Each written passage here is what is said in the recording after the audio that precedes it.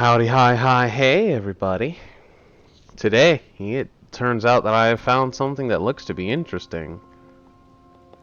If you see here, much like the title suggests, we've got a suck hole. Look at that. So we've got Lake Hylia here. There's a Gleeok over here. I think that's what that is. This is the Lake Hylia chasm underneath.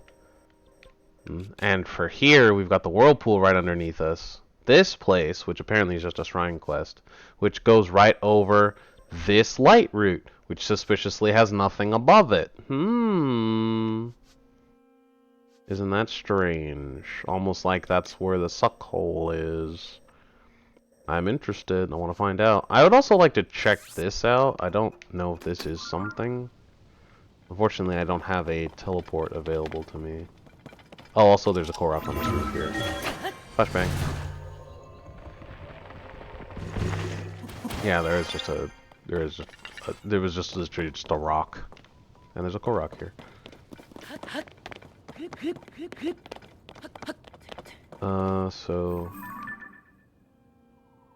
It looks more like a Flux Construct one, but I guess time will tell. I don't know how I can actually get up there without just flying up there, so we'll see. But it's too much of a pain to get back here, so down we go.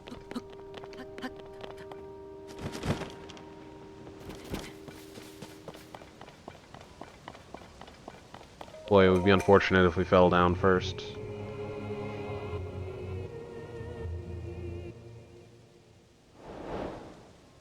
Well, here we go. It says to go a little to the right, so I'm going to go a little to the right. About here. Yeah. Hey, look, he's back. I haven't had a blood moon yet. Oh, there was a blood moon preparing when I loaded, though, so I wonder if that counted. Shit.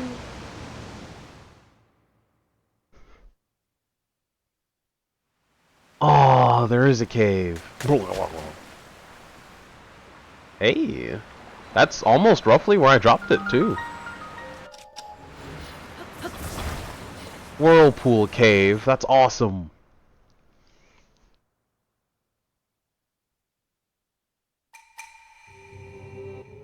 Sick. Enoma! Just like the opposite of Amon. Amone. That was close. Yeah! Isn't that neat?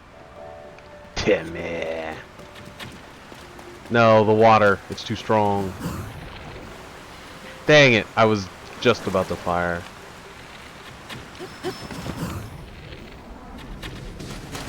That wasn't enough to kill it. Think it's dead? Me neither.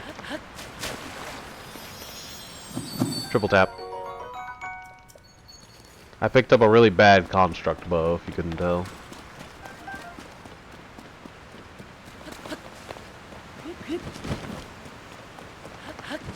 Pretty sick, though.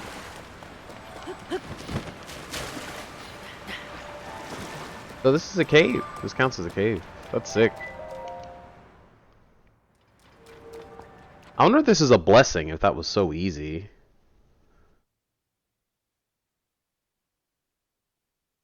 Rail grinding. It is a blessing. That's wild. Kinda free, not gonna lie. Pretty good. I had space. That's wild. Oh yeah, I broke like a ton of weapons on that Gleeok, didn't I? Yeah, I lost all my like good high level weapons.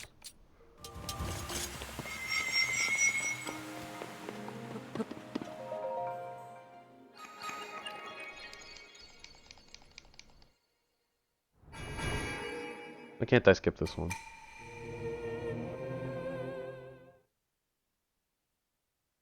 Dun, dun, dun, dun, dun.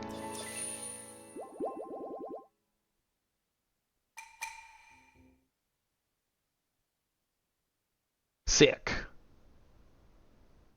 Alright, cool. That's that done.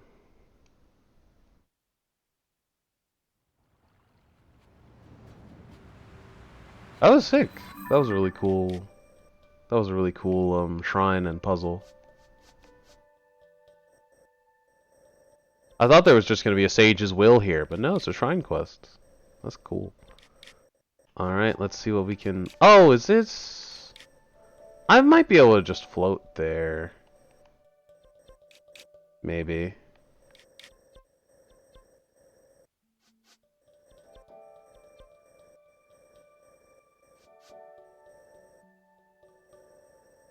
I think it would technically be higher to go up here.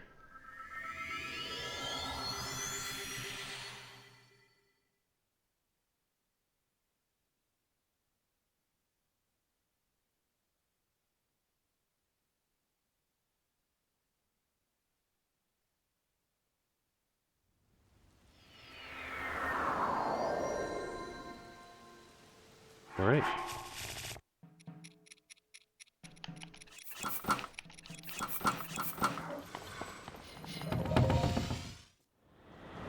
Hopefully it's not too cold. Not quite high enough, it looks like.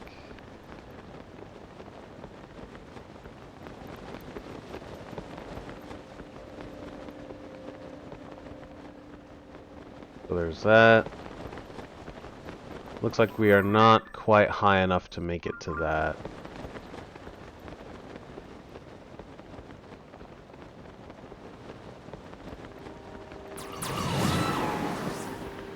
You can just barely make it to that.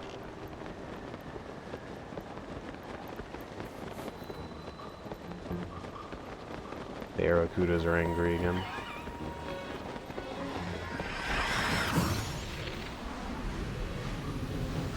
I can never tell where they're coming from. I do live. Aha!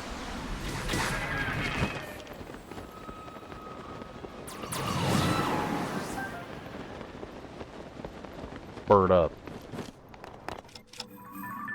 That was weird. Did you guys see that? I just didn't have pictures there. That's a weird glitch. Alright. So we can't make it from here, so we'll just have to go the old-fashioned way. Cheating.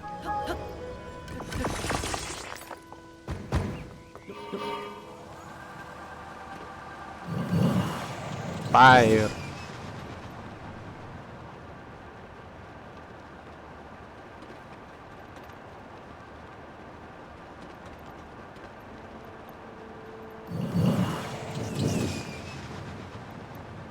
Here we go.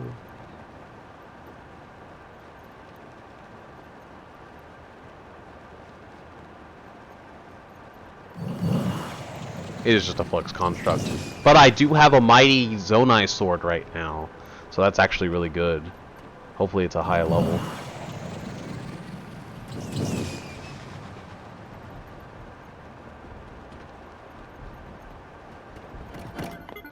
Looks like it's got a map too.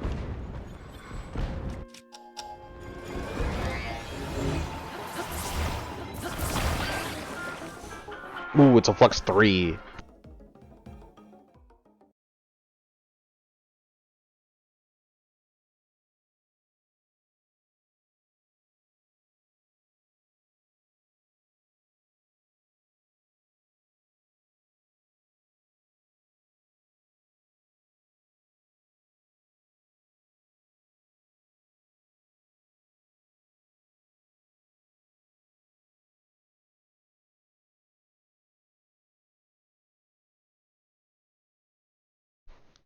Oof. Oh, my head. Alright, are we good? There we go. Oh, there's his brain. Alright, cool. Where's the chest? I honestly don't care much about you. But it is a Flux Construct 3, and that's very nice. That's perfect. Yes! Let's go. That reminds me, did I mark that Gleeok that I killed? Yes, this one. It was this one, and it had a chest that had a Sage's Will in it. I wanted to mark that. This one also has a Sage's Will, and a boss. That is perfectamundo. Perfectamente. Wrong button. Alright. Push button. That's blow is fine. The blow is fine. Yeah, I could kill it with this. I'll kill it with this, the hammer, and I guess we'll start burning through this one, I think. Okay. Where at?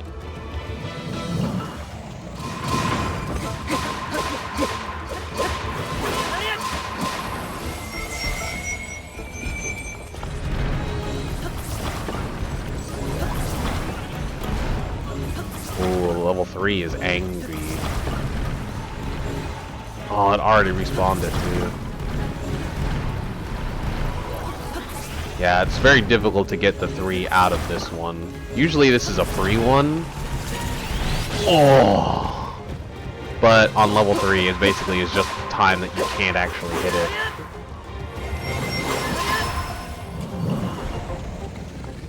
Is this, oh, it's up in the air.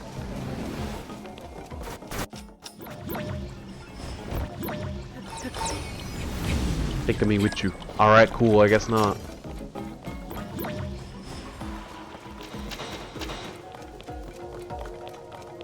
You know? Could work.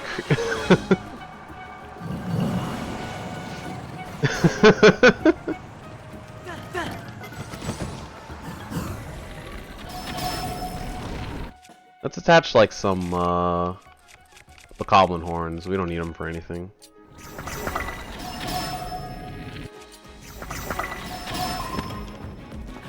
Yeah. There it is. That's just less damage than just hitting it. I shot to him. Oh shit! Get him! You missed! Get him! Oh shit! Ah! Oh no, I let go because he switched them while I was moving it. Yeah!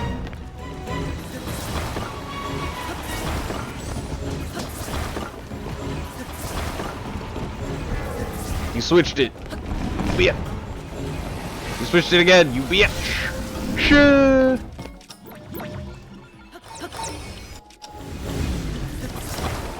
No, you don't. You bitch. There we go. It's still the best weapon I've got. I could use the bow, I guess, but that's not gonna do much damage.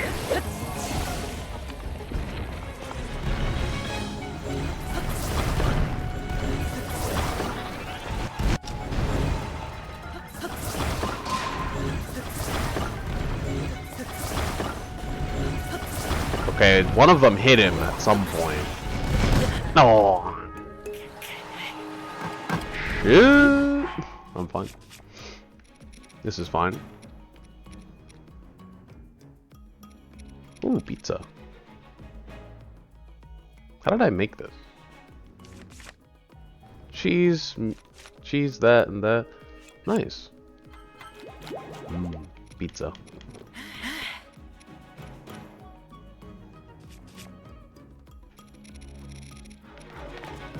It's not quite enough to survive a hit.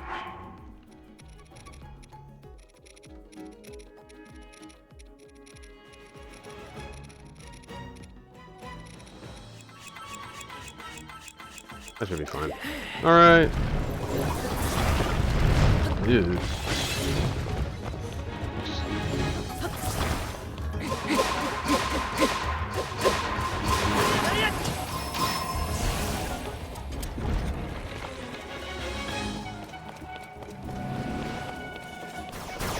Oh.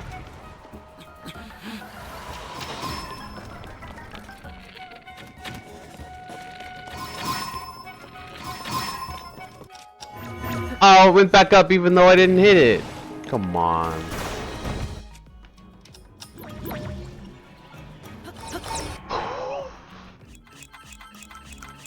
I'm okay. That was incredibly close.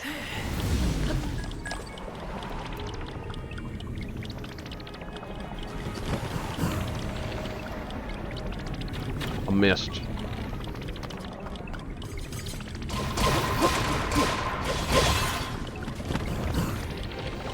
Midair.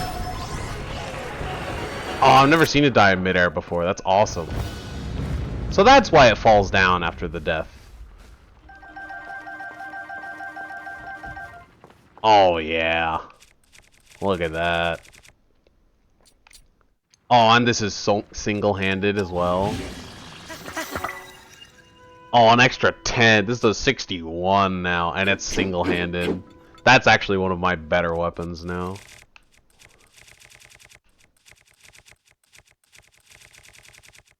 And there's this that will break in like a hit. Did I open this? I don't think I ever opened this. Got smacked immediately. Did I open this? I did.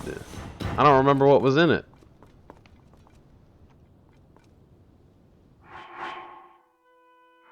Oh well. Must not have been important. Oh, it was the Sage's Will. Hey! That's pretty good. Alright, that's a pretty cool place. Well, now it isn't, because I've finished it, but in theory, it's pretty cool.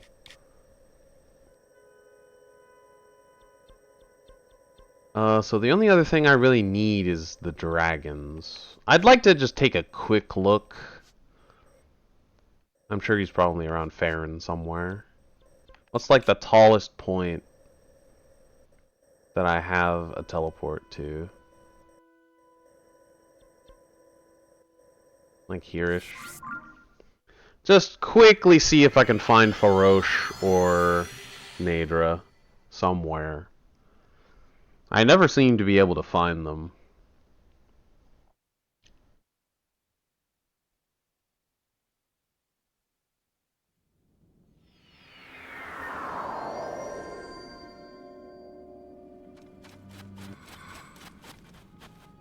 Just a quick look to see if I can find anything that looks remotely like it.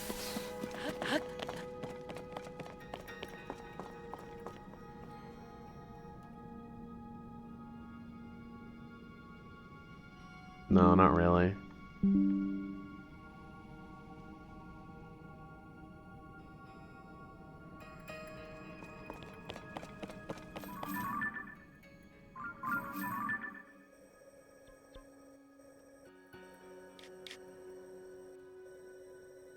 Yeah, I need to look up like what the paths of them are, because I never seem to be able to find them. I'll look for Naja real quick, and then we'll, since I'm right here, we'll go to the Zora's domain.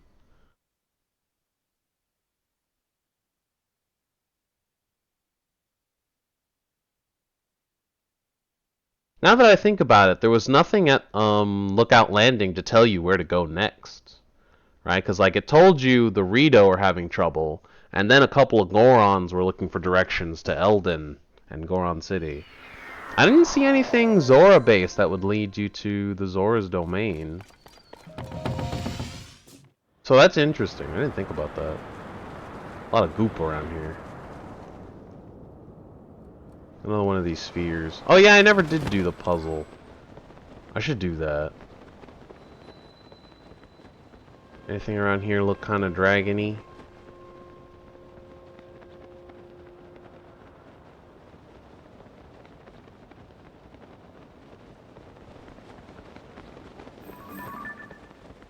Not really.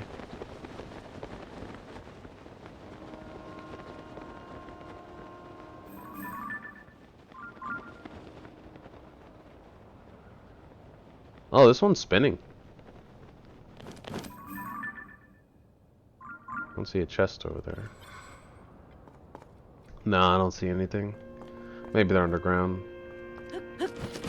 I tell you, I can just never find them.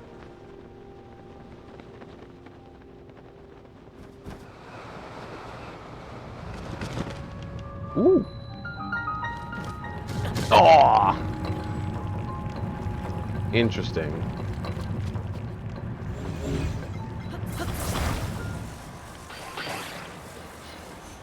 It's mine now. Alright, now it's facing straight up. It's easy to get in here. Seems to have shut itself off.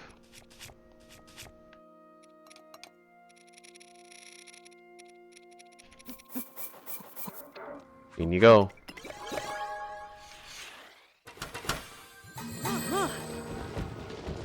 Sleds, wings, fire. There's actually quite the spread on this one. There's actually quite a varied set of things you can get. Carts, beam emitters, wings, fans, carts. Okay. Not super helpful, but it's nice to have some beam emitters. They're pretty good. Some wings here. Yet another thing that I can't get into. I don't see anything that would easily do that. Maybe I can turn it so that it's downward, and then I have to go...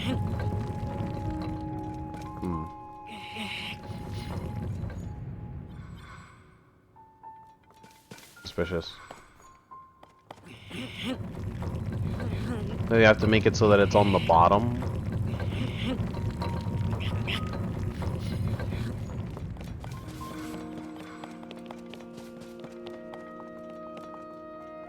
Yeah, it looks like I can do that.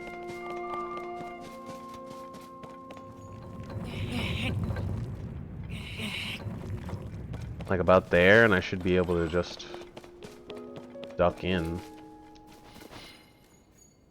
Yeah. Yeah. Simple. Yeah, buddy! You'll love to see it. I should be able to just ascend right back up. Yeah. See, that one's so much easier. Ahem.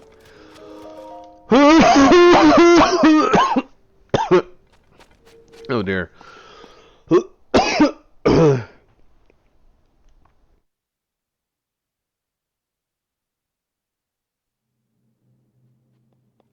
This one's a real one.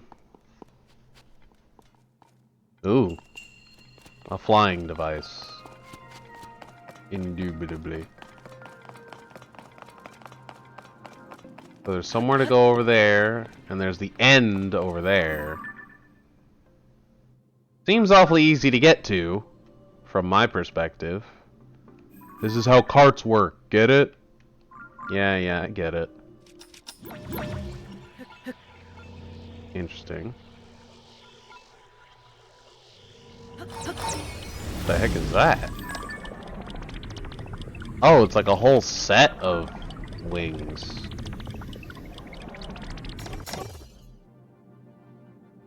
Oh, that's weird. Fan. Chest.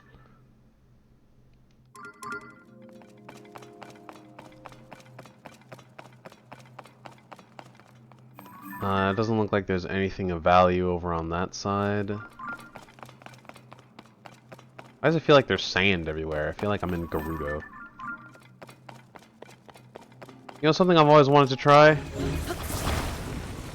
Double wing. Back from dinner and everyone left? Yeah, everyone just gone for some reason. You were also gone, so I just left. No. Fixed it. Thank goodness for this ability. Whoops. Get ready for a bumpy ride. You know, that worked better than I thought it would.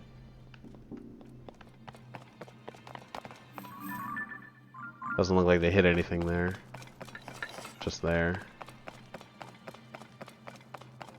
I assume it wants me to combine this. Too bad I went to the wrong one first. Not that I really care.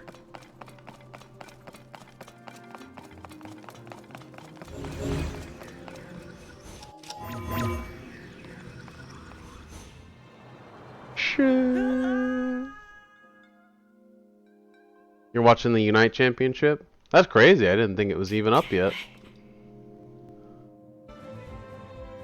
Oh, it is up. Sick.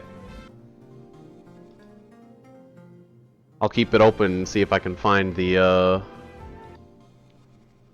code that gives you stuff.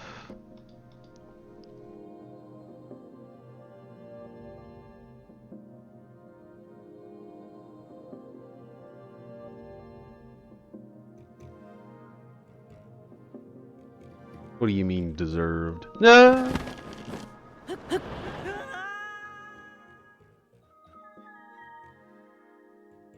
Pika ramen.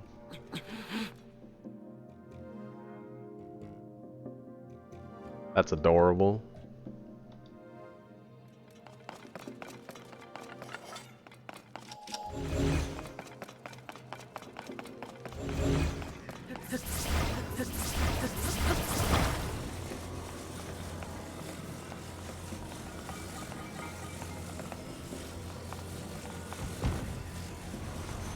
Ah.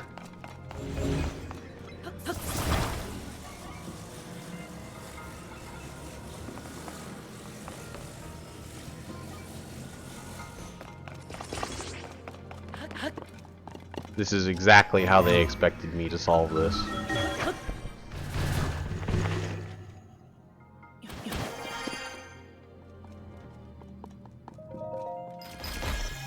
Yeah. I'll take it. Is that, yep, this shrine is done. All I have to do is get to the other side.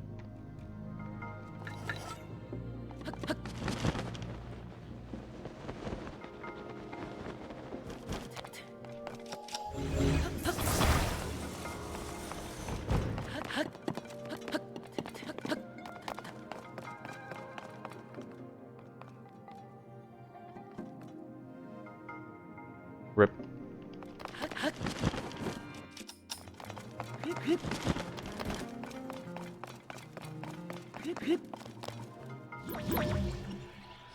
This is the wrong ability. Well.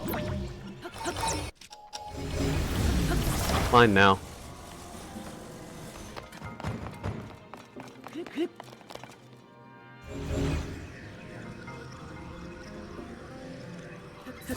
Gotcha! No!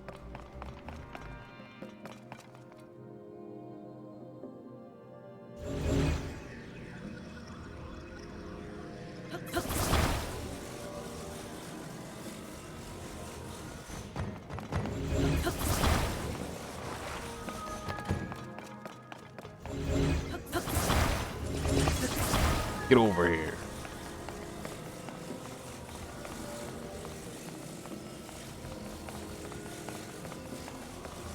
Are you hearing the game double?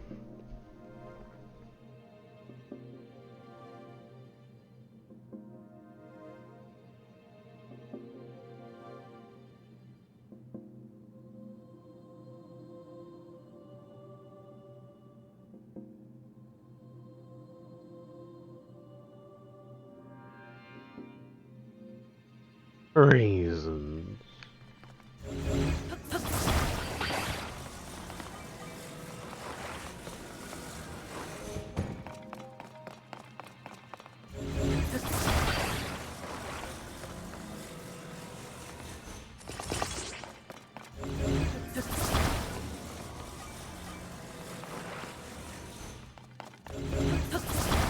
This will definitely work.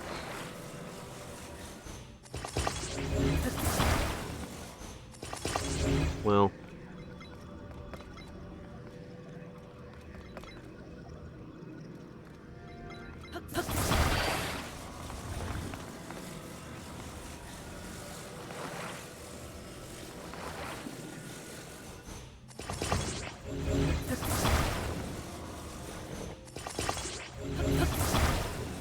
This will definitely work.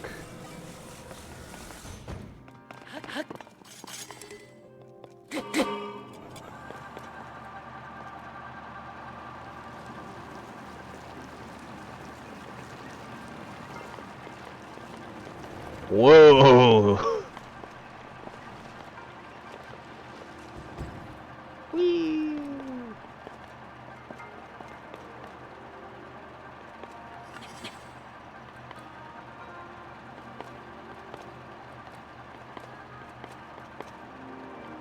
We're falling.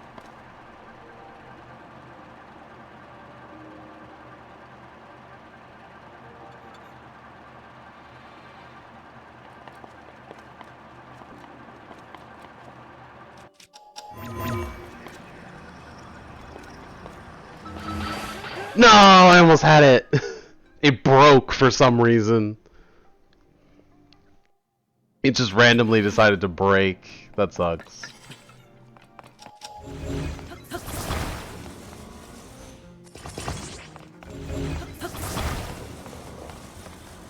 I must have been like right at the blast zone.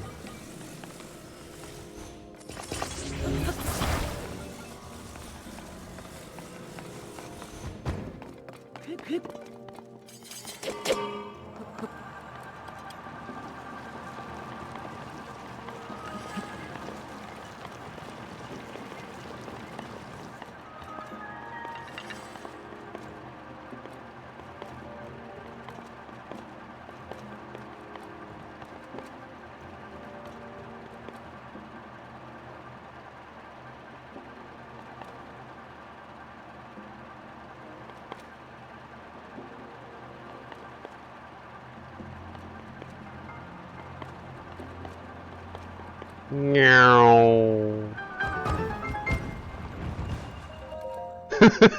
Poof.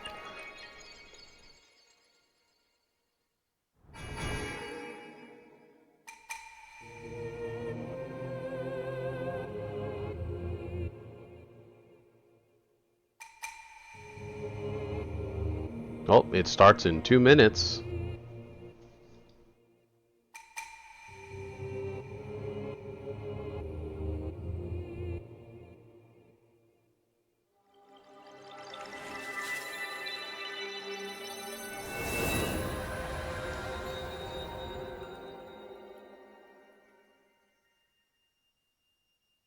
Let's go.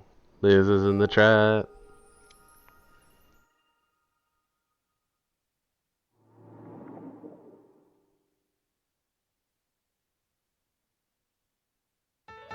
Da-na-na-na. All that for just this. I forgot the cutscene was so extra. Skip.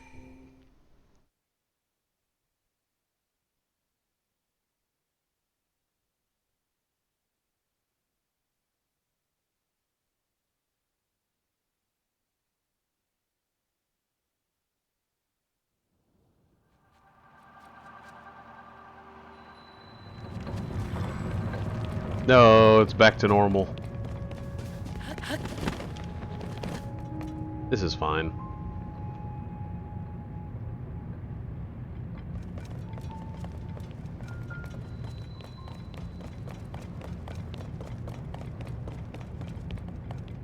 Alright. Yeah, I should do this one over here that I haven't done yet. I think it's this thing. Yeah, that's kind of mine.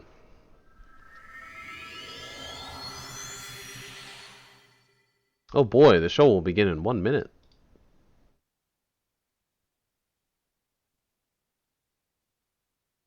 There's so many people just typing exclamation point code.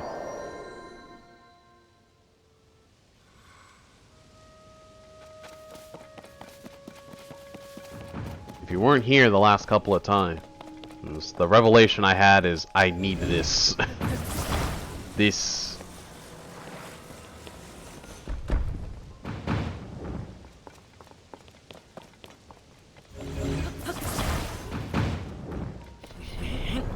Too much.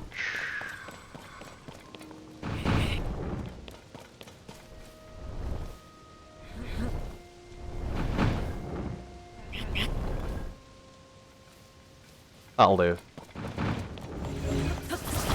Nuts. Oh hey, it started. Oh, they actually made like an animation for it and everything.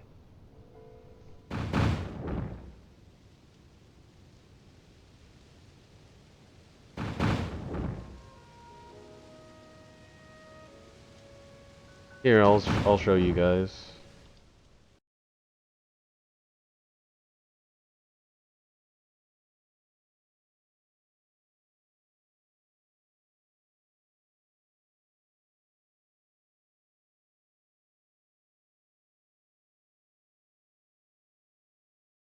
Someone said D's. Look at that.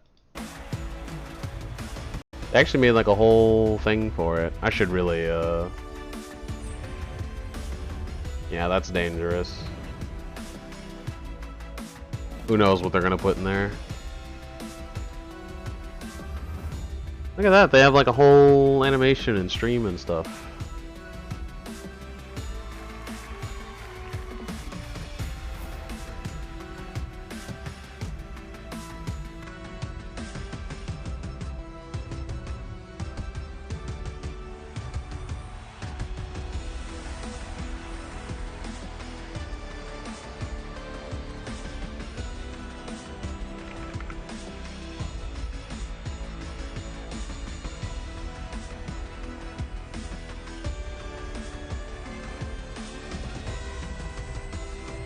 That's wild that they put a Pokemon Unite or a Pokemon Championships emote on Twitch as global.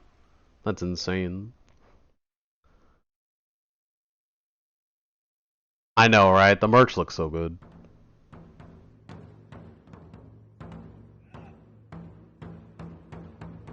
Oh, sweet.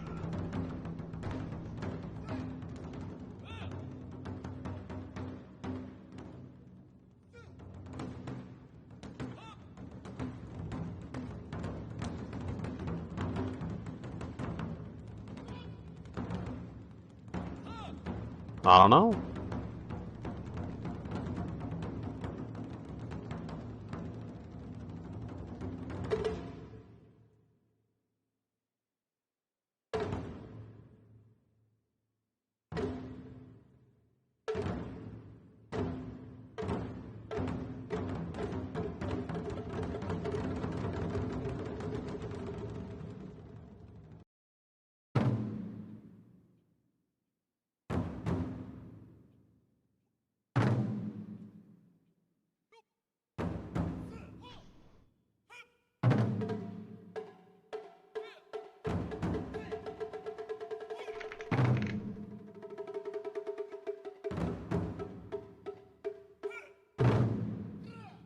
Is this supposed to be epic? I mean, it's cool.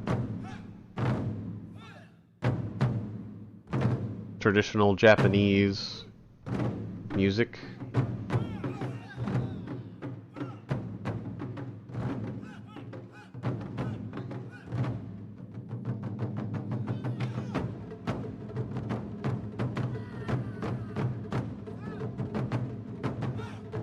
Nom's level of spelling.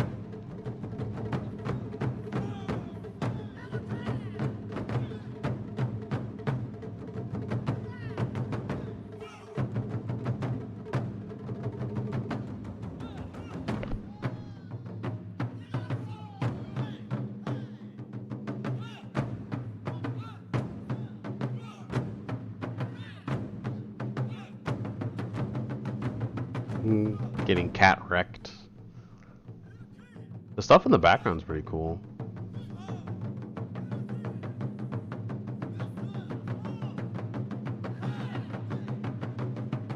I like the choreography. I'm not sure if the music's for me.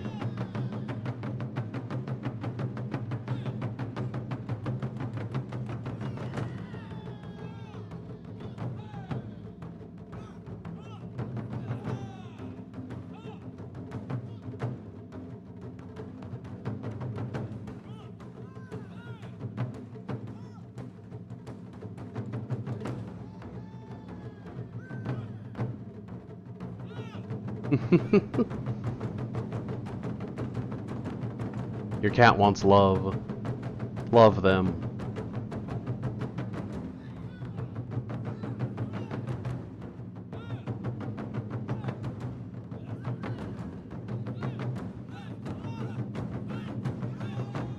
Now that's Nom's level spelling.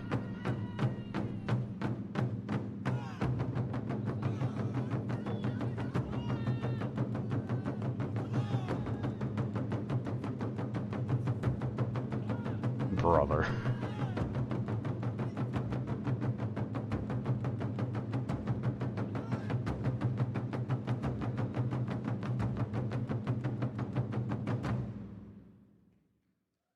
Yo.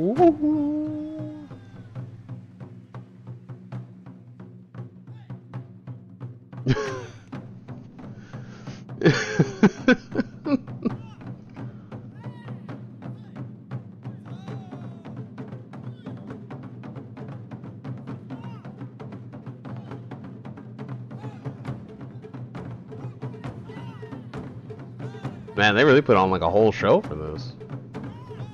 I don't know what I was expecting.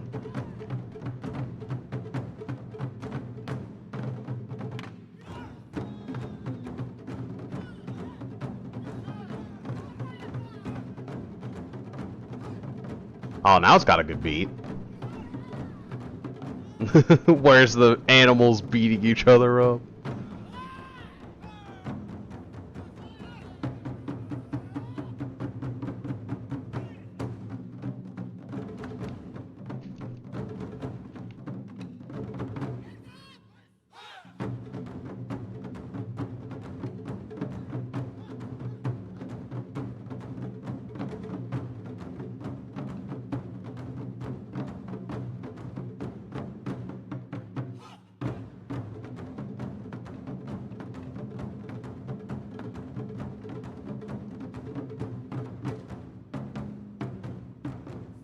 Is Mewtwo legal in this tournament? No.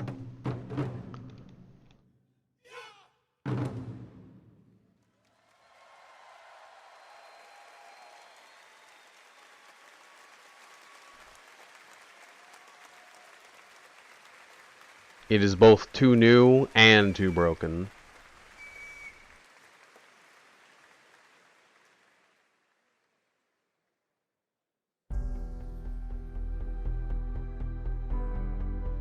Yeah, I believe there is a moratorium of about a month on most new mons.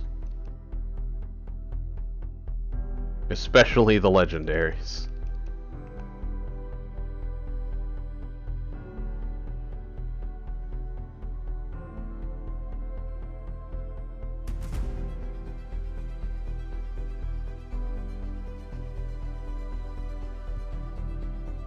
I like that they've just decided that ramen is their thing now. This is what this year will be based on. Now that is how we get our World Championships kicked off in style. Thank you, Tokyo Dagakiden, for that performance and for getting us off to a banging start.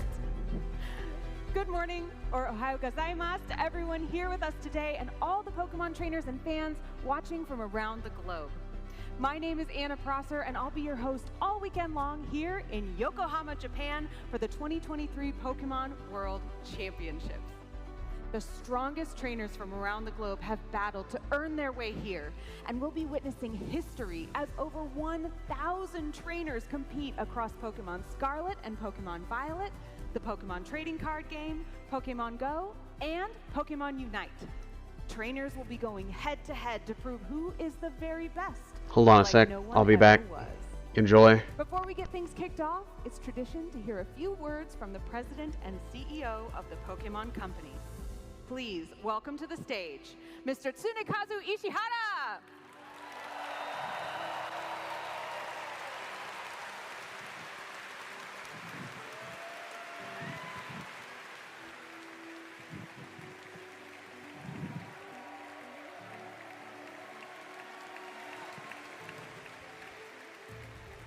皆さんこんにちは。世界大会にお越しいただきありがとうございます。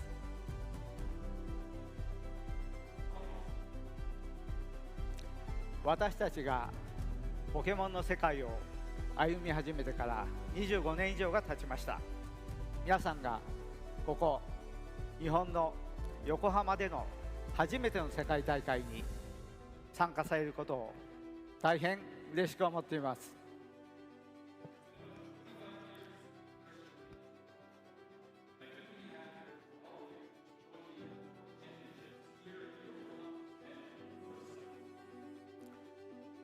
競技を通じて生まれる友情はポケモンにとって最も重要なものであり、世界大会こそがその最高の場所です。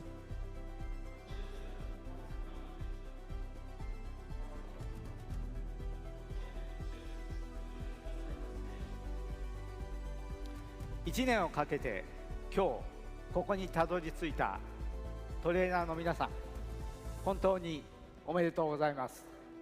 Congratulations to all of the trainers who have made it here today after their year-long journey. そして今日ここまでの道のりでトレーナーを支えていただいたご家族やお友達にも感謝申し上げます。 And of course, thanks to all of the family and friends who have supported these trainers along the way. 世界大会のたびにポケモンの最新情報をお届けしていますが、まずはトレーナーの皆さんのバトルに集中していただきたいので、それは日曜の閉会式までお待ちください。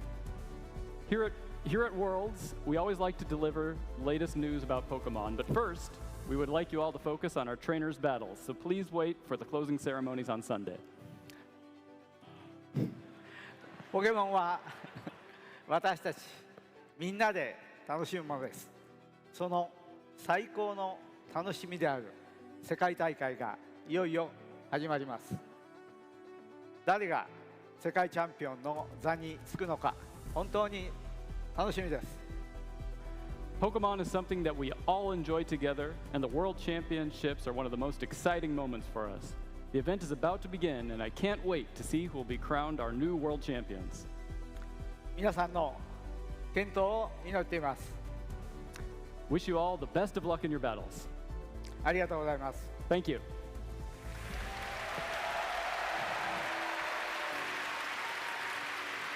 Thank you, Mr. Ishihara. I am just as excited as you to start the 2023 Pokemon World Championships. I know that Pokemon Go players are with me as an in-game event will be starting later today that features the debut of Passimian, Pikachu appearing in his World Championship jersey, and other activities to celebrate our event this weekend. Our team of casters and analysts are ready to prepare you for what's to come this weekend in our pregame shows coming up next. And we have more to share all weekend long, including a special series of videos that honor past World Championship moments and celebrate the themes of our community.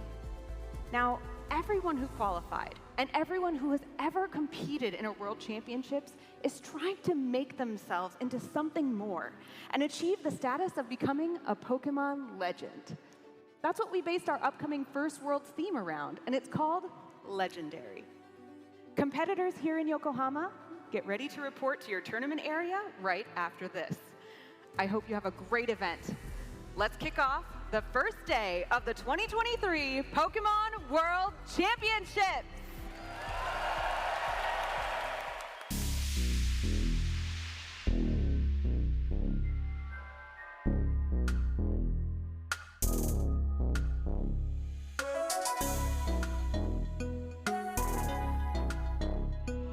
The journey to the top is long and tough, and it takes all your heart and soul to keep on going.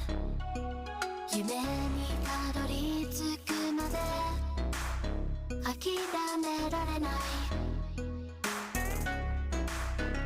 While your passion is the fire, always lighting up a path, it's the greatest who will get to lead them all. So do you wanna be legendary? So do you wanna be legendary? Have you got what it takes to win? Have you got what it takes to win? The training has been taking all your life, and you need courage if you want to win the fight. Respect the opposition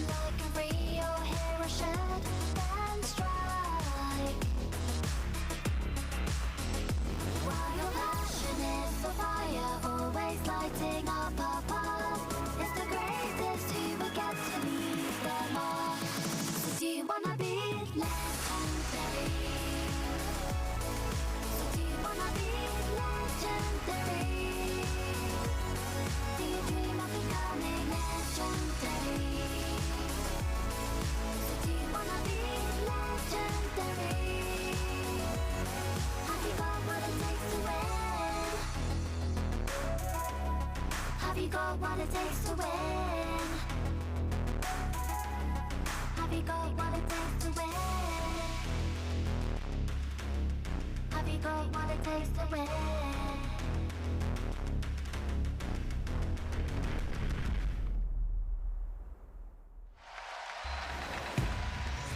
Welcome to the 2023 Pokemon Unite World Championships from sunny Yokohama, Japan.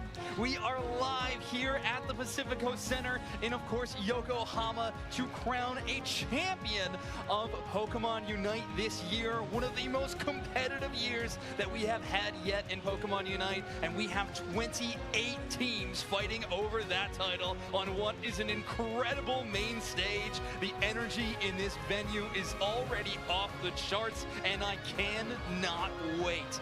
Groups from all around the world are here to represent their regions, and of course, we are here to break down all the action. My name is Zoinks, joined here by Wonder Chef. How you doing today, Wonder Chef? I am so excited. This community has been together through thick and thin this season. This has been the most exciting season of the Unite Championship Series, and it's all coming down to this. We're going to be crowning at the end of this weekend our second Unites World Champion. But if anybody wants to know or doesn't know how this format is working out for this weekend, we've got an explainer for you. Roland's going for a hero play. Trainer starting through. Buzzwole takes it. But they couldn't stop either of them. 500 points. Somebody's points in. That goes in. That goes in. Hello, trainers. Join us as we cover the format for the Pokemon Unite World Championships in Yokohama, Japan. Over the past season, players from all over the world have competed at the highest levels in their regions to qualify. Each competing region will be sending their best teams to represent them on the world stage. High stakes will test the resolve in the most anticipated tournament of the year. On the first day of the World Championships, teams will be sorted into groups, then face off in round-robin matches. The best teams from each group will advance forward. This takes us into the second day, where the top teams from day one will battle through a double elimination bracket, all the way to the grand final. Everything is on the line here, as the winning team can look forward to being crowned the world champions, as well as take the lion's share of the $500,000 prize pool. All of the best teams are eager to prove themselves in Japan. Who will ultimately win? Will there be any surprises? Comeback stories? You never know what'll go down. Be sure to tune in and find out. We have gathered champions here today, but we can only crown one by the end of the weekend. And of course, there's a long road to doing that. Wonder Chef, why don't you break that down for the people about how we are going to get to that point? Oh, that's right. Of course, we are going to be starting today here with an 8-group round robin. Now, each of these teams is going to play against every other team within their group. The single team in each group with the best results is making it to tomorrow for the finals bracket. It's going to be best of 3. 8 teams are going to make it. Like I said, one from every group, and it'll be double elimination, where eventually, at the end, we will be having a best of 5 to decide who our champion will be. And in addition to crowning a champion, we are also awarding a whole lot of prize pool. $500,000 on the line, with first place taking home a grand prize of $100,000. The stakes could never be higher. And because of that, we actually brought along some extra help. Welcome to the show, Kelosaurus. Thank you so much for joining us. Hello, Zoinks and Wonder Chef. It is wonderful to be here. I'm hyped.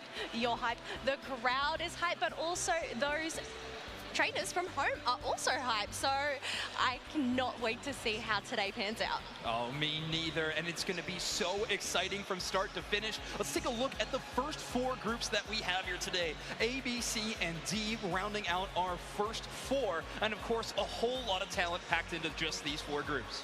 That's right, and you'll notice that there are regions next to each of these teams. The regions have been split up within their groups, so the only way they're going to be playing against each other early is if they end up doing very well, and then at that point, it's a problem that you like to have. But you can see the second half of our teams here, Group E, F, G, and H, and let me tell you, these groups are just absolutely terrifying, just at the maximum level of talent across the board. Yeah.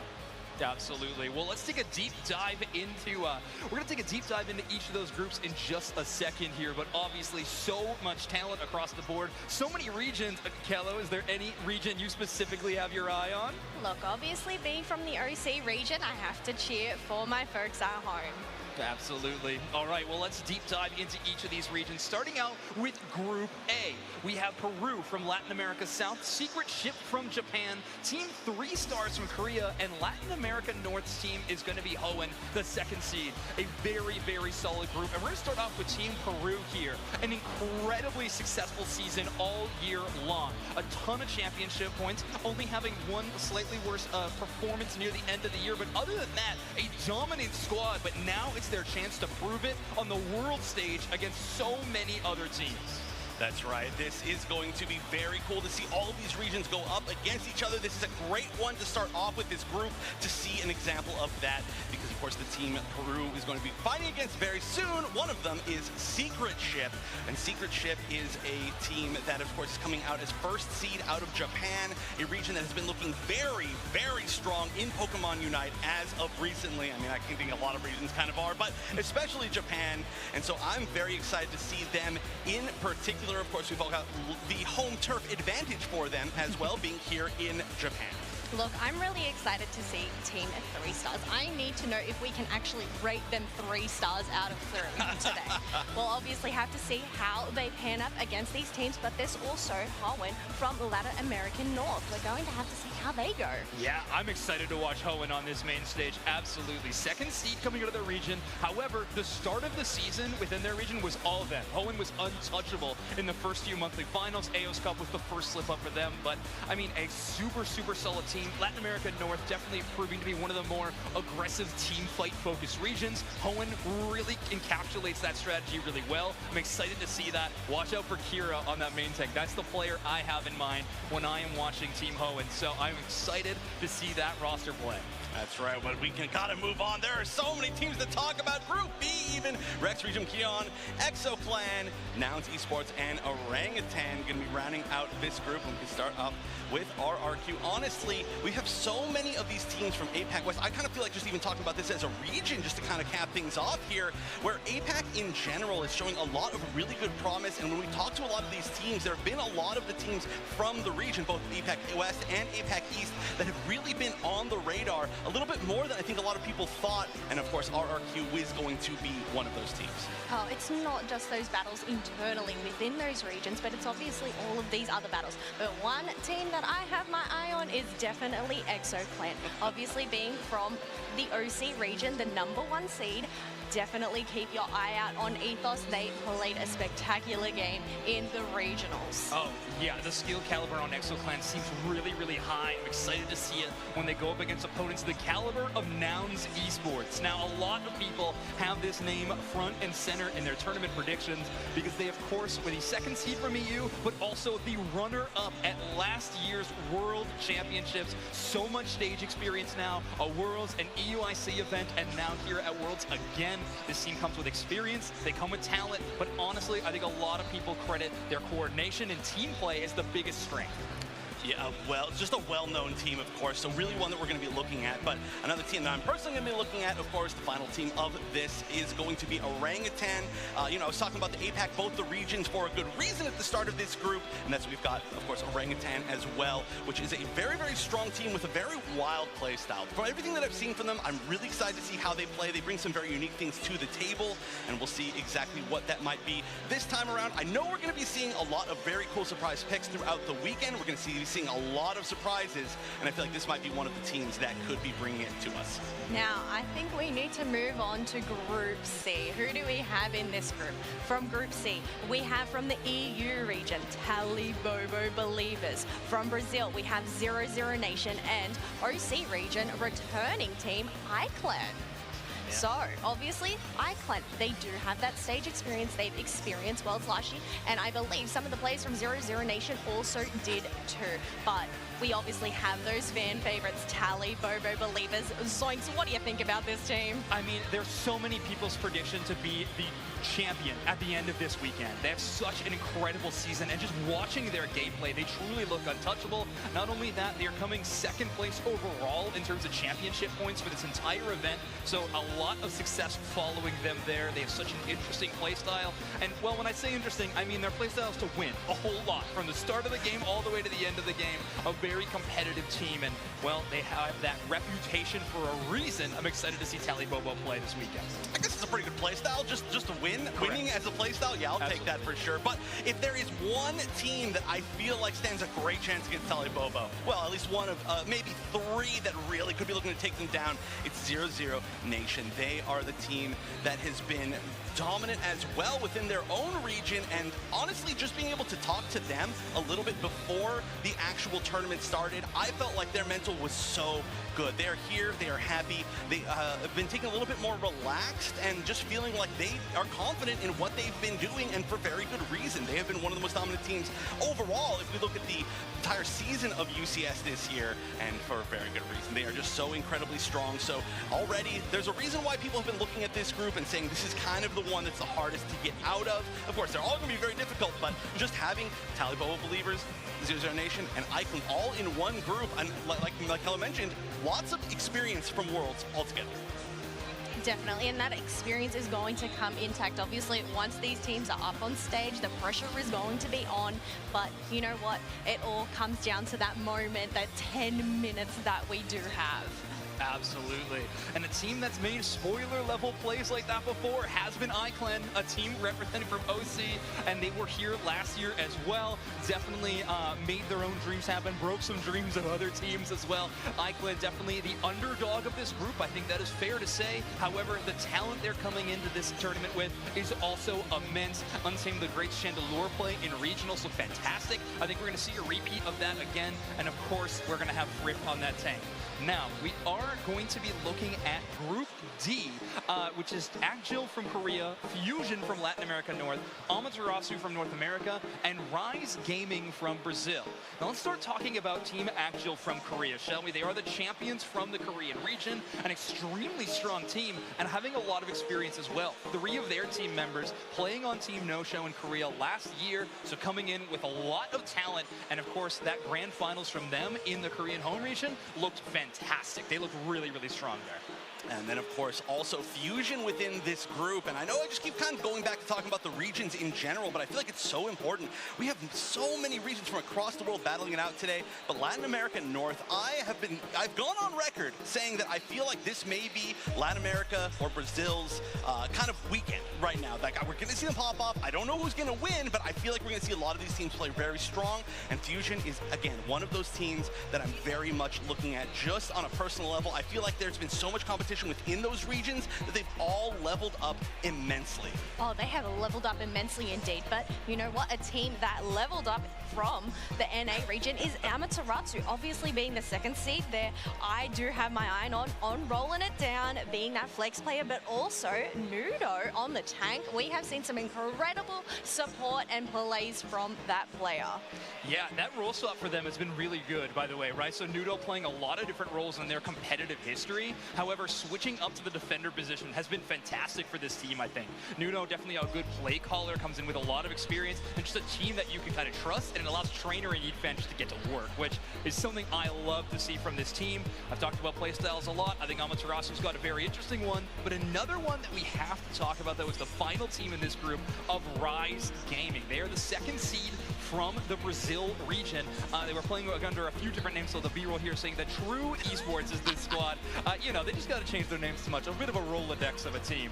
However, they were 2nd seed coming out of this region, but so close against 00 Nation the entire year. Even in that regional finals, it came down to a bracket reset, Game 5 for 00 Nation to take down Rise Gaming. So these teams are so incredibly close, and I know they are looking to prove that they should be the champions, and they they're pushing for a little bit higher here at the World Championships.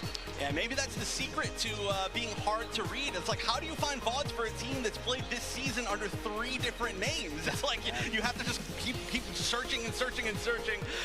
You know, we'll see if that strategy works out, but I love to see all their name changes. Let's move on, though, to Group E with TTV, Team MYS, MJK, and Team Peps. This is going to be one of my favorite groups to watch on a personal level. Of course, we've got to start off talking about TTV, our North American Regional Championships, winning the offline event at North American International Championships. A team that has been together for a long time. I would say one of the most consistently together teams over the course of the past 2 years, and for very good reason, as they are a very solid team. Their draft strategy in particular really got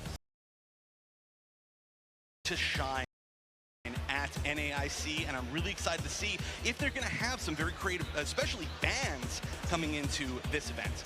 Oh, I definitely think TTV are definitely one of the fan favorites, but one of the fan favorites from APAC West is Team MYS. Now, obviously, Rebongs and Yang, they have been here before. They did participate in London last year. I believe they did come 3rd from Renaissance.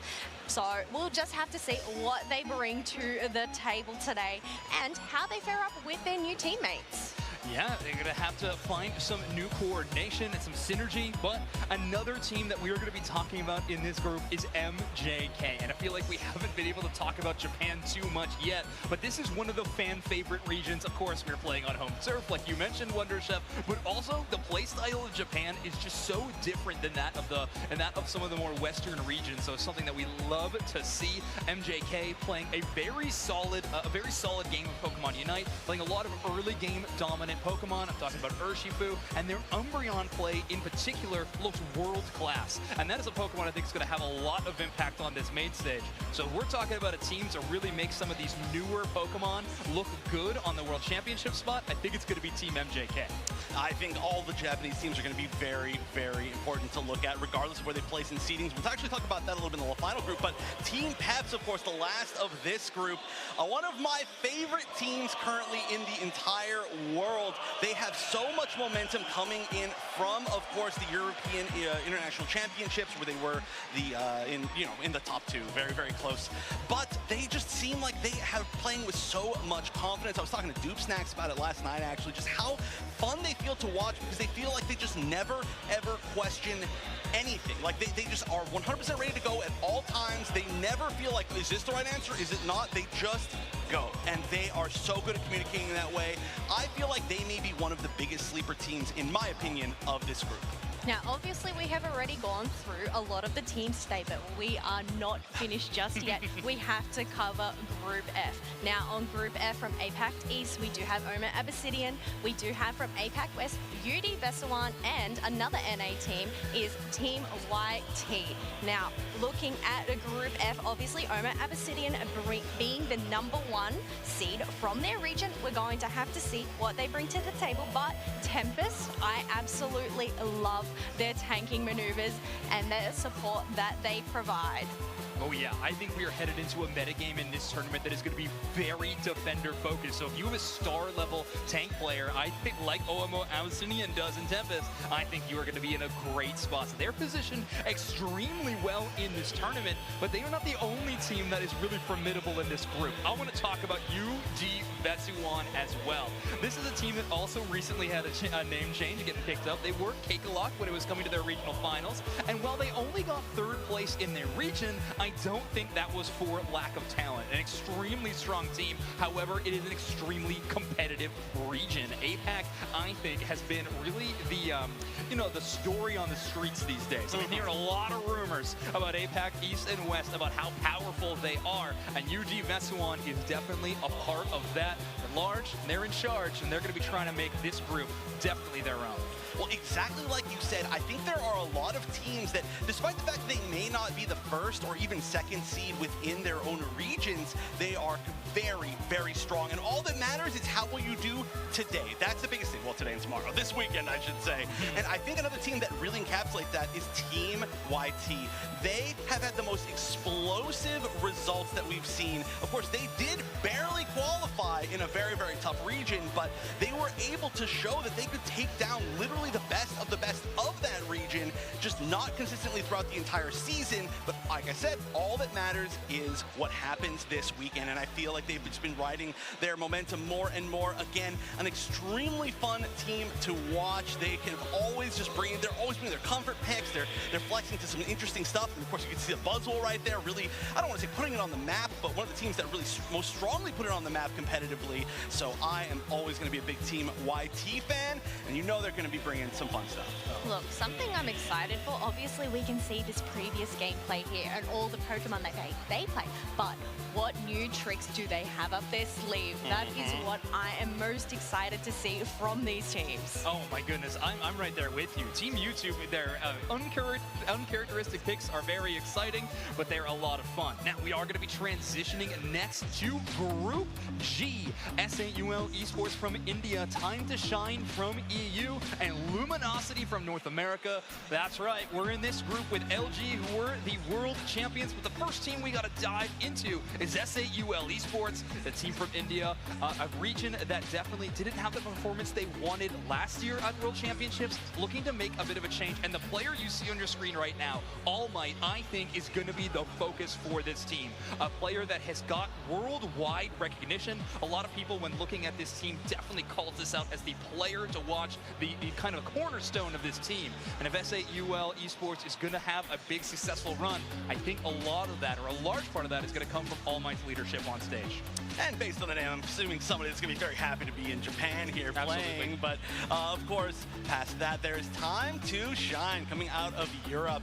And I do have to say, Time to Shine, of course, being a previous qualifier, but not having maybe the most consistent season this time around. So they didn't really have a chance to shine in this current UCS season, but we know exactly how strong they are. So I kind of feel like this is their opportunity to have locked their team together, which is a big part, and just their strategies together, where it feels like they've been shifting so much, and sometimes, a lot of the time, been forced to shift over this current season, but now they've been together for a few months, they've been practicing for Worlds together. This might be their time to shine. Look, talking about shining, we have to talk about the world champions from last year, Luminosity. Obviously, they took home that trophy. Will they be able to double it up? So, obviously, Luminosity, they are well known to us. Overlord, I know last year they played quite incredible Aegis Slash. So, Lord of the Sword, will we get to see that today? I don't know.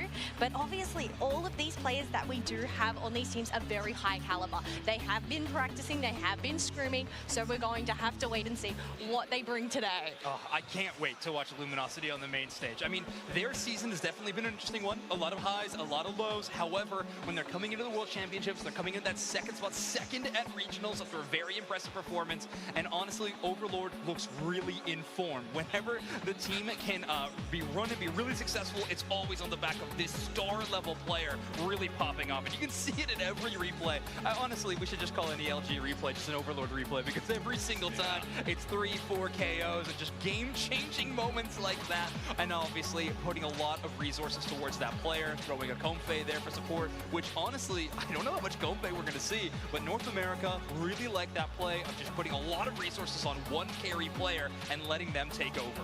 Yeah, and honestly, I'm going to talk about this a lot. We're all going to talk about this a lot throughout the weekend, but having this offline experience on these very pressure-intensive stages is going to be one of the most important experiences to have coming into this tournament. All the play in the world means nothing if you just end up not being able to follow through. So that's going to be one team, but we can move on to our final group, Group H, which is, I mean, this is a great way to close it out. Entity 7 from Latin America North, Kumu, formerly known as Old Guys from APAC East, and then Oyasumi Macro from Japan, which is for three-player team group. This is, I mean, it's great right now. But of course, we can start off by talking about Entity 7. And I know that Zoinks, you and I have put a lot of value into this team. They have been really grinding. They have been leading their region, of course, but they are looking really, really solid. Of course, we've got a chance to see them play against some of the North American teams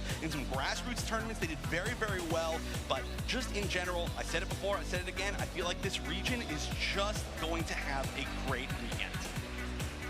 Look, one team that I have my eye on is Kumu. They are a bunch of old guys, and it just shows that Pokemon is good for all different ages.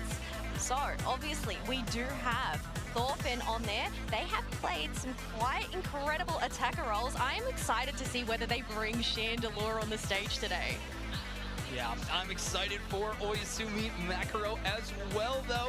I mean, obviously having a recent change into this group is a bit of a wrench in the mix. However, Oyasumi Makaro, I think, collectively known, is one of the strongest Japanese teams that we have ever seen in the history of Pokemon Unite.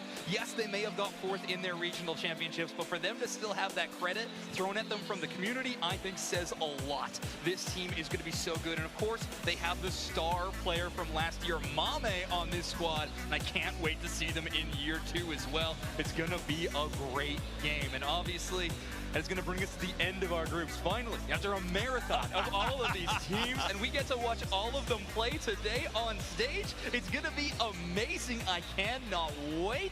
Oh, it's gonna be fantastic. Any thoughts here on groups, Jeff?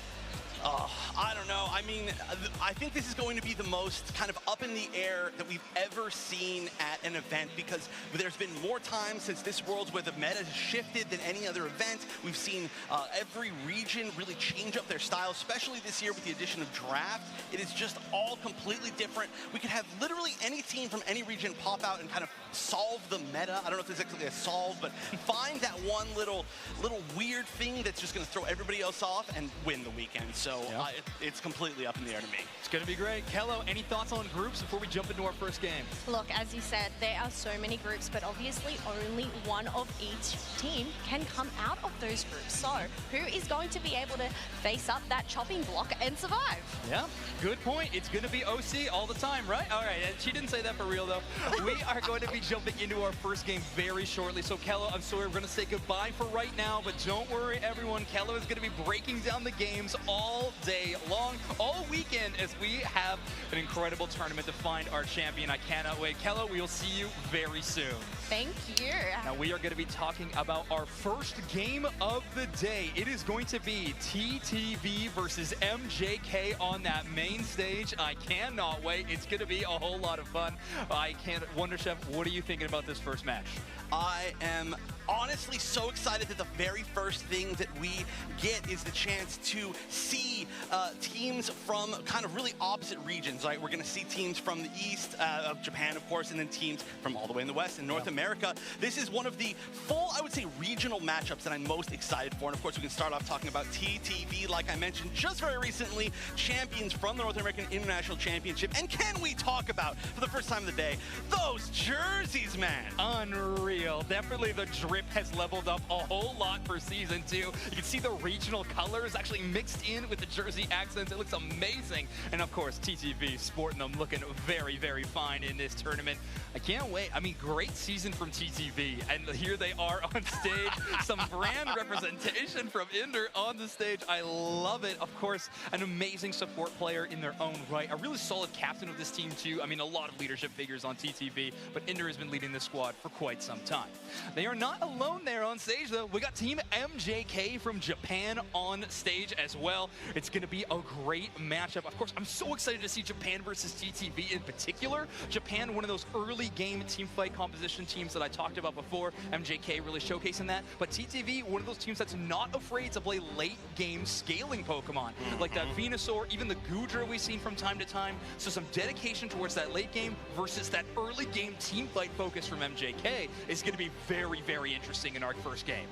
I agree. This is going to be, I mean, it's so cool. I feel like usually we get to talk so much about like what we've seen from experience from teams playing against each other, but this is the first one of the day, and this is already the first one where it's like we've seen the styles from each different team, but what's it going to be when they actually clash? And there's no better way to figure it out than starting off the first game of the day, and we're going to get into the draft. For anybody who's not familiar, it is one band per team. This is very different from the previous year of Worlds, and you can see the bands looking like it's going to be Umbreon, Pokemon from TTV. And the other side is going to be Lapras, and that's going to be first pick on the left side team, then 2 for the right side team. That big call out already. I was talking about how I think MJK's Umbreon play was what really set them apart, and it had a great season. So double defender ban is going to lead into that first pick of the Inteleon. This Pokemon has been so strong in recent practice, and what is MJK going to try to bring to the forefront against it? A first pick Blastoise is no surprise, and we have Zacian here on our stream for the first time this year. Oh, that's very interesting, actually. Surprisingly, of course, Zacian doing very, very well in the entire season in ranked, for example, but a lot of teams have actually not valued it super highly. So to see it as the first pick, that is definitely going to be maybe a regional thing. But oh yeah, the Comfey coming out. On the other side, of course, we have the Koopa and the Slowbro. I just got to mention that. It's a very strong meta pick from TTV, but the Zacian Comfey is a classic for MJK. Yeah, we're going to double commit to that solo carry strategy on the side of MJK. TTV instead bringing an interesting strategy. We're going to have a Buzzwole and an Espeon, which leads me to believe that the Inteleon is actually going to be playing Central. So Lutano going to be bringing that Pokemon into the central area and allowing Otter to have the Espeon in the bottom half. We're going to have a lot of early game presence from both of these teams, but I think most importantly, TTV needs to get Celestia to that level 5. That is a big, big benchmark for them.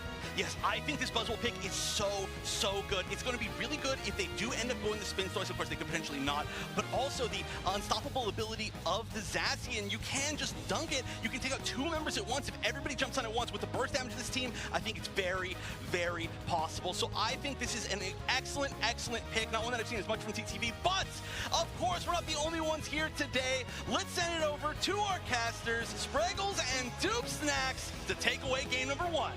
Here we are, Dupe Snacks, Yokohama, Japan, for the first game of our Pokemon Unite World Championships. Let's freaking go. Woo-wee, Spraggles! I am so excited. We found our way to Japan. I ran here. I don't know if you saw that. I ran the entire way, straight up. I was super impressed seeing that from you. That's really incredible. The battle drums went off. The war is going on Aos Island today, and I am ready to go. So are these teams, and we got Zacian in the mix for the first opportunity to get locked in immediately. Incredible stuff. You can see the crowd is pumped. We got Let's Go TTV out there in the stands as we start our game number 1. TTV from North America, your purple team. MJK from Japan, your orange team. Woo! Yeehaw to you and yours. Let's get this thing started. Inteleon heading into that central area for the side of TTV. It's the first time we're seeing Inteleon inside of a tournament. This is the first time we're seeing Zacian inside of a tournament with a North American team playing. So this is going to be really wild.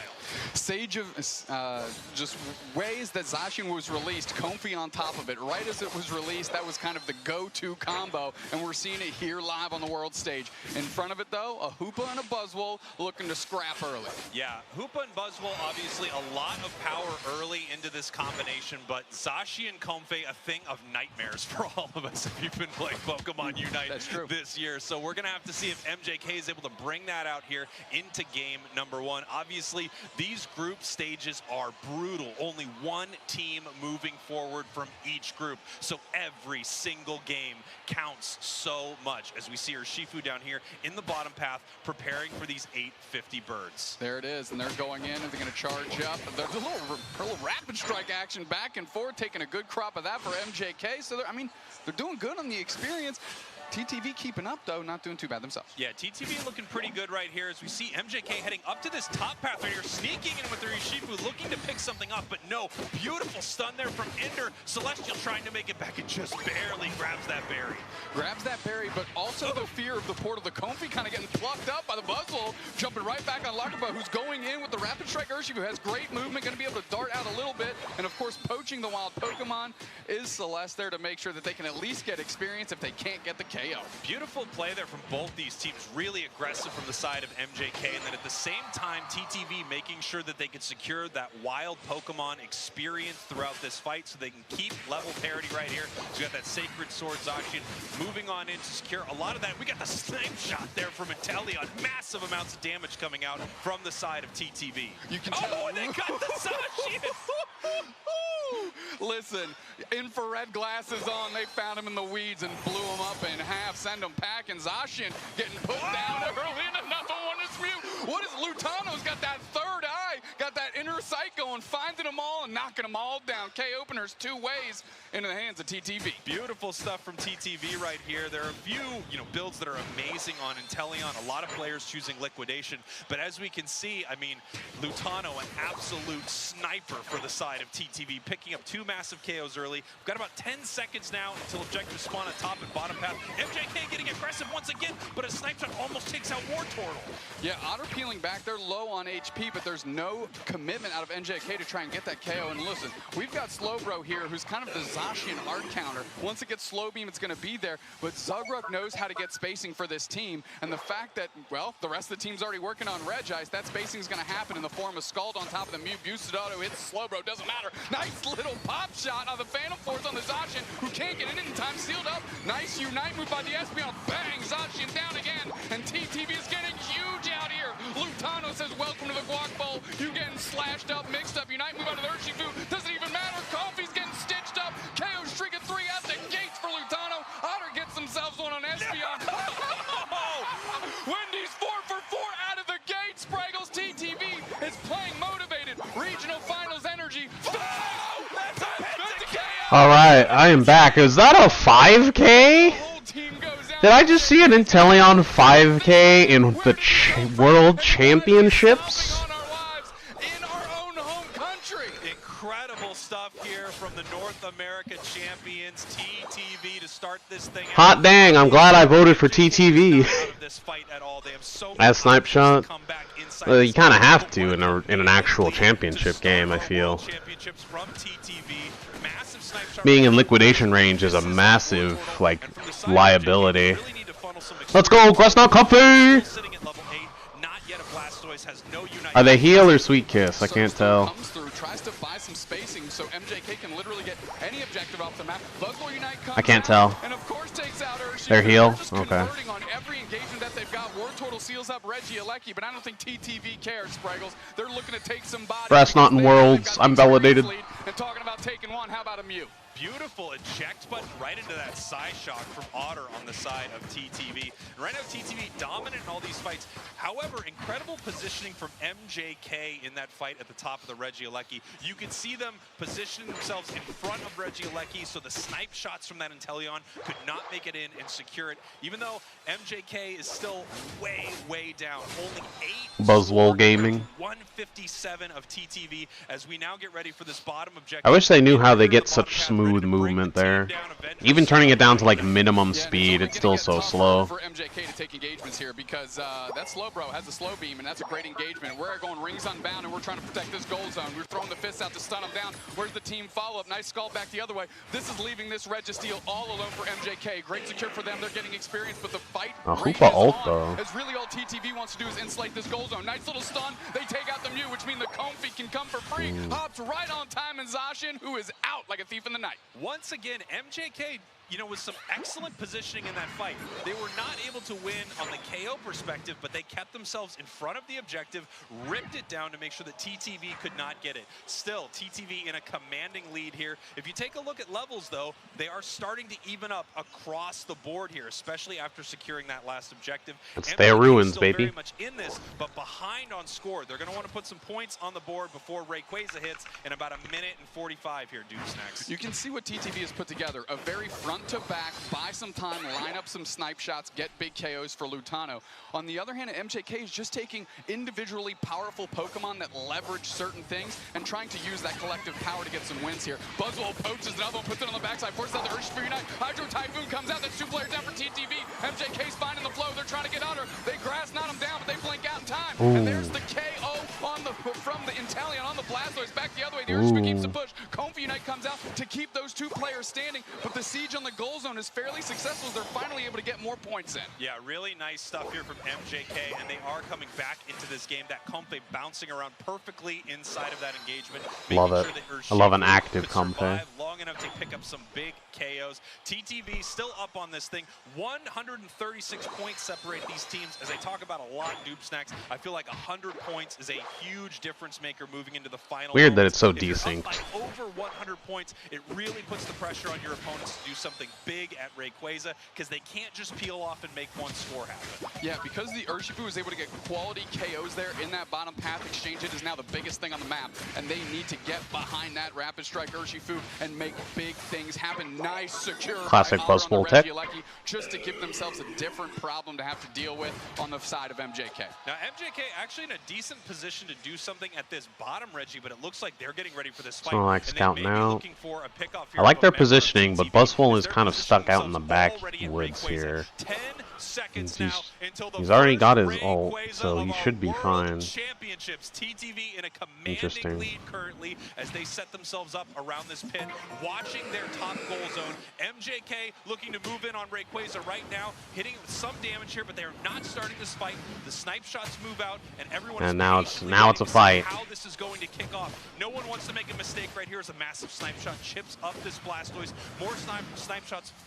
This Inteleon is going to be chipping them down. They've got to go in. Still being hit right here, but no one actually taking this, and this is great for TTV. Urshifu's kind of alone there. MJK is the one who needs to make a play right here. They need to make something happen. Oh, TTV farming. actually Interesting. back right now to continue getting some experience here, Noob Snacks, as it looks like they're moving forward. They go in big time. Oh, and they are way in the back. That Inteleon is going to get some free damage, but they're going to lose a lot here. And it buys some KOs, 2 of them there. Yeah, that's a lot of kills. Gets those 3 players down for TTV. They're going in. The Urshifu Unite is actually flipping the script on top of the Rayquaza. Lutano's hanging out in the Those back. snipe shots are doing some damage, but it's not quite enough. The Hoopa ults is enough. Oh, but they don't get it. That has a lot of Zacian damage. Yeah, Zacian is the 14. Zacian is level 14. No, I'm not playing a game. MJK raining points in right now, but it is still not over. 327, 256 is more points raining for MJK. They are putting them into the main goal right here, and this, they're taking a KO on Lutano. Inteleon goes down right here, and this Urshifu is just cleaning it up right here. Yep, that's just that is a bit of a tier diff. Oof. You've heard of Lutano. How about Luca? We're going in, baby, and they're trying to find another one. The Comfy is just riding this Urshifu till it breaks. Yeah, that Zacian Urshifu has run away with it a little bit, just because that's what happens at Ray. And you have just the high tier all-rounders and defenders. From Japan taking game number 1 here against the North American Regional Champs, TTV. Beautiful final fight there. Incredible stuff from MJK. What a start to our series, Doomsnacks. Man, are you serious? I mean, Wasn't so much a Ray diff as it was a... asked for anything more out of a big-time player like Lutano. Gets a KO. I guess it's a bit of an ult diff, because Hoopa didn't ult until after it was already all over. They went in and got that down. Smart. Very smart. Amazing stuff right here. Obviously, TTV in a commanding position through most of that engagement, but MJK with a massive fight here at the end of it. I can't wait to hear what our analysts think about this. Let's send this thing over here to Zoinks and Wonder Chef. Like Zoinks. Gentlemen. What a way to start our tournament. An exciting game between these two. TTV had that early game on lock, and then MJK come back with a major swing. Wonder Chef, that was a really fun game to watch. I mean, stats-wise, looking good on both sides. I mean, that late game swing really helping MJK's knockout numbers. Oh, yeah. Honestly, we were watching from the stands, and it felt like this was a wrap at the even like 4 minute into the game mark, the 6 minute mark in game, but it was just so dominant from TTV. I cannot believe that MJK had such an incredible comeback, not just as far as, of course, securing that final Rayquaza, but just as far as actual strength of their team. And one of the coolest things I got to point out early on was that we got to hear so many of the Japanese fans actually cheering for MJK to make the comeback. And then, hey, guess what happened? That's the kind of level, power up that you need. Yeah, that home crowd advantage helping. And honestly, I think MJK showing why they are here on this championship stage because of how they played their composition in that final team fight. TTV had almost no engaged tools whatsoever. Slowbro maybe, but that's getting you just a couple of meters in front of yourself. And other than that, Buzzwole, but you're such at risk for getting slammed by a Zacian or an Urshifu. MJK gets positioning early and just creates a tough wall. The poke damage is there for TTV, but the actual getting the body bodies in there a little bit tougher. Let's take a look at the actual numbers, though, because that's our specialty. A lot of damage on this screen, a 91,000 damage for Lucapo. Oh my gosh, that has to be the name of the game. The Zacian, you know, it was shut down pretty strongly early, and I think that's a big reason why it looks so tough for MJK, but Lucapo just altogether looking so incredibly strong, consistently throughout Normal the bear game, damage. and that's why we got a chance to see them make that comeback. But here Classic we can take a look bear. at the highlights from that first match. What a way to start things off with a huge turnaround. Yeah, TTV kind of surprising me with this Inteleon Central area pick, but obviously the value was here at the start. A Reggie Ice secure, and after that it was secure in the rest of MJK. Lutano puts up 2. Yeah, they had just too much health at Ray, and they just didn't have enough damage without Hoopa ult. Are you kidding me, Chef? I think with Hoopa ult, they probably would have had a much more even time, and they could have at least resisted the Ray shields, but that's rough. Also, Urshifu's really good defense, because they can poke through Ray shield, so they can actually defend it. That is such a great thing about how this game has kind of turned out in a meta direction. You can see here, TTV does not have anything for that. Aggressive push that did manage to help, kind of, I don't want to say start the turnaround. See here, like Hoopa has ult here, doesn't proc it, procs it late, everyone's already dead. Just pushing everybody all the way to that edge on that rocket. You never want to proc late Hoopa ult, because it's just so much stun. So much stun, so much damage, so much health. And then they just had nothing left. The shutdown just swings the other direction. I mean, that Rayquaza here was huge, with the follow-up gameplay from MJK to seal the deal was definitely on point. Yeah, I just got to point out that I love their draft choices overall, where, of course, the Comfey on the Zacian is a very, very strong pick. But that wasn't their only chance. We actually had a ton The snipe shot did go insane. targets, and I think that's one thing that a lot of teams make mistakes with, was that they will depend on this Comfey is sitting on this Pokemon, and that is all that's going to happen, and they are going to win the game. And then that one Pokemon gets shut down, and you're like, well, that's GG, unfortunately. But, I mean, there was, of course, the ability to flex over to the Urshifu, which worked really well. You can see Sneak out there in the crowd. There's the ability to even shift onto the Blastoise to be very effective, so I love the way that they made their team. But let's see if there's any differences this time around. Wow, okay, game number 2, of course, the draft sides are going to swap up. Let's see if TTV They're wants to banning stick with that Leafeon. Umbreon ban like they did last time. It looks like we're having a bit of a split decision, but MJK with a bold decision to ban away the Leafeon, which has been extremely popular, but it's probably a Leafeon ban to grab a different top pack Pokemon that they want to steal. So Umbreon's on the table. Well, I wonder Dangerous. if their first pick, there are so many Pokemon available, more than we've ever seen. Wow, first pick Zacian. Even though the Zacian didn't really pop off in the last game, you can just tell already how highly they value that. And on the other side, it looks like we are going to be stealing. Ender's gonna go away from Umbreon. MJK. I think it's a great choice. Zugrug's going Umbreon. Extremely strong Urshifu players on the side of TTV and the Umbreon. Wow, yeah, so Zugrug taking away that Umbreon is giving MJK a chance for the Slowbro, but they're not going to grab it. Instead, grabbing Inteleon and Trevenant. So Trevenant obviously having a whole lot of kind of stunning abilities. Hornleech and Woodhammer is something that the Zacian can really pop off with. This is a much more meta team. Having Umbreon Urshifu at Ray is a lot of front wall. And a Blissey. That Umbreon is going to be a menace. That is going to be a problem. All the way into the enemy zone is an amazing combination. Now, They do have a Zacian though, and that can be a problem. Double Sacred Sword into ult can be a lot of damage. But another surprise is we're actually going to see the Scizor pick. Scizor LD. Ooh, there's a thick wall for MJK here with an Inteleon in the back. There's a thick wall. Looks like Focus, Energy Amp, Razor with a full heal. That's definitely a Scizor. A Venusaur, huh? Muscle Band, Eject Button could either be Petal Dance or Solar Beam. Not really committal yet. But it's definitely much more in favor of Petal Dance. It's going to be a tough decision. The question mark on the other side, though, is this Scyther Scizor? Since we're running that XP Share Blissey, the classic. And it looks like a stacking Espeon? No, that's Wise Glasses. Wise Choice Spoon. The Scizor. As we move into game number 2 of the set, we send it back to I guess now we know how they want you to pronounce Scizor. It's Scizor, as in Incisor. which is weird. Come back out for the side of MJ. I wondered about that last year. You know, explode in that first match right there. So I'm interested to see why they're bringing it here into game number 2. I think it's because it's The hat. really The offers up a freaking challenge, hat. right? Like it's something that TTV has Ridiculous. to frontline deal with because it may not have had the best game 1, but it certainly was causing static and problems that needed to be handled. That's where I'm looking. However, I'm immediately seeing Zugrug on Umbreon. I'm seeing Lutano on the Beamosaur.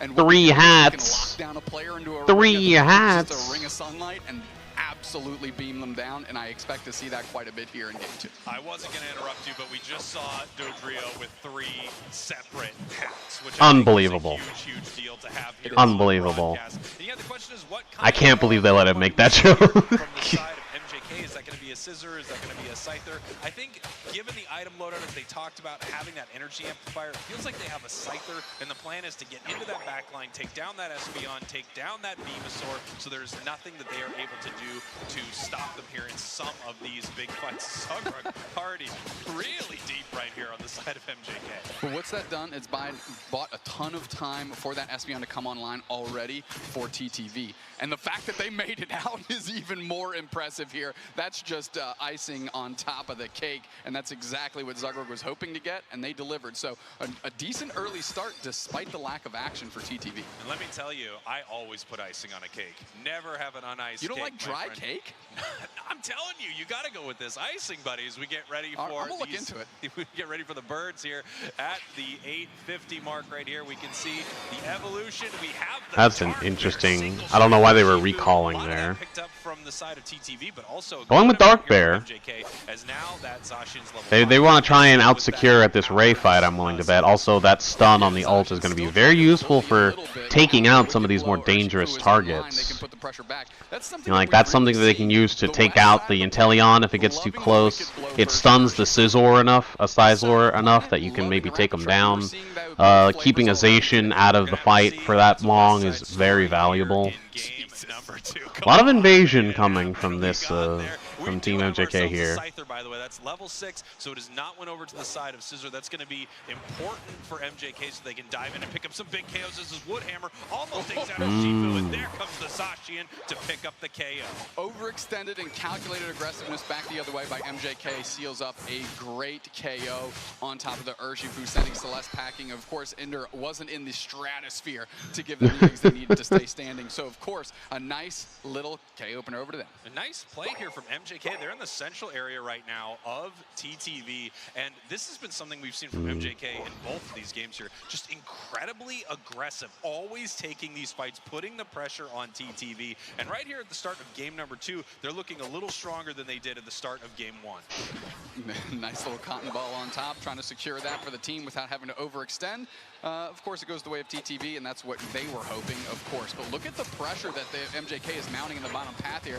Hagu King playing very well and playing very strong forward with the tree, allowing for this push to kind of rage on. They're just trying to buy some time for Lucapo to engage. They go in. The wing beats come through. They can't quite get the KO. Finally, Ender shows up for the support. Egg bombs are starting to rain in, and there's the beam. A beam on top of a tree. They ain't Miracle Grow in that one. Looks like the Woodhammer teleported the Blissey forward. It sounded like an eject button. Oh, still killed him.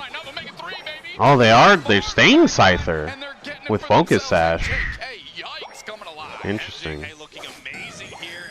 Okay. I didn't realize. But yeah, that means Dark Bear is also going to have another target, because the Scissor is not going to be able to go in until the Dark Bear ults. That is a very dangerous. That's a very dangerous strategy, but they do have a couple of backliners that are worth risking it for. That's one thing with Umbreon. If you're locking the players, Very nice. keeping them in one spot. I mean, Zacian Liquidation. loves to sit there and hit its button right in your face, and that's kind of what Zacian does. It's offering up Acrobatics, Liquidation, Inteleon, the classic. But what it does is it stresses all the other problems that you're being presented, and you can't just necessarily answer all of them that easily. Yeah, what we have on the side of TTV now is finally this Venusaur. We also have Urshifu, who stayed top that entire engagement to make sure they can continue to experience. Both teams aren't necessarily late game, so this early lead is going to work wonders for MJK here. player. Solar Beam back the other way. Finally sorts out Luke's bow. Now this might be an opportunity for TTV to make a stand here. But unfortunately, the points are going in because the Reggie Alecki hit. So really, all MJK has to do is get as many points in as possible. I can't believe the Zacian got a KO Shiga 2 on the way out. Lutano gets 2 back the other way, but MJK gets another positive exchange. MJK gets the objective. MJK gets the KOs. MJK gets the score. MJK is looking very different from game number 1, a game that they already won. TTV in some trouble right here. Level-wise, things are somewhat equal between these two teams, and the question is, are they going to be able to shut down this? Ults are on the table. It's going to do insane damage at range. We saw a couple of TTV's tools come out in that last fight. We saw the lockdown on a Pokemon, so you could hit them with the solar beam, so you could hit them with the Psy Strikes, but TTV is going to need to get a lot more aggressive in some of these fights. They're going to need to pick up a ton more KOs, because right now MJK is running this thing. Yeah, I mean, Basement Reggie in about 10 seconds here, and TTV's just trying to make their way down, and they're so bullied, they actually have to move kind of like in a crescent moon pattern just to try and get to the bottom path. Zugrok's trying to get on top of Sonya here for the Zacian. Tons of damage getting rained in. Another Scyther Unite, but they get buckled very quickly. Caught by the Solar Beam, I'm sure. Wicked Blow can't quite find the Eldegoss as they're moving through. Zacian's kind of playing backline to the Eldegoss, believe it or not, as Zugrok's getting shredded. Is this going to be a KO finally for the Zacian on Zugrok? No, the Unite move comes out, buys them a little bit more time and eating some shields. The rage continues. Trevor to Unite on top, and finally Hago King tries to make it happen. The Wicked Blow reigns true, and that takes another objective over to TTV, and that's the one they needed, Spraggles, to keep them in this game. Zugrok finally goes down, but TTV's work here is done. Yeah, TTV having an excellent fight here, and they need one here in this match because they've been behind through a lot of this game. The liquidation lands true on the Espeon, and that is another KO for the Inteleon on the bottom path. MJK fighting extremely well, but we have level 13. Yeah, they did go with Beamosaur even with the muscle band. Like I said, not very committal. They're messing with the audio levels, I see. Often, and also late, midday, you're just going to see a lot of solar beams. Yeah, at night, Solar Beam. Midday, morning, solar beam. Morning, solar beam. Breakfast, solar beam. You eating them all day long, and that's exactly what they want Lutano to be doing. Buy time for those to get hit. But now this Reggie Alecki is flying towards a tier 1. Not many points on the Zacian. Oh, no, they have like 30. Able to be dealt with fairly easily, but they're looking to push off the back of this, Greg. MJK is just extremely aggressive right here, and some teams would walk away from this, but they want the fight. They want to try to push this in, and it is right there. Celeste is kind of getting buckled. They forced to retreat. They get eaten by a liquidation here, and that thing's going to hit again.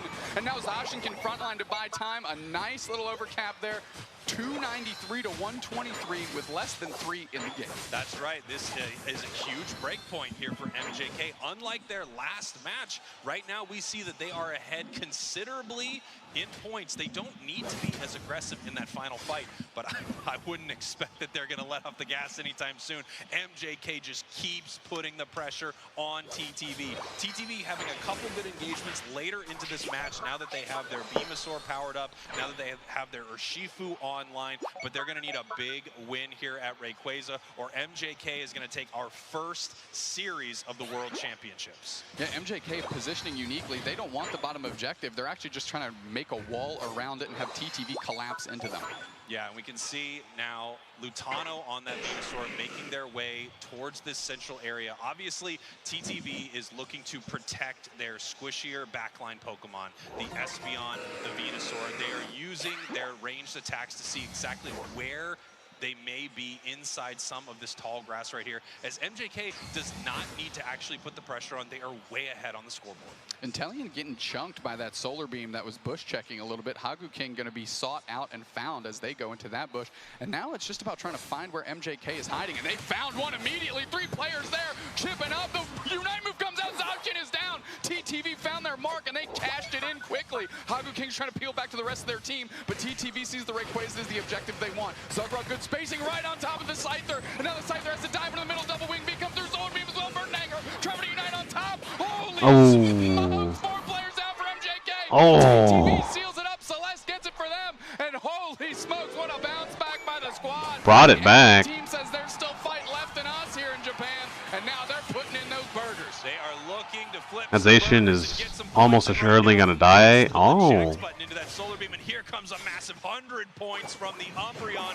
423, 293 for MJK right now. TTV with a commanding lead, 50 seconds left though. So MJK is not out of this match at all. However, there are still members of TTV. They're taking points. The Umbreon's going to go score again. The Umbreon moving across the map away from everyone else, picking up AOS energy, getting ready to score as MJK. That's a strong play, because that's a lot of points that they're going to have to contest with, and there's nothing they can do about it. And they're going to have a strong back line here. Because them breaking this goal means nothing. Oh. Oh yeah, that's over. That's game. Umbreon gets the 100 and comes back to defend the bottom goal. They don't break it, and Urshifu gets an ult off that kills them all. Hot dang. That's the power of an Urshifu, baby. Broken. As we can see, TTV powerful, strong. Taking an amazing fight there at Rayquaza. You can see the scoreline ticking up right here. We can now see who won. Big win there for TTV. Great bounce back, and tell you what, they were searching for their target. They found the Zacian, they jumped on the Zacian, and that was really the beginning of the end for MJK in that game. The Zacian needed to stand tall and needed to be with the team. They were trying to get clever with their spacing. One good guess out of TTV, and literally, I don't even know if it was a guess, because Celestial pretty much committed right into that bush, and the follow-up was immediate. Once that first domino fell, the rest of the squad followed right after, and that's an easy ray. Easy Ray for TTV. Incredibly aggressive. I got it here. It's the strong Ray Pokemon. Strong Ray Pokemon are doing well. Can't count out TTV that earlier. They did have a Zacian and Teleon though, so they didn't have a bad one. But that Scizor, that Scyther over Scizor, I don't know if that worked out for them too well. What a game there. You were saying before, Wonderchef, whoever is losing. We'll have to look at the stats. So far is the story of our match. I know, what a set. I feel like the first set of Worlds is like a grand finals already. This is exactly what we want to see. It is so even, you can see the score right there, but let's take a look at how the actual battle data. How'd they do? How did they do? Of course, Lutano now This is on 43. It did a good amount of damage.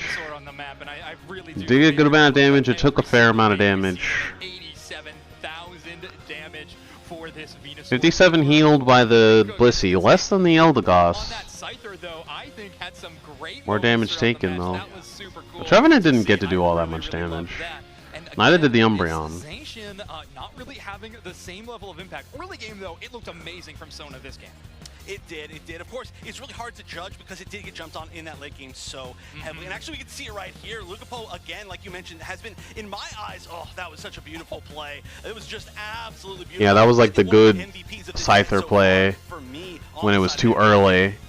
And after that, it felt like the Scyther, yep, that happens for the rest of the game. I've always kind of defined TTV as a team. It did well, but it's still, they're taking a lot of heavy casualties there. MJK, not that way at all. They go in and they go in deep. A lot of, flux zone pushes and making that value across the map wherever they need to find it. And it's been looking amazing so far.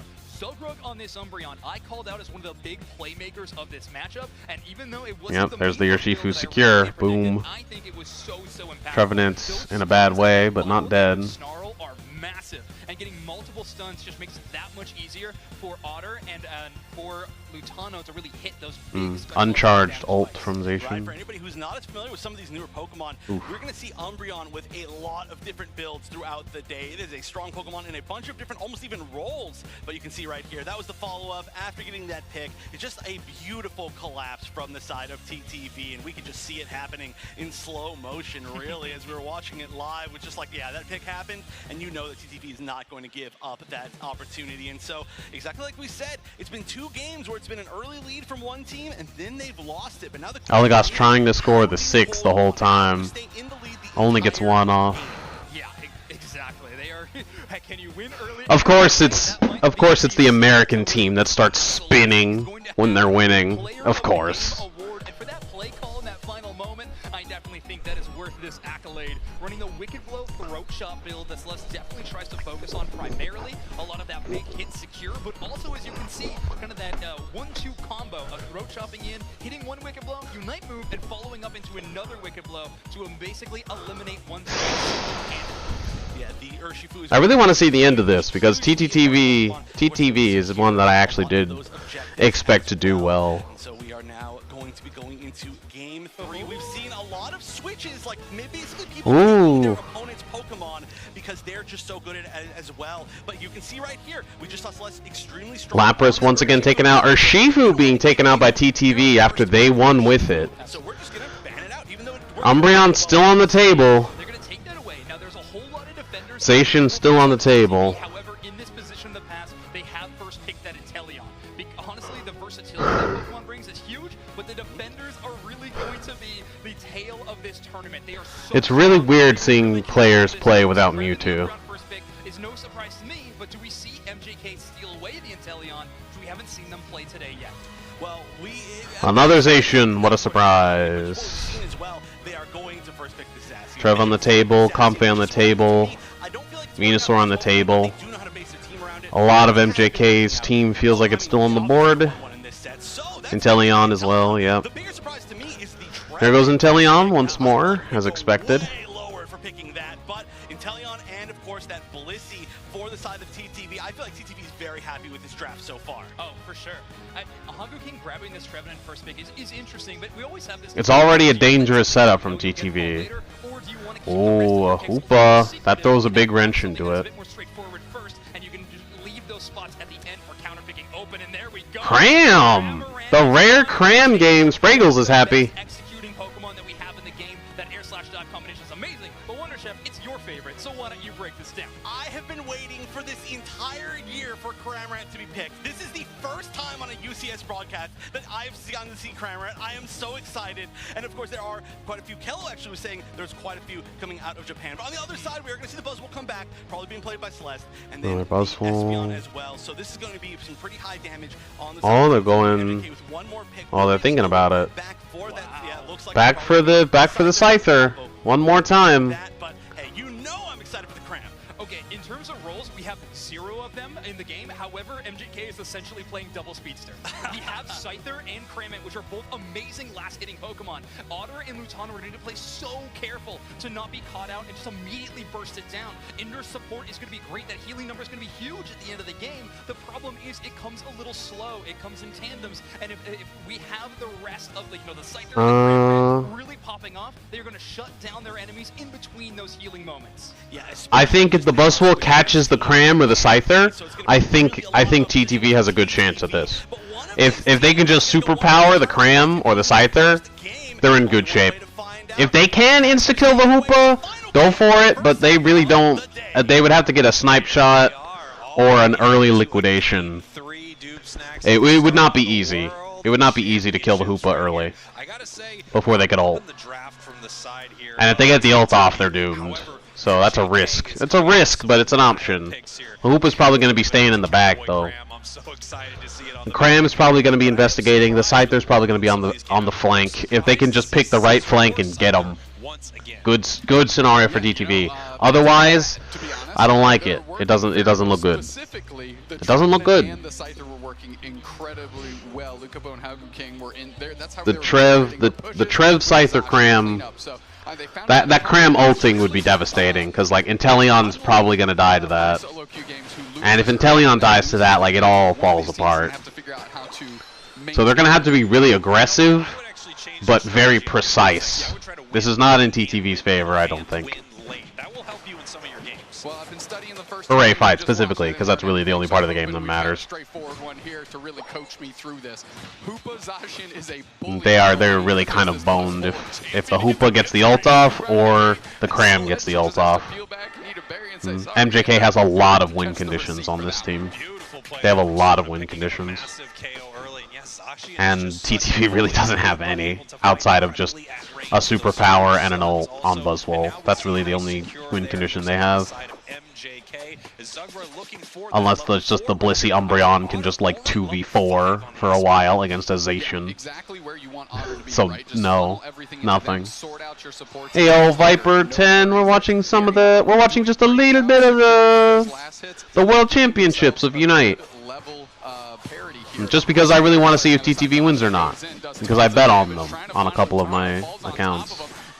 after the Drizzile, who makes it back to base, and now they're kind of slowed down. So I'm interested in how that goes. Also, I wanted to see if we could get the code, if we could find the code for the some of the rewards, but I don't remember what they are. They've got TTV on their heels here in this top path. Once again, moving in massive sacred swords, trying to take that experience that was secured, however, by the side of TTV. Right now, the scoreline very close, 8-0, as we can see the Trevenant in the central area here. Who shall win, TTV. indeed. The Umbreon trying to chase it out right now, and they do push it back. Creatively, though, they put We got NA versus Japan here. North America versus JP. And of course, the American team is the one that disrespected first. What a shock. Trying to pick up some of this nice big side beam right there with the stun. It's getting very low, but it's got the Hoopa portal that it can go back through, and it does. Incredible play there from MJK, and just once again, always in the face of TTV. And here comes the Cramorant. Cram is going deep. Pick up a KO on that Espeon. Espeon misses their shot. Inteleon's going for it, and they get it. It's a lot of damage. Cram is a little aggressive there, but if they can break the goal, or at least make it low. No, not even. They don't really even get any kills for it either. That actually didn't work out too well. Yep, there's another. Back and forth, it wasn't too bad. But now they're singled out. It's a 3-on-1, and they're collapsing on top of the Zacian. Can they get a Hoopa portal? They're going to see if they can catch it. Fatal Force comes through for a nice little potential Oof, stun, that snipe shot hit. But it's only going to get weaker from here. Otter, and they get it back the other way. Yeah, they're getting the good snipes, though. And this fight rages on. Haku King finally frontline a little bit for Lucapo the Zacian. Utano's getting those snipes, and they are working hard for him. Aggressive supports and tanks I've seen in a long time, Spraggles. Insanely aggressive. The fight is still continuing. I think they only backed off there for a second so they can give you a Let's go, Content Cowboy. Reggie Rock is being ripped off the board right here. MJK, once again, look at this positioning. Look how aggressive they are, just pushing TTV out of all of these fights. I mean, well, that's what Trev does. You can't do anything about it. That's the problem. Can't stun it, can't kill it, can't move it, can't do anything. Yep, he's dead for that. Buzzwolf's finally here, gets the eject button out of the combo, very nice. Ooh, if the Blissey could have healed the Buzzwall. Oh no, they didn't try and push it. That was a wild try. That was a wild attempt to score, Buzzwall. What are you doing? That was wild. This Buzzwall is getting baited by every single Sacred Sword. You would like to move it, move it. Somehow making their way across the living room full. This Buzzwall is their only hope, and oh boy, he is gullible. Whatever you want to call them, they are no longer gonna superpower that Hoopa? No, such a shum man. And man, what an aggressive series between these two teams. MJK just always putting that pressure on TTV. When's the last time you saw so many yellow pips on the side of TTV's map? That is how much pressure MJK is putting on this team. They can't do the traditional wild Pokemon farming that they're used to. And now Haku King's just on their side of the map poaching whatever's left. I mean, MJK has a very clear-cut aggressive strategy, and they're executing it over and over again. Nice secure. Oh, the steal. Look at that. A lot of kills, a lot of deaths. Yep, there's the Cram ult that they're going to have to worry about. Snipe Shot is going to be an interesting counter to it. Ooh, they went in. I did not expect the Cram to come back or go in instead of out. That was wild. That was a wild play. Hoopa trying to stop them from scoring. Umbreon trying to get the score off anyway. Stealing the berry, looks like. Very nice.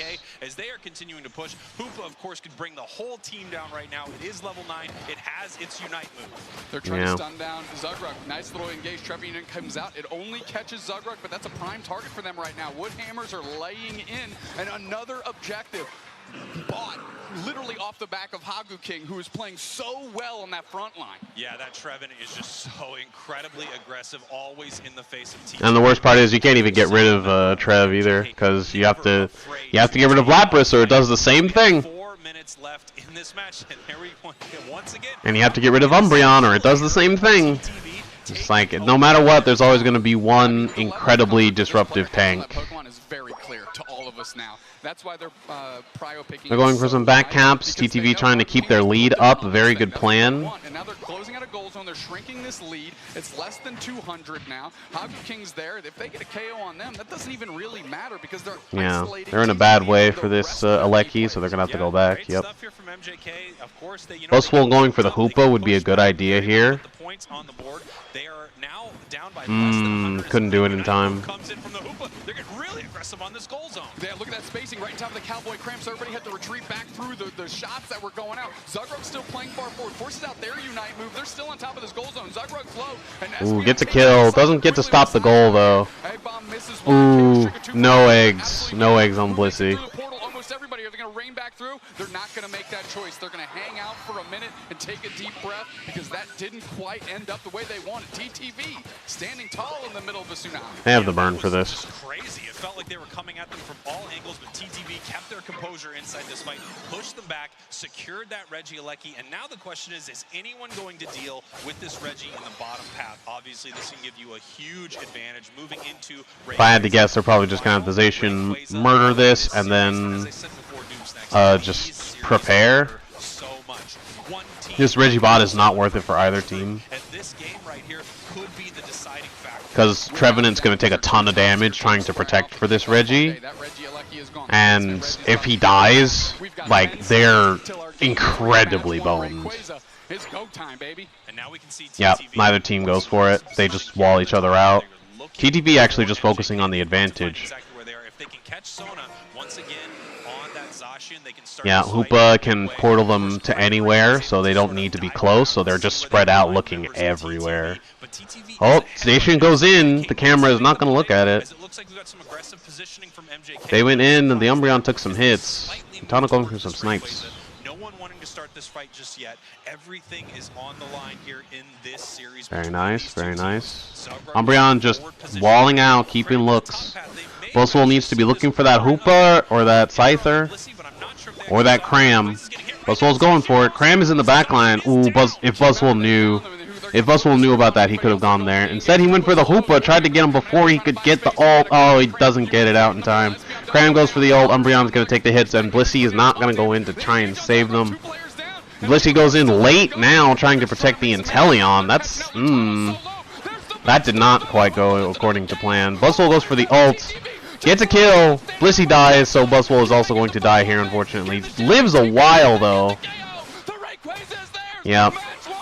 That's a shame. If Buswell had not gone in at that moment and went for the Cram, that could have gone so much better. The TTV fell apart right there at the end. They fell apart. They were split up. They were all over the place. The Buswell was in front with the tanks because they switched sides. The Hoopa got away. It fell apart. As they look to try to stop a score.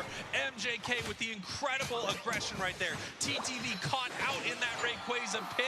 The Inteleon went down, and then that was it for TTV. 15 seconds left as they rush. Hoopa's going to get the score exactly like TTV did last time. Station is also going to get the score, and they can teleport back. TTV doesn't even get to score here. I'm curious if MJK used the Zacian to do the bait and switch, because they caught the Zacian immediately to TTV. The difference was the follow-up. The follow-up, the follow-up. TTV got that. Ultra 4. Let's go, Viper. Ultra 5. That's rough. Every other member of TTV, no questions asked, and holy smokes, what a team fight by them. Yeah, what an incredible fight here from TTV. Just looking absolutely amazing. Understatement, and a gutting feeling for TTV, because you know that is a huge, huge, huge roadblock for you on your way into day 2 for this event. MJK, on the other hand, has to feel great. You played against a good team. If that didn't warm you up for the rest of the day, I don't know what will. Yeah, I mean, what an incredible start here for MJK. What an incredible start for Japan here in their home country at the World. I told you, TTV was at a disadvantage for this game, and they most certainly were. TTV able to take one game off of MJK right there, but they are going to in the Pokemon Presents. They talked about this group stage to have a chance to move on after losing. They talked about something. I can't remember what exactly. But you got to dig in and you got to find something within you to run hard the rest of the day and try to make some magic happen for yourself. MJK needs to use this momentum. We talk about momentum all the time. TTV had it in the NA Regional Finals. MJK just bought that thing at a premium right now, taking out a quality team and putting themselves on the path to day 2. Yeah, as we take a look here, you can see our scoreboard right here. Obviously, TTV in control, but a very, very close match right there. Then an amazing fight from MJK, and it was all over at that Rayquaza. You know, it matters how you play the first 8 minutes of Pokemon Unite, but boy, those pivotal moments at the end. Does it really? Make any I don't think it does. Unfortunately, TTV I'll be honest with you. I don't think it does. That was really it for them. Yeah, TTV was winning the whole game and they only scored 200. Ray gave 500. To take objectives, take KOs, last hit, and make sure that this team could stay standing in the face of the pressure that was being put on. But if I need to shout one player out here for MJK, Haku King on that Trevenant, holy smokes. Yeah, incredible stuff. And again, they were just always in the face of TTV. It felt like they were never letting the gas off at any moment. And just as you said before, Doomsnacks, there were points in the match where TTV normally would have cleaned their plate and gotten all of that wild Pokemon experience, but MJK just never Holy smokes. Never stopped pushing every single fight. Even when they were behind in that final fight, they kept being aggressive, they kept fighting, and they were able to come back and win this thing. Incredible stuff from MJK in our first series of the day. Well, I'll tell you what, I mean, I was taking a look at MJK here, and they played well, obviously well. We talk about aggression, that was very controlled aggression out of them. But I'll tell you what, we have Sona from MJK on the stage for an interview, so let's throw to that right now. Thank you so much. Yes, I'm on stage with Sona from MJK after an amazing first game. Congratulations. ソナ選手に来ていただいております。おめでとうございます。 Now, you just all right. an amazing game, but here in Japan, one of your region's crowd, how did... There we go.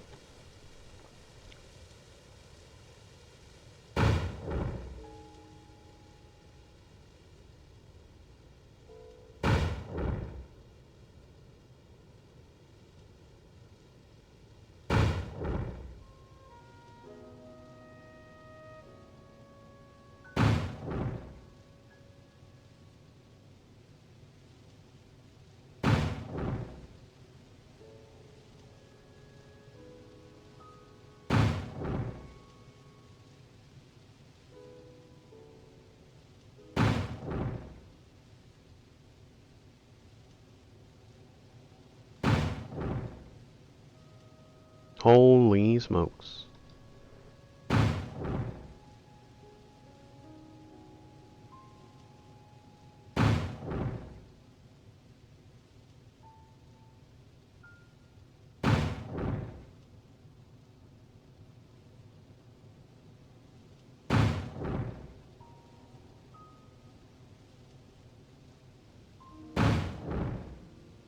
Hold on a sec, I'll be right back.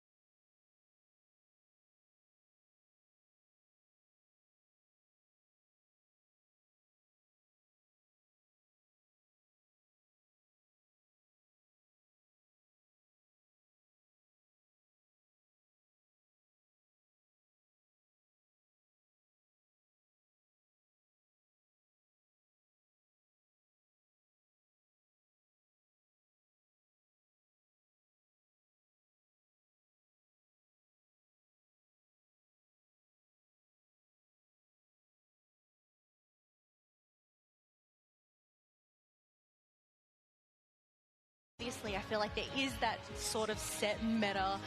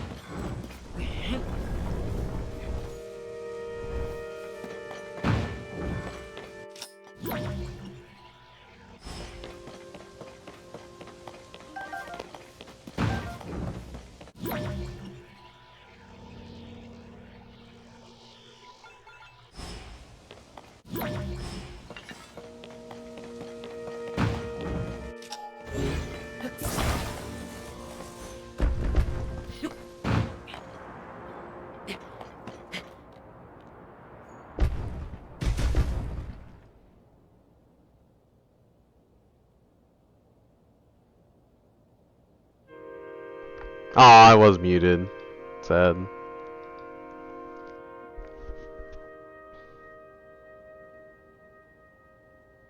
That was awesome, though. I didn't really say much. Did you see that Beyblade spin, though? That was awesome. Ta-da! It just spins it. That's all it did.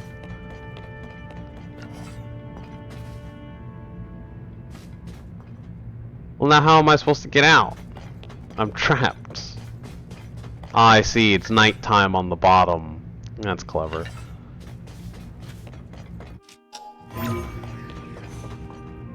What happens if I take it off? Nothing. It's there forever. I guess now we know what these pillars are for.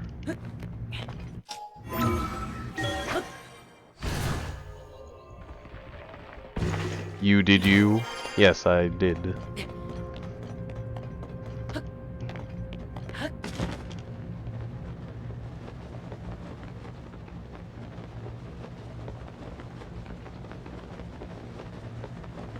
Is this the opening?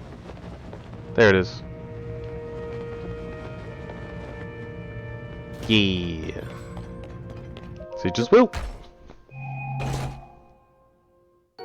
Ooh!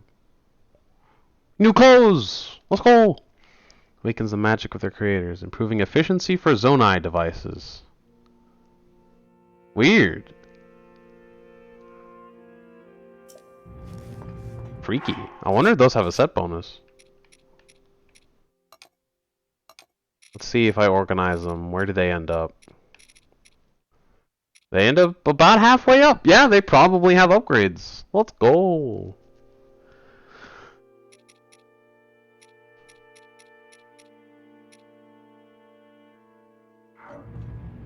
We come on X. So which starter should I pick? I don't know which starters are in X.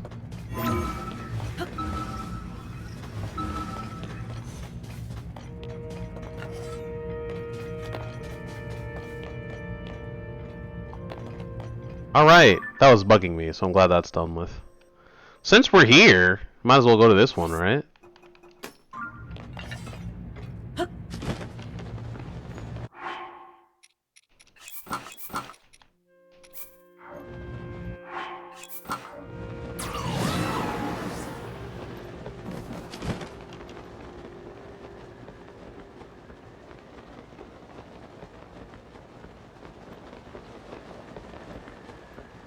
Grand Delphox Chestnut.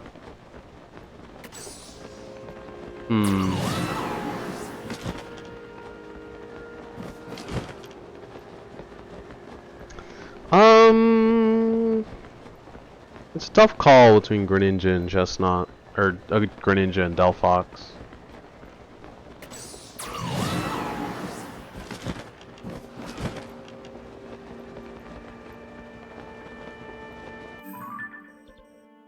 Okay, I've already done this, I've already done this. I've probably already killed that. Let's see just what's in here.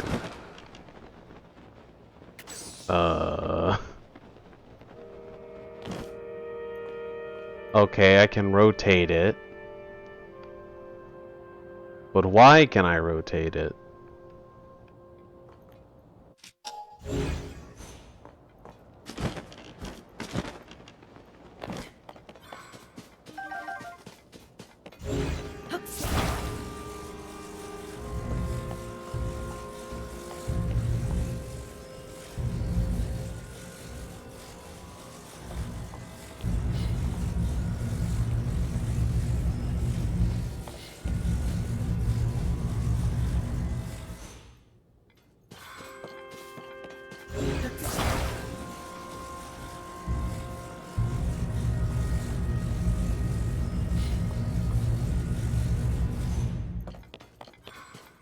Good enough. Okay. What was the point of this?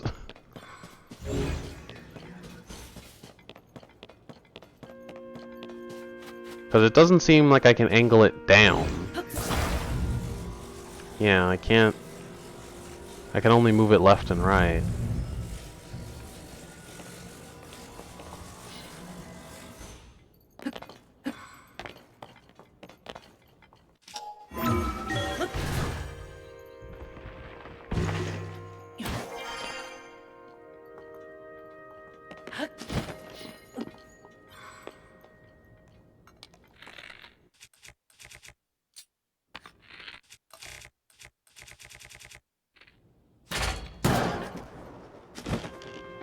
Okay, I can get back out, but what's the purpose?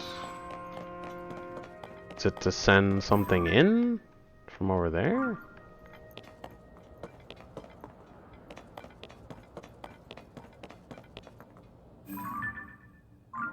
I don't see anything that I would need to bring in here. There's no reason.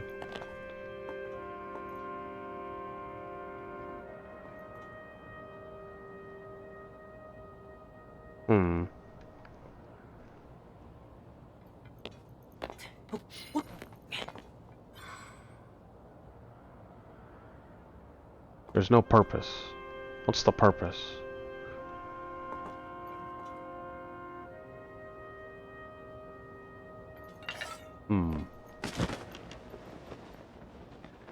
Still no answer. I guess Delphox. Just RNG.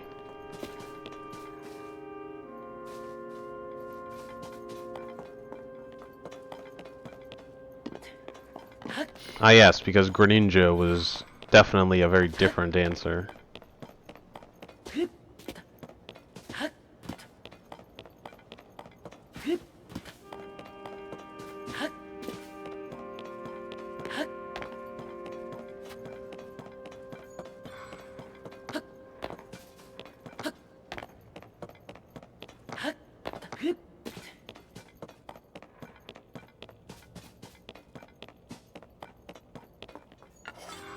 There's nothing in here.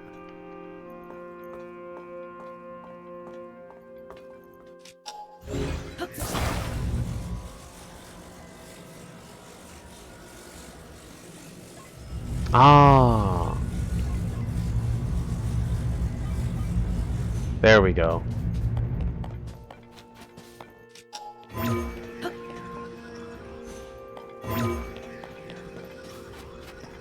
Now the issue is, how do you get out? And the question is, can I?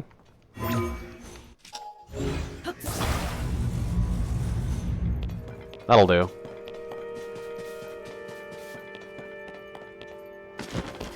Hooray! Now I'm confused why that contraption was up there. Da-da-da-da. Sick. I feel like all of the spheres are just going to have something of high value. I'm not sure if there's a point in marking them. We won't know until we get them all, though. Okay, that was bugging me, so I'm glad that's done.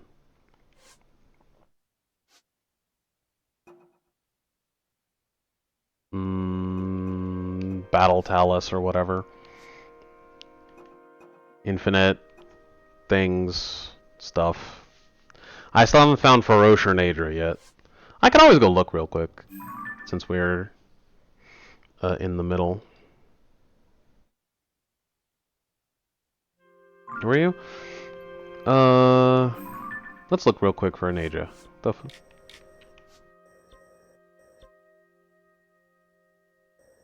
They would be around here somewhere.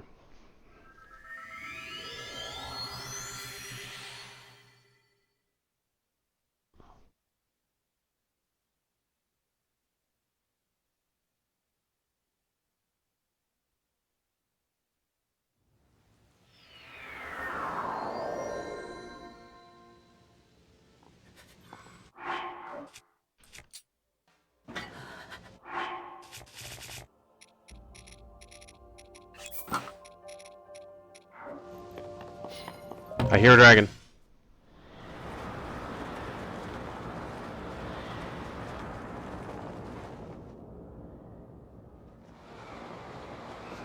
I hear the dragon music. Nadra! Let's go. I needed a claw.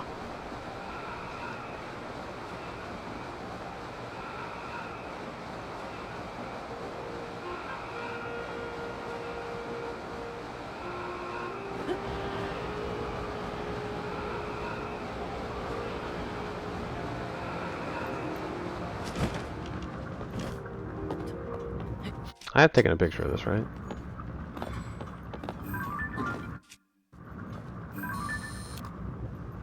Yes.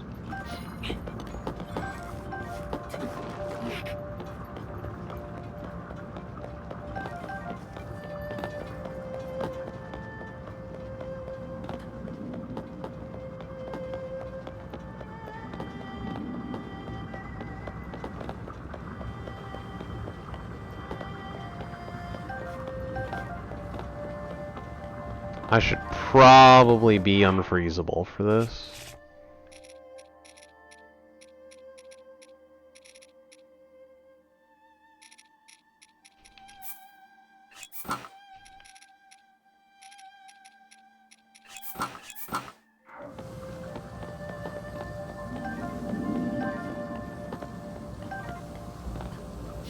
Almighty dragon. When story? Probably after this. There's really nothing else to do. But I needed this for the spring, and then I'll just need Feroce.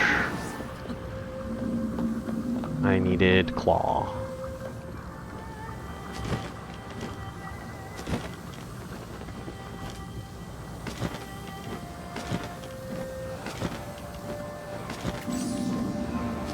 So awkward.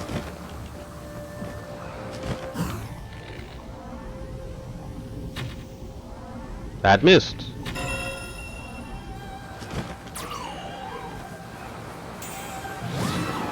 Got it. Haha. Ouch. Alright. By the way, in case anyone was wondering, the best farming method I've found so far, you can actually just stand on the dragons, and like every 10 to 15 minutes they will respawn their stuff, so you can just get a new one. But if you fall off, you're done. So, not the best to farm claws with it, but you know, it's an option. At least you'll know where they are, so you can just like teleport back to them. It's just like, oh, I know they're here. I can teleport over here and get back on. See, because the teleport's over there. Just in case anyone cared. Anyone in the future is like, man, it's hard to find dragon stuff.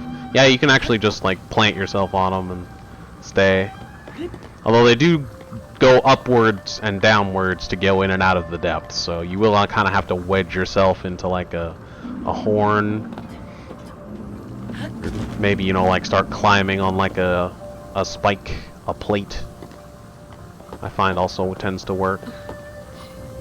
So you can just kind of like plant yourself here, and every now and then you can come back and get a shard. Isn't that neat? Just kind of like plant yourself on here, wedge yourself in the horns.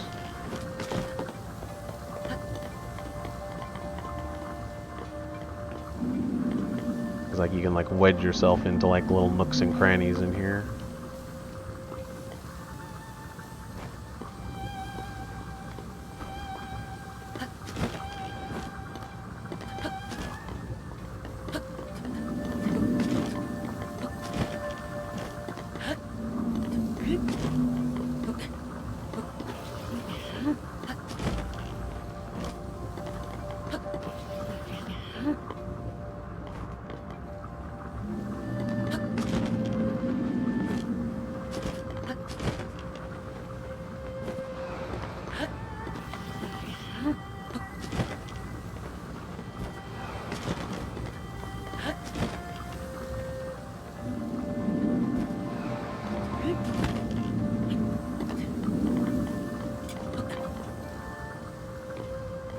Can't get in there.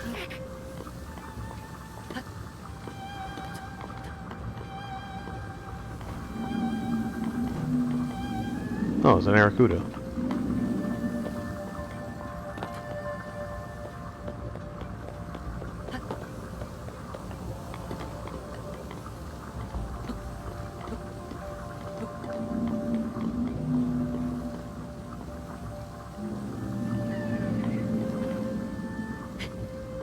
Yeah, this would probably do.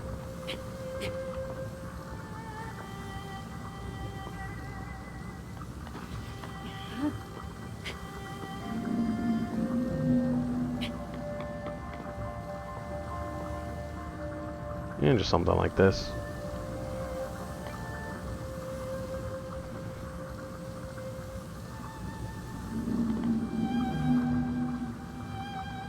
Anyway, Faroche probably is running around fair on somewhere. If I had to assume, he probably goes in this one. And probably this one.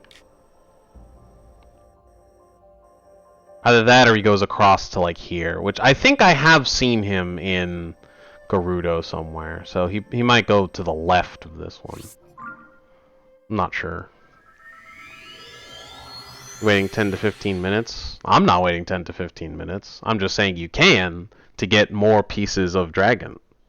That's like just a farming method you can use.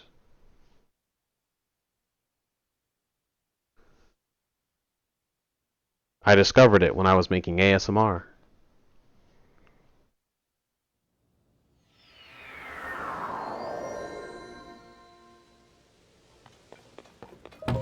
Space. Alright.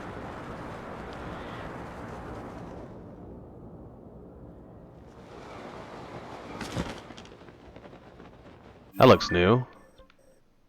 Oh, nope, that's the one I was at last time. Do we see a dragon anywhere?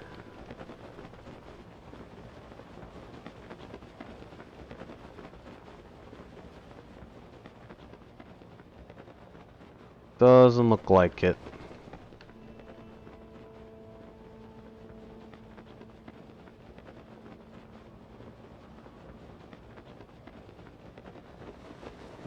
Alright, doesn't look like there's anything here. We'll head towards... We'll head towards around here somewhere, I think. In this general direction. I forgot to undo the pins that I put over here.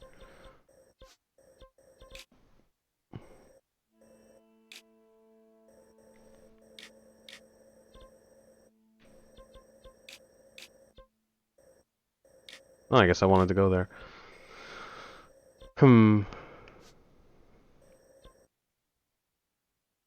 Where did I put all those pins? Dang it.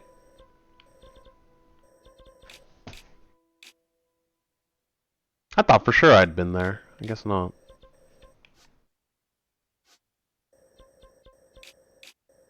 The one spot. Uh...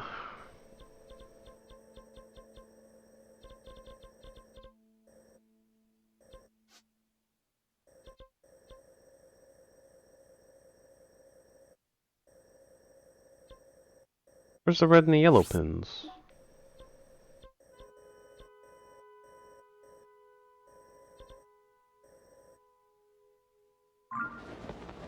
Hmm.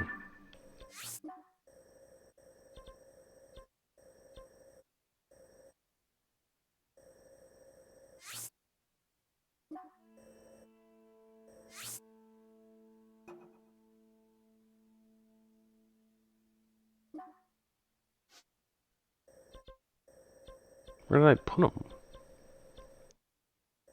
Where could I have put them?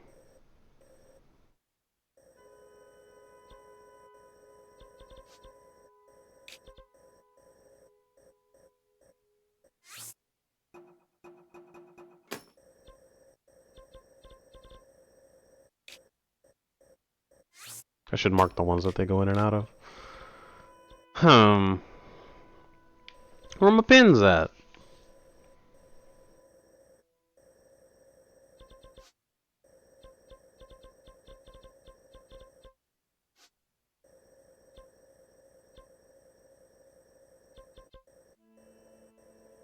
Why are they always so hard to find?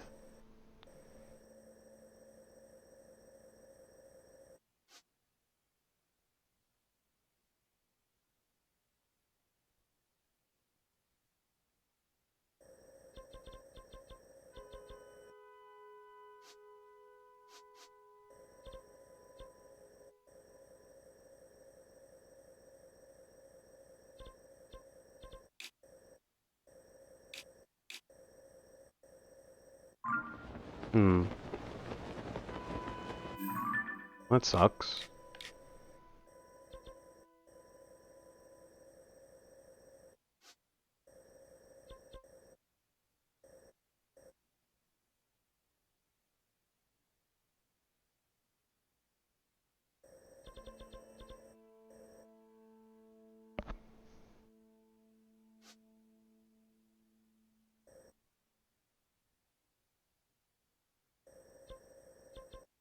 Apparently my pins are just gone. So that sucks. And suddenly they work again. Alright. Whatever. And now they're gone again. Oh, because this doesn't count as land? You can't put a pin in the... Oh my god. Why? Brother.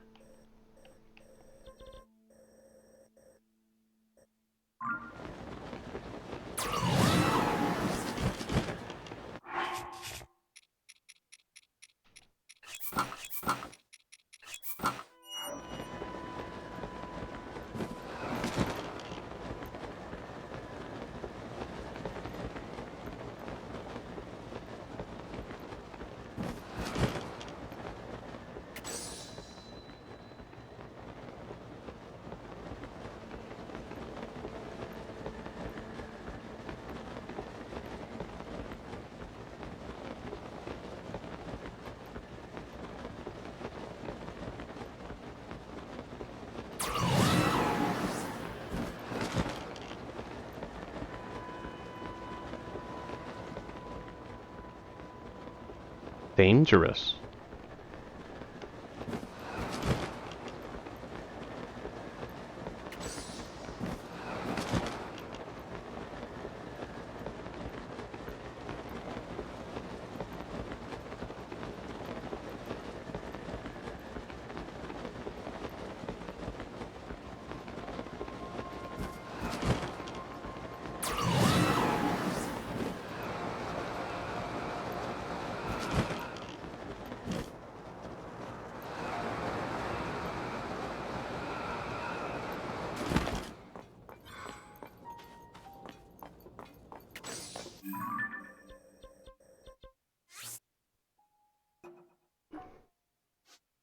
Let's see if we can quickly see them underground. What's the tallest spot I have around here? You know what? Why don't we just check this treasure while we're at it? If we can't see him from here, we'll just go to, I guess, Zora's domain? I think we'll go to Zora's domain. Because I'm sick of seeing the yellow on my map. Disgusting!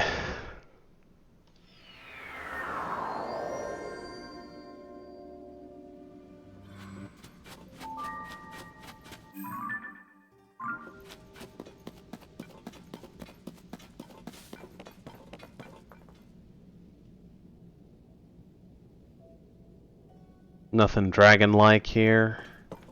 Nothing dragon-esque.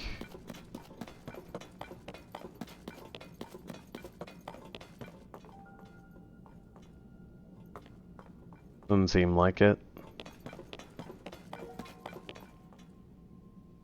Alright, well let's check this chasm that supposedly has something I missed.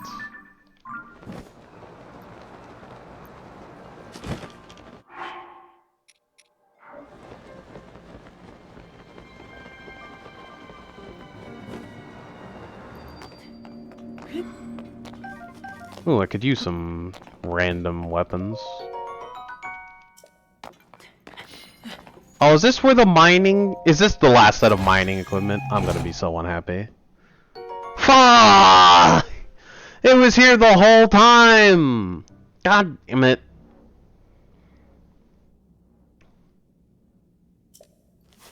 Ah.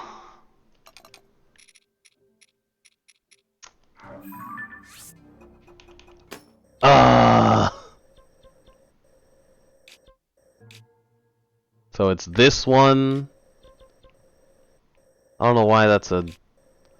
I don't know why that's this. It should be a... It should be a star for where I got some mining clothes. So it's that one and it's this one. And some other place. Possibly this one. Ah, I put both on it to do it. That makes sense.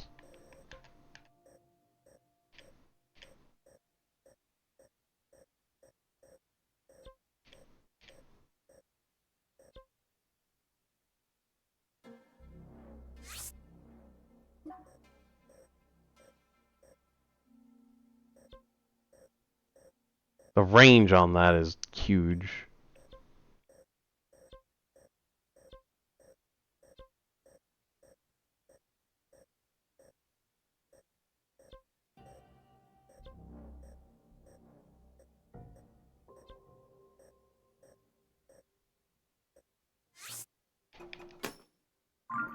How did I get both on there? I wonder how I did that.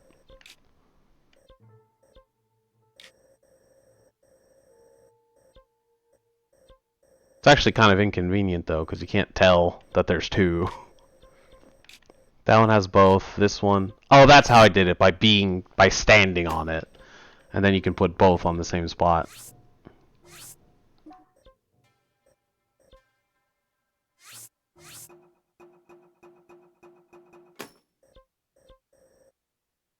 Now they're both on it. That's how I did it.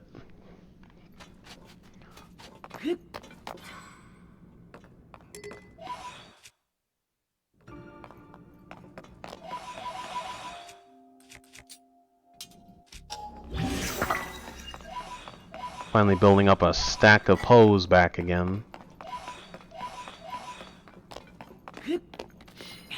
Oh, that's so annoying.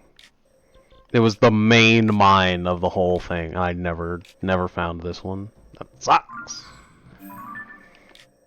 I can't help but feel like this is such a suspicious area. Whatever. I don't see a Farosh. I'm gonna go to Zora. I'm sad now.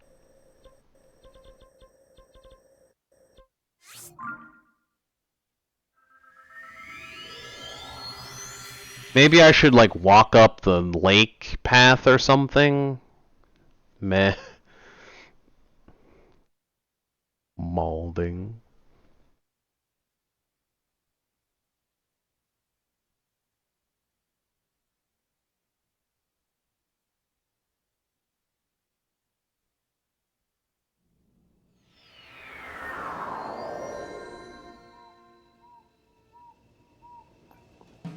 I totally forgot to go to a shrine.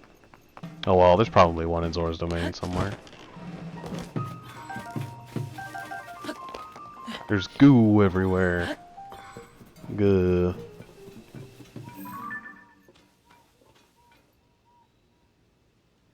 That doesn't look like anything I recognize. Also, I forgot to delete this. Delete this. Oh, it's just the parade. It's just the carnival. That's fine. That's really far away.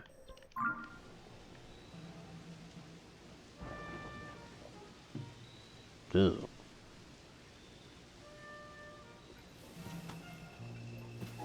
Alright, let's head on over.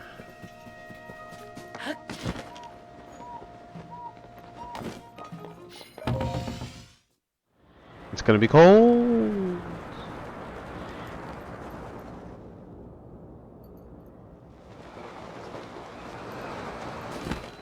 Oh! Oh, I've already been to this one. Have I already been to this one? I have already been to this one. Crazy.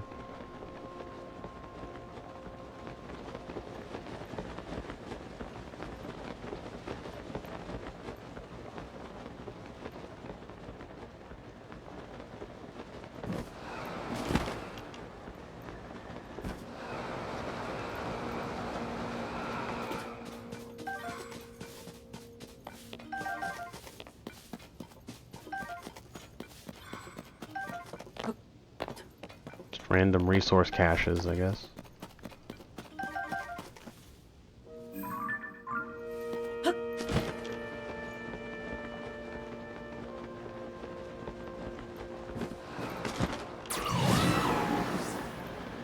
Looks like there's a bunch of anti-gravity puzzles in Zora, which looks pretty cool. Ugh. Ugh. Something tells me it's going to be quite the process to try and purify this place.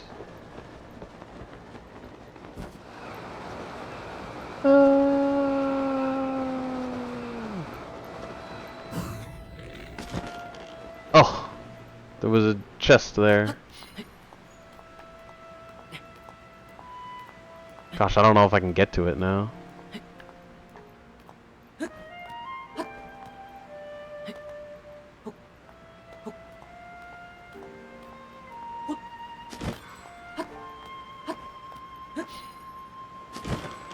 No, I don't know if I can make it.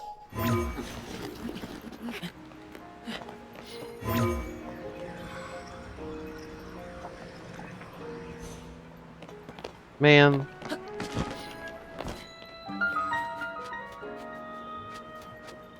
Hmm.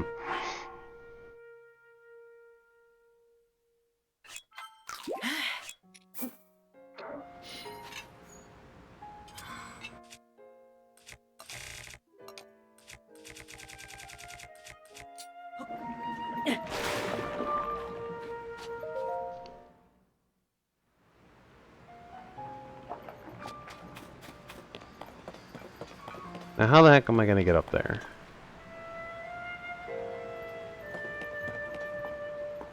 Ew.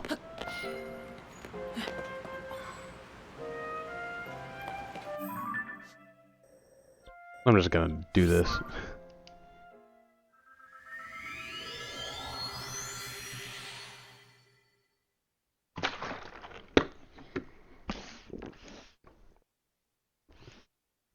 Let's go, Mew! Let's go, Mew and championships!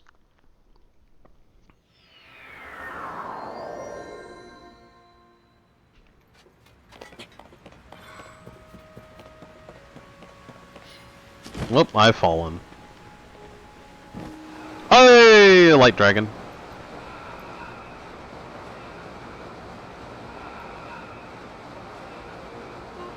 What do I need from the light dragon? Do I need anything? Not really.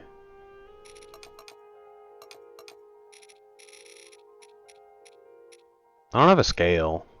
I'll get a scale.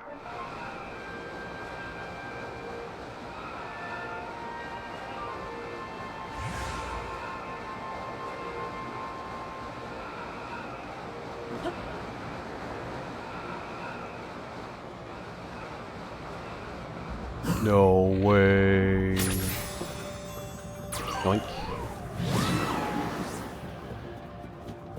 Hi, Hylia. See you.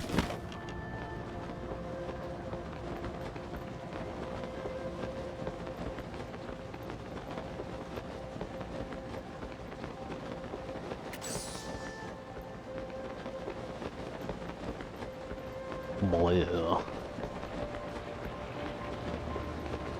Ew.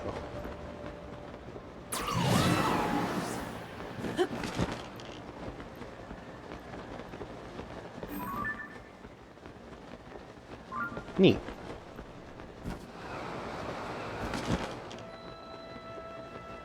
The chest doesn't even load in until you're close. What the heck? Look at how close you have to be. Where's the Switch 2, Nintendo? That poppin' is egregious.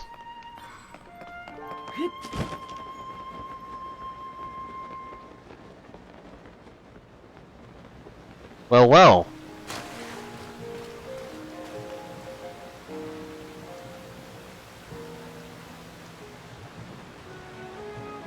I know just what I want to do here.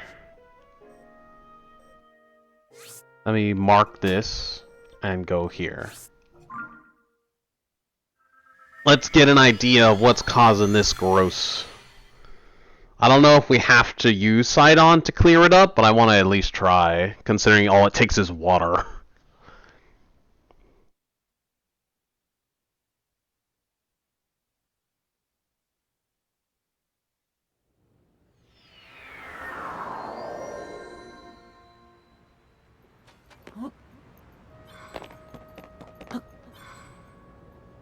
Okay, where it looks like it's over that way.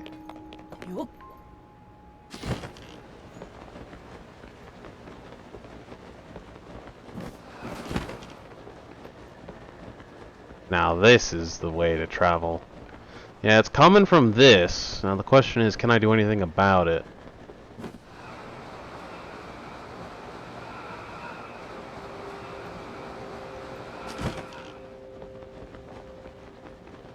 This specifically. It's coming from this trail specifically.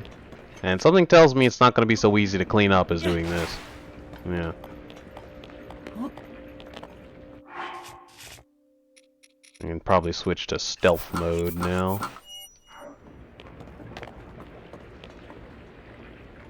Sure wish I had Sidon's power, because something tells me it's going to be a lot easier to clean this up with it. Just a hunch. Man, these things are way higher level than they are supposed to be. Ooh.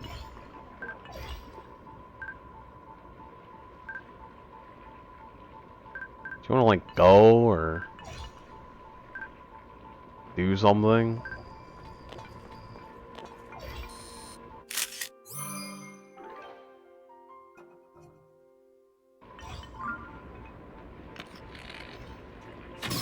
Rattle 'em, boys!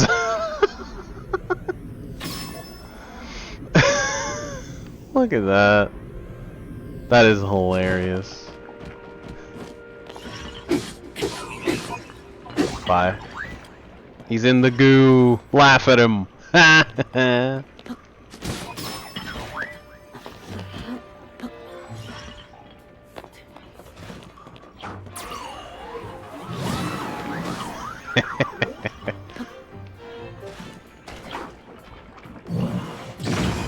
The goo is gross, but it's not all that dangerous. Nice punch. Okay.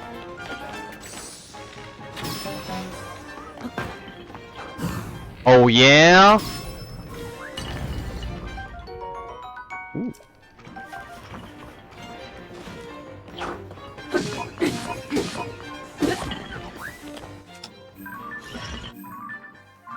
Oh, I've already taken a picture of this.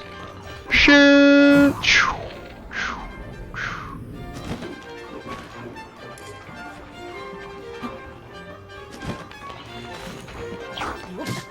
Ow! Oof.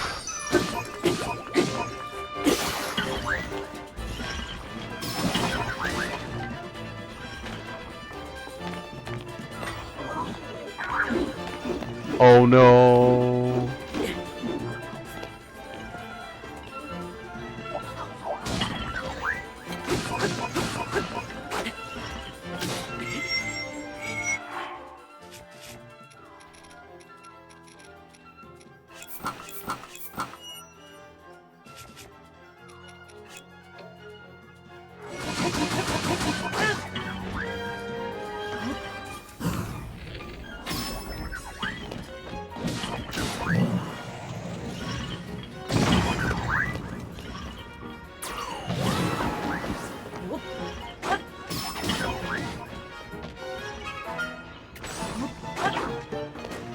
I missed.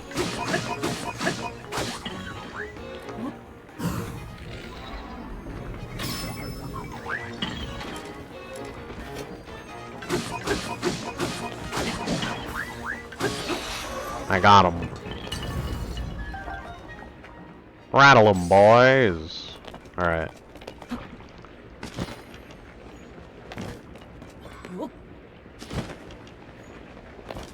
Let's see where this is all stemming from. Gosh, there's so many. It takes so long. It's faster to just walk.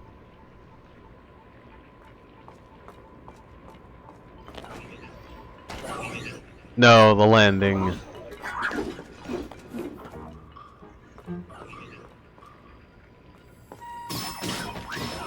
Nice shot. I've got a plan.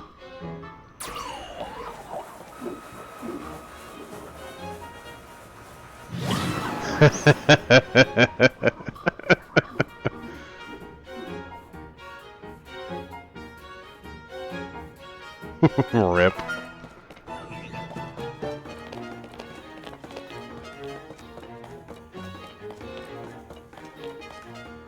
Alright.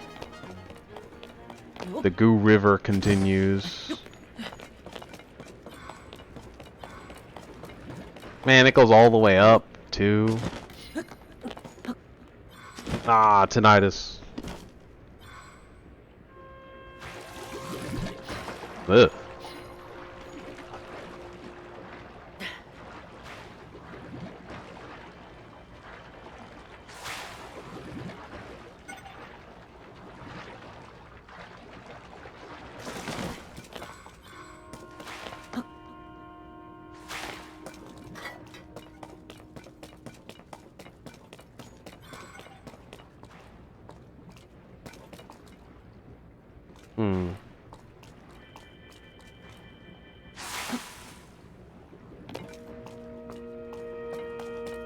Aha!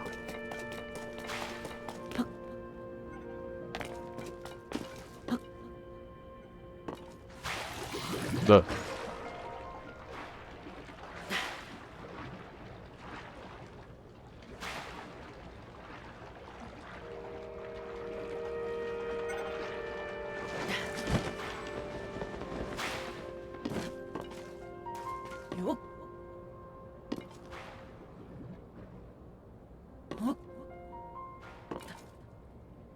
whatever, I can just make it.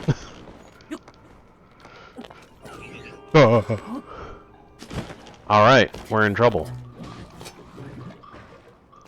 Let's go, you got him. Get him, Toolin! Draw! Not that. Nope, too far.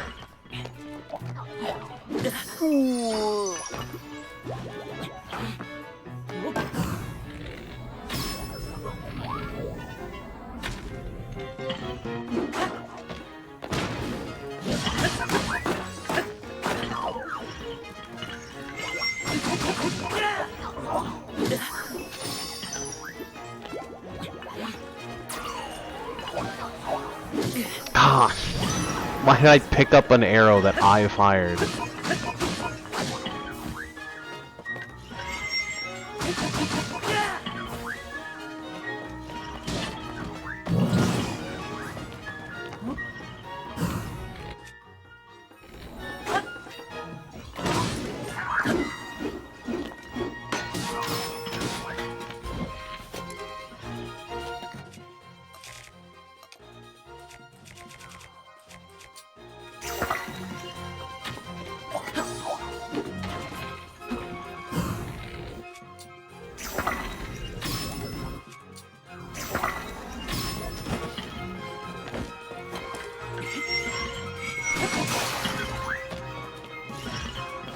No, you didn't drop it.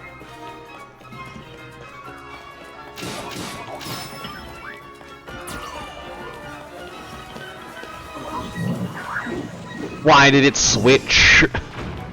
Why did it switch which one I was trying to use?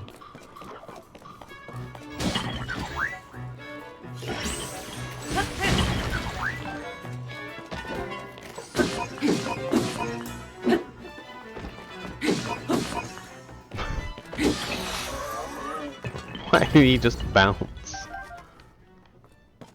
Well, that was stupid.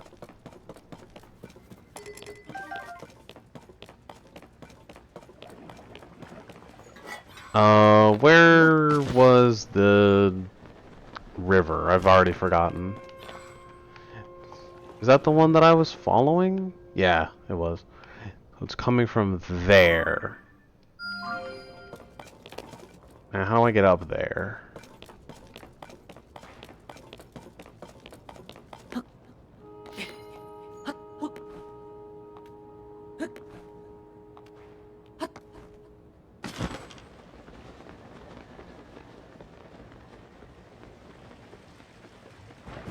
What I should do is I should really attach one of these to a shield. But unfortunately, I don't have a shield to do that with.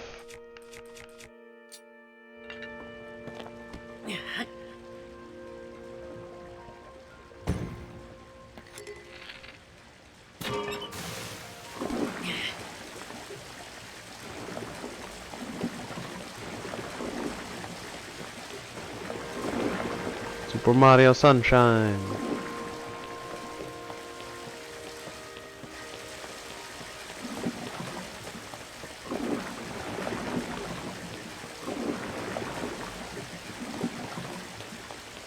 It's like Super Mario Sunshine, but you actually get tank upgrades.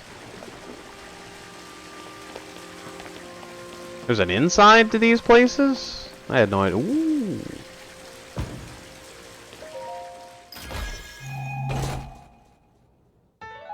Da-na-na-na.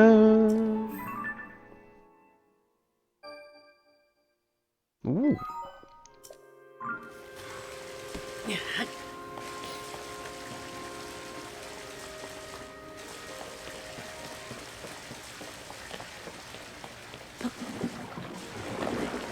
Made it.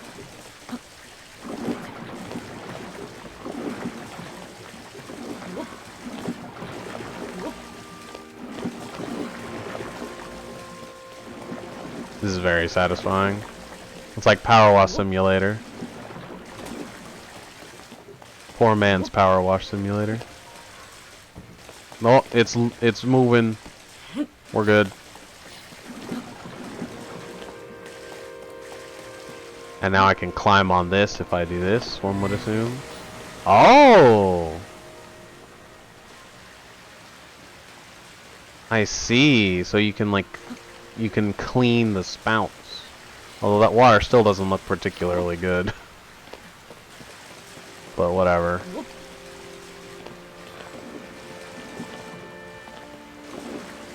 Alright, that was a good few minutes of cleaning. Now, I need to get up there somehow?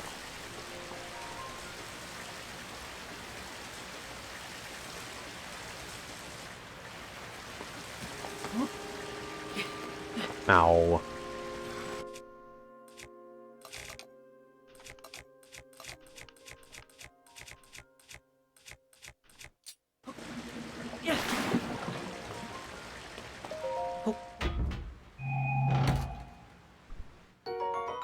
Of course.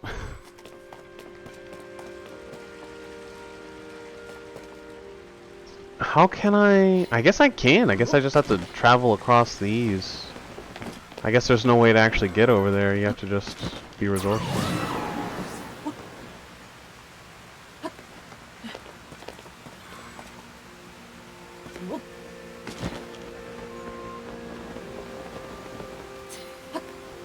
Oh, it looks like Team Miss is being interviewed right now. I assume that means they won.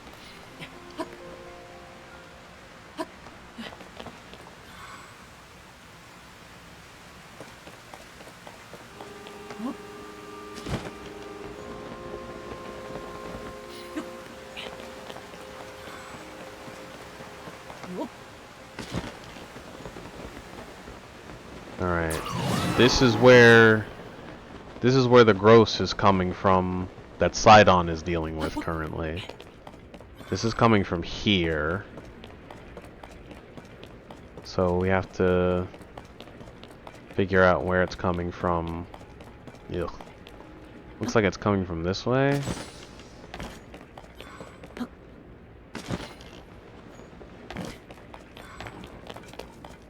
Man, I'm gonna have to go all the way to the top to this, aren't I?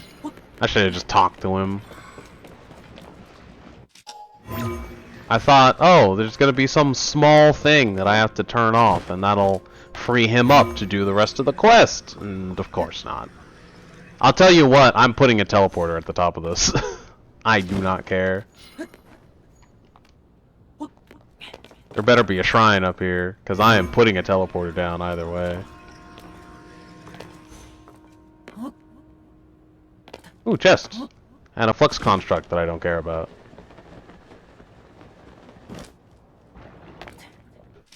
What level is it? 2? Nah, worth. Not worth. Ooh! That's a heck of a lot better than my one-hit boulder hammer. 42? Nice. Alright, so I can get up there. Where am I trying to get to now? That one? Okay. Ooh, gotcha.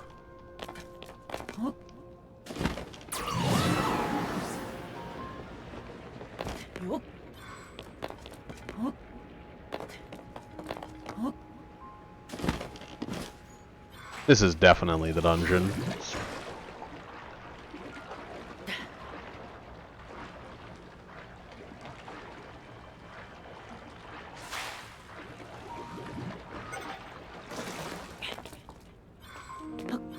Have I already used this one?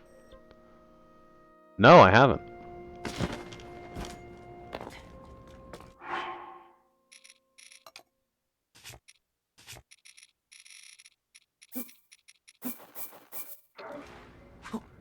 Rip having 69.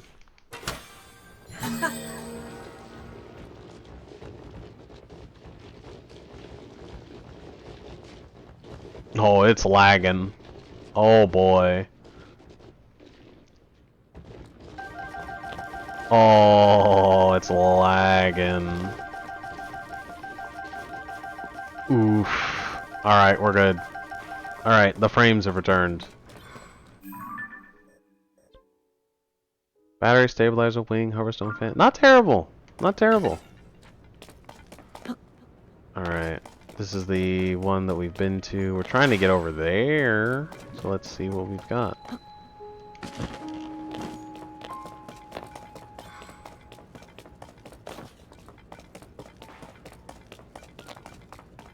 What's the bird for? I could just jump over there.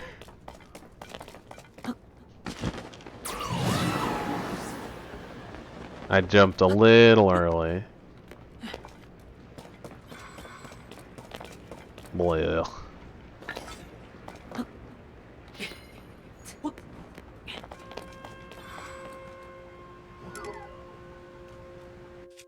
Hmm? I can attach a hydrant to this, or something. You know, that's a good idea. Maybe not when this is right there. Maybe I should... Ah! Get him, Tulin! You guys gonna do anything? Oh, I haven't taken a picture of this one yet. Yeah, what a great picture. This is only a captain level 2 as well.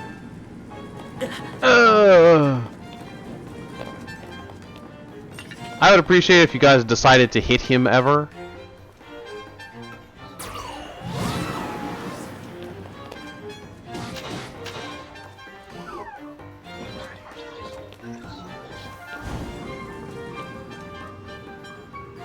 The ones with fire are so annoying. I just can't even bother to deal with this.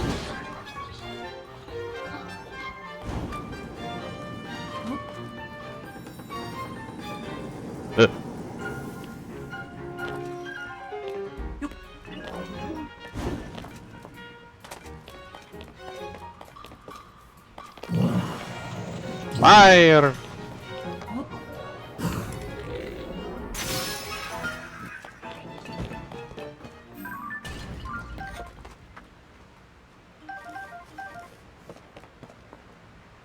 Shame.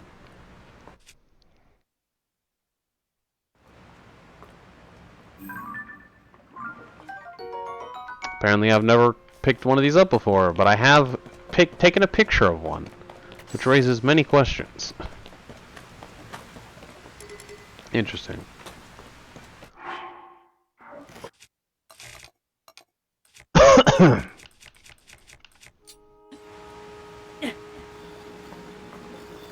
Oh. That's not... This function is even more useless than I thought it was. It doesn't even put it out into the world. What's the point of that? What a waste. Is this a spear or... This is a double sword. Okay, this is definitely getting a hydrant then.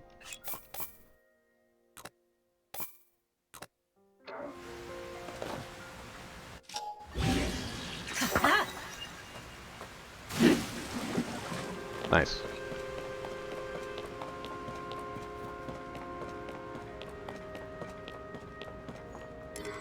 Okay. Where the heck?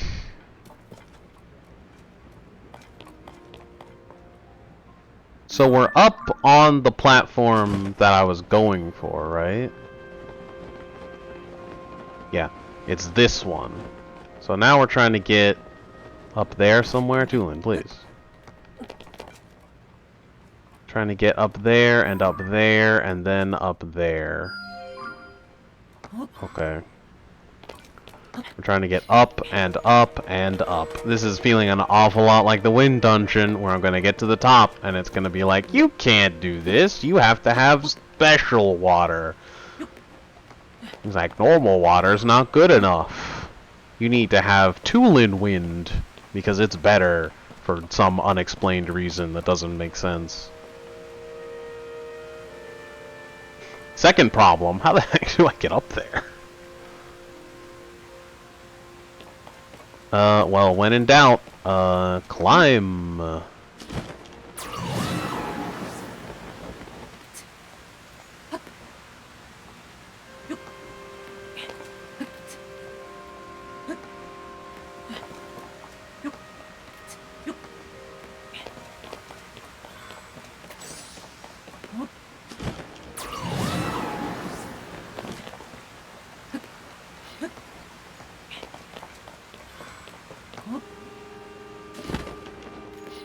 Hey, really?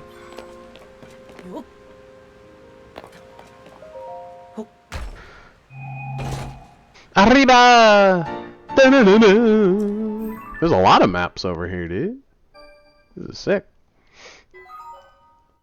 Pretty sure I've already been to that one, but I guess not.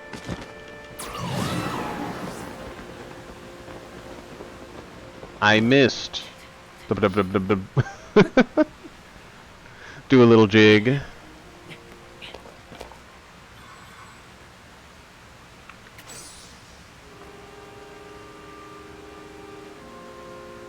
Alright, what the heck was I doing? I need to get up there, huh? Yeah.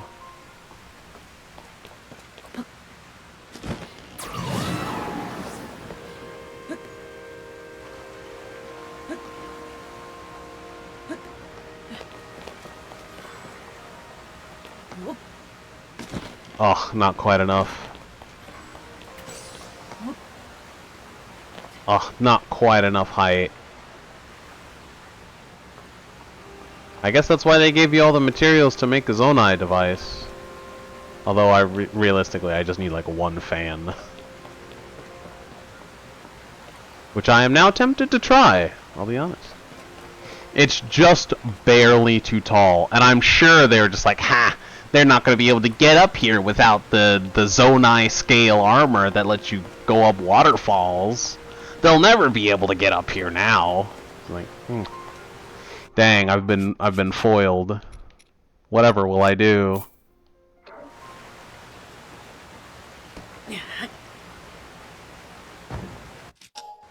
I'll think of something. I guess I'll just have to do this legit now.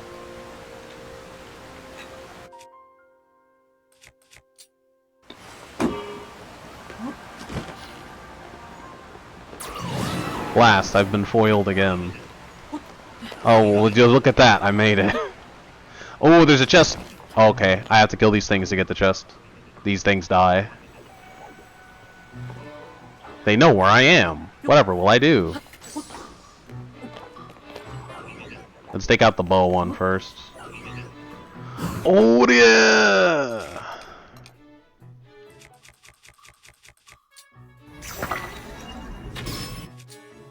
He's dead. Alright, cool. That means that I now have a bow. And I'm full on bows, which means...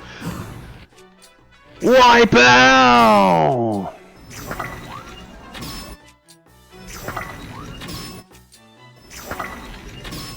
Name exactly one good reason why this is not the correct answer. I'm not finished with you yet. Cool. I did it! I did it! I did very escape!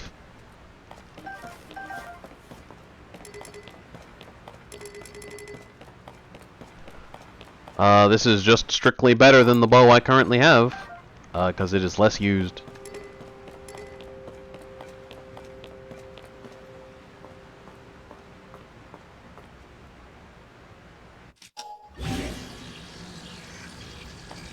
Doesn't say how much damage it'll give, it just says it will give damage. Ooh, I'm getting my good weapons back. Except this is two-handed, so it's bad. But it's better than this.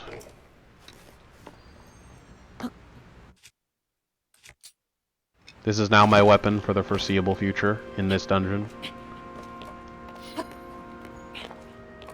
Alright, I'm trying to get up there, huh?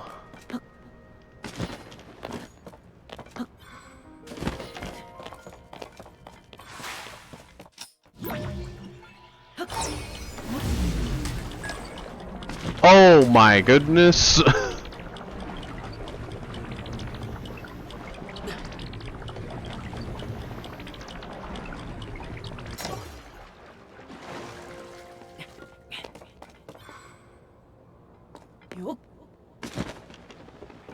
Ooh, chest.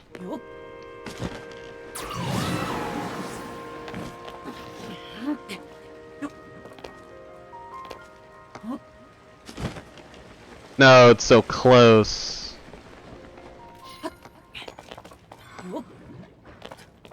How do I get up there?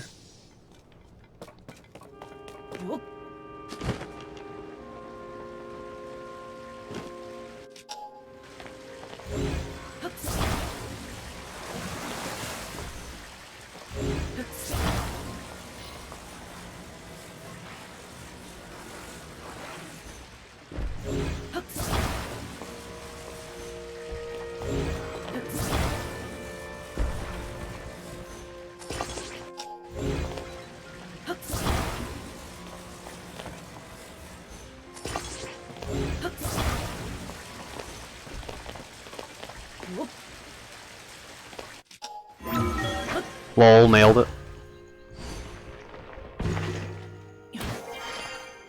It's El Chico Ibi.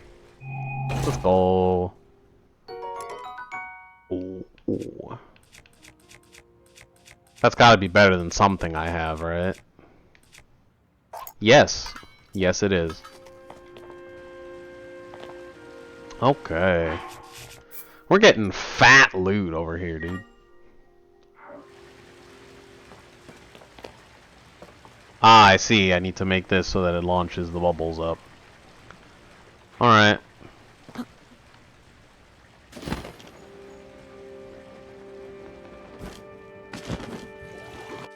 Yeah, boy. Yeah, boy.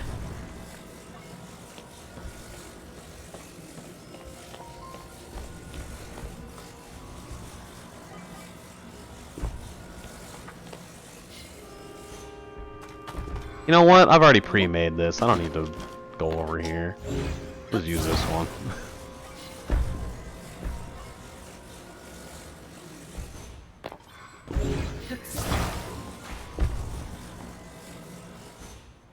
That's probably good. Maybe. It's a little tilted. It's probably fine. Oh no!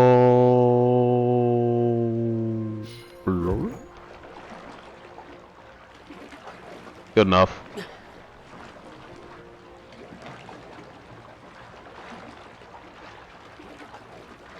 Whatever.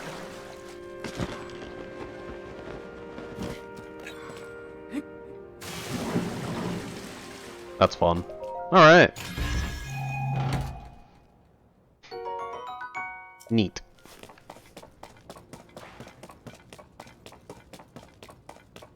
Alright, we've got some wings. Some pilot wings. Alright, bye! Bye? This is suspicious muck. Oh, hardy radish. For the completionists. Not even a big hardy radish? That's such a secret one, though. Rude. Come on.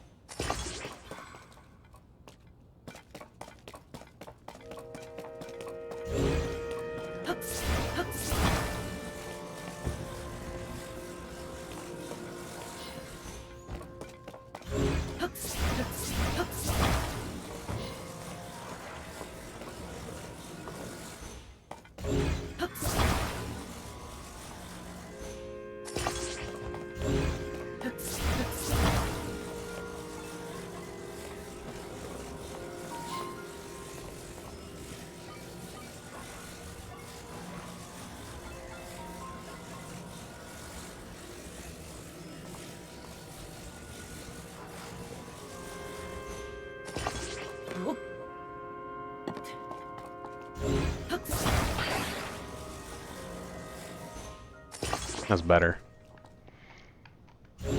Couldn't include a steering stick? Come on. Whatever. You know what? I'm bringing my own.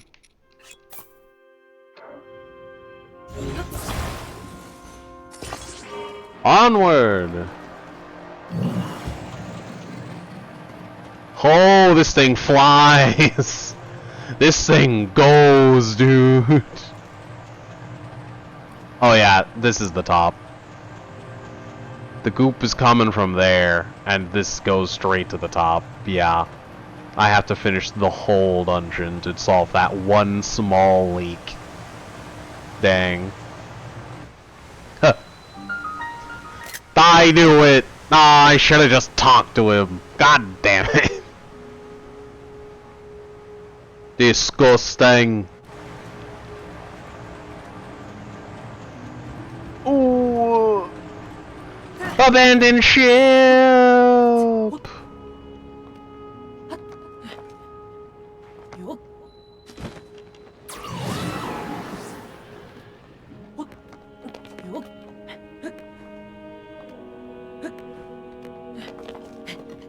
A lot of luminous stone, I see. Well,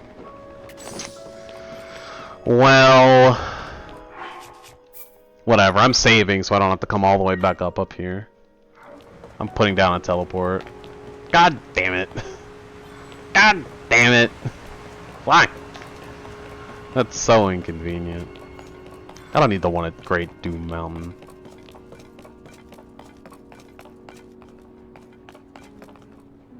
Yeah. Disgusting. Alright. Well, isn't that just unfortunate?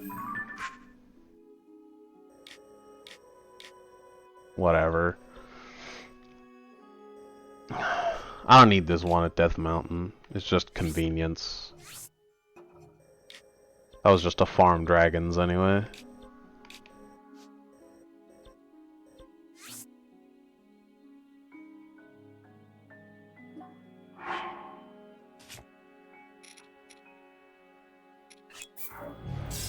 There. Now, does it work?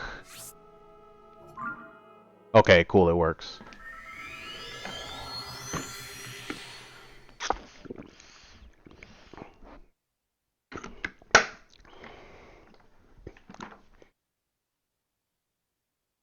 Soul versus Luminosity. Ooh, Luminosity's playing. Interesting.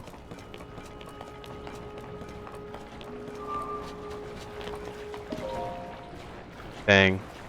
Imagine not being the chosen sage.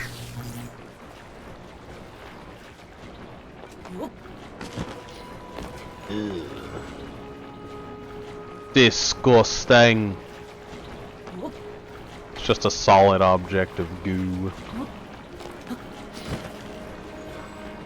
Blech. Gee, I wonder if I can just douse this with water and be done. Crazy how that didn't work. Anyway. Ooh. I don't know if I've ever seen that before. I haven't.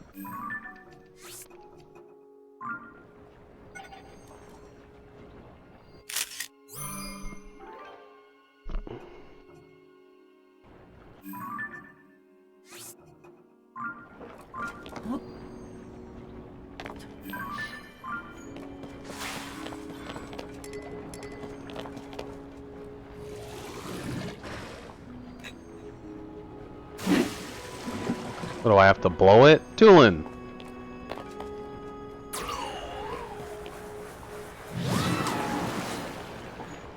That didn't work at all! I mean, it kinda worked, but like...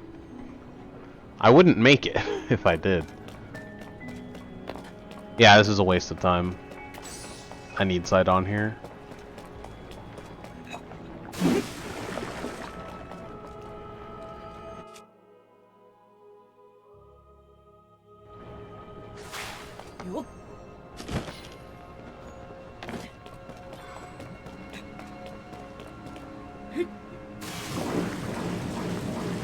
Coming through!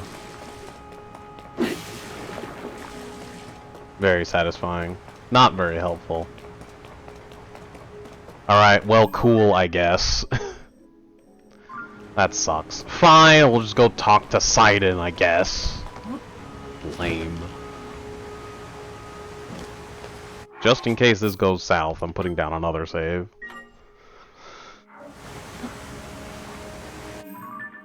Where's Buttface McGee over here? This feels suspicious. You know what? While I'm up here, let me check this out. Also, it looks like it's the red, so I'll just look for the red.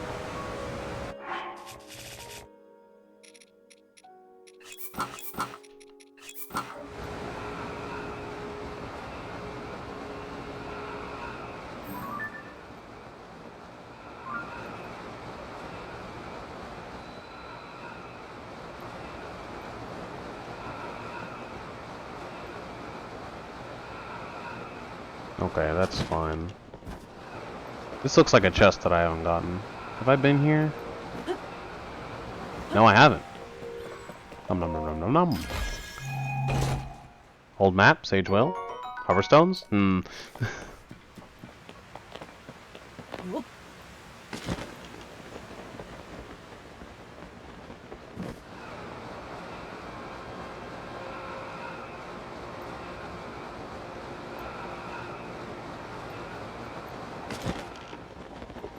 There's a random captain construct for reasons. Seen it before? Yeah. I've fallen.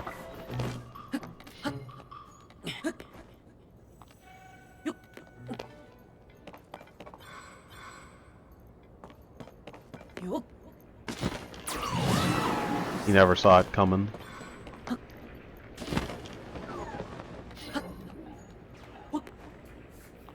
He's got a laser.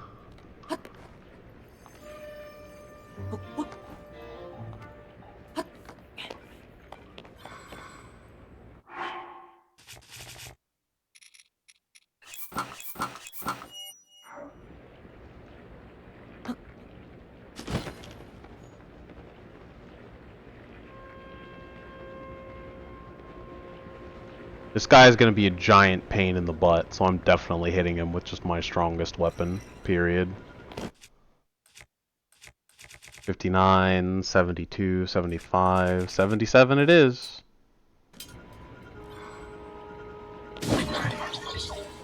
He didn't die, and that is why I used my strongest weapon.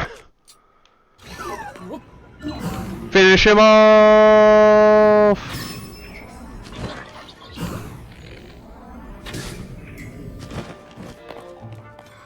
Unibo, you abandoned me. Get him, you big lummox. Why does he have so much health? Shut up and die.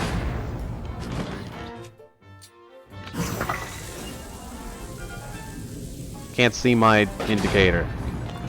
How are you still alive?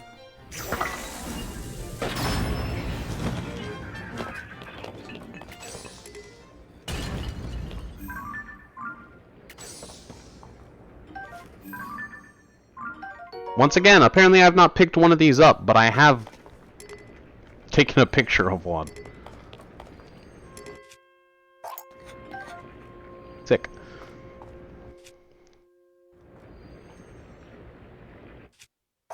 How much does this do? 28. I mean, it's good, but I do need a hydrant of some description. Alright. Gosh darn it. Whatever.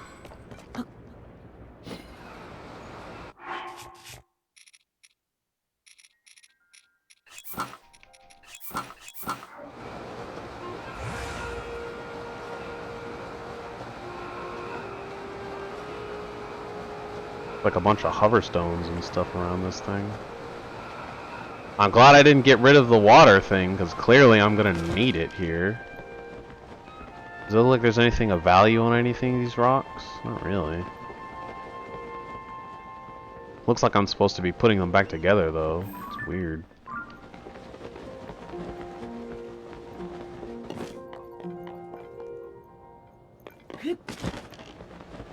We're back in normal gravity. Disappoint. Well, time for Super Mario Sunshine! Floating Scales Island! Whee!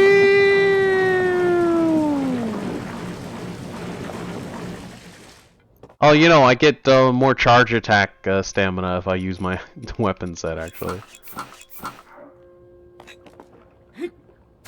Yeah, I can do this for way longer now.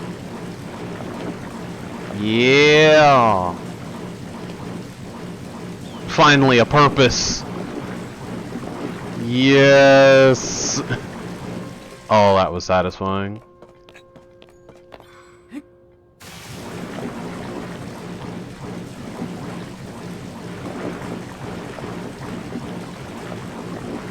Power wash of the kingdom.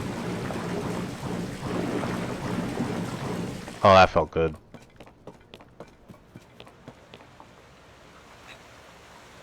Just making sure.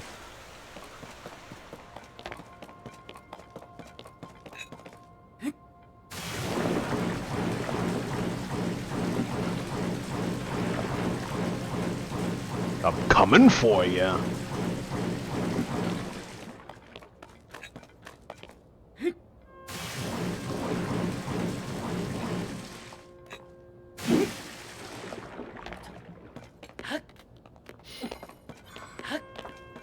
Almost done.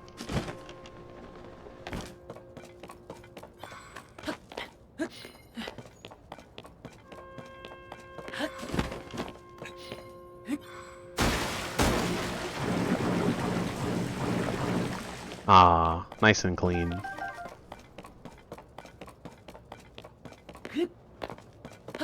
Oh, it's weird not having floaty jumps anymore.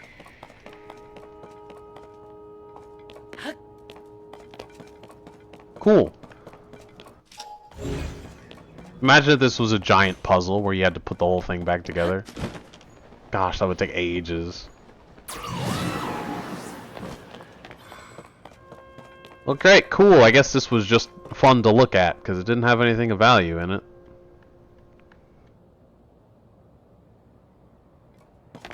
Alright.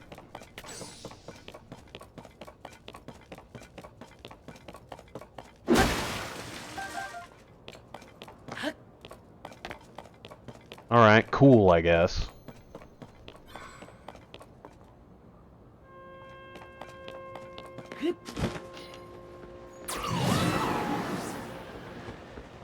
There's Sidon getting gooped.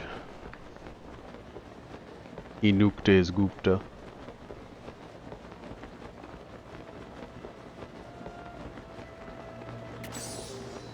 Sup, pretty boy? I should look more like Link. Let's get a little nostalgic, shall we?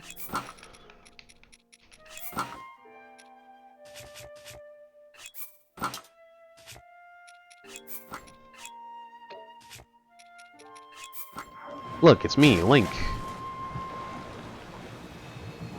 Dang, you are tall.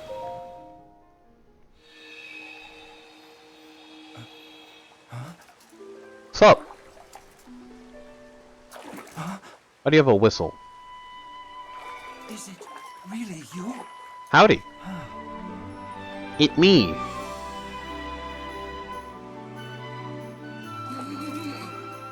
It's good to see you, my friend. Of course.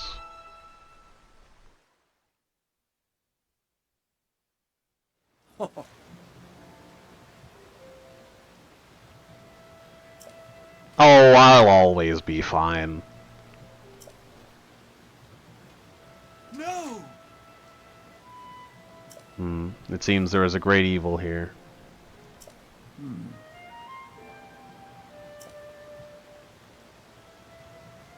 No.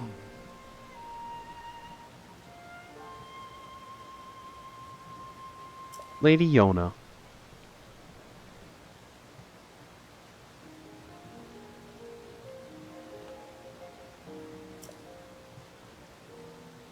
Alright. Ah, his trademark smile.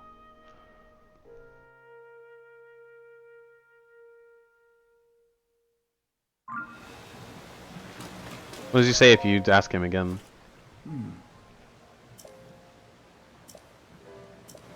Okay. I'll check it out.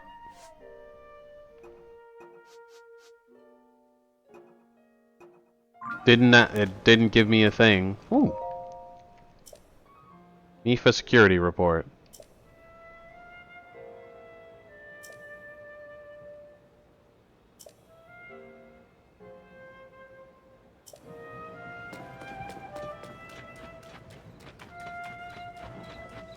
Alright. Back to normal.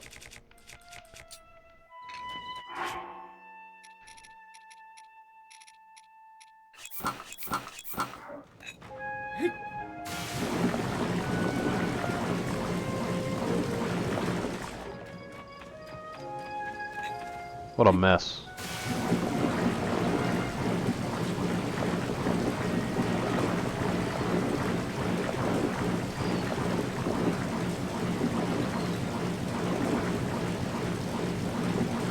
This is satisfying. That feels good.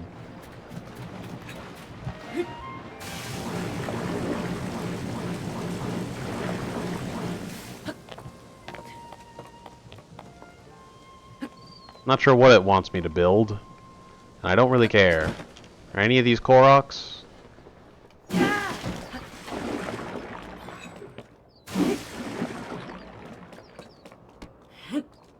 Nope.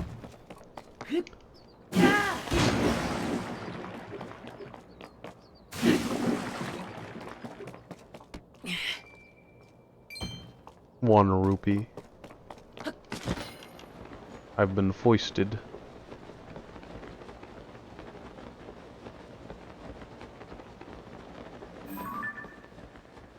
That is a battle camp, but I don't know if it's a battle camp that they're heading towards.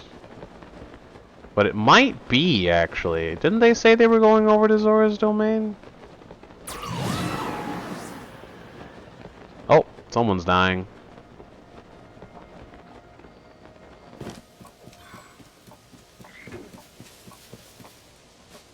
All I can really kill him with is a bow. Because all of my weapons are actually good now. I think. Are all my weapons good now? Yeah. I don't have any room for any new ones either, so... I'll just have to bow him to death.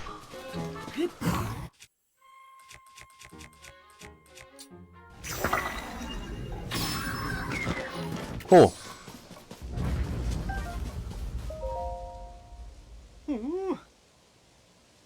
A little bit. Ooh. Hey, thanks. Ah.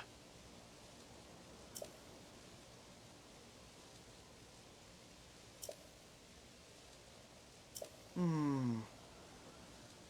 Hey, thanks.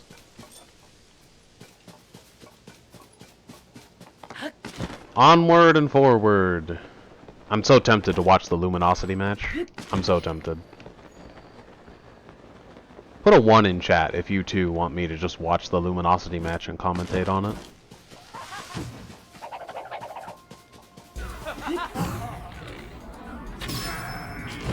Get wrecked.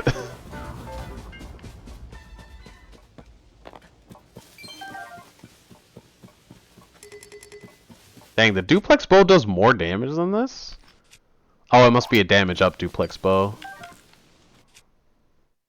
No. It does 28, but I can't be bothered. Oh, he moved his head. Fight me. Come. Know my power. Well, apparently I'm fighting the monster forces, but the monster forces ain't fighting me.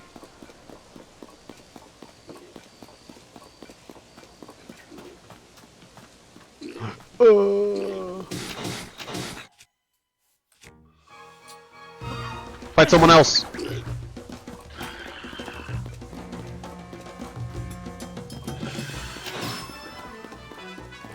Dang, rip that guy.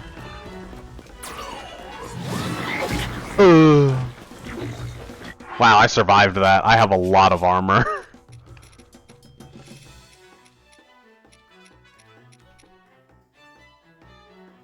What's the recipe for this? Yeah, I'll have one.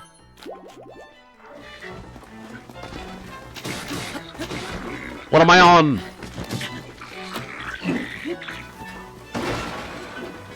Jeez. Oh yeah, the lookout tower. Let me up.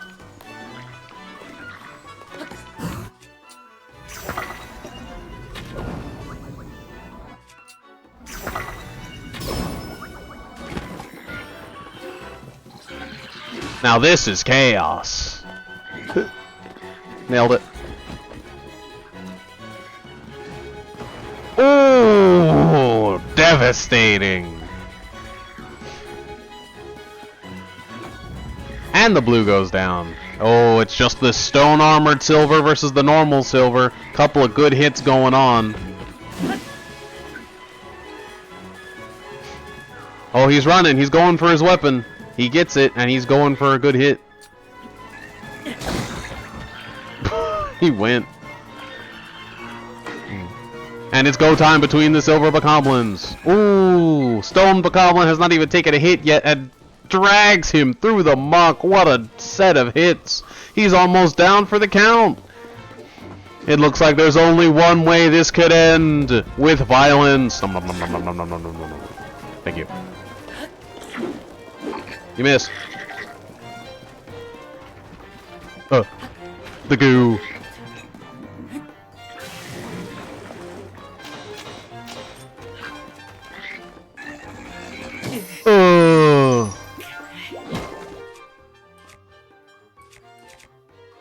Oh yeah, I forgot I had this. Shit.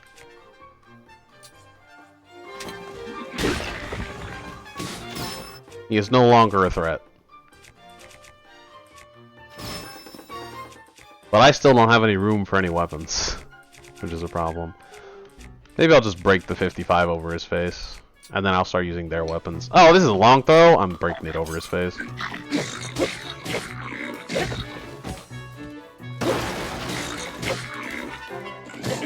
Oh, I don't have a shield up! That's why I de-equipped my shield. I was wondering, like, why can't I shield anything? I was so confused.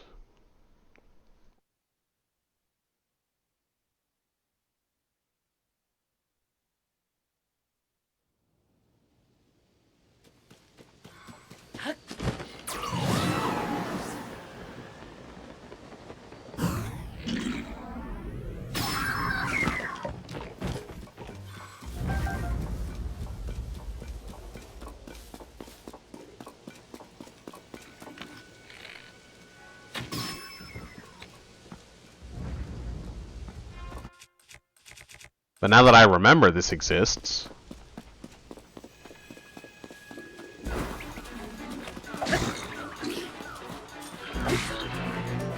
Aw, it has to recharge.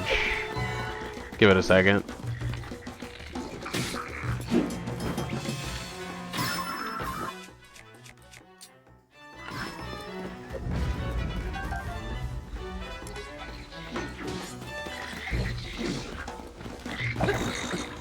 There we go.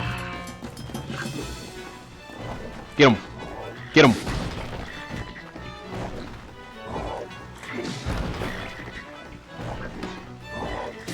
It's a massacre. An absolute massacre. Oh! Ooh!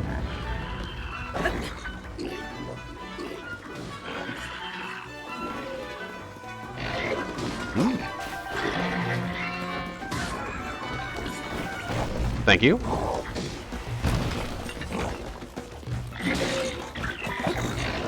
Alright, no longer my problem. Goodbye.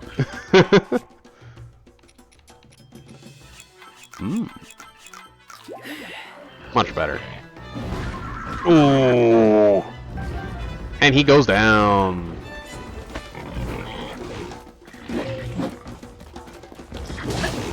There we go. Oh yeah, I love this weapon. Ooh, massive combo.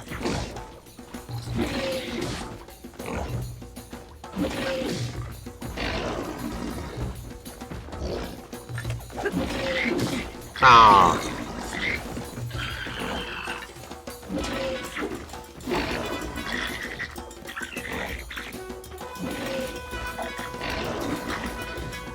Rip.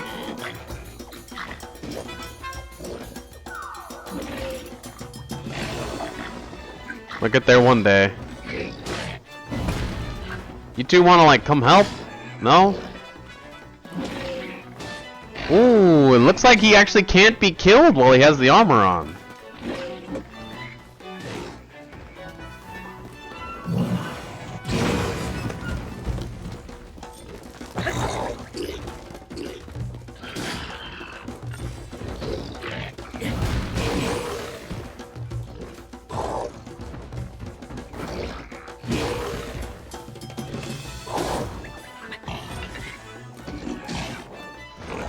Oh yeah, this is the life.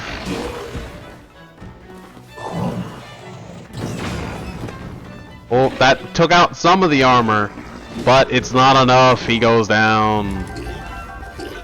Thank you. Okay.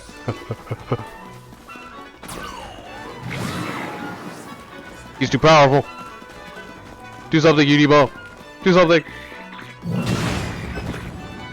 He's vulnerable. Get him.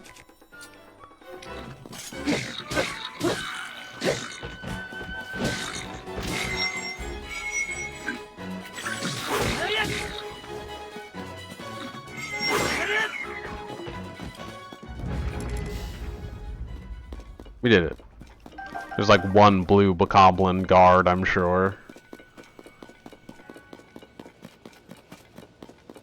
That Muddlebud thing is the best. Looks like he actually had a really good weapon. But how good? Did he drop it? Did he pick it up and drop it? Apparently it's just gone. Well, I thought he had a really cool weapon. Oh, it was just a Zora sword. It was just a Zera longsword. Disappoint. Looks like game 2 is over for Luminosity and Soul Sports.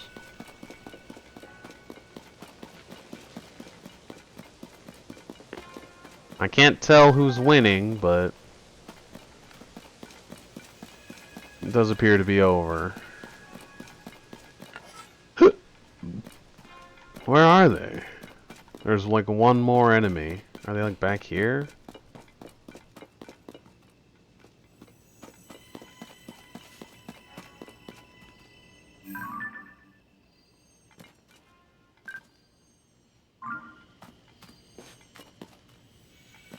Ora. Just in case he steals all the loot, I'm stealing all the loot. That's... You know...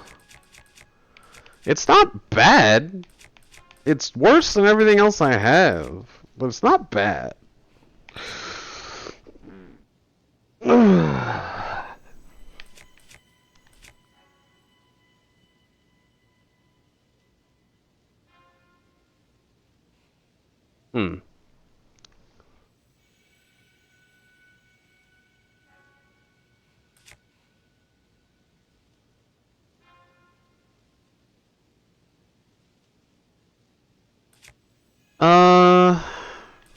It's really just not worth having. All my other weapons are better. Except for this one, obviously, but this one exists for a different reason.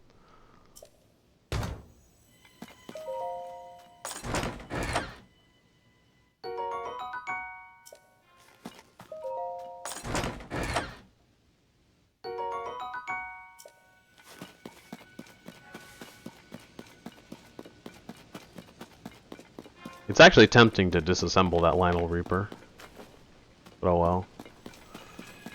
Where's the last Scourge of Jabu Ridge Fort? I see what they did there. Where the heck is it? I knew he would be up here. Woohoo!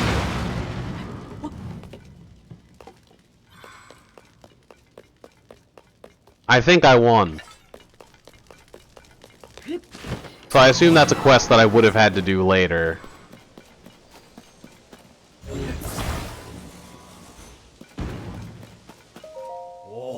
Oh, it's Hino! How did you... What happened?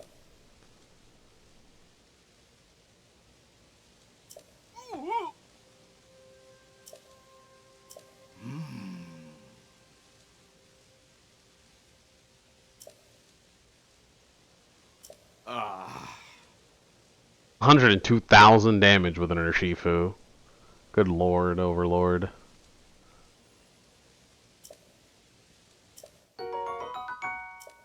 Hey. Ooh, thanks. I'm good. Oh, that was a good one. Hmm. Where are you going? You didn't tell me where I can find you in the future. Whatever. Alright, well that's done with. Where the heck am I going? Where am I? Like, way east. I'm practically in the wrong zip code.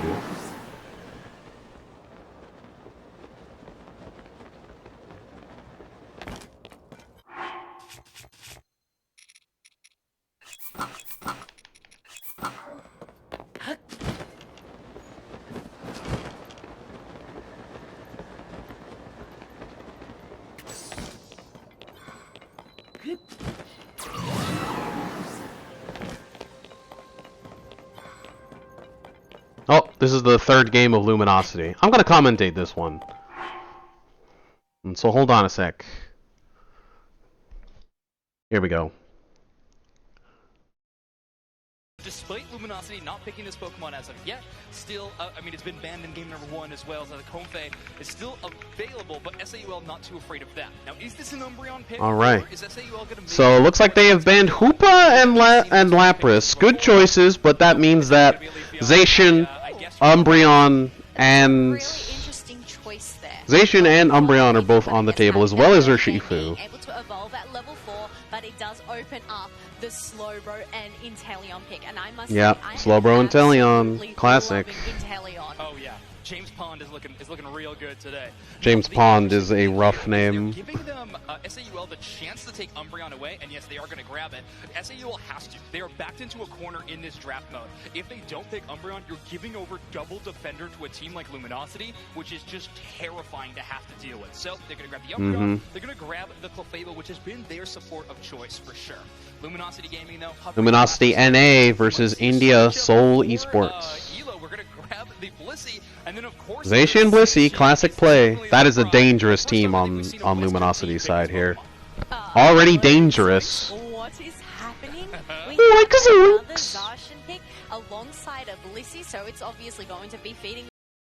Will it end up going for that helping hand? Safeguard combination. Yeah.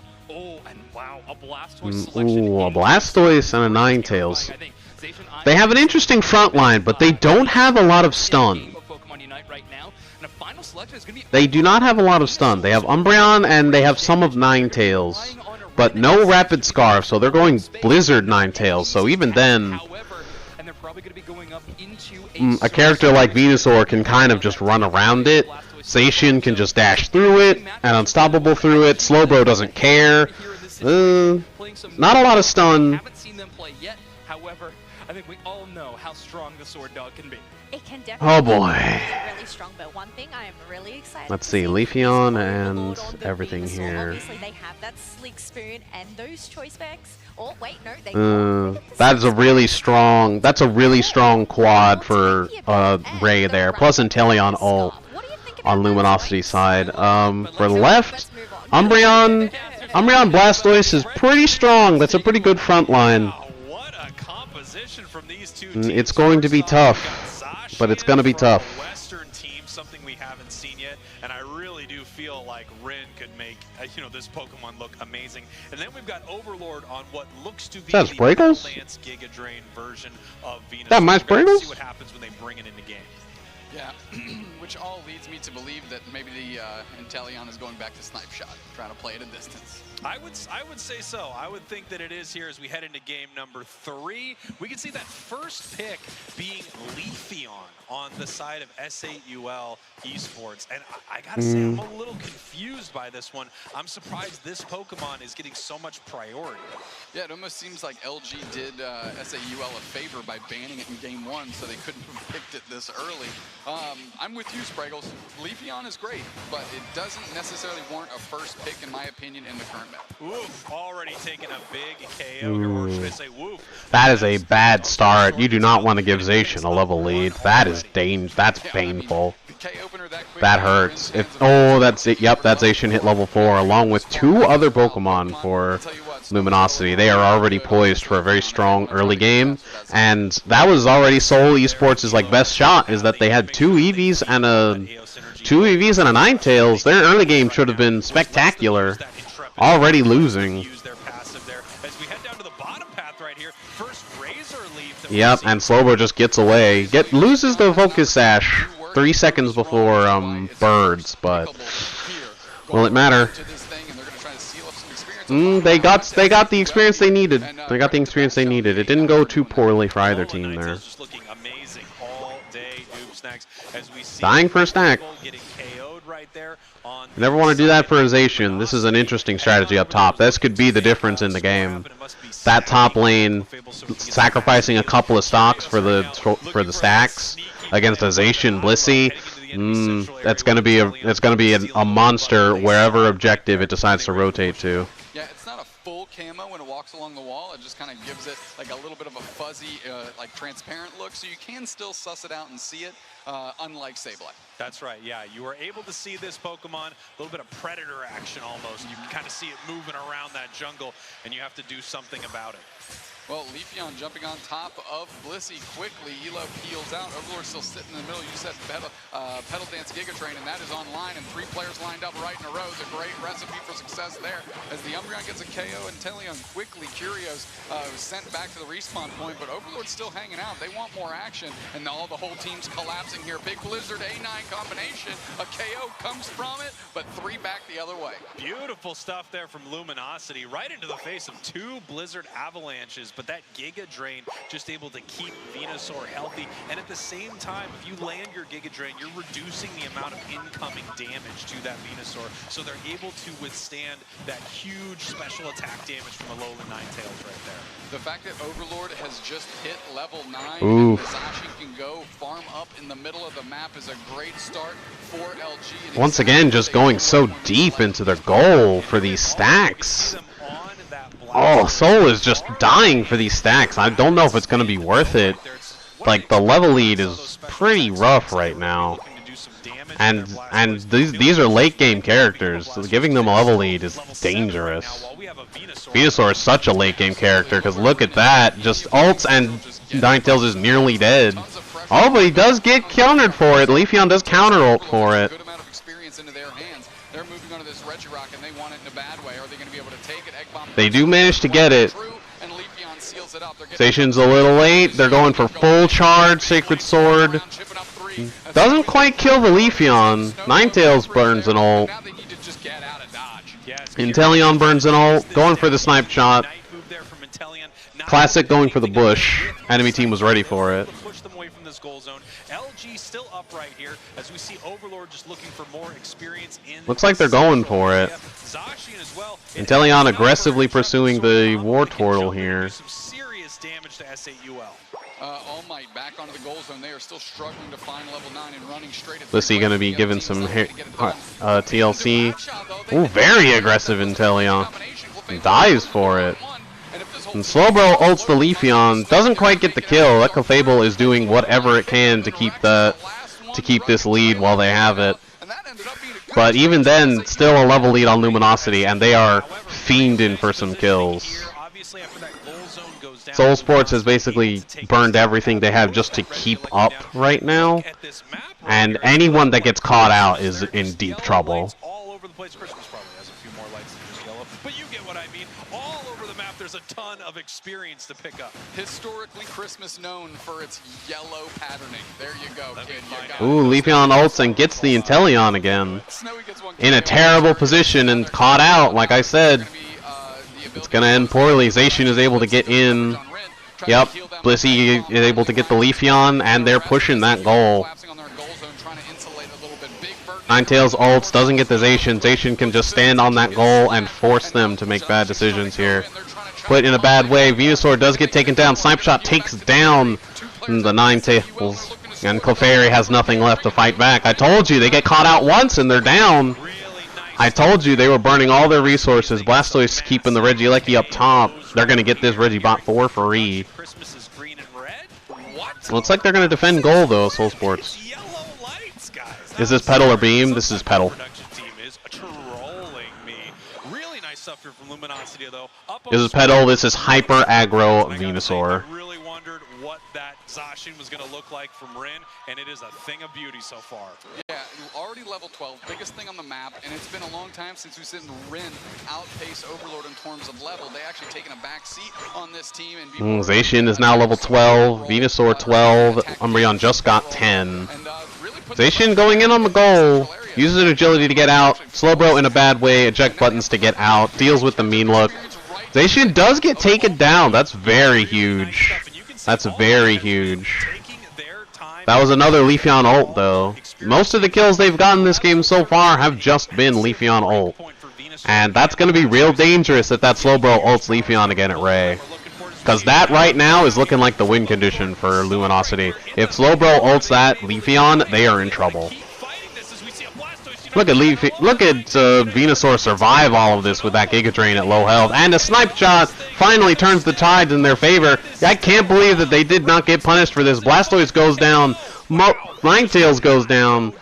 unbelievable. Venusaur was caught in a terrible position, still goes down because that's what those level leads do. Giving up those kills early in the game is going to be something because those stacks are not building up. Those stacks are not making it worthwhile for Blastoise and Clefable here. Zacian up top, Venusaur getting tons of farm, already level 13 in 1 second. There it is, level 13s, 2 of them. Getting the Alecki. Ninetales steal, gets the steal, doesn't get hit for it either. Good timing because Zacian did not have their Sacred Sword or their agility up there. As S8UL secures Reggie Alecki, and it puts him in a position to possibly take a fight here in the bottom half. Yeah, really a great performer since May. We've been looking at his Alolan Ninetales, and it's really just kind of kept pace and been able to keep up with these new Pokemon being released and perform well. SAUL, despite knowing that there's multiple players dealing with the Reggie Alecki, not willing to commit to the basement Reggie, setting up for that big Ray fight. Yeah, I think in those levels, Zacian 14, very dangerous. Zacian 14, Blissey 12, higher level than most of their team. Ooh. 14 on the Venusaur too, with double buffs. Zacian finds the Blastoise, thinks about it. Ninetales reveals position. Misses Blizzard. Going for bottom bush, checking. Zacian keeping wall up. There's this Leafeon hiding in the background. Zacian 6 points, but Zacian goes to stop it, so it is worth it for the Leafeon to do this unless they die here. Oh, just barely gets the kill with Blastoise. But now Venusaur is able to go in scot-free, and yep, Slowbro has an ult to burn on whoever they want. Venusaur ults is able to chase this Ninetales down. They are not getting away. They are not living nothing. Blissey gets away, heals up. Umbreon's getting taken down. Now it's the time to burn. They're burning it. 2 of them are down. Leafeon's just back and doesn't have ult. Zacian is now back. Zacian. Oh, the turns tables indeed. Blastoise is going to be a bit of a wall here. It's going to be a bit annoying, and they have ult, so they're not going to be able to burn it. And Venusaur is going to have to survive all of this. And he goes. Inteleon is here with ult, getting some big basic attacks. Leafeon goes for the... doesn't have ult, goes in for the Leaf Blade. It doesn't get it because they don't have ult. That's why that back cap was dangerous. Leafeon... Venusaur back to burning the Rehi. Blastoise just undying.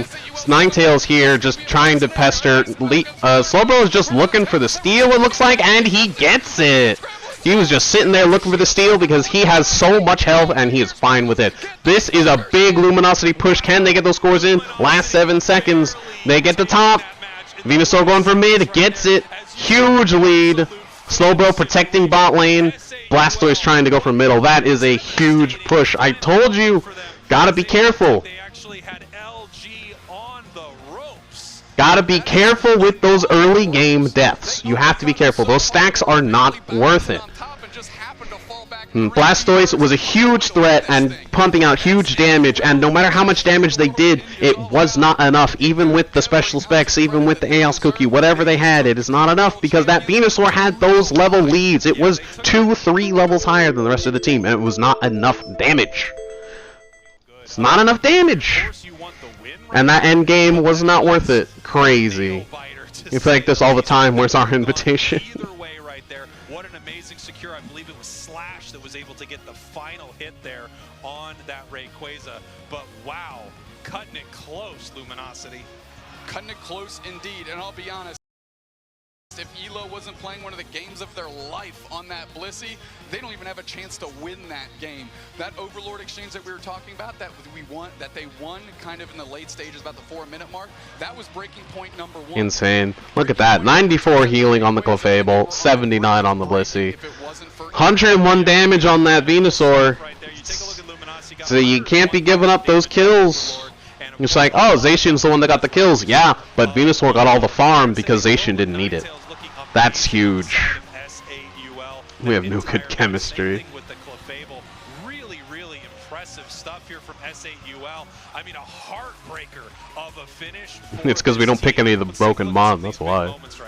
Big moments indeed. Kicking it off here, we had a nice little KO on top of, in the hands of SAUL, but this was the moment that would just pivoted, and this is the Overlord really leveling up here. This would allow them to get level 9 super early before the first objective. Yeah, and that was massive. However, they did pick up a huge KO on it. So they actually had a lot of opportunities to take down Overlord in some of these big fights. We see later that does not happen. It looked like it was really even, but really all it was just Leafeon ult.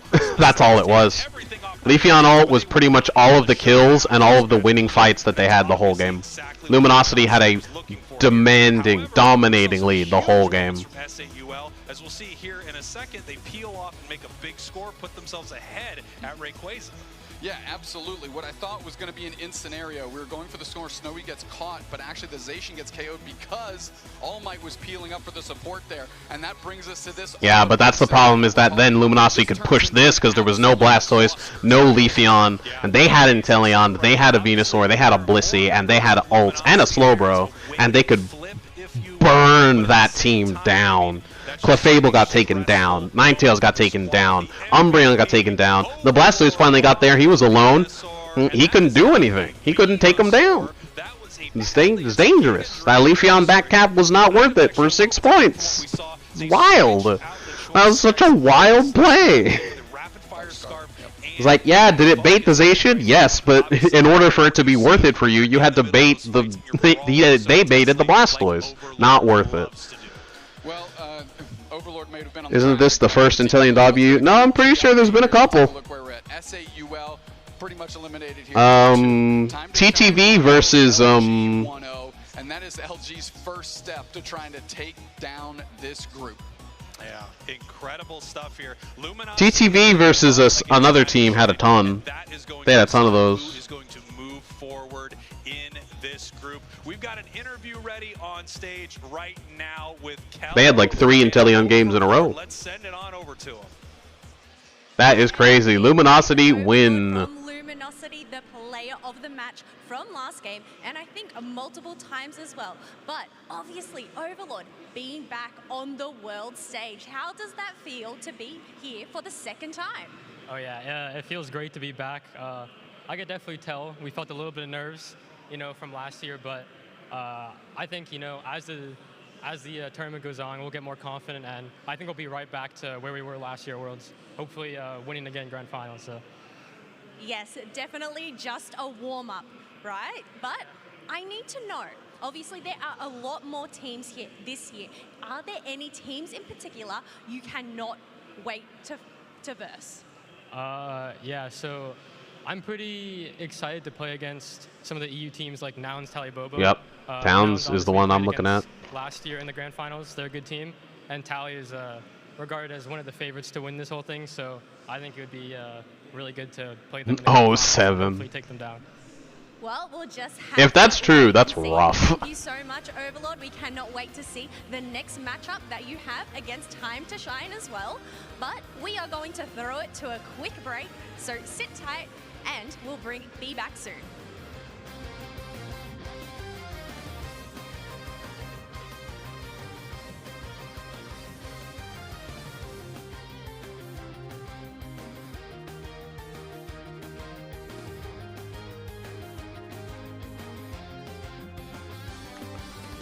Alright. Let me be right back. Let me be right back.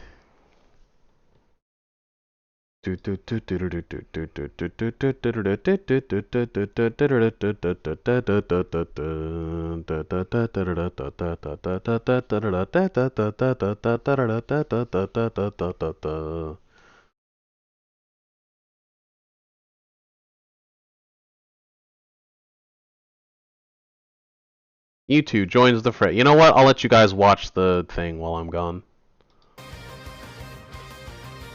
You guys can watch this while I'm gone. 007 indeed. Look at this sped up Mewtwo footage, as if it didn't look broken enough.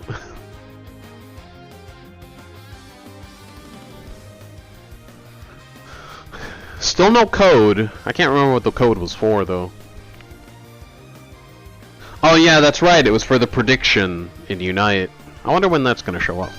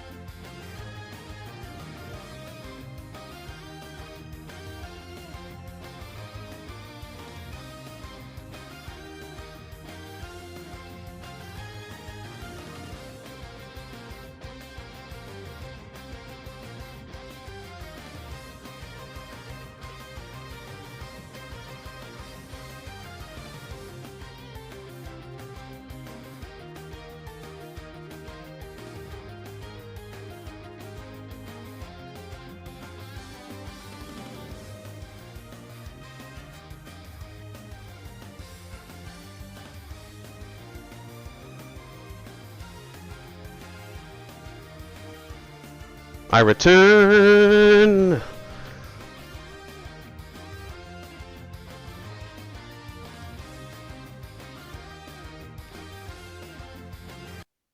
Alright. Alright. It's hype to see Luminosity. It's also nice to see that I can still understand what happens in a game and why it happens. My commentation has not weakened, nor has my understanding of the game and why these teams are just flopping dead. What are you doing? What are you doing? Anyway. What the heck was I doing? That's the real question. Ugh. Ugh. Did this always look so gross? Ew.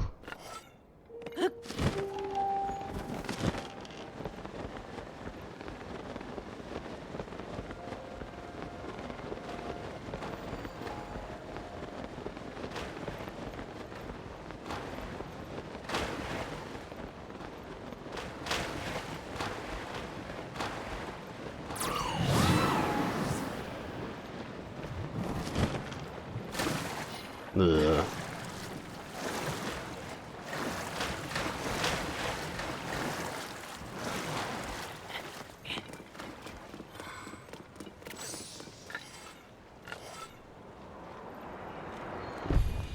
What?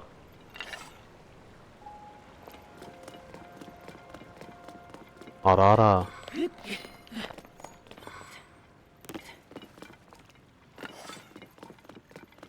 Is there anyone here? No? Oh, but you can't just sleep here, because that seems totally safe and hygienic.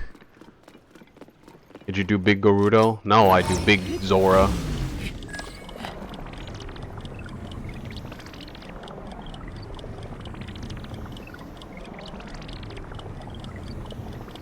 So this is Ploymus Mountain. This used to have a Lionel on it. Guess that's just gone. Weird.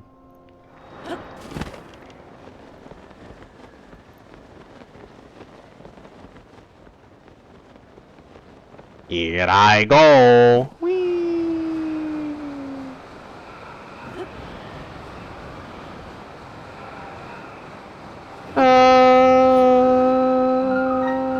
It's what? Open Sesame.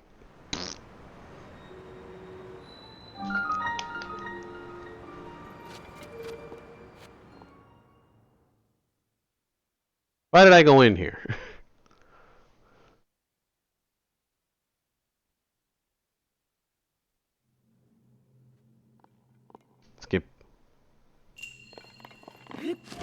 The power is yours!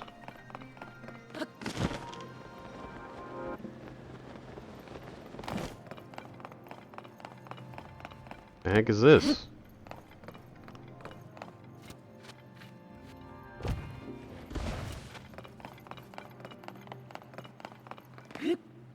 Hmm.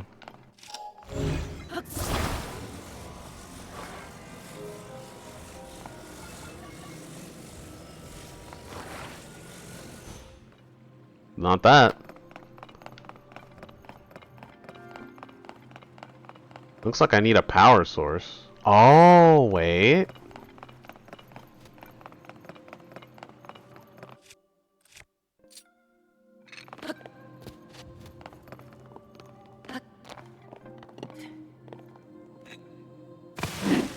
Nope. Nope. I thought that would work. Okay.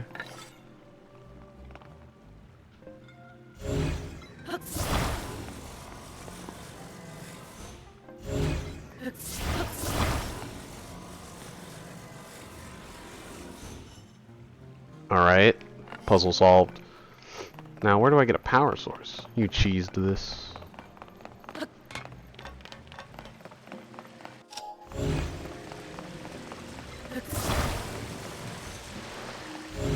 Hello. Open sesame. That's bad.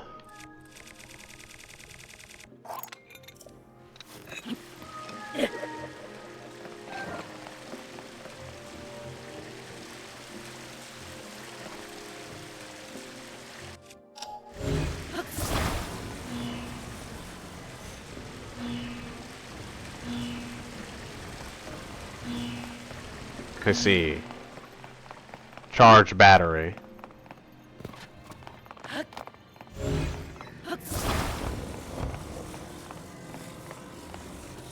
Charge battery, use on things.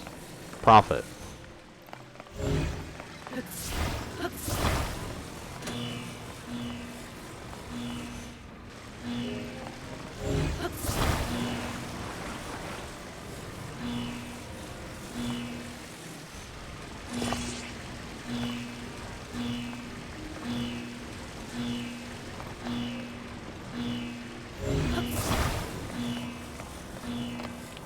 I'm sure that won't get annoying.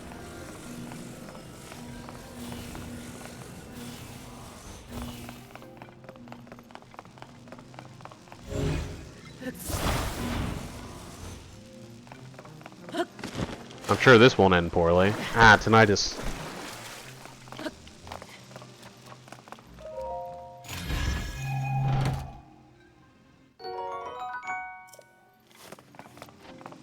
Sick tricks! Oh! Ow.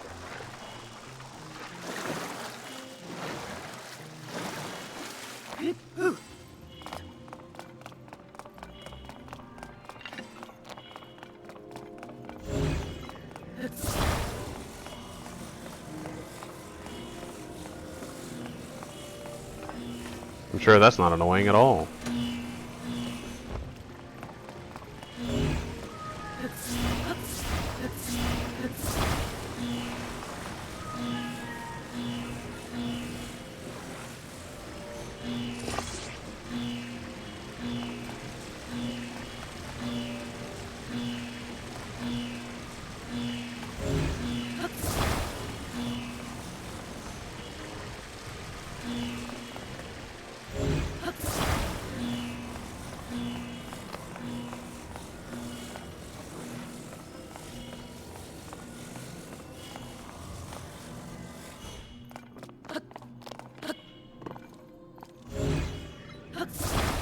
Ascend.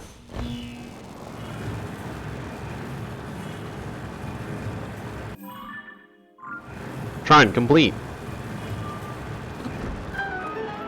I did it.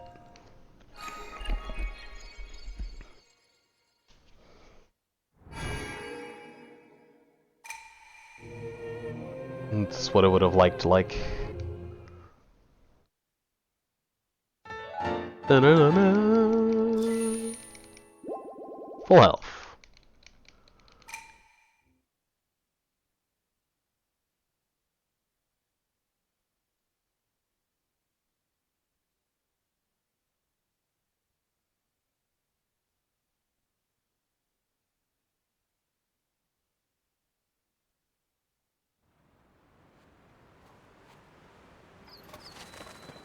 Crab. Mine now.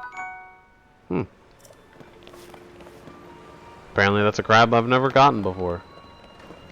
There used to be loot down here. I wonder if there's still loot down here. Ugh.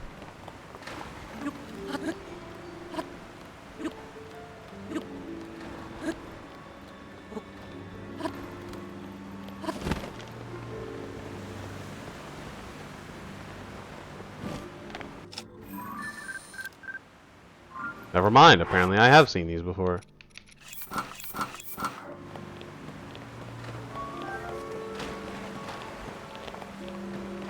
Korok? Aha! Ultra Hand recalled the elevator out myself. The power. Yoink.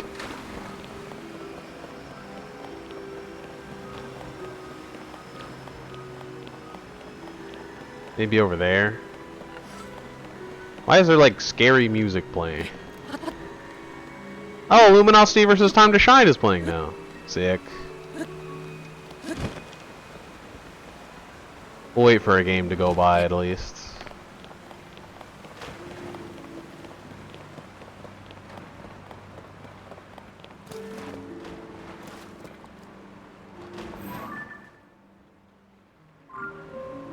Suspicious. Doesn't look like there's anything down here anymore, though.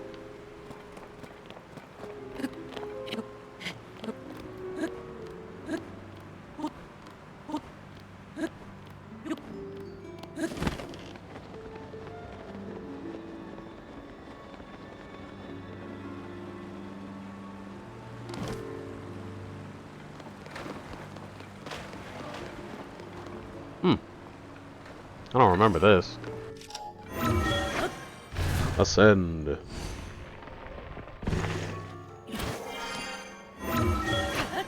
Flashbang. Oh, a Mew game.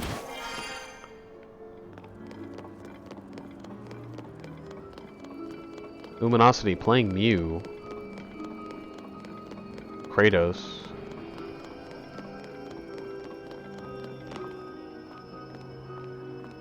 Yep.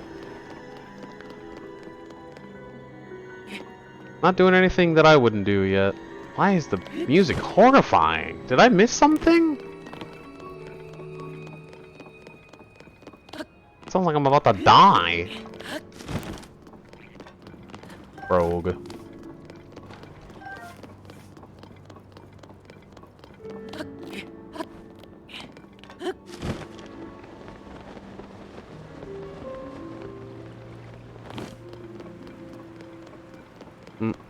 That looks like the person I'm supposed to be talking to. Someone who very suspiciously did not exist in the last game, and looks very suspiciously like a person who did exist in the last game, and probably no longer does. Oh, that cannot be allowed.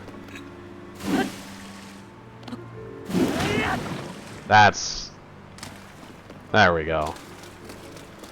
Also, rip Mifa. Been replaced easily. You're welcome.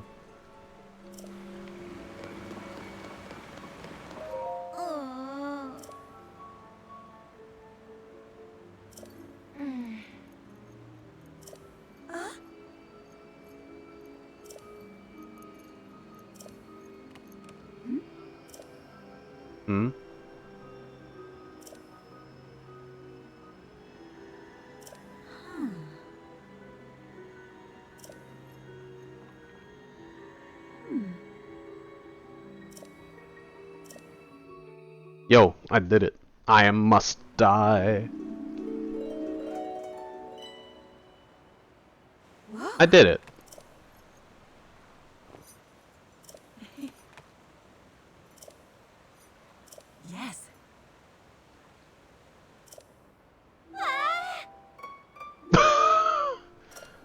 That's supposed to be me. What?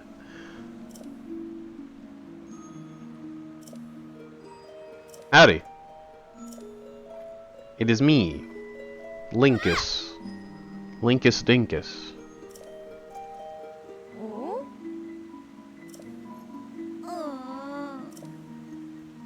Yes. Whoa. Sir Link. Arrived at this domain? What does that mean? Hey, Mazel Tov.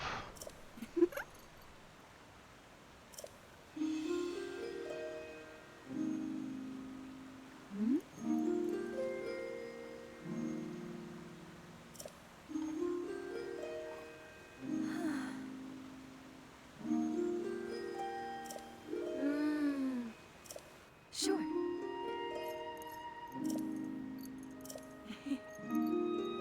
I have. He asked me to see you. Make sure you're alright.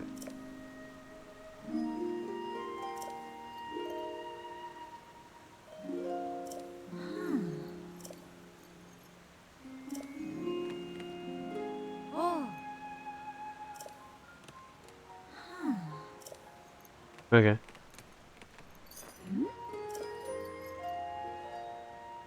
Infirmary above. Alright. Well, let me check if there's a store. I mean, store. The sludge statue.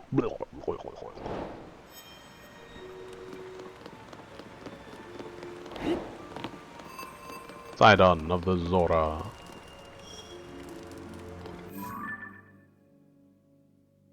Nuzu! Take care of Muzu. The Royal Zora from another domain. What? Where? Wild. Childhood friend? She's from another domain! What do you mean she's his childhood friend? I'm confused. Whatever. Oh, is this the end?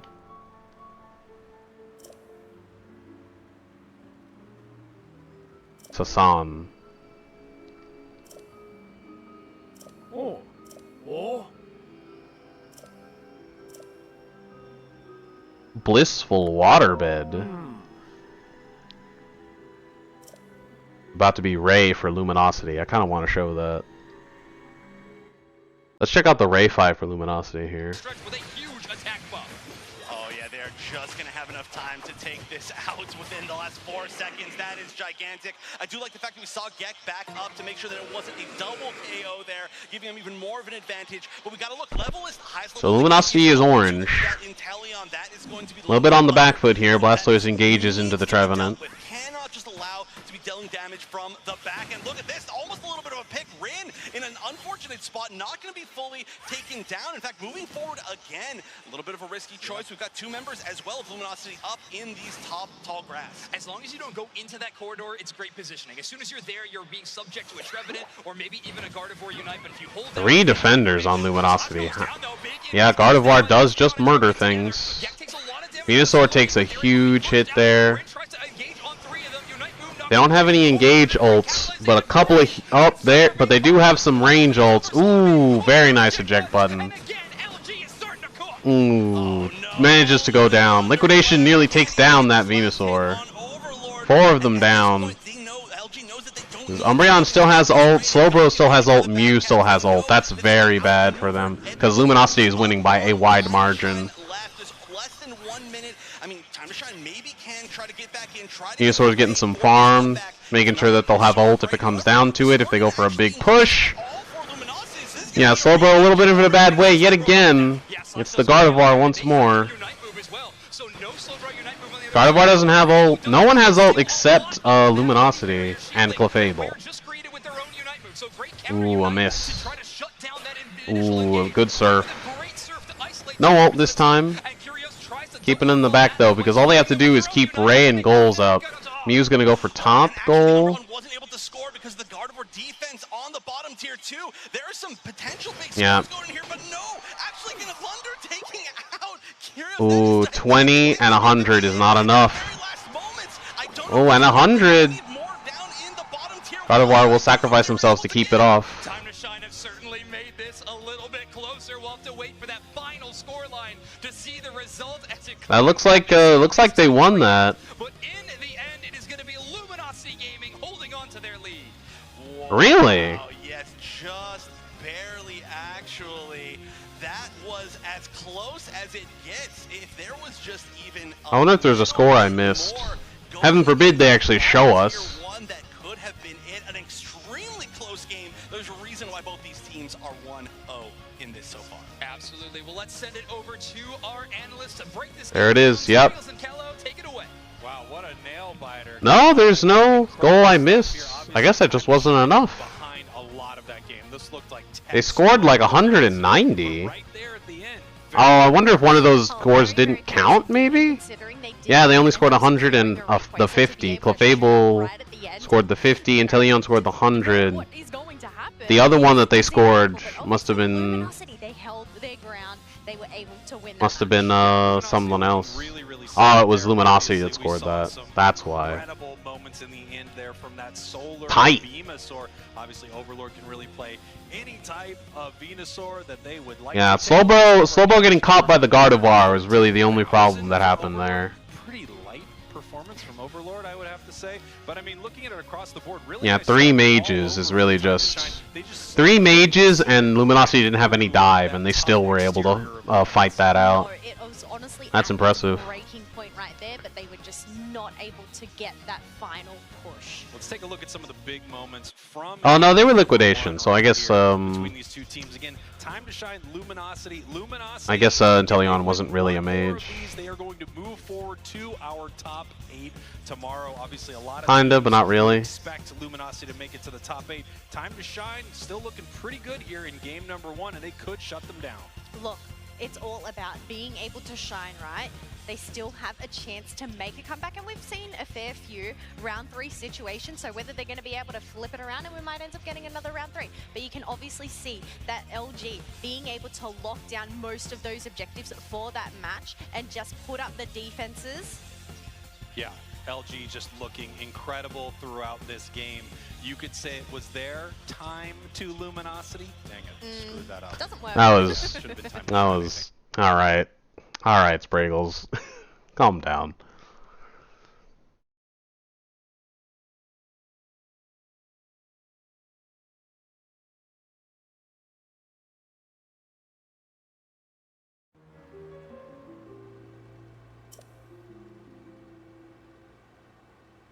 Yeah, I'll take a blissful waterbed.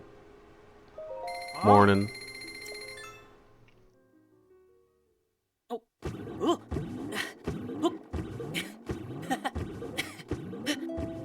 I love that he's playing in the waterbed. I love that. That's awesome.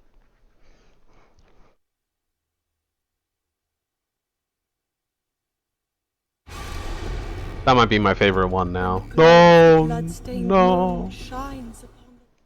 Ayo. Link fucks. Ayo.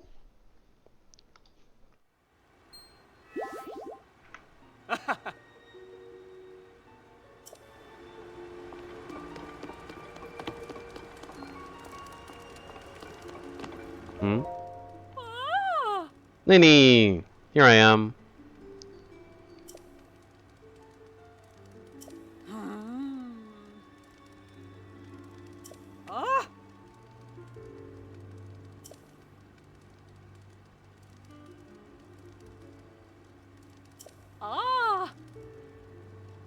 Yeah.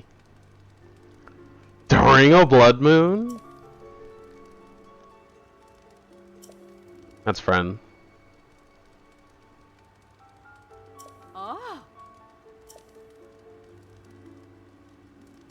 I did.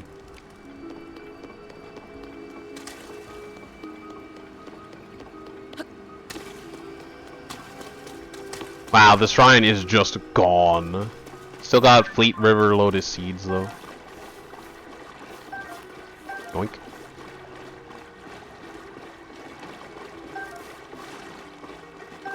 Three hearts and a full stamina wheel. Pretty good. It's one of the better ones.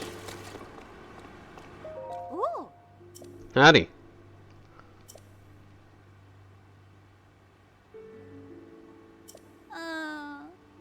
Just a quick look. What do we have here? Luminosity is picking What a Surprise. Oh, we got a Conveyor Shifu, Inteleon. The Inteleon keeps switching sides every game. Overlord going Dodriel, Blissey. Interesting. And the Clefable, Umbreon, dangerous. With the Leafeon, there's Dive now. We've got Urshifu. It looks like that's Attack Weight, Razor, Muscle Band, so probably Water Bear. But not particularly. I wouldn't say that their builds are particularly different. You could really just put the same items on both of them and it wouldn't make much of a difference.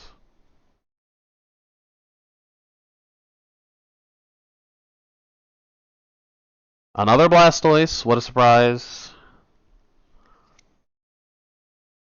Another Venu, another Trevenant. You know how it is. All the A tiers and above. The classic.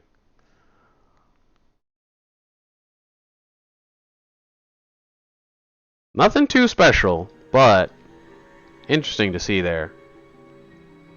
No, the Hammerhead's closed. The Royal Secretary.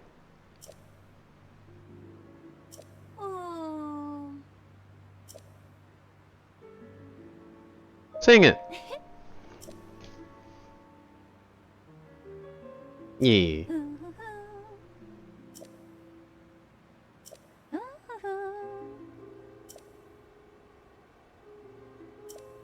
It's the sludge. That's nice. Game 2 is live. Yeah, Game 2 is live, but I don't think I'll commentate this one. I'll think about it.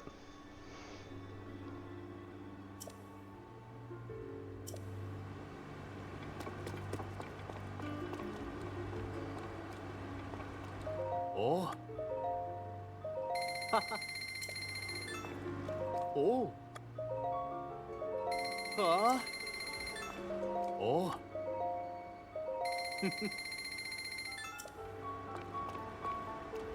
And some Hylian tomatoes for no good reason. Nothing there. Interesting. Yeah. Oh. You don't have any seafood.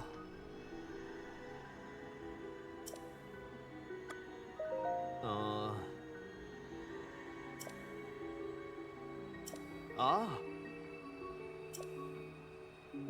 Oh.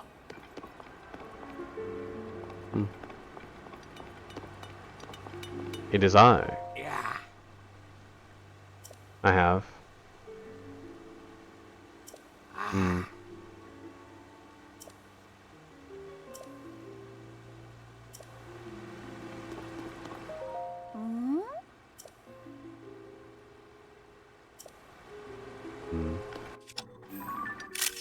What the? Alright, I can't resist. Stuck. Ooh, that was an excellent eject, but not gonna be able to fully chase down, I don't believe. But I mean, There's just farm left there. He's going for it too. Oh! Oh! Didn't get to the base. What? I'm glad I looked. I'm glad I looked. That's a clip. A little bit of a fight here. Slash just trying to get out of there. They actually don't try to confirm that. They say, hey, there's more than enough taking us. Well, with just Razor Leaf available, it's not going to be too easy to get that knockout. Yeah. They haven't quite hit that Solar Beam level, which again, this late game focus from Time to Shine is truly putting a lot of pressure on their team. Score-wise, though, they found some ways to make some early dunks happen, which is looking pretty good. Luminosity got that Overlord. Dodrio's getting some of these steals here. Agility. Or no, they have Jump Kick. They have Jump Kick and Tri Attack.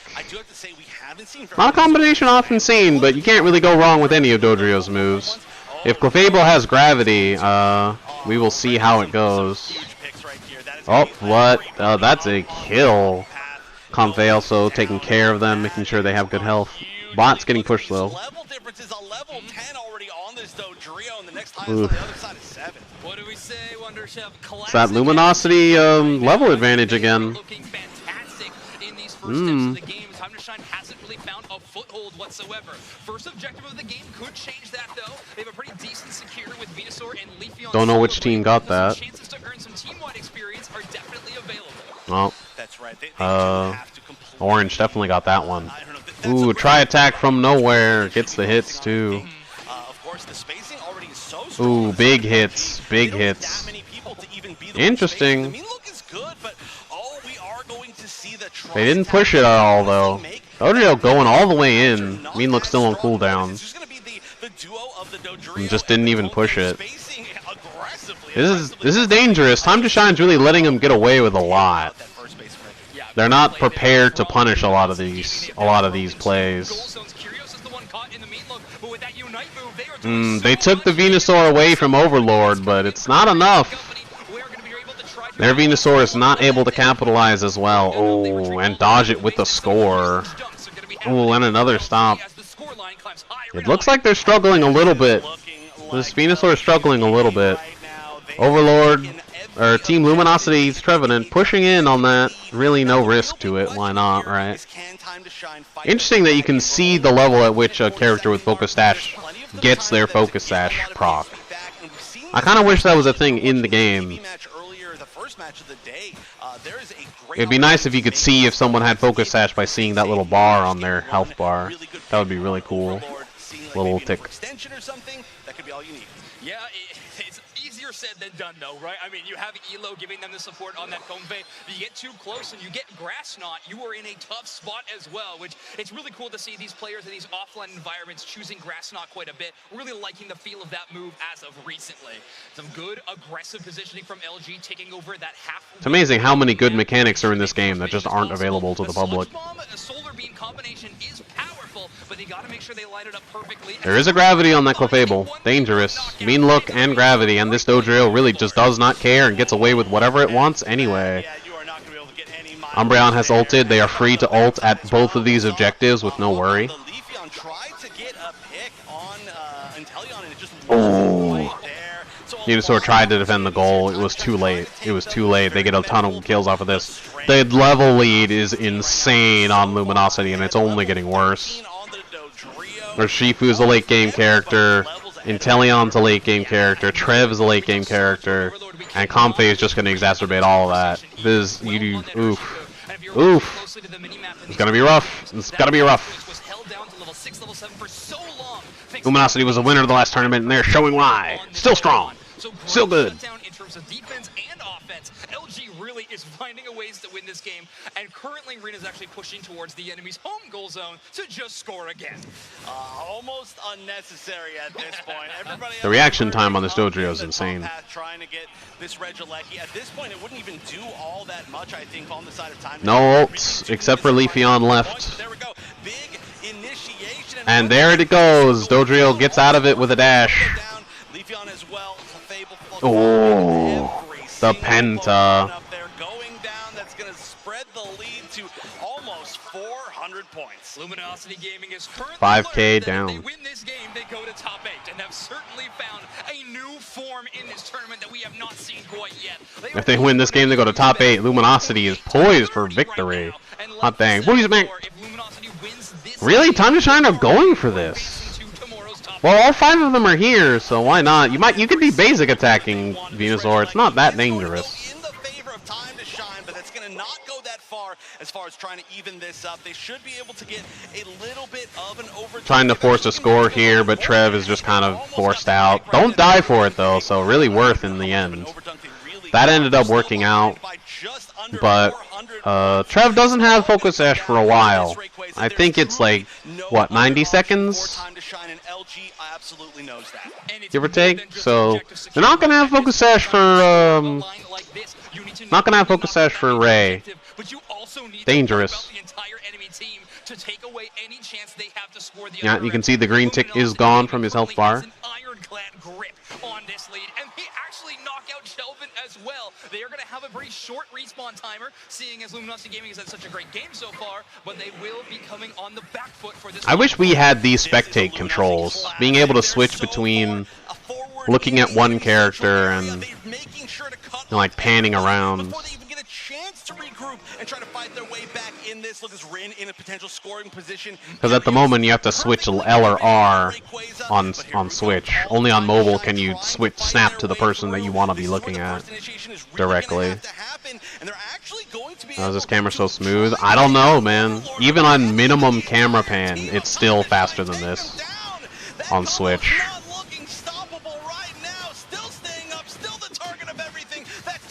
Oh no! Oh, that's devastating. They didn't stand a chance. I blinked and it was over. And another kill! That's it. They're going to Worlds, baby. They are going to Worlds.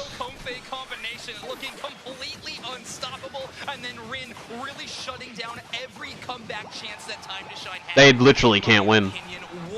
Time to Shine literally physically cannot win. They would have to score 700 points. Technically 690 points. And won. 691 points to win. In 40 seconds. They don't cook this 1K. They don't even have 1K. They don't even have 500 points. They've got like 300. And it's even farther away. It is. I know we're calling this game like it's over, but that's because it is. Every single pocket of every single member of Time to Shine, and they all scored, you would still lose by 300 points. Yep. The current reigning world champions are going to be moving on to the top. This is like a ranked game. Luminosity is just going in, inting on their goal and dying. Champions having a great performance yet again, and they're going to have a chance at a second title. And Time to Shine is still dying on their base goal. Gonna be moving on. What is he? Ring can't believe it. He's shocked they won. Can we get a round of applause for our first qualified team? We're going to be seeing more of them tomorrow, fighting their way again to repeat their win, their victory at Worlds. But also, crazy. Time to Shine fought extremely well. A tough group to be in, but they represented their region very well. Same thing with SAUL Esports. I gotta talk about them too. I was just gonna say, SAUL Esports putting on an amazing show, pushing Luminosity and Time to Shine to the edge of their seat in some final moments. Really incredible. But in the end, it's a Luminosity Gaming that stand on top of their group. Yet again, the champions pushing on. Shelvin there, unfortunately, having to play against this squad twice, 2 worlds in a row now. So if they both make it to year number 3, we know they're gonna have to compete again. Oh yeah, that is just how it goes. But hey, you know what? Maybe third time's the charm. But regardless, great stuff. That was pretty rough. You know, we got a chance to hear Overlord saying 900 flat in a Worlds game. Look at their numbers. They scored throughout the entire game. They were scoring the whole game. Even the config. You have that big of a lead, a lot of teams are just going to shore up, they're going to play defense, they're going to play it safe. However, Luminosity Gaming instead takes the fight to the enemy and the enemy central area, and there Slash. The damage number is looking clean. Rin in top of the lobby here with 128,000, and of course Overlord again at 6 digits at 121. Oh yeah, it's just a race between these two most of the time, and then Elo working overtime to try to keep them all up. I do have to point out one MVP as well was Kyrios. Kyrios, you know, we know such a strong special attacker player, but being able to be on that Inteleon just makes them an extra dangerous threat on this team. Absolutely, and I think they were maybe the best example we have seen of good Unite move usage on Inteleon so far in this tournament. A lot of people forget at how great of an objective securing tool a Unite moving Inteleon is, as long as you hit that B button. So I really do think that they are going to be in a good position moving forward into tomorrow's bracket, and well, let's face it, that's what we got to talk about next. They are one of the few teams that has the privilege to be in day number 2 of our World Championships. A lot of people have them ranked extremely high, and well, Luminosity so far fulfilling those promises. If they can keep on playing like this, it will absolutely be their tournament to Mountain lose. compared to a plateau. You know, they got everything Rough. they wanted. That's the biggest thing here. I feel like this was a huge draft win for them. I feel like we can say it over and over, and a big reason why. Overlord once again, 121k, scored 250, 11 KOs. With the scores, and most importantly, in my opinion, choosing that try attack in such a great opportunity to use it. Yeah, it's hard to pick Drill Peck into Gravity as well, so that is pretty tough. But we do have an interview on stage with LG's own Rin. Take it away.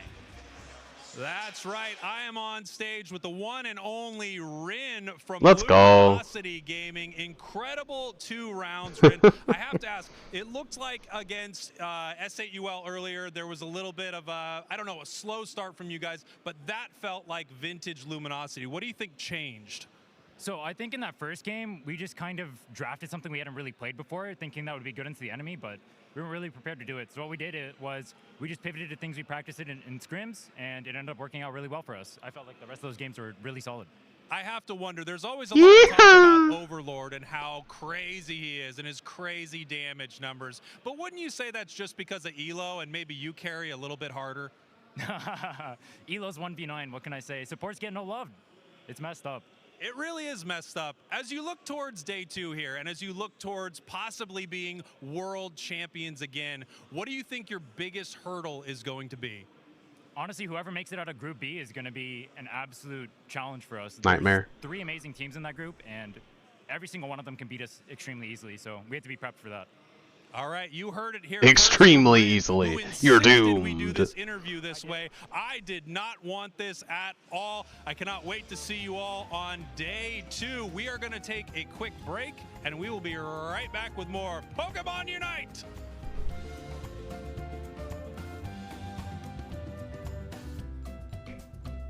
That is a cursed Quagsire. Look at little Pikachu. All right. All right, back to reality.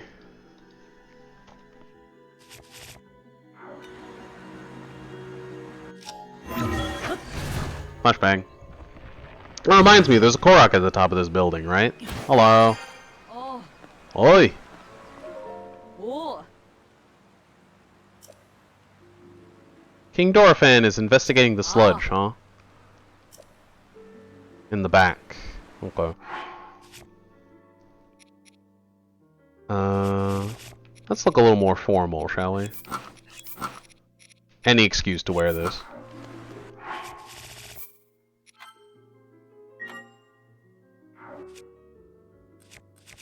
You mad, bro? Up, more high-speed Mewtwo footage in the background. Cursed.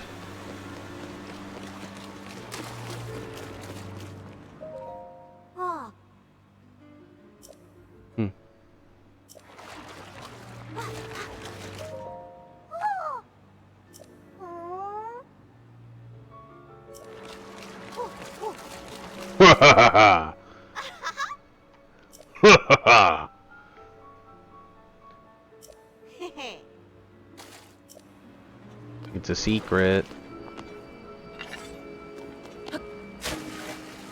Oh, that's weird. The throne is just a set of water that goes directly down. That's freaky. That's freaky deaky.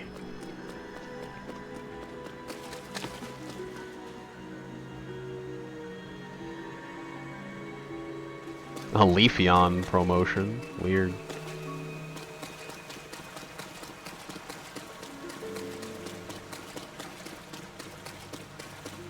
Ooh.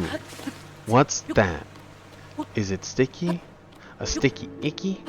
A sticky doorknob? Will I make it? Time will tell.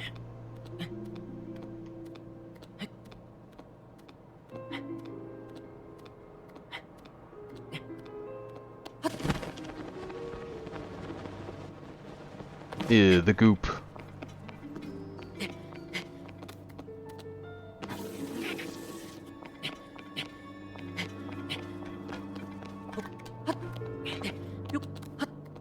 The goo.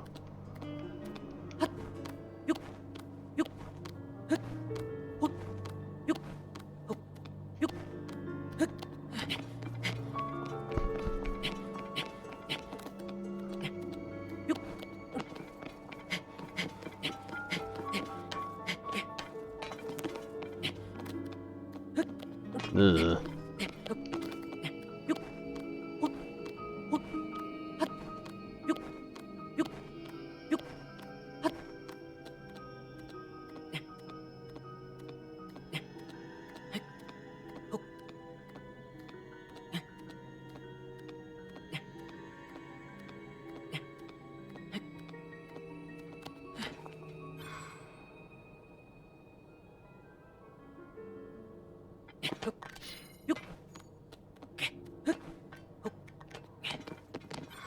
What, no Korok?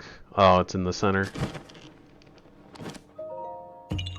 Yahoo! Okay. Alright. Your Ramenos!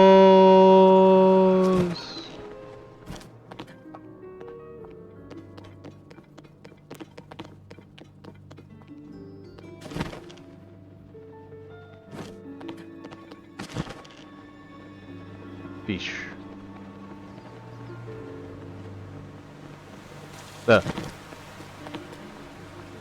How goes?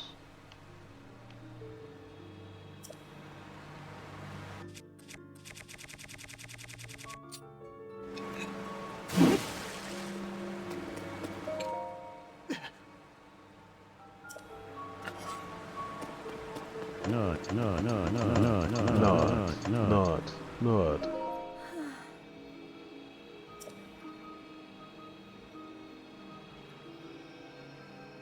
Yo. Whoa.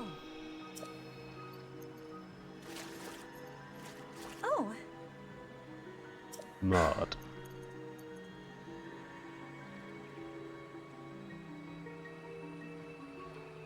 Hmm?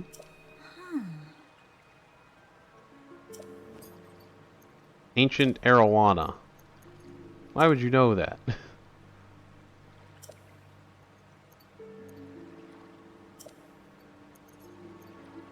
Okay.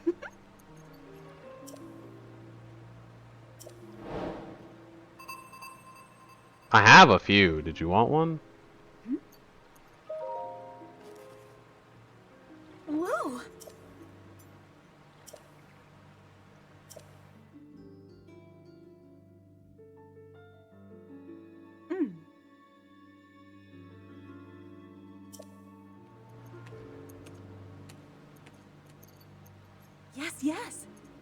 Yes. Yes. She's voice acted. She's important. That means she'll die. Huzzah!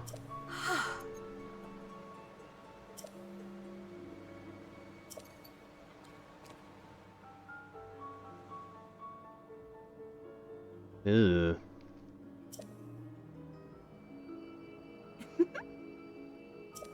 Ew. Whoa. Yeah, I think I'll just teleport, if that's all the same with you. No offense, but, yeah... No...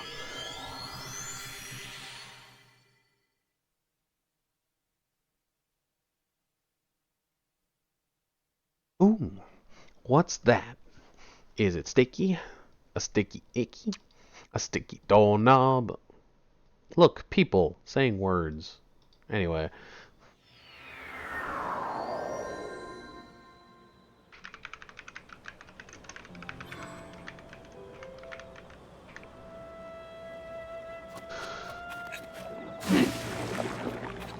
Blurg. Look, it's, you. Oh. Okay.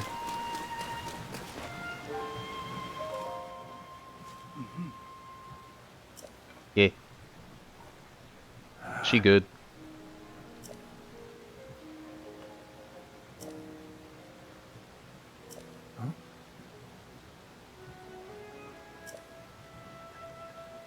Hmm.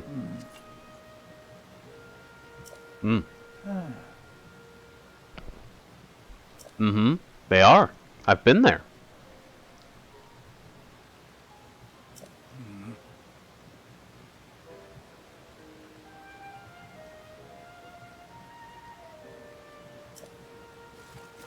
How's that?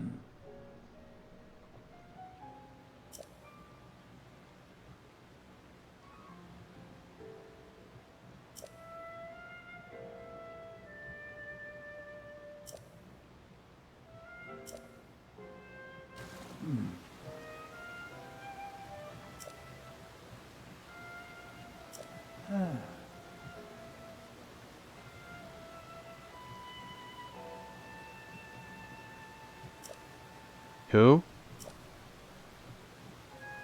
Toto Lake. Got it. Yeah.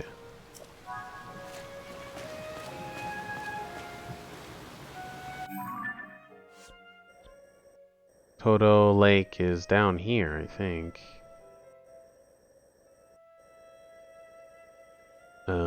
You.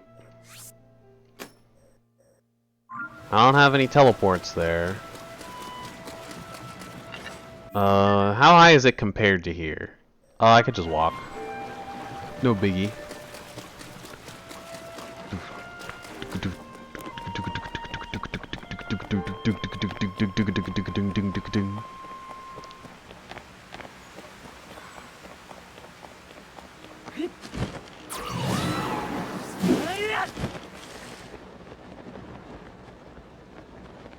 It's finally damaged.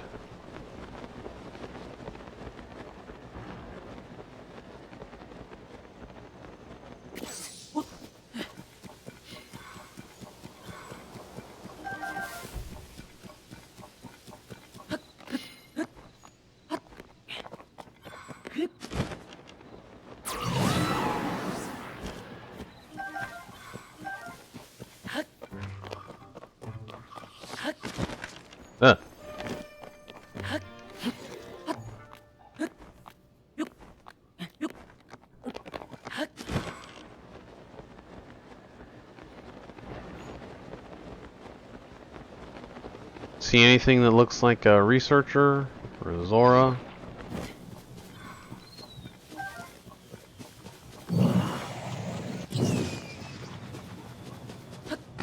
Aha! Alonzi! Oh, you're not the right one.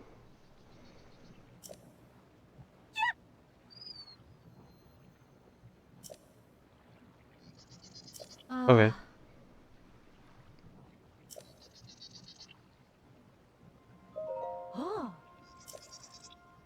Oh.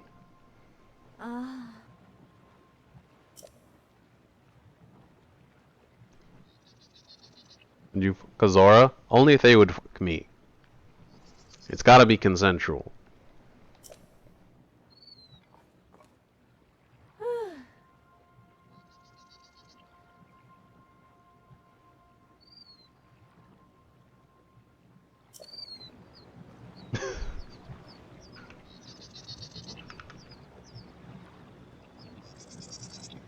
Fishy fussy.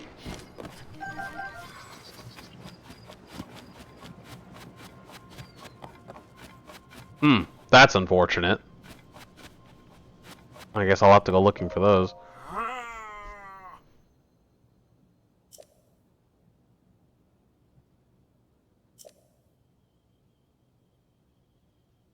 Stand upon the land of the sky bridge, a droplet, the water. I gotta fix this.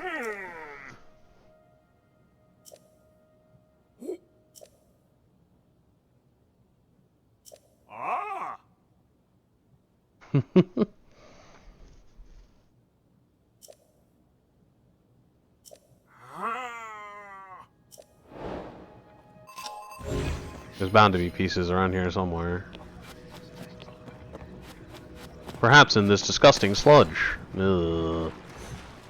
Immediate regret. Aha!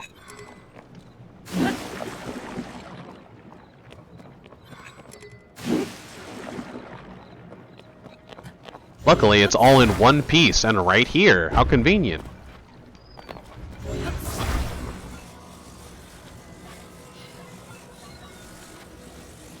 Can you read it now?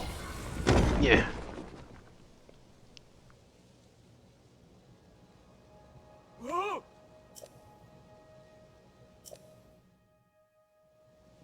Thank me by reading it.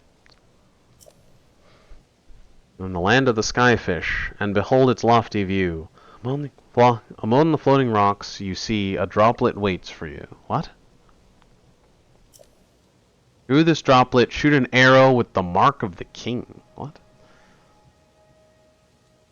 Do this task, and you shall reveal a most wondrous thing. Droplet. See the watery bridge's resting spot with your own two eyes, that which connects the Zora to the people of the skies. Huh.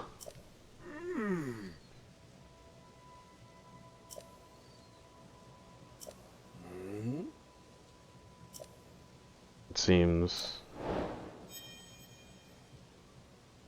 Where was he investigating? No one will tell me.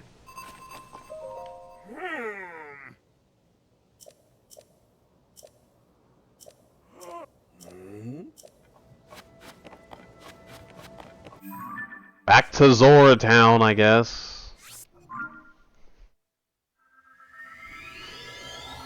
No, maybe I should have talked to Sidon, because I think he's got like all the fancy adornments now.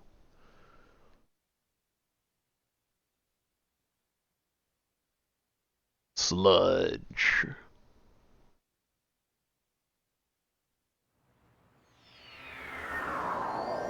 Oh, this is the wrong one.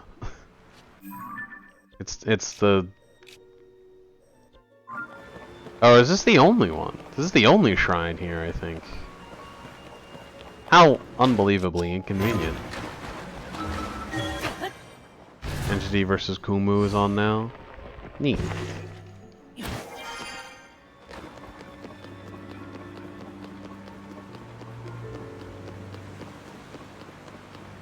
For the children.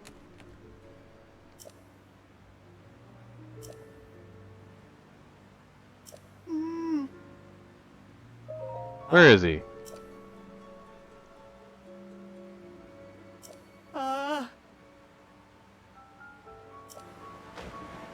Investigating the sludge where?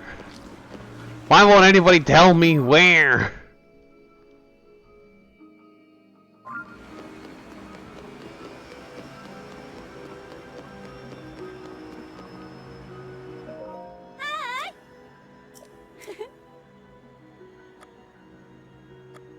Encore! Yay!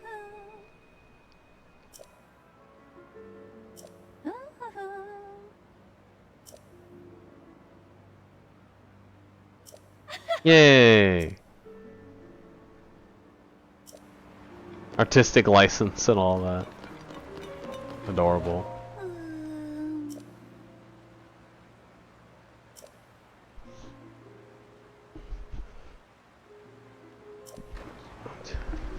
We already did that. Where's the king? Ah!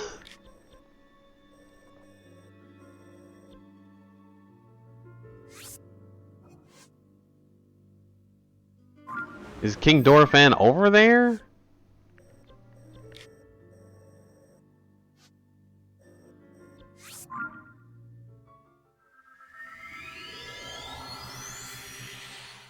What's happening over here? Nothing of value.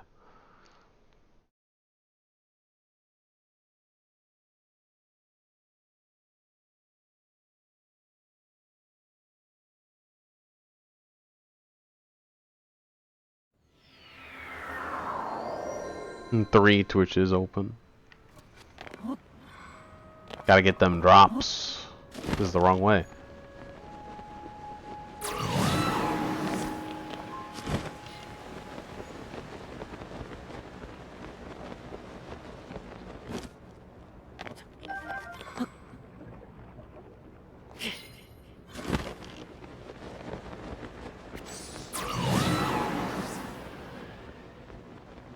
Ooh, chest.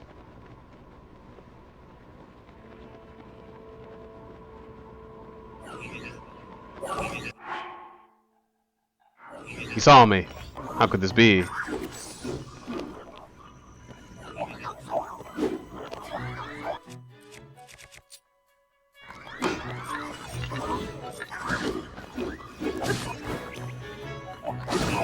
There we go. Get him.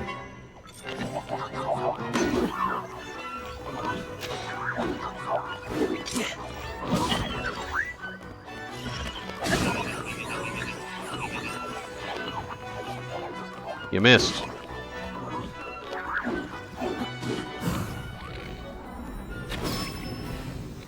Dealt with.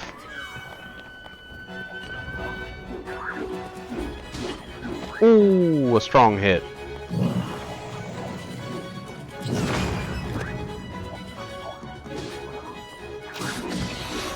Oh, he's dead.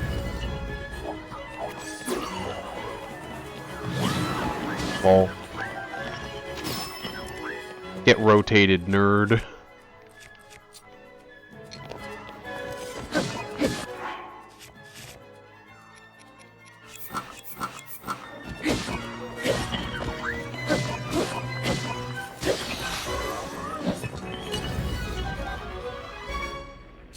Robo fight.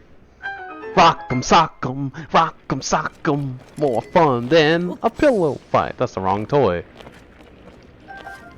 Ew, gross.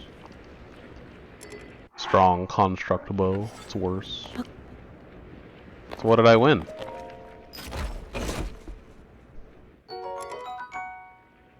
It is worse than what I already have, and it's still long throw. I'll show you what I do with long throw. Fuck you.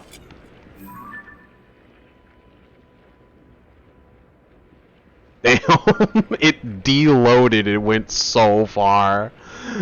Holy crud. That went.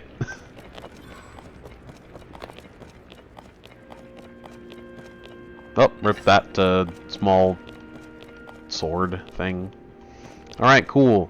YOLO!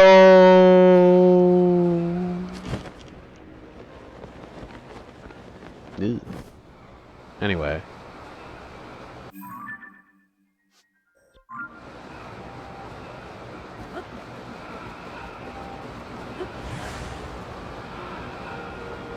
Any of you see a gigantic shark? No, this is just the ruins, huh? What does investigating the sludge mean? Where is he?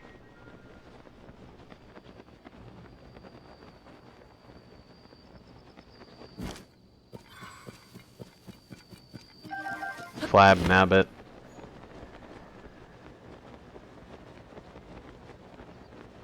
Dojo gets deleted by a solar blade.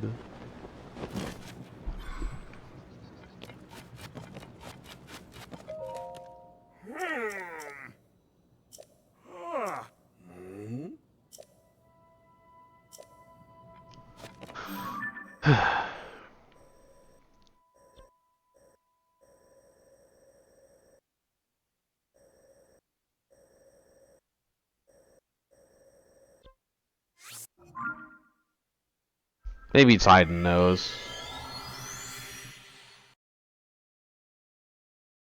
I'll be honest, these temples are the worst part of the game. By far.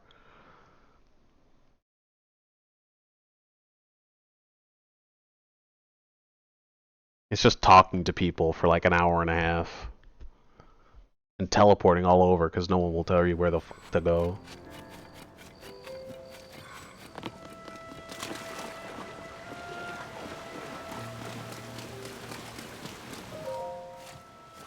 Hey!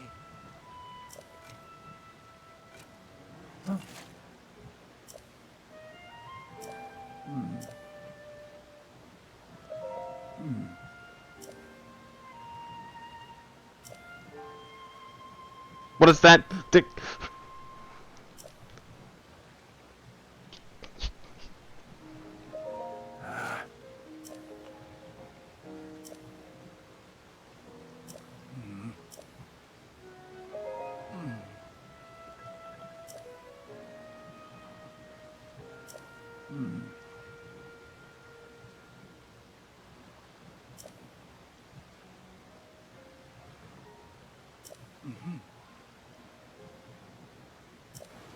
Okay. Google time? I'm not Googling nothing.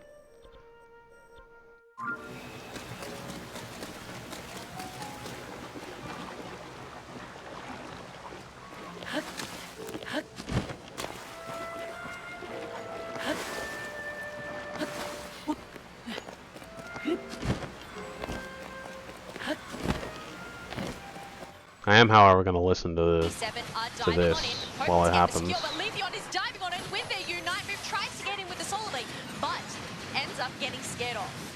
Didn't get KO'd though, that's good. That would be huge, you know, getting your level 12 KO'd at this point in time would be one of the biggest things. Okay, get some damage. However, it was Entity 7 picking up this Regieleki. The Regieleki's definitely not getting in. It's just gonna build a little bit more space. You can see all those little yellow dots for all that wild Pokemon on the side of Entity 7. They're now gonna be able to get a little bit more time to try and farm those all down, as there's just about 1 minute and 10 seconds left before the final stretch. Well, that's the benefit. Entity 7, they do have that comeback experience on the sides, considering both of those bottom and top paths.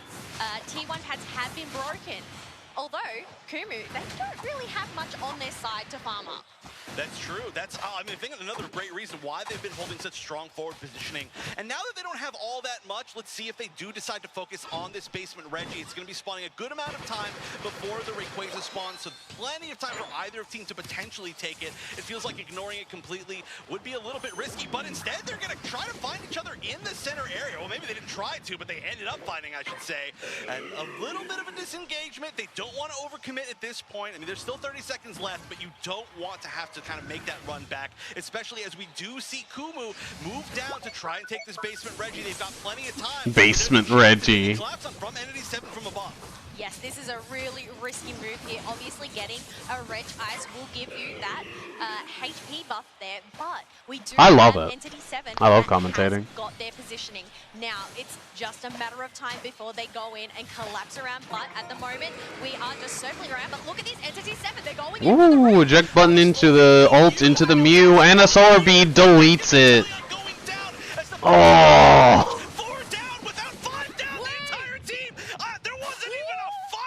Can I say that that was beautiful? Team wipe in a split second. What a fight from Kumu!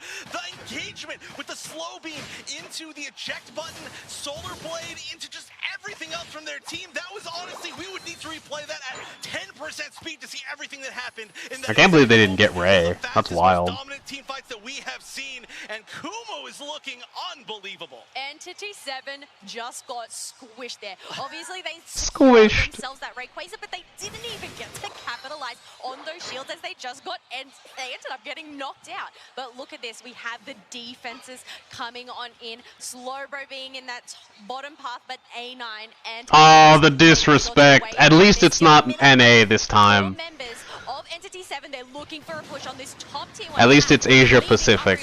I think that's what that means. This is really scary. They're splitting up here. We are going to get one KO. The playbook going down. Ooh, Blastoise still had ult. Big Unite, though. This one coming from Entity 7. And Umbreon is still able to guard bot lane. Or Leafeon is guarding bot lane. They get the points in, but Slowbro is here, and they are going to be a menace. Ooh, barely gets it. Eldegoss can get that kill, but oh, and Inteleon ult. That's 100 though. You still have a Dodrigo with that quick scoring right now. It's 250 to 244, 350. Entity 7, they have just flipped this table over. Oh, no. That's why you don't guard the third goal. Oh, and they scored bot. Ooh. The scoring in the end split up a little bit too.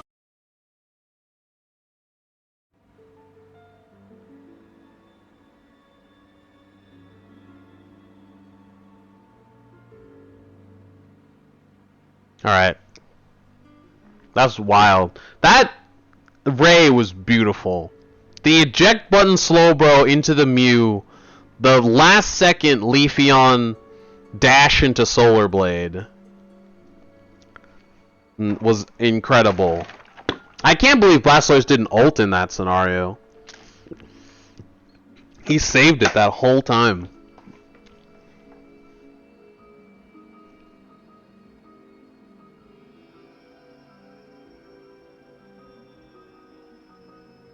And Ninetales was dancing too. They taunted into get bodied. Rip Kumu.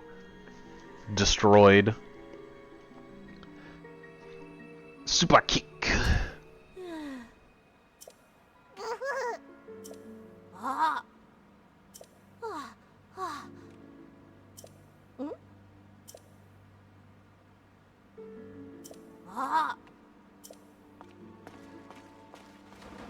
Random.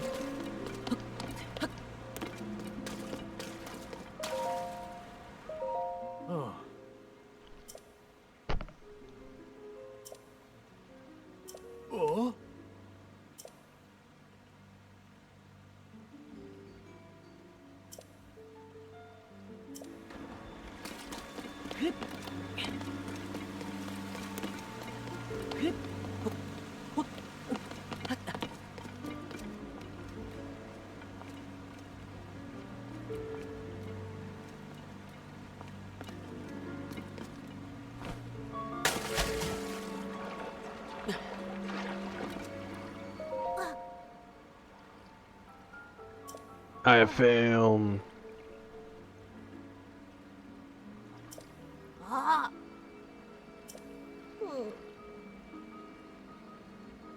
Muzu.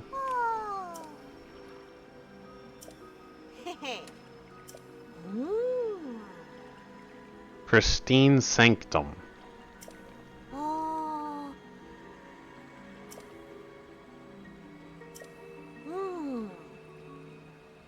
Ploymus and the domain, huh?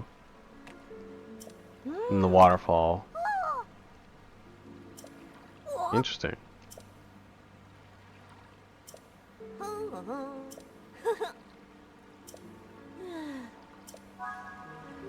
Cool.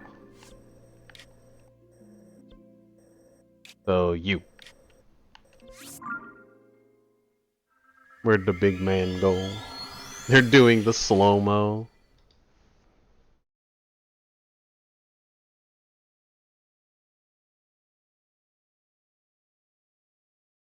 Let's see if we can catch the Ray fight. Really powerful. Razor Leaf does give you that slight bit of mobility, so we even saw Lance kind of dodging moves from opponents, but then of course these big Solar Blade finishes were the talk of the town, and here you go, that damage on the Blastoise definitely impactful. The although the Ninetales slow made things tough. Listen, spin to win indeed, and that's exactly what got it done for Entity Yep. 7 there. Because That's the Ninetales and the Eldegoss guarding third goal. But alas, Rough. that isn't what happened, and Entity 7 finds themselves off of... If they hadn't guarded the third goal, they'd have been fine.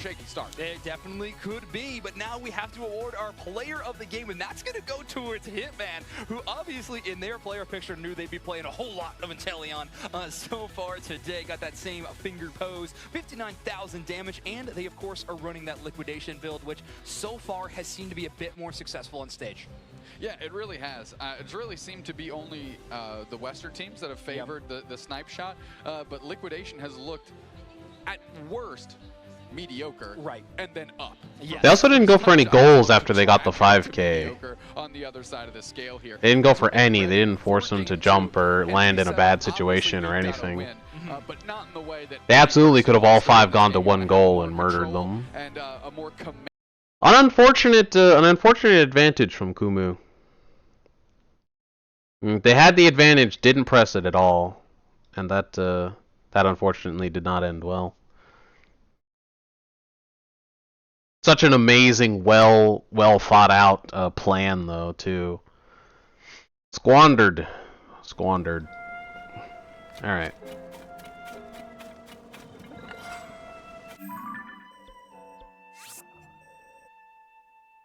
Basically somewhere east, somewhere this way.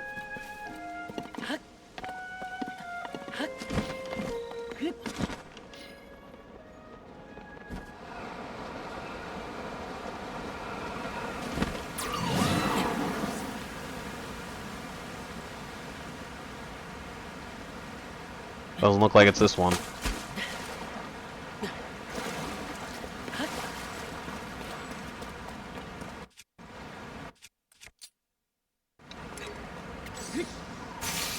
Rip. It will be missed.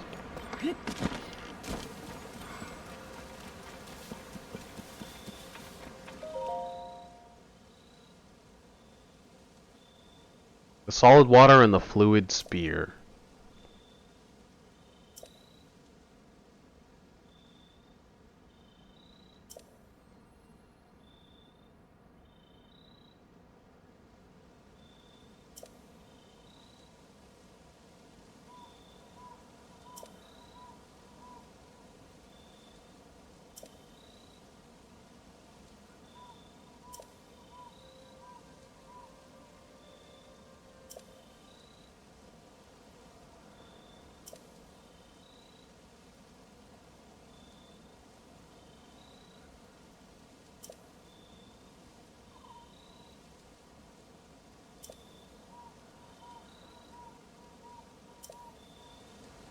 Neat. I'll mark this because I might need these and I'm gonna have to find them. I want to know which ones I found and which ones I haven't. Fluid spear sounds like it's... Oh. Ugh. Silver Lizalfos, huh? Eek!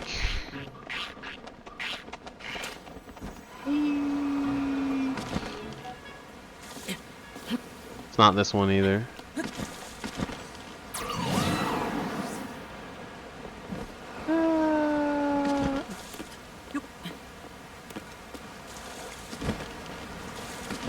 Aha!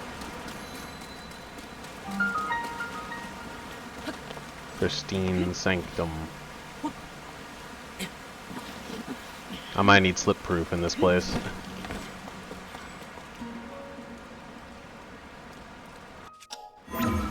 Are there enemies here?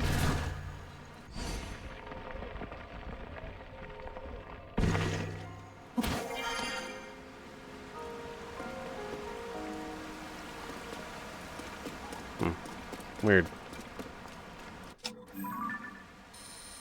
Unfortunate.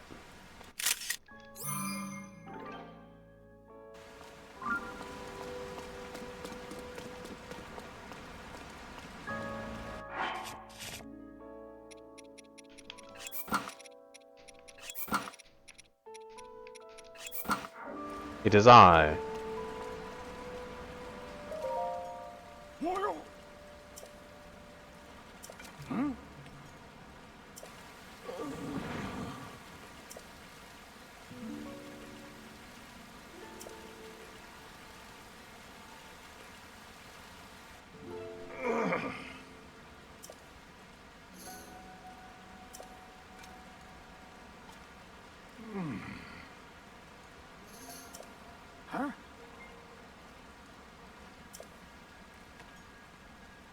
God, you're annoying.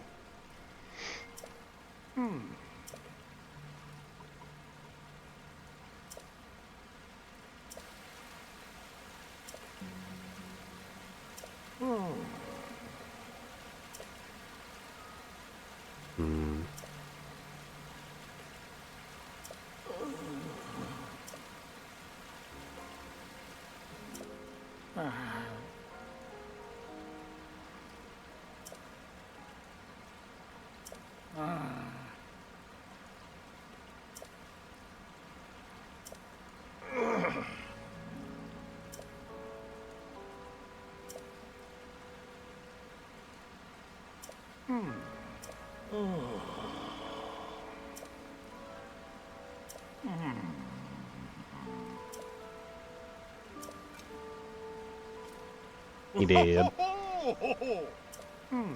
Well, he's still jolly.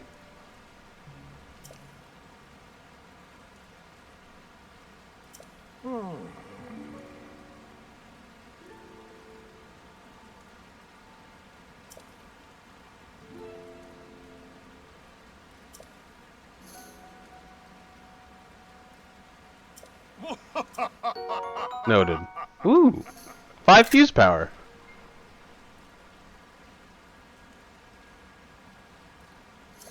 Cool.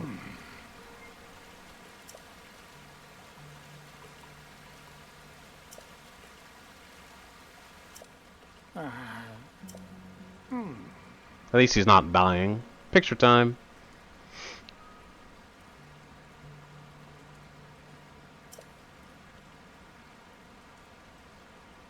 Hmm.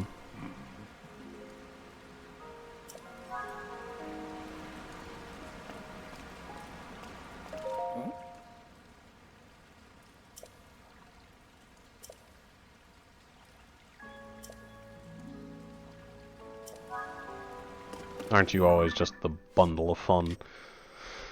Should I just go to this and do it? Nah, I should talk to Sidon.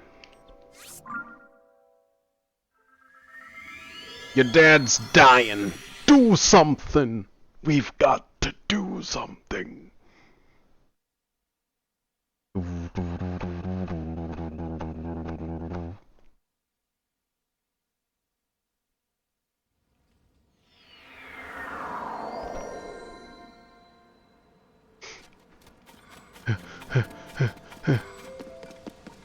Princess Sidon.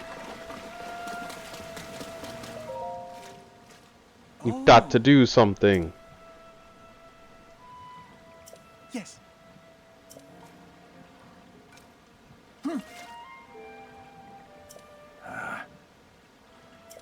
It's a fake Zellworld.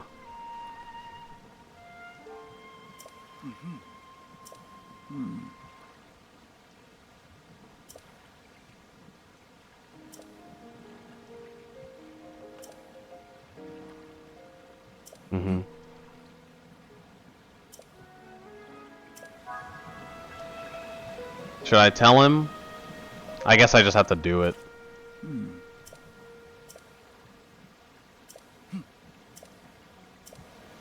Okay, he literally won't even say anything. Alright, we'll just go to it. Away. What character is the hottest in this game? Tough call. There's a lot of good choices.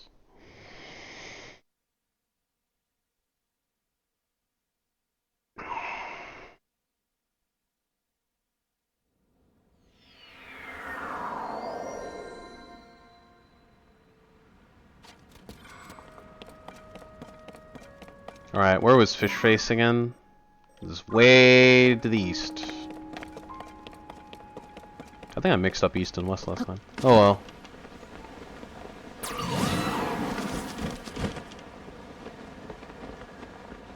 Watch me swoosh right in.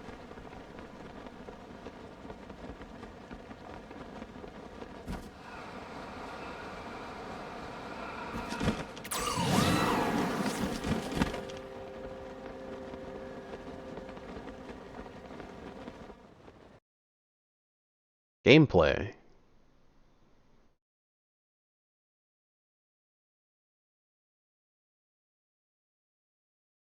Ooh, and Buzz will get some farm. Alright. Now what's this about a droplet? Anything look droplet-ish to you? Ow! I cleaned it all up and it's all back. Man. Droplet. Droplet.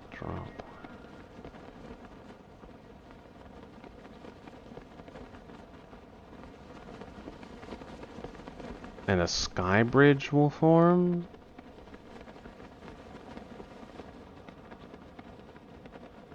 Hmm.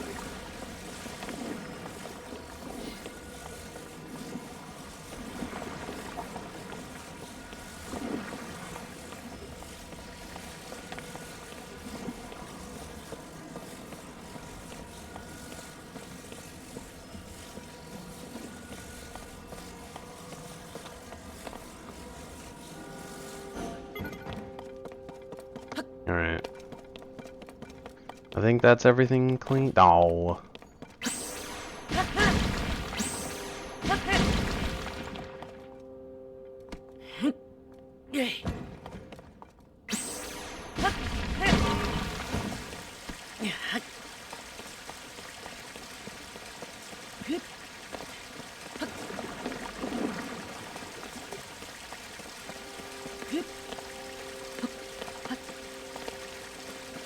Alright.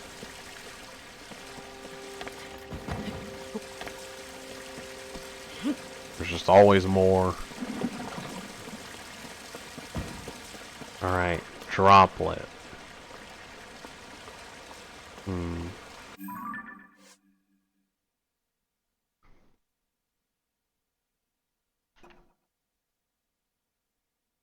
Among the floating rocks, a droplet waits. Through it, shoot a mark. Okay.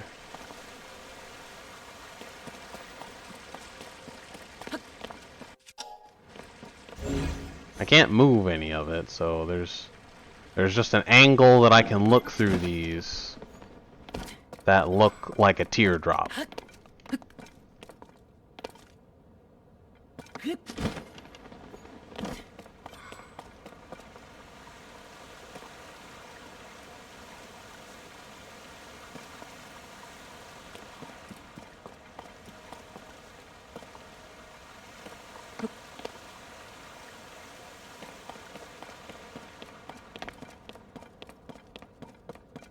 Through the droplet. Shoot. Kuma 1 game 2. Well, I mean, they did really well up until they just choked.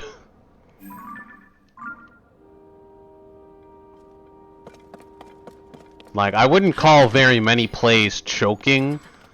That was choking. Oh, there it is!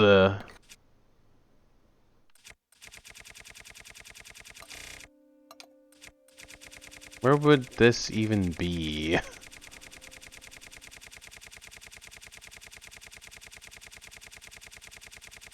Gosh, I just have to look through the whole thing.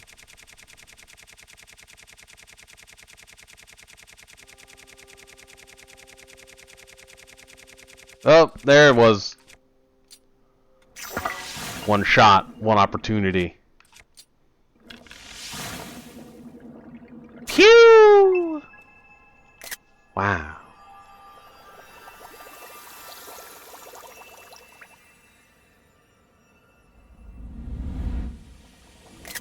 That's awesome.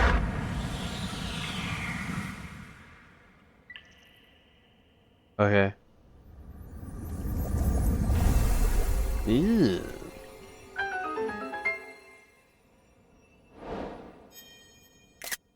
Is that supposed to be a water bridge? Like, what's that?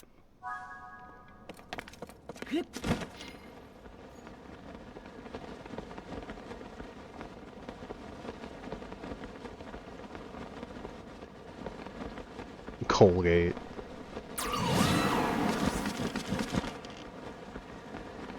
Oh, look, it's Mifa's statue. Oh, it's been relocated. I didn't notice that this whole time. There's also a Korok sullying the image.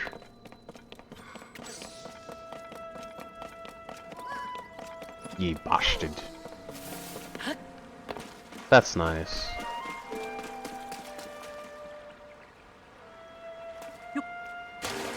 Whoop. Alright, let's go tell Sidon such and such things and things. Sick tricks!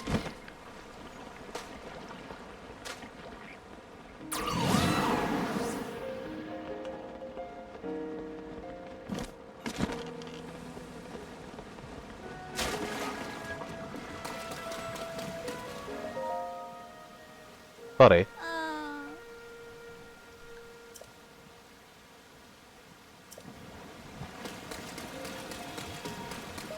Oh.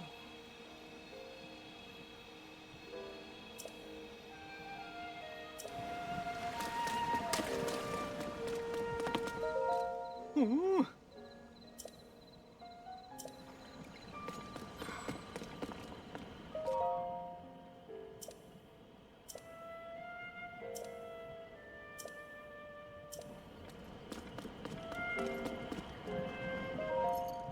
Ew.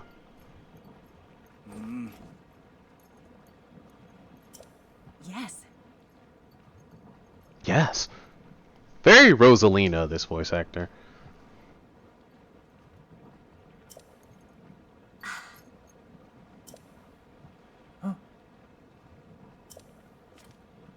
Hmm. Hmm. Oh.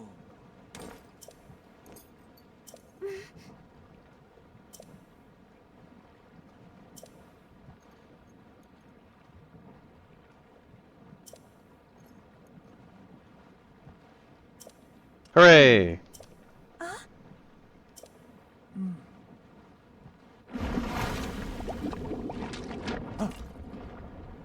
Sludge monster. Disgusting. It's a lick. Ew.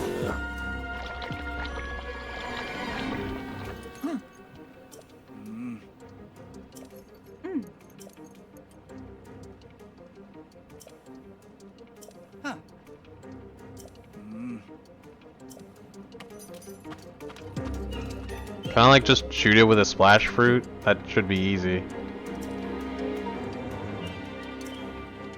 Okay. Weird.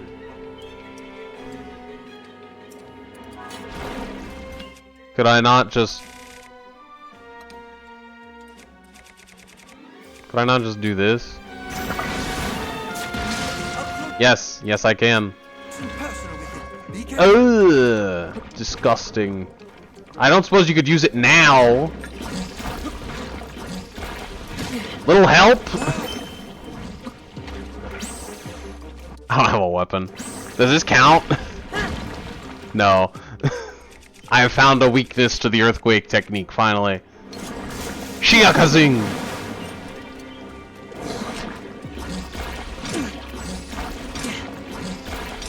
Now.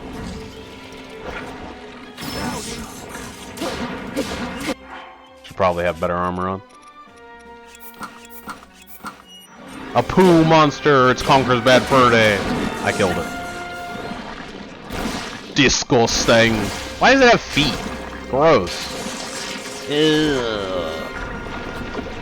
Ugh. Maximum ew. Ugh. Blah. What? Did something happen?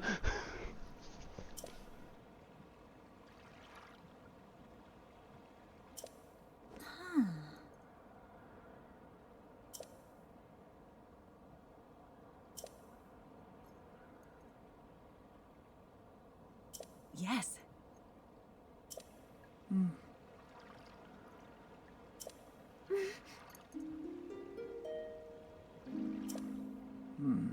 She's gonna die.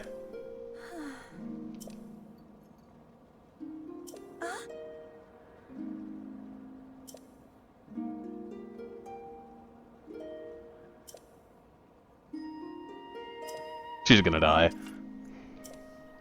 Come now. Oof. Hey now.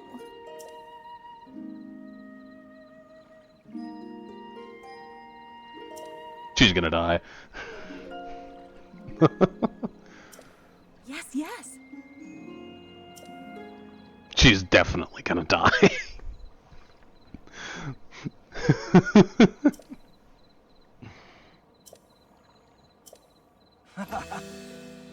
Ah.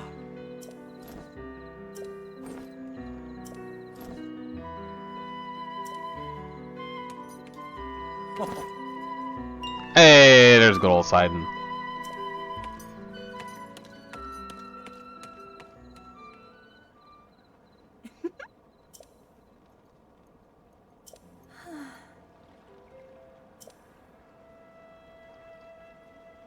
Whoa.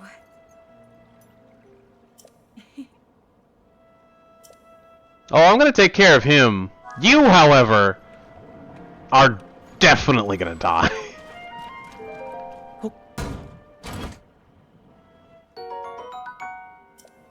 worthless.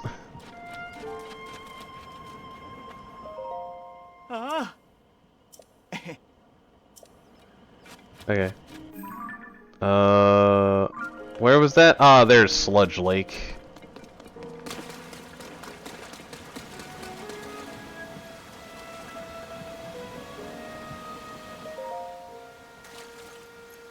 I just sat down.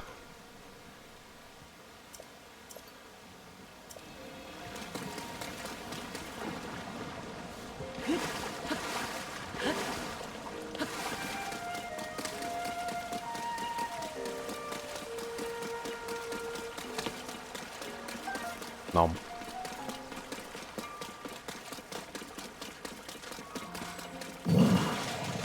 Fire!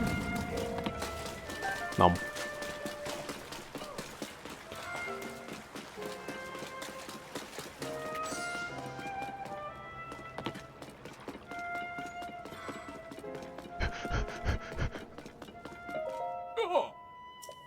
Nani? なぜまたか Whee! Now, am I supposed to meet Sidon over there? Or at the sludge?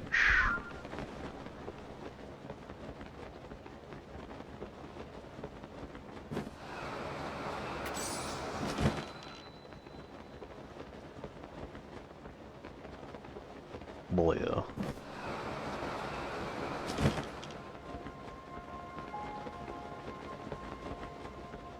Oh, that's the wrong bridge. That one? I can't see him if it is.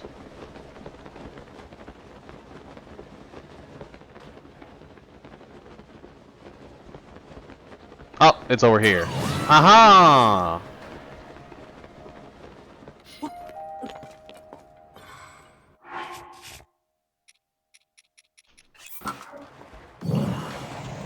Yeet.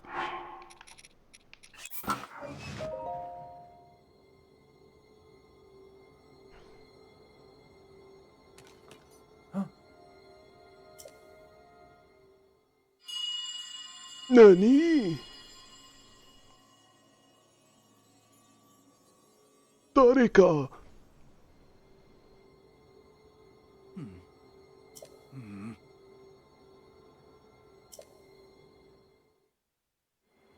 Perhaps the depths? I have an idea. Hey, voice acting.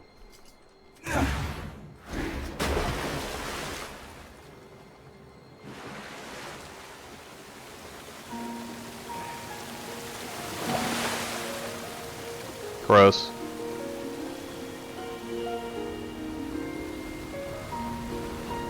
Yeah.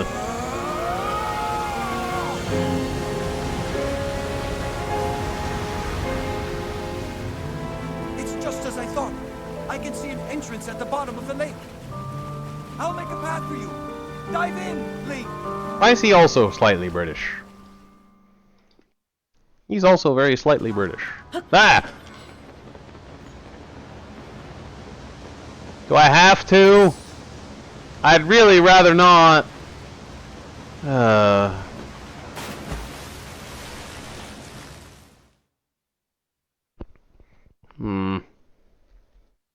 So if Zora have an intrinsic control of water, Gerudo have lightning, Rito have wind, and Gorons have fire. So does that mean Hylians have time or light?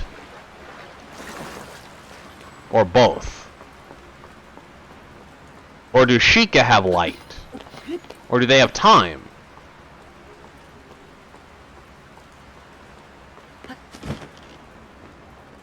Do the Zonai have light? And the Hylians have time? And the Sheikah just also have time? Was that supposed to be a puzzle? I just flew right over it.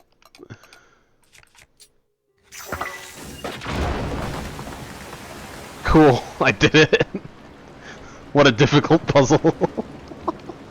I just flew over. Oh, I missed the chests. Now I have to.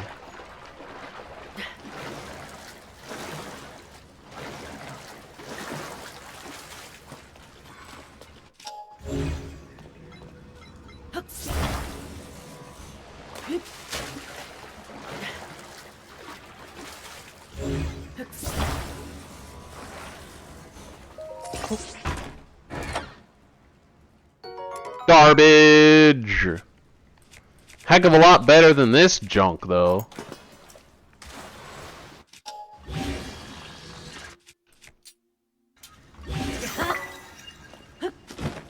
×2? Why was that a ×2?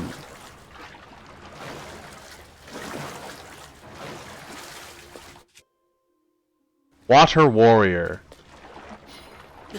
Oh, it's ×2 because I'm in the water. Damn, 60 though. Oh, it's also just dripping wet in here, so it's always 60. That's pretty dope.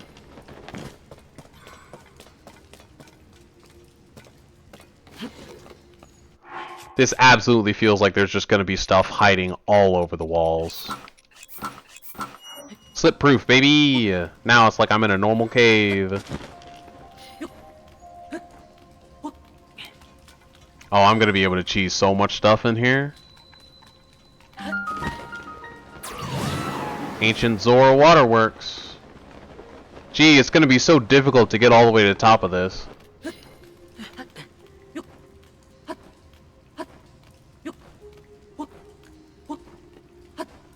No, they thought of it.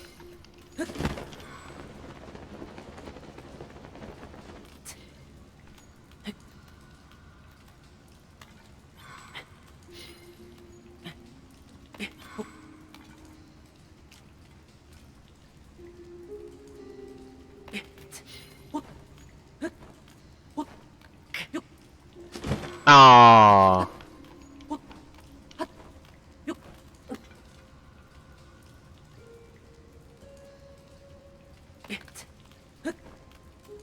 There we go.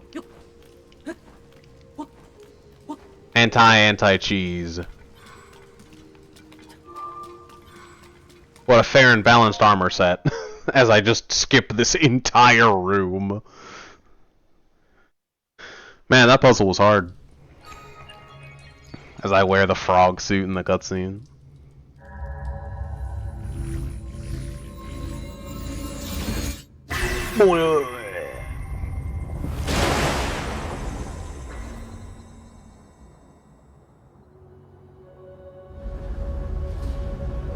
Oh.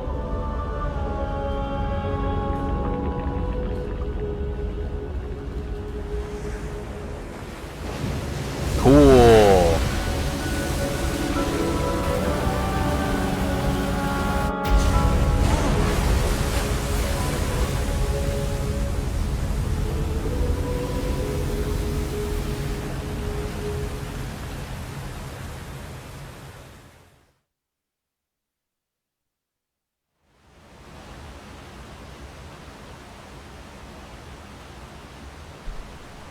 I did it.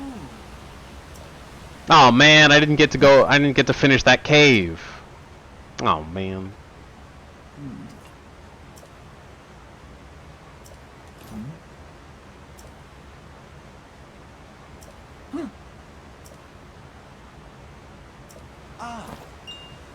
Yeah.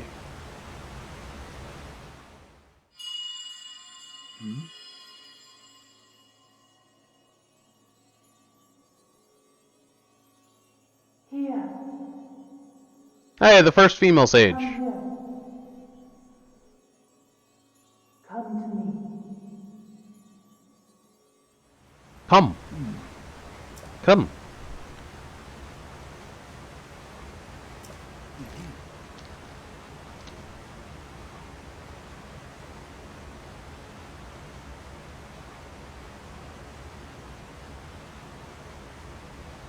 I've been streaming for 6 hours. I could also just teleport to the top, but I want to climb this waterfall. It looks cool. Can I get back into the waterworks though? I didn't explore it at all. Dang it. I've been cheesed by my own cheese. There was anti-cheese. How deep does it go? I can't even get back to it. There's a cave and that's it. I can never be back. I didn't get the bubble frog either.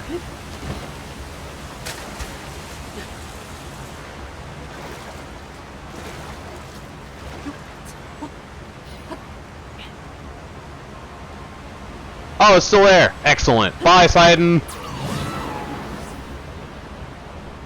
I'm going back in.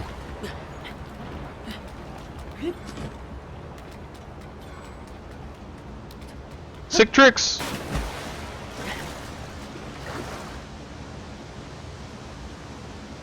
I can't move.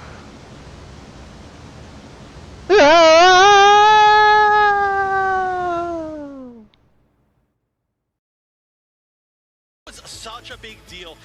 The War Turtle is one of the, or I should say like the Squirtle, War Turtle, Blastoise line, I think is one of the Pokemon that we see fail to hit its power spike on time the most. So when it's ahead of the curve, it is gigantic. And that's exactly what we saw, enabled by this incredible Zoroark play. Look, this is still here. That really was the It's still here. how this team played the entire Sorry, I just wanted to show that off. Not only with how many picks they managed to get with the Pokemon, but the ability to escape too, which I'm sure you're seeing in a lot of these clips because so many of these are Zoroark-centric, escaping at less than maybe 5% HP so many times over the course of the day. Oh, definitely, but I have to give credit to that Umbreon.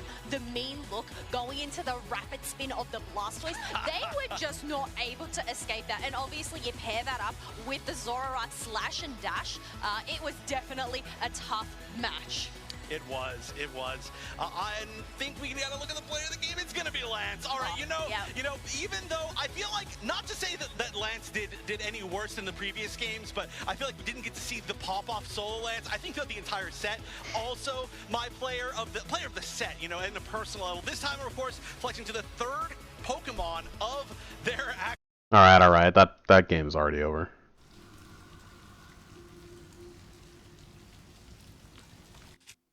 I don't have a hammer anymore, do I?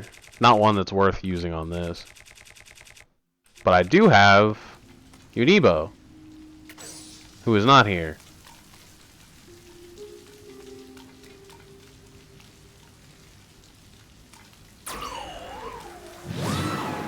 Not helpful.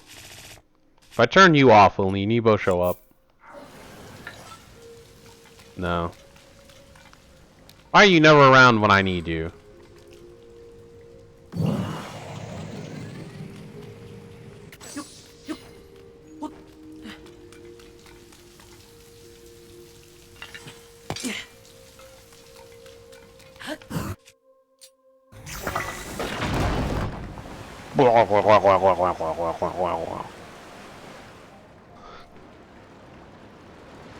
Oh, did Kumo win? Sick. Yeah, it was just a choke. What the heck is going on over here? Look at this. What is this? They're just crouching. They're just squatting on the stand. Spraggle's so much fun. Spraggle's the best. Alright, so that's, I guess, one of many.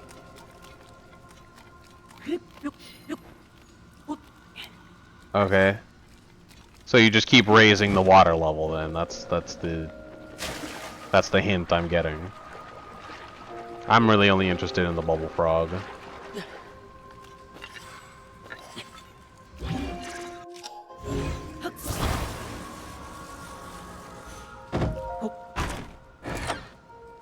Froggy chair. Ooh, I've never had that shield before. That's a good shield. I don't want to lose that. Oh no, this is the good shield.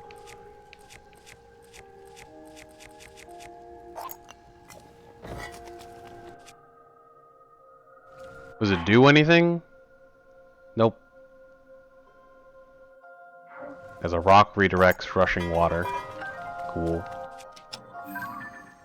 Dang, my album is full of junk. This quest is finished. I don't think I need these pictures.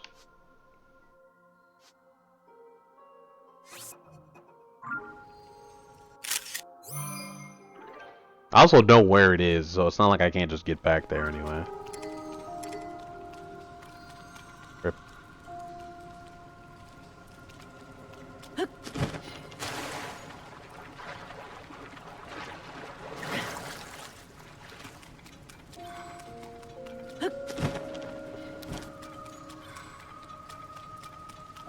Music here is wild.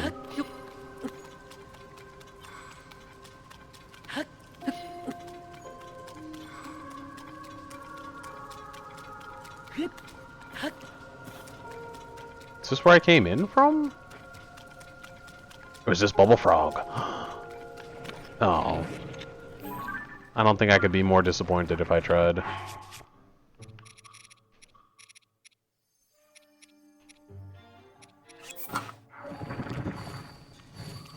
That reminds me.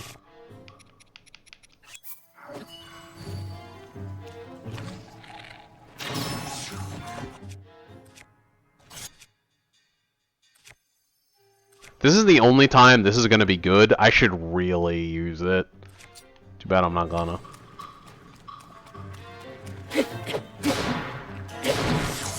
Cool.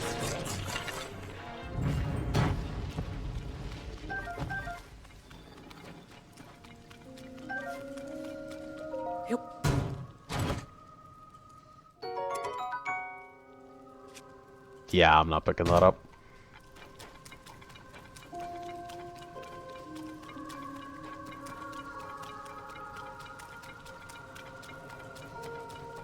You.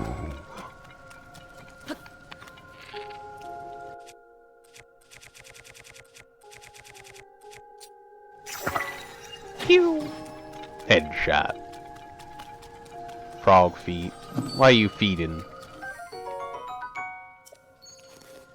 Oh, who's playing now? Oh, this is just more replays. More replays. They're stalling out time. Yeet.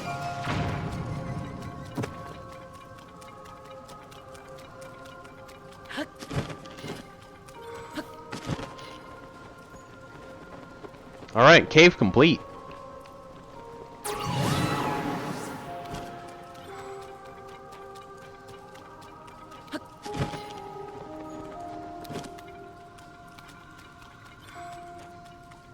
Music is terrifying. It's so awesome to be able to just go through this place like it's normal. Ah, I don't have the full set. I put on this thing. There we go. Now I can treat it like a normal cave. Ooh.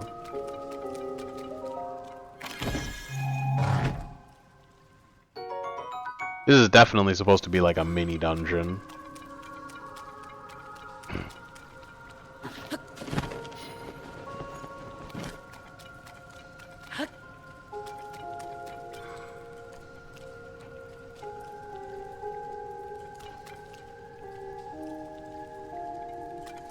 Let's look over here.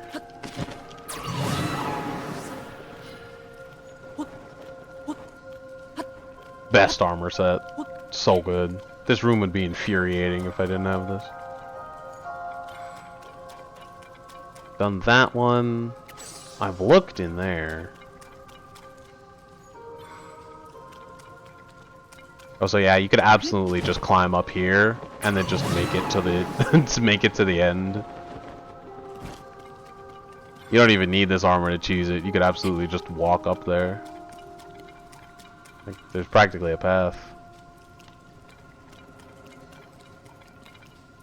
But I digress.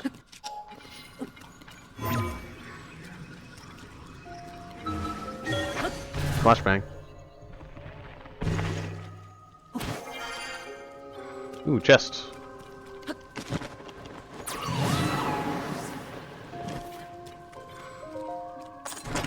Stop being weapons. Stop being weapons. Why is it always weapons?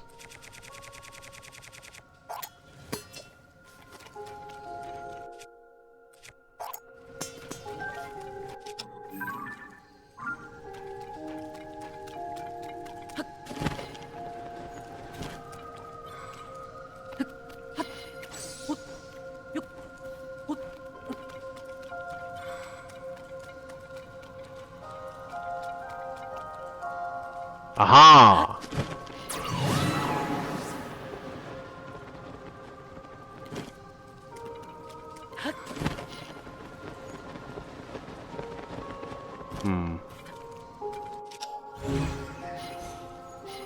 It's not open, but it's openable.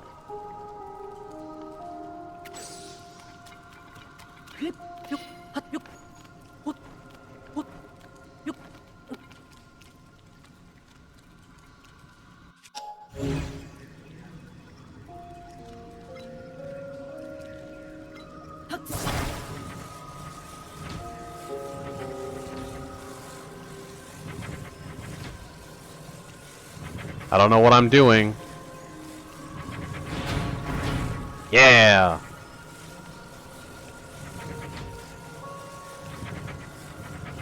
I had it for a second.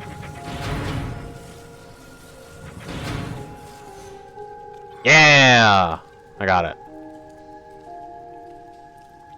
It was a lever. I thought it was a crank.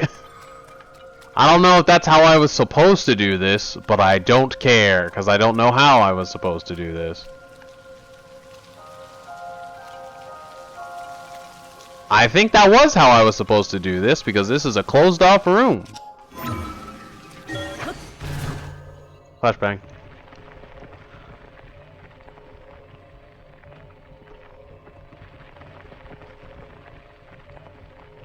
That's not a good sign. What?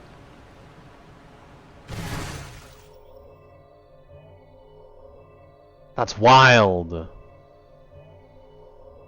Thank goodness there was that plank there, otherwise I would have been teleported up there. What was I... How was I supposed to get down here? That's not the right thing. Let's go, I landed on it.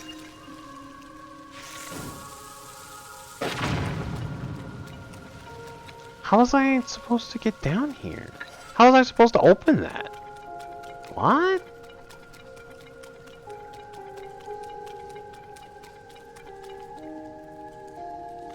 There's nothing in here.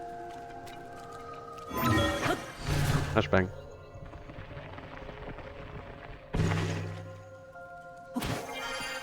This just leads me to the frog cave. What?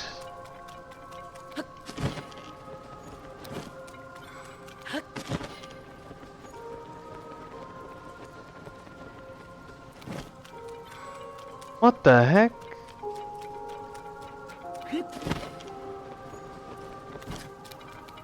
Wait, what? So, wait, what? Then how was I supposed to open that?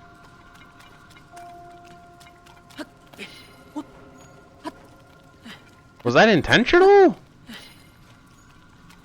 But then what does it do? It doesn't do anything. Did it open up this? No. What?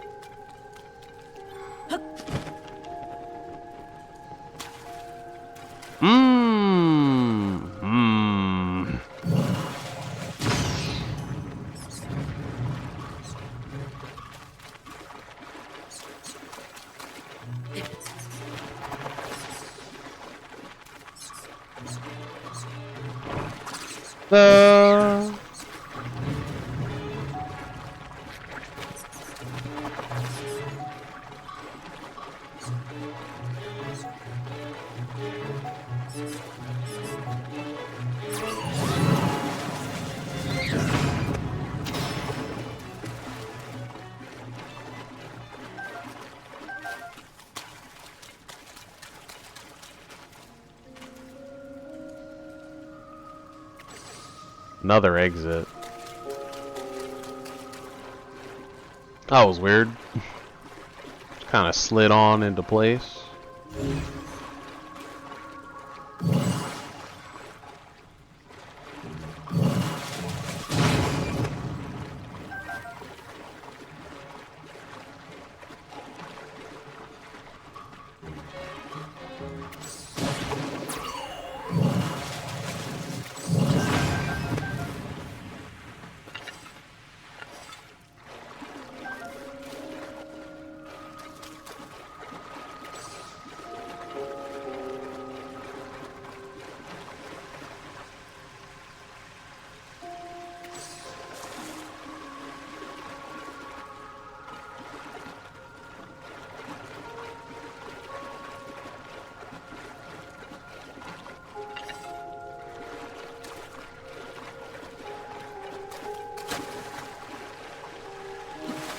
The only part that I haven't been in yet. Alright, cool, I guess that's that. Flashbang. Oh, my head. Let's go! Just in case you didn't have a hammer. Hey! Ebo, you know what to do. Yeet!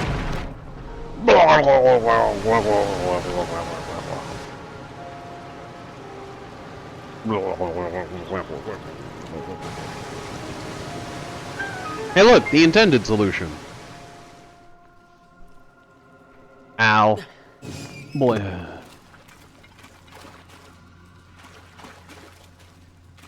Oh, there's like a whole thing back here. Huh. How do I get there? There's like a whole Depths Zonai shrine. Oh, no, that's where I came from. Where did the water come from, then? Generic rock junk, and it came from somewhere, TM.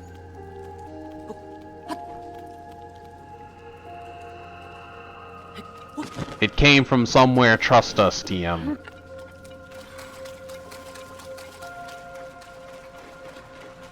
Whatever.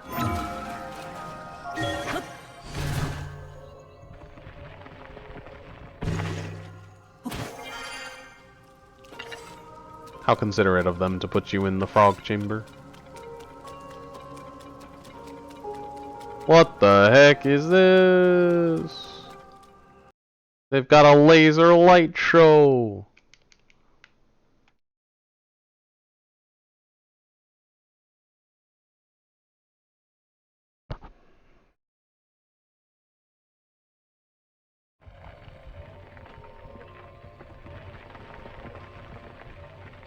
This is what happens when it just puts you in water, by the way. Oh, look at that! The one spot without water. I could sleep. I won't. In both forms of the word.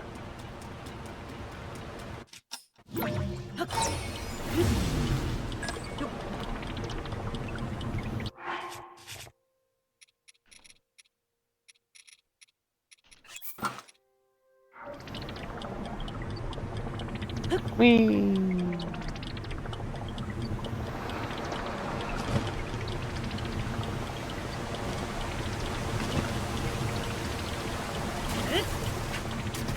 Whee! Still can't look straight up while you do it. That's annoying. It's a lot faster than it used to be, though. Where's Sidon? There he is. I bet this is a guaranteed cutscene that I have to do. Look, little wet footprints. Oh, new game is starting. Ooh, who do we got? Who we got? Entity and Oyasumi Makuro. Not bad. That's an interesting fight that I will not watch.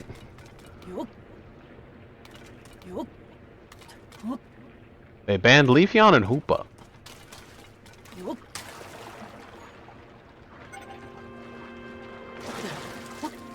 Just to teach you about the mechanic in case you haven't seen it yet. Let me guess. Required cutscene?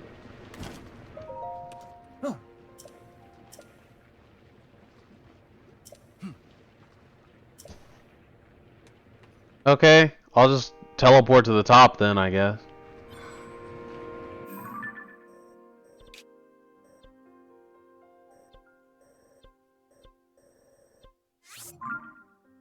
Bye.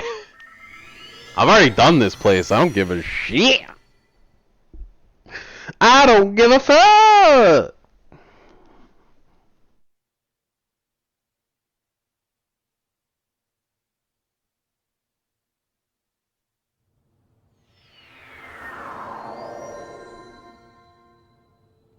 Yo, Sidon, you here? No? Bitch.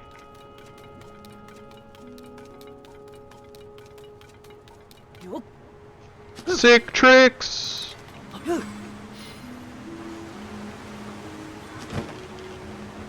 Where is this butt boy? He's here somewhere. Game's lagging.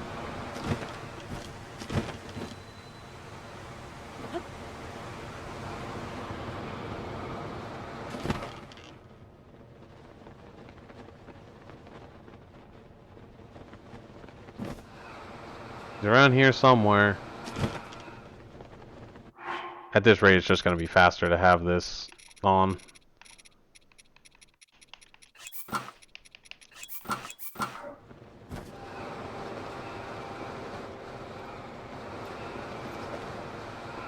Did I go too far? I went too far. Try again. While I wait to find him. To watch this one, Kello. Two of the best teams in the entire world in a qualification match. It doesn't get better than this. Oh wait, it does, because we got some adorable players in the crowd. They are super duper adorable, but you know what? Oyasumi Macro, they are on the big stage. We know they have a lot of fans in the crowd. We have heard them.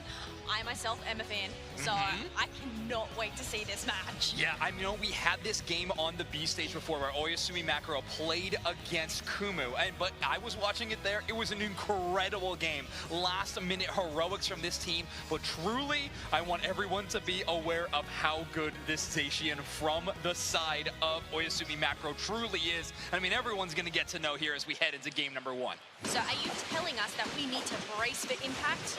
Yeah, that would be great. Seatbelts on, everybody. Make sure the airbag is in place because we are in for a fantastic matchup. Of course, if Oyasumi Macro can win this game, they are qualified for top 8 tomorrow. Entity 7 looking to still keep their chances up if they can get this match win. Yes, they need to try and split jungle. Interesting. Going in for that central area, but look at this. Sneaky little. And an invade. Going and trying to steal this blue. Ooh, Snorlax invade. And now it's going to go for the Voltoy as well. Wow, Entity 7 did not bring out this strategy whatsoever against Kumu. Got it too. Wild. Central area invade Snorlax experience share for the little bit of movement speed as well to try to shut down this Urshifu, and well, holding P up here. Ooh, didn't get the berry. Really solid start to the match. Oh, that is a solid start indeed. Making sure. Oh, I don't think he's gonna get out of this. I don't think he's gonna get out of it safe. And just try and delay this Kabu as much as possible. Yeah, it actually takes a ton to actually rotate up to find the KO onto Snorlax there, so a whole lot of time given, and of course some early game presence. Now the Urshifu will finally. It also forces them to go bot. It actually allows Reggie to get the KO the other direction. Oh, they get the KO, but look at this. The presence of this Zacian just freaks me out. Yeah, the Sword Dog definitely an intimidating. Urshifu has evolved now, and they lost the Ninetales. It was an interesting play, but it hasn't really paid off as much as you would hope. Why it is such a powerful pick right now. Oh, definitely a powerful look, especially when it gets that level 4. You have them trying to battle it out. Snorlax trying to defend. Empty air there, but is going to find that invisible Drizzly there. Yeah, some great spectacles there from Minato to be able to find that Drizzile. They're probably going to oh no! And a jet button with tackle actually gets the chase down, but a bit too much speed on that attacker to fully get knocked out in that situation. Sorry, there's not one Zacian. There was 2 Zacians on the map there.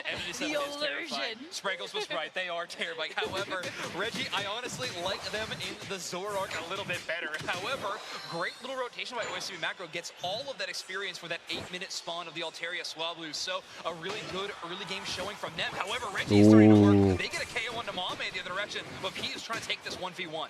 Oh, and look at this. We do have a liquidation Inteleon here, making sure to get these short hits. We have the heavy slam escape, but unfortunately it ends up getting taken down by the Urshifu. Wow. Nowhere to go in that flux zone, right? Absolutely. Too slow, too many dashes on cooldown in that situation. Reggie takes a whole lot of damage from the liquidation, but they are able to earn a lot of that back with some wild Pokemon knockouts. Oyasumi Macro, I would say probably favored in this first Reggie fight. However, we do have Reggie on this Zoroark who can really play spoiler. Oh, they can play spoiler indeed, but you know what? We have 2 level 8s on the side of Oyasumi Macro.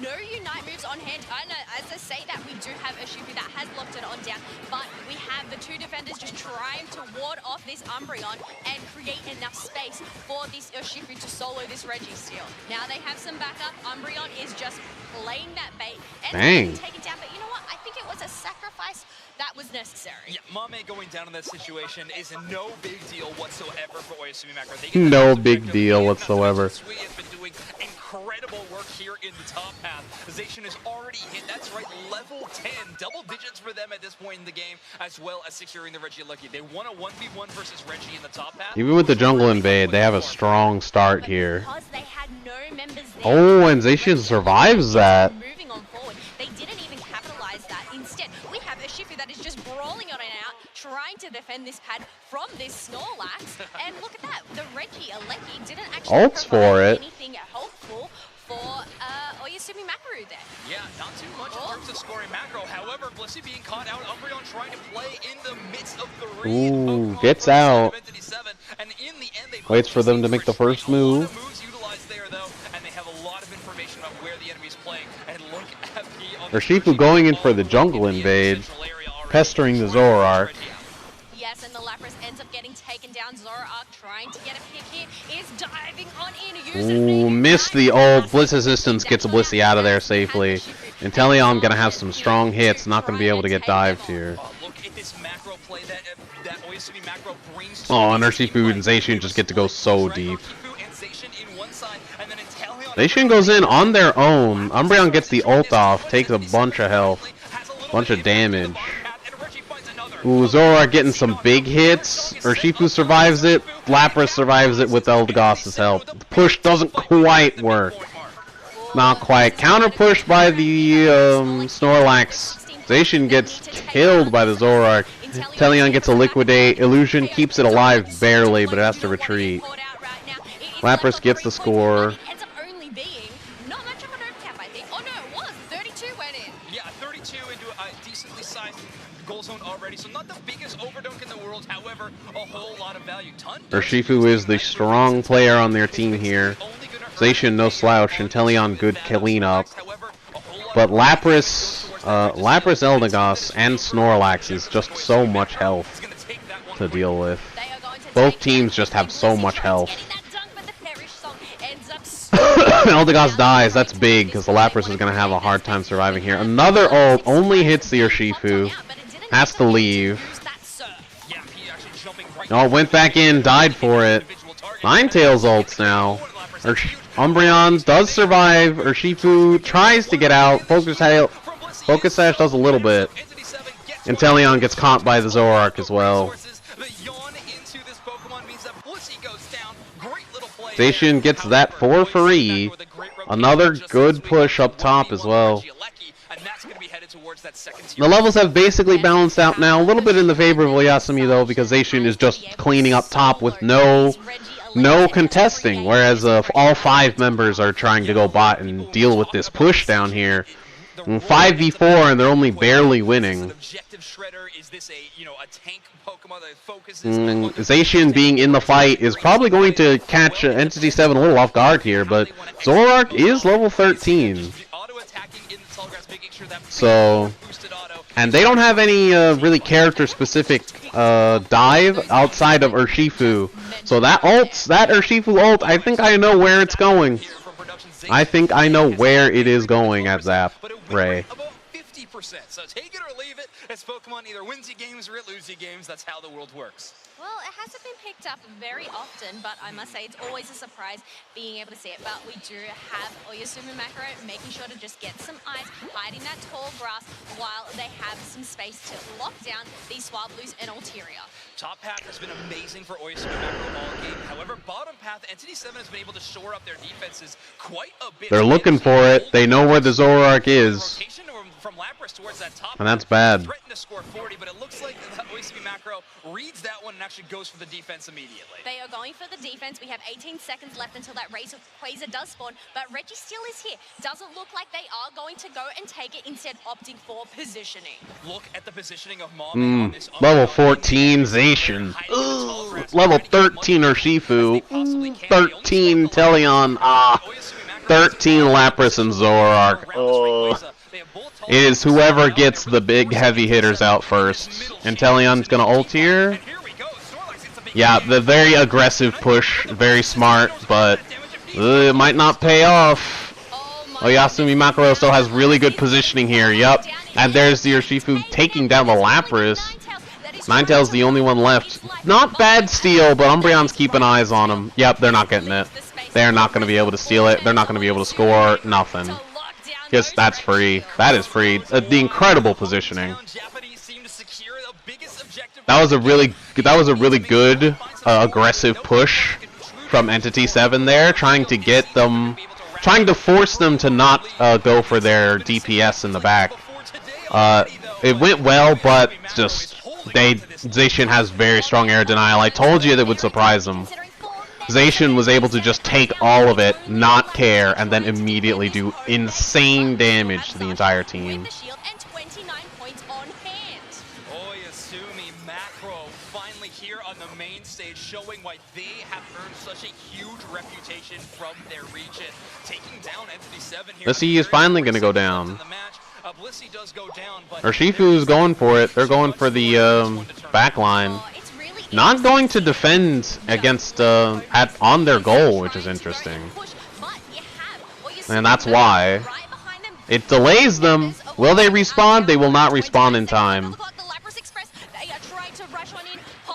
Umbreon passive goes off, protects against it. Could be fine. A lot of shield there. They got a lot of shield from that ult. I think that was that Snorlax ult or was that Lapras's shield? I'm not sure, but Umbreon stole it all. It was able to completely shut down that whole thing. You don't want to ult. You don't want to ult against an Umbreon. You don't want to ult against an Umbreon. It was their only option, and it just did. That's what happens. That's what happens. Wild. That was an extremely interesting game. That whole game, just Oyasumi Makaro getting the invade, countering the invade, getting like some bad pushes, countering the bad pushes, pushing again, losing, countering the push again. It's just like it was a lot of you know, like risks, rewards that didn't pay off, and them just making it work anyway. And also getting ambushed at Ray, and still just being able to hold together, keep formation, have Zacian just take care of it, forcing the Snorlax to leave immediately, which is devastating, right? It's just very good plays all around. That was very nice. He was just standing here, but he just popped in within a chest's render distance.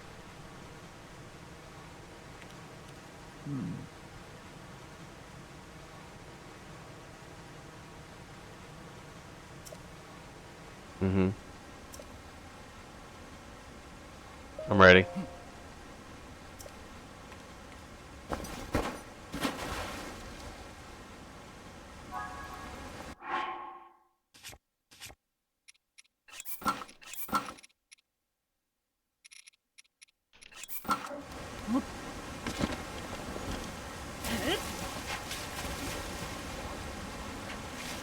Still can't see anything.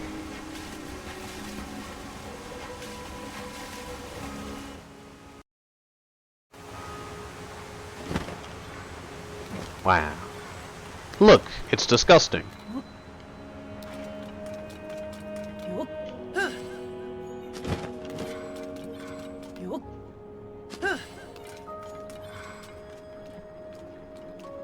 Just in case this is a cutscene, I should probably be wearing something a little more reasonable. Yeah, sure.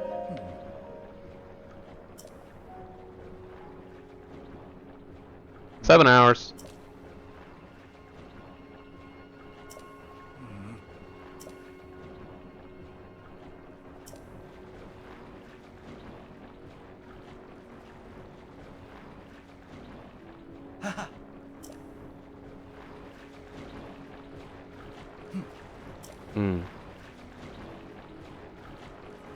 Oh, the elephants.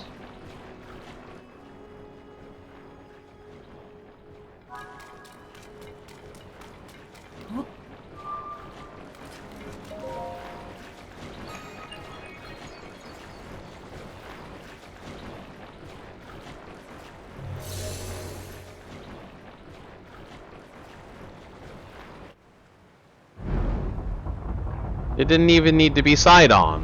What the heck?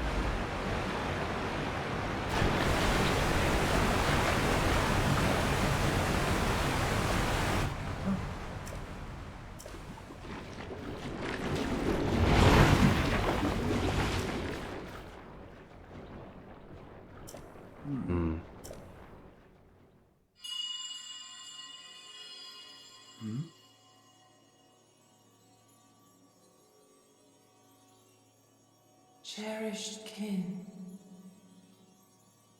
This is the source of the pure waters of Zora's domain. Use your power to turn on the 4 faucets and you can collect water here.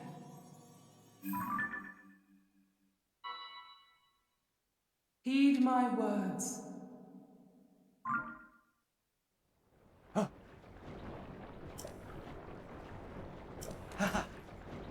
Neat.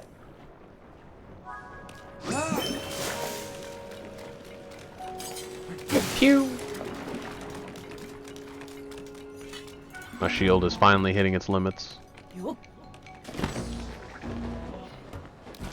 What was that Gloomhands music?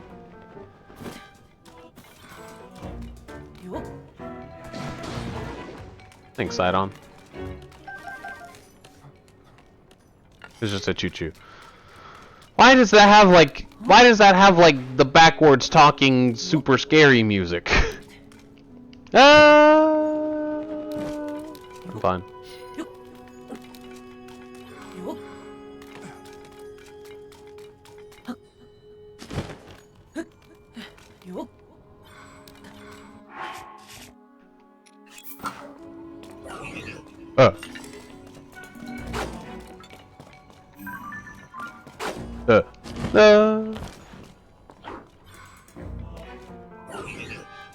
Get him. Shoot him.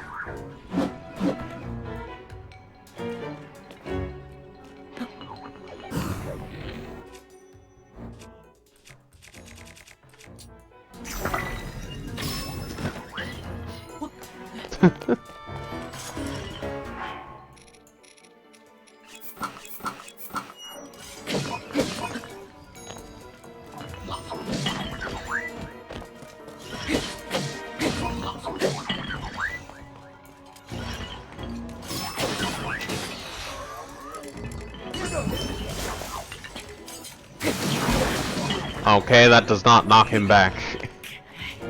A tool and only run.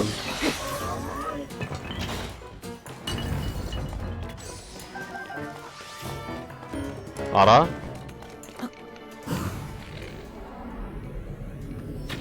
I missed.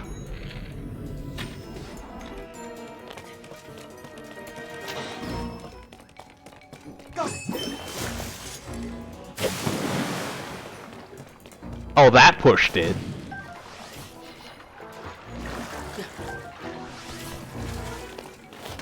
You missed. Get him, Unibo. Get him. Got him.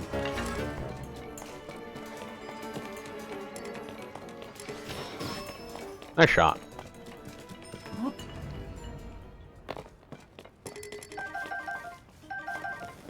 Is that the same as what I'm using? Sick. Refresh on durability.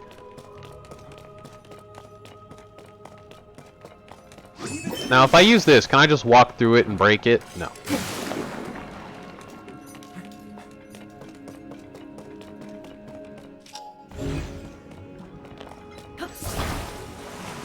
This seems important.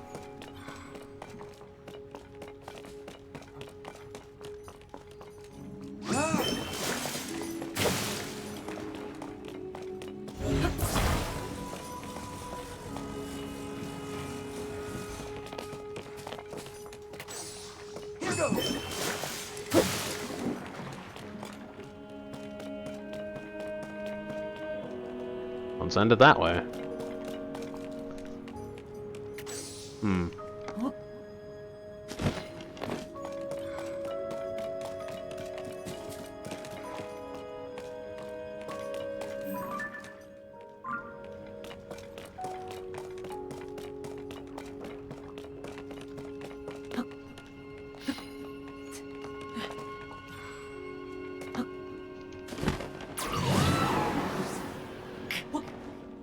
Oh, just barely.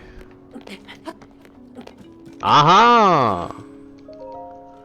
Was I supposed to make it up here this way? It's trash.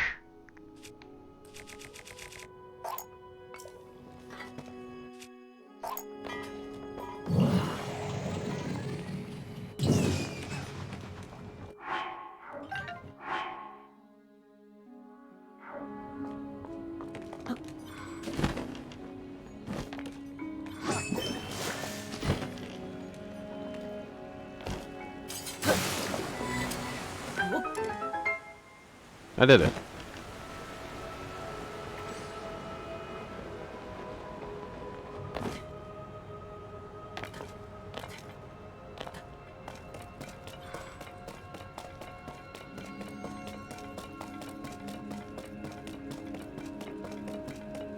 Now, what is this for?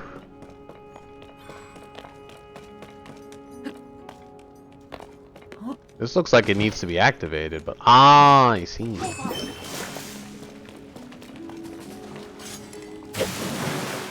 Missed.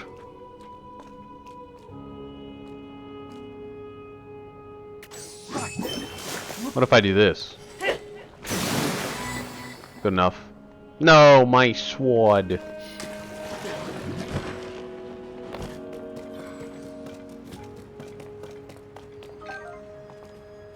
This is a double-sided.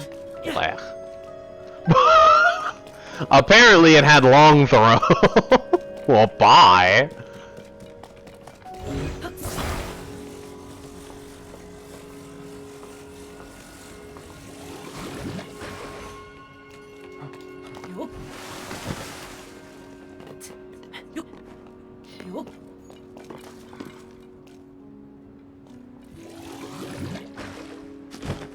Man.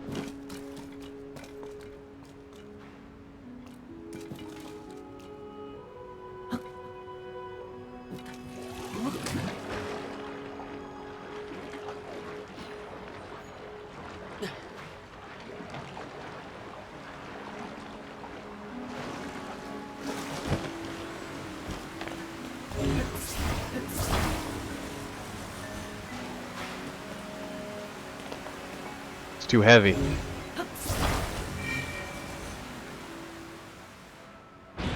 Oh.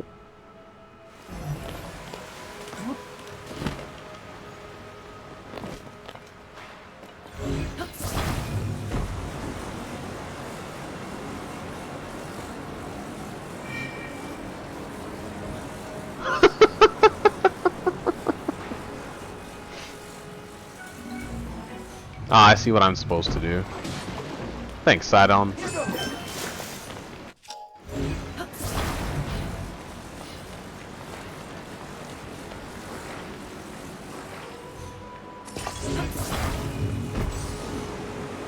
And now, because I've touched it, it is now mine, and I have to power it. Shit!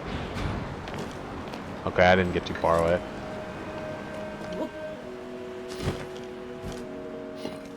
Oh! A water wheel. I wonder what I do with this.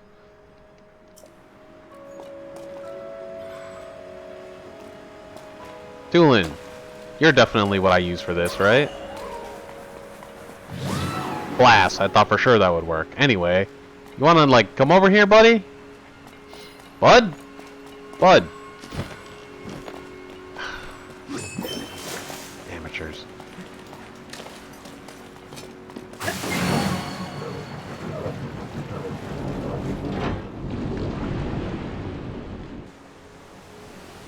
Jeez. Ugh. Yes, you got one flowing. This is great. Just 3 to go. Indeed.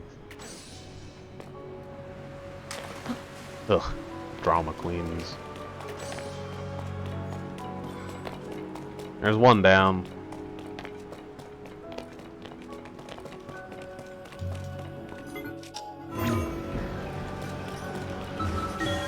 Ascend.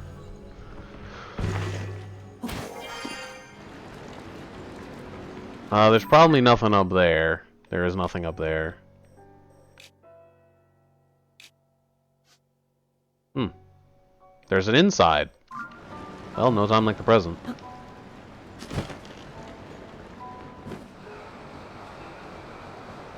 Gee, I wonder what I can use the water shield for. Nice hiding. I did it. Man, that did not last long, eh?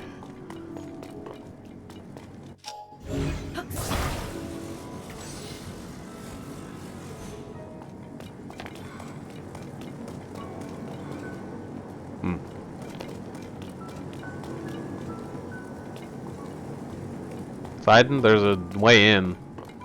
You can walk through. Sidon!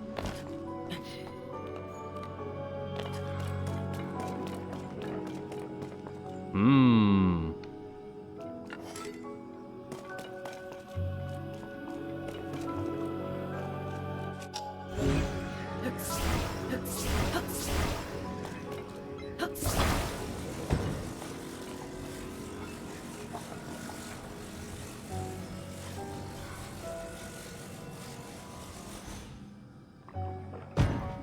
Hmm. Aha.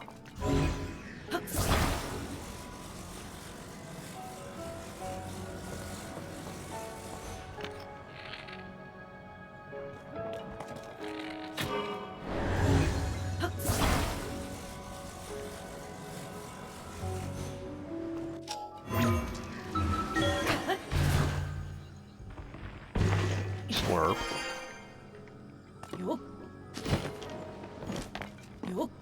Okay. We're good? We're good? We're good? Okay.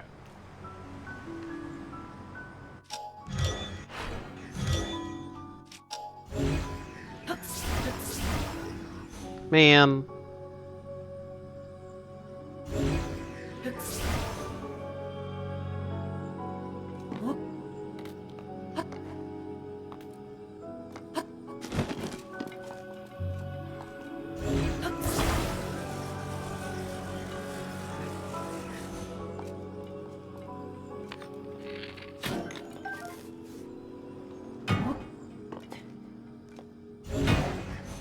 Uh-oh, stink ow.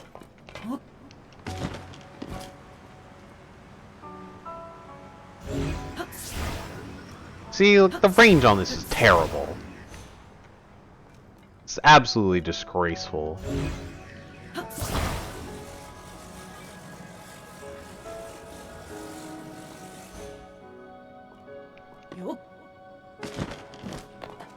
Alright, cool.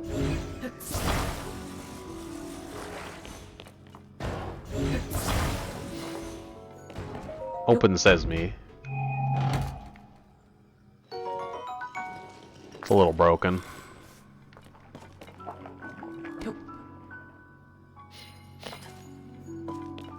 Fucking yeet! Don't act like that was a hard puzzle. Sure wish I had like Sidon here or something.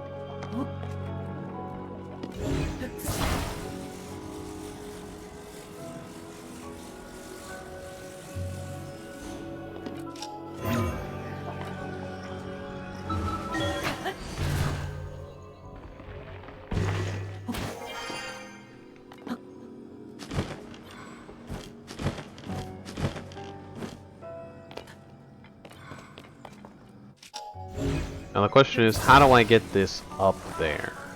Up!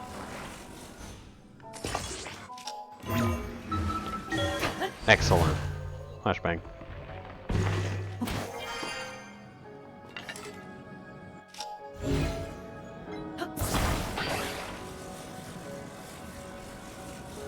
Nice.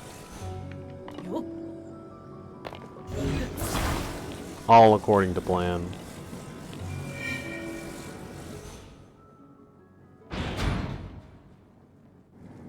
If only I had Sidon.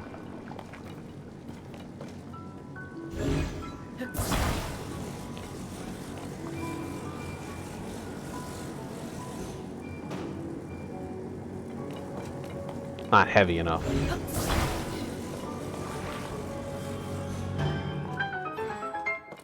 Yeah, that was a puzzle.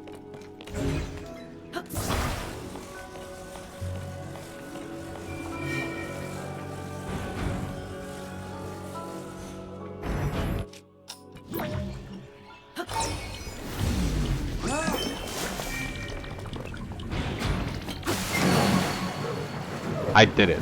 I saved the world. How goes? Entity 7 got Ray! And they're getting scores! They're winning! Oh boy, 2 more.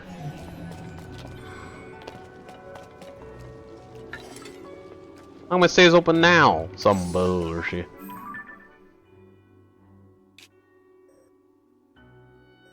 Alright, this whole area is covered. Back out we go.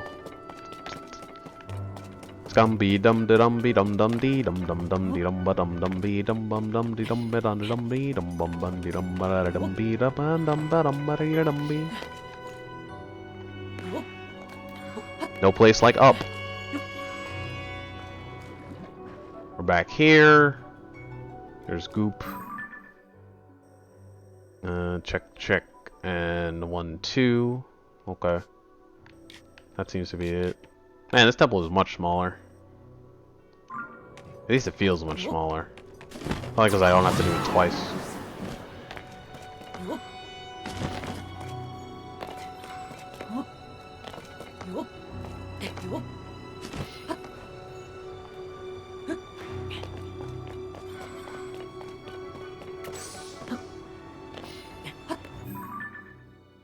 I'm apparently not even technically in the area anymore.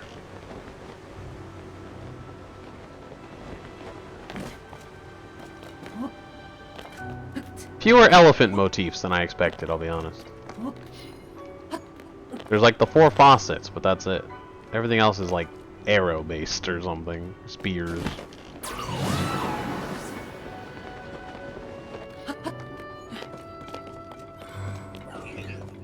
Oh no.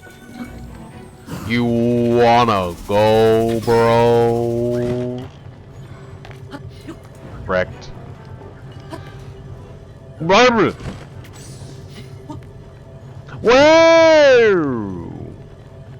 That's crazy. What a clever puzzle. Aww.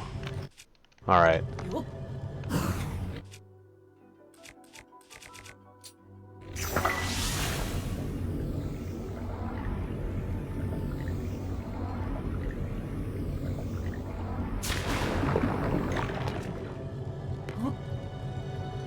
Okay.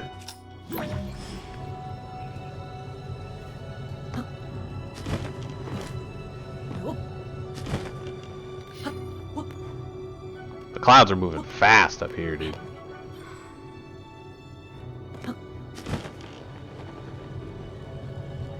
Alright, 3, 2, 1, now! Ah! Didn't work. Alright, well, I'll assume there's some way to turn that off. Yeah.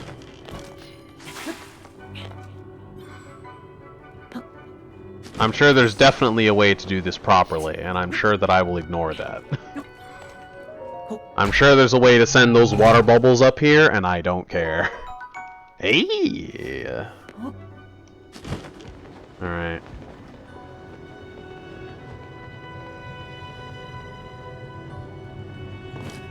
Looks like it's another drain puzzle. The question is, where do I drain?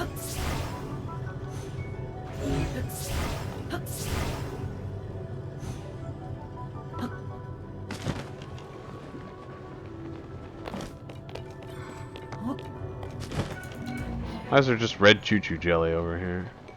Is that the guy I killed? Oh. Oh, he has quick draw. Well, you die. Never seen that on something before, and I never will again. Stupid vent. Proud of yourself?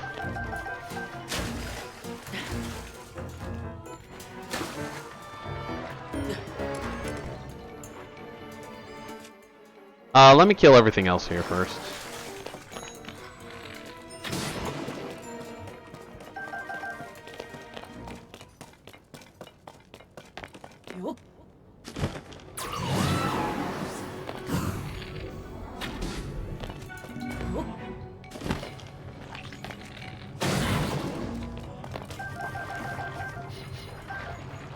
Oof, the frame rate. What the heck? Nice hiding. Alright.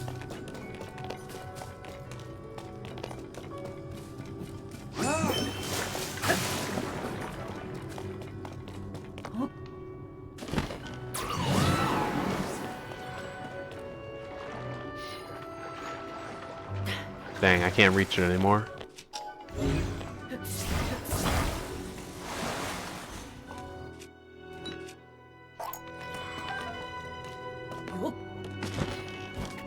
Okay.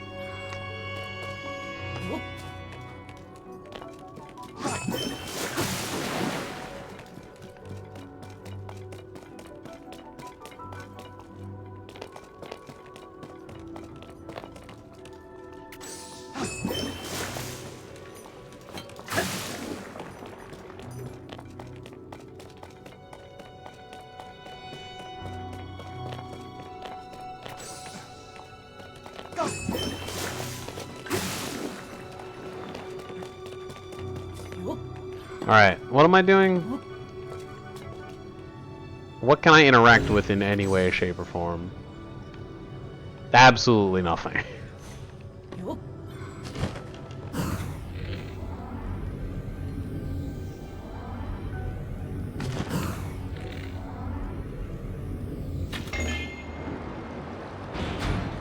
Alright, I guess that just did all of it. Cool. That was the entire thing, is hit one button. I'm not gonna say they phoned in the water temple, but I could be watching Unite right now.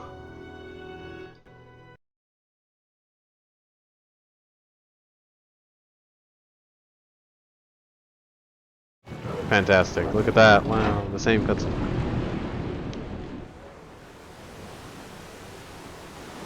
Oh. All right, just one more, Lin. Fantastic. Ooh. Nom, nom, nom, nom, nom, nom, nom, nom, nom, nom, nom.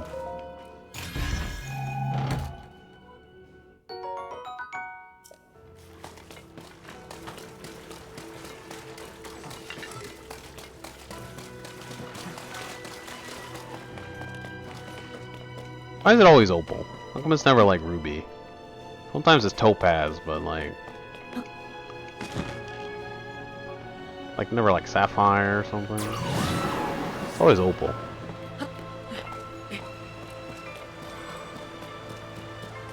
The music is so pretty.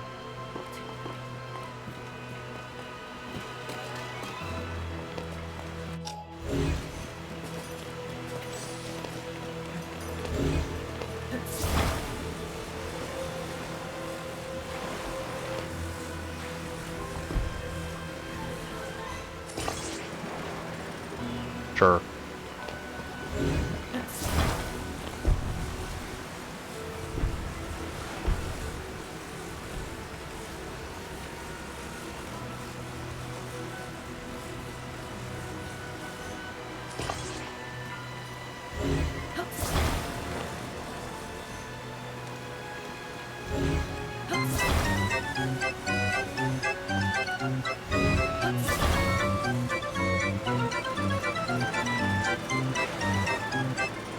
Magic.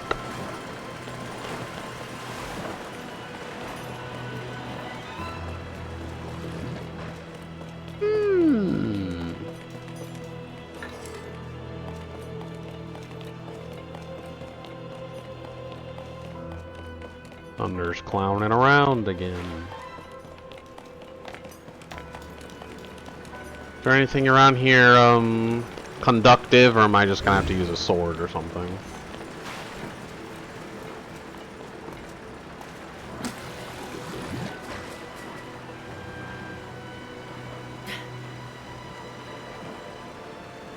That looks like a chest.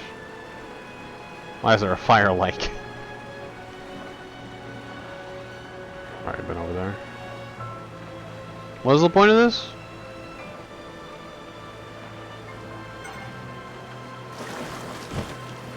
I don't know. I could go up the waterfall, or I could not do that.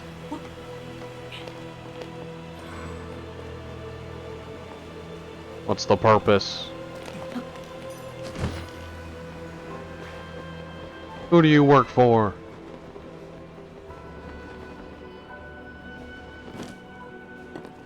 Okay.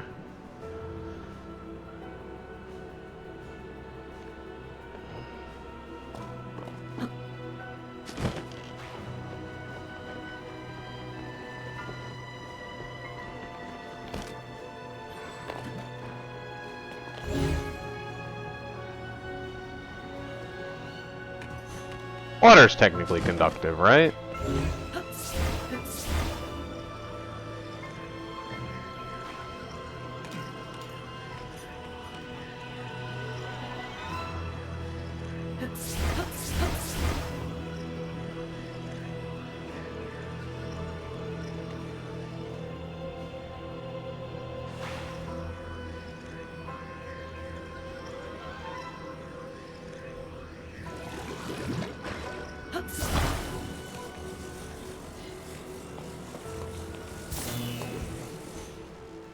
Neat. We don't have much time, Sidon. We gotta go. No lollygagging. Hiya! Nailed it.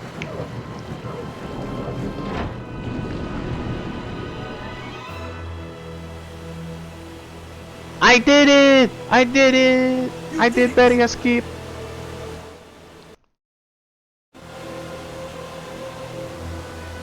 Gudra picked in Worlds right now. Okay, you're all filled up. Now we just need... A lot of the preliminaries had Gudra, so that's pretty sick.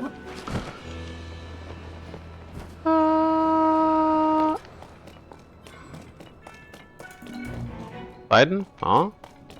Oh, you. Get him, Unibo. You missed. No one hit me from here. Hey, Biden. Thanks. Go hog wild.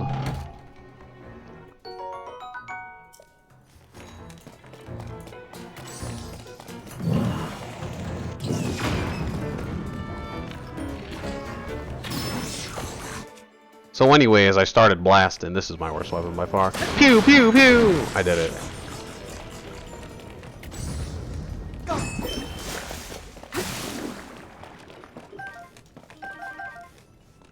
Open sesame. Urgh. It's basic. Replace this though. Can put like a hydrant on it or something.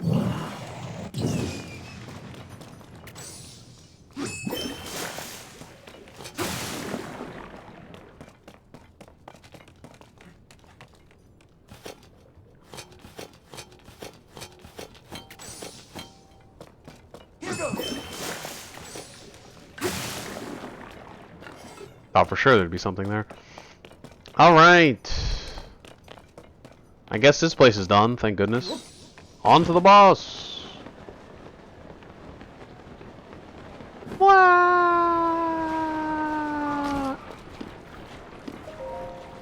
Probably should have saved. Oh well. What am I gonna do? Die?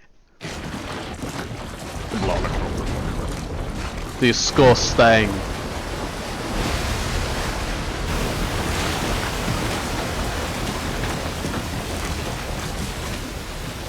It's fucking disgusting.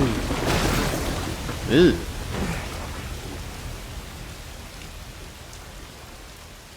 Look, the sludge Sacred dissolved. stone. The domain is surely safe now. No. Huh? Not good. What the heck? Aim for the eyes. Muck to rock. This strange creature must be responsible.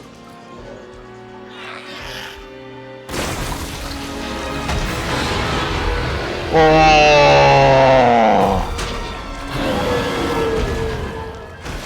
That's awesome. Let's go. So anyway, I need space in my album. Cool. This thing can spew sludge. Yeah, no duh. Cool. Horrible. Link, you're not alone in this fight.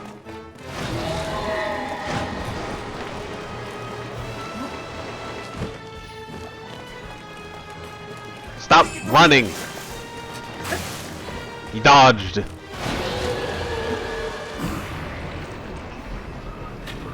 It does not have eyes. It isn't working. Aww. Delicious. I'm okay. We need to do something about the sludge protecting it. Oh, it dodged me just barely.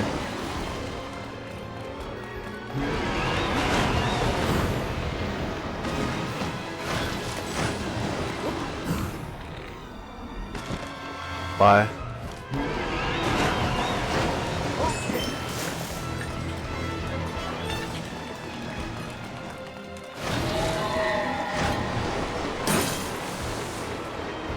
Dang it. Link, let me know if you need me to blast it with water. Oh, it always dodges.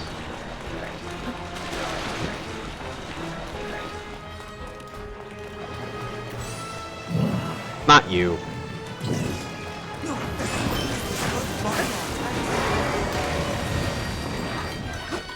got to stop it.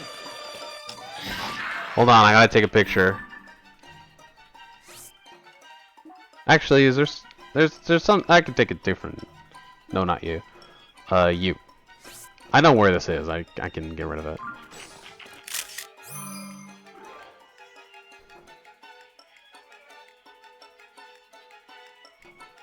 Why does it have a booty? Alright. You must die. Now's our chance. Oh, the eyeballs aren't a sweet spot? That's lame. Beat him up. It didn't give me my...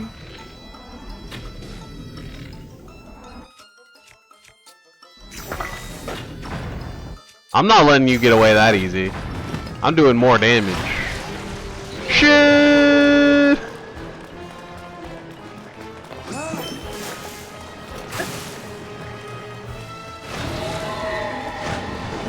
I wonder if that would be a better picture. Do I have room for one more? I really want a shark in my monster collection. I'm just trying to think of what I don't need. Why do I have this? These are everywhere. Who cares? Be careful. That's not a good picture. Careful, side. Okay.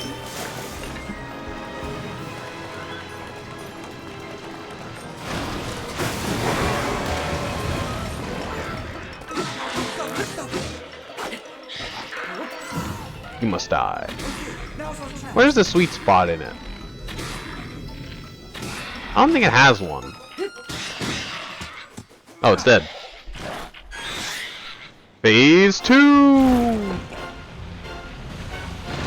Blair. The sludge is everywhere.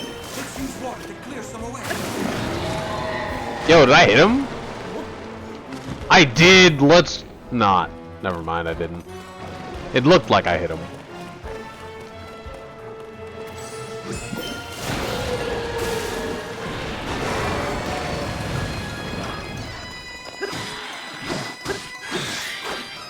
It's able to swim through the sludge. That's going to make it hard to catch. No, you don't. I told you I'm not gonna let you get away that easy. Beat him up! The sludge makes it hard to move. Maybe we can use the waves. No, my special powers. Oh, I don't have a weapon. This is the only time this is gonna be useful. So I have to break this. I kinda wish I used this the whole fight now.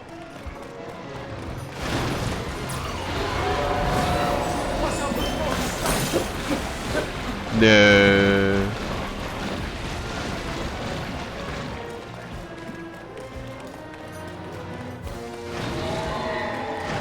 Oh, that would have been a good picture.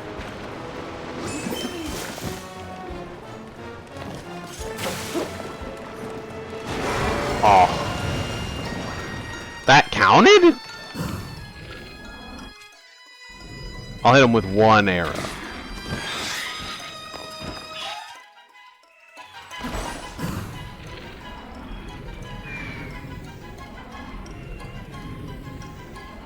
Tori!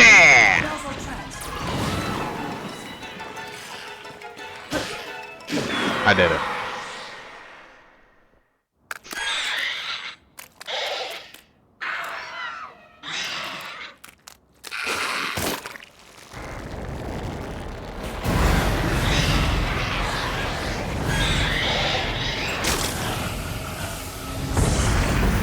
Good riddance. The Gujar did 119k, let's fucking go. I bet it used Dragon Pulse Power Whip.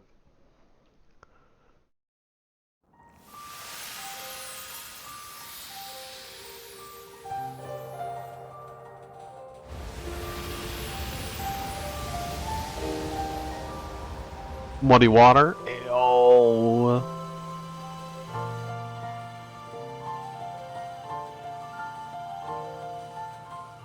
Yeah, but that's also boring.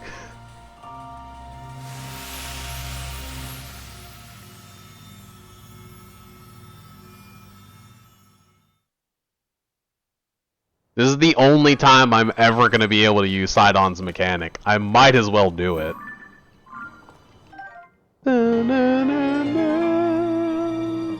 Because in about 10 seconds, he is going to be completely worthless.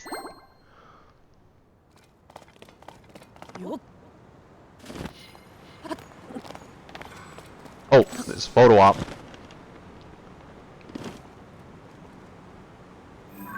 Yeah. Ooh, and this is the light scale trident picture. Oh, perfect. Yes. Beautiful. That's one for the memories.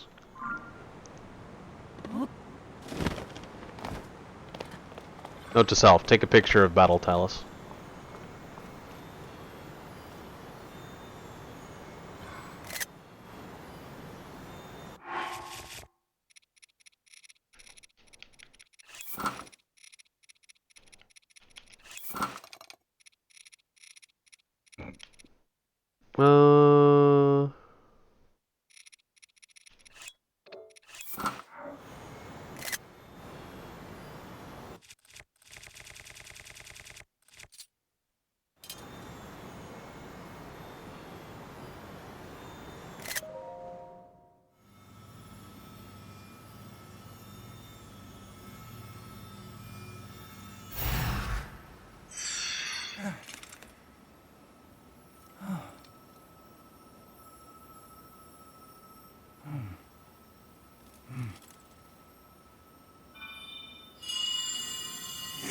Oh, my kidney.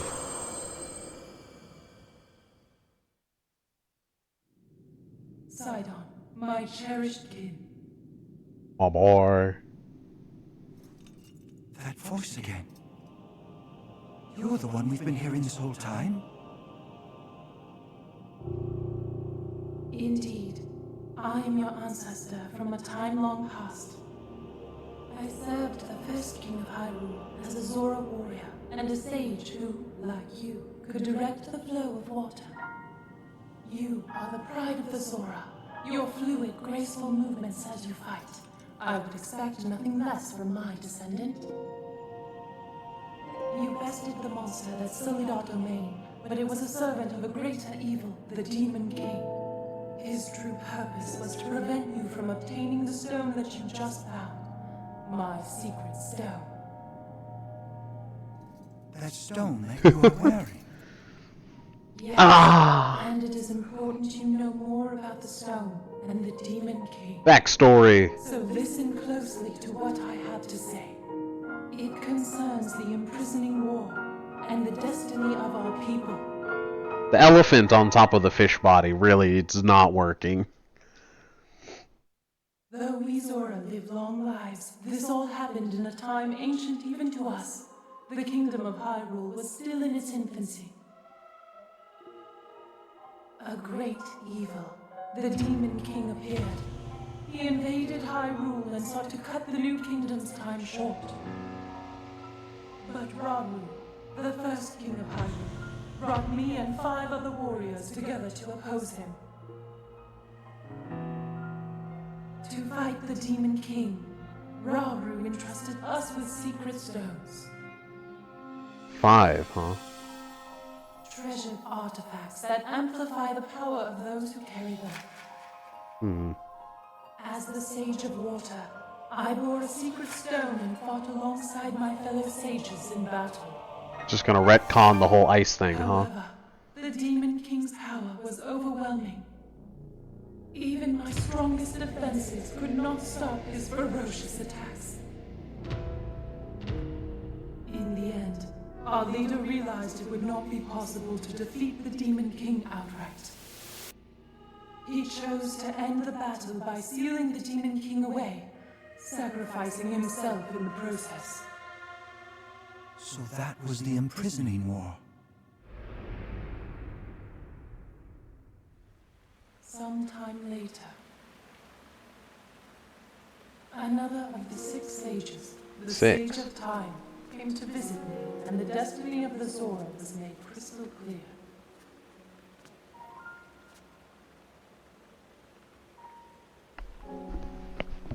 The magic restraining the Demon King will eventually be undone.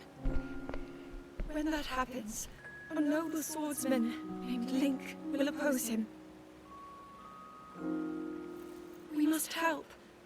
Lend him your power. He will need the Zora's control over water. The course of the Zora's future was clear. It would be our honor to aid in defeating the Demon King. I swear to you that, when the great evil returns, the Zora's Sage of Water will awaken once more. She sounds nasally because of the trunk covering her mouth. People and their sage will fight alongside your swordsman. That's nasally. Don't worry, we are absolutely grateful to be working with your That is people. everything there is to share of the imprisoning war and of the destiny of the Zora. They really copped it with the elephant mask. Once again safe, thanks to you. However, She got a the gold. Demon King continues to threaten all of There's the Hylia. symbol in the background, that's cool. Sidon, my cherished kin, you must take up my secret stone and honor the vow I made to the Sage of Time. You must. Otherwise I'll look bad to the other sages. Here I am. It's me.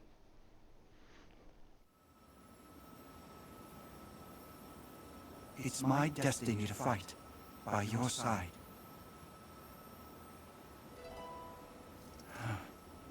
What kind of stones you holding, Shay, that would make that an AO? I came here so that I could save Zora's domain. But it looks like all of Hyrule will need my help. I'll do all I can, just as my ancestor did. I will accept this secret stone.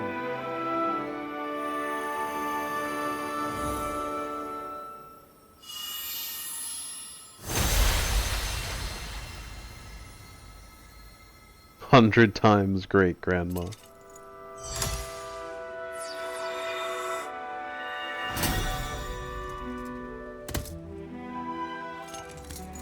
I am the Sage of Water. Behold, this is my new power. Cool. Easily the best entrance. Fabulous. It's slightly smaller. Here, Link, your hand.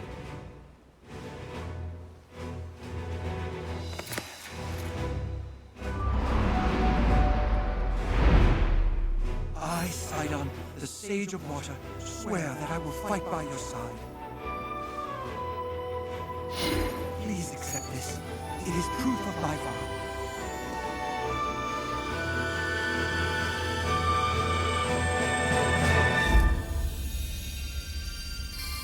Why are you throwing stones? You living in a glass house, Shay?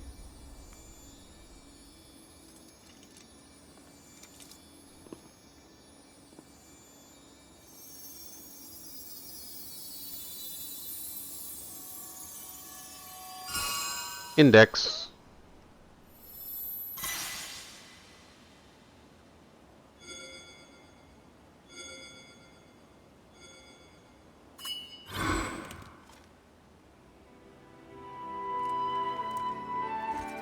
With that ring, you will always have my power with you. We're partnered up again. Yes. All right, let's head back home. Alrighty.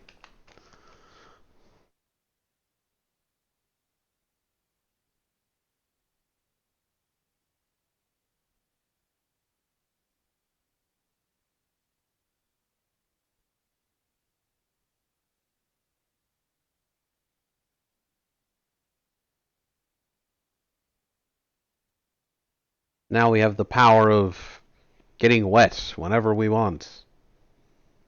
And making other things wet whenever we want. Can't help but feel like that's going to be very useless.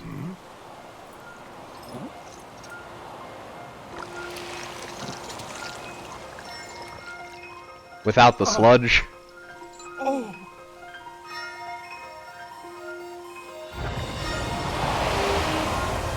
Ew.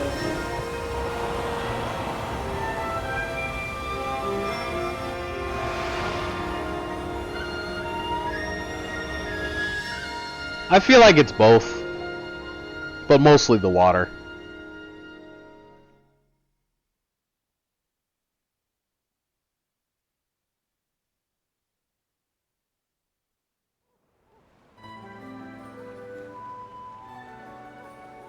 Whoa. We did it.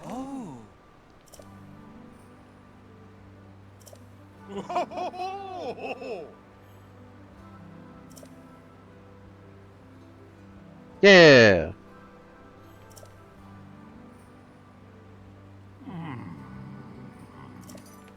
You're in trouble now.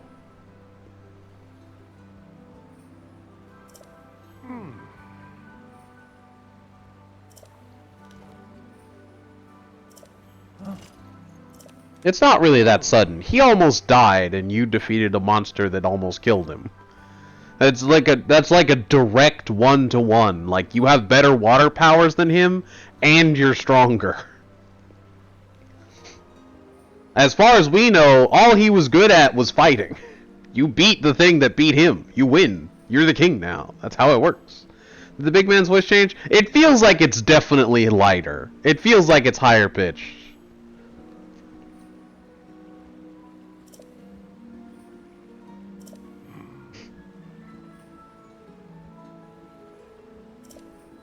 Yeah.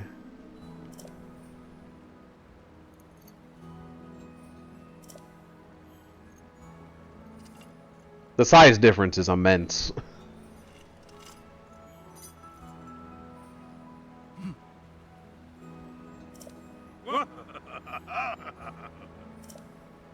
My boy.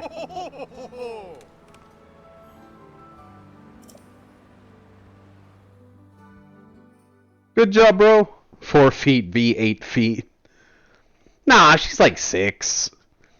He's like 10.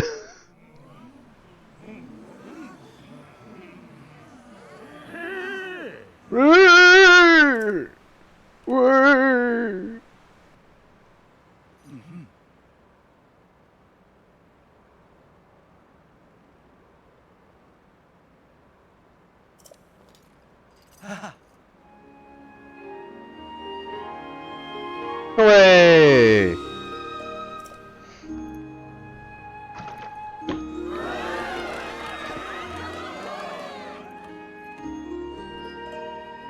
Sure.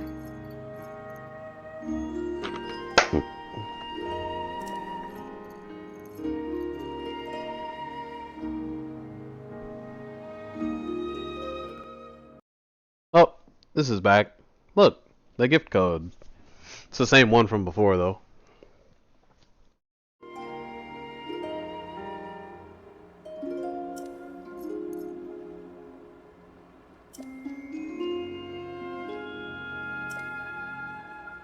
Nah, that's all that matters. They're all done.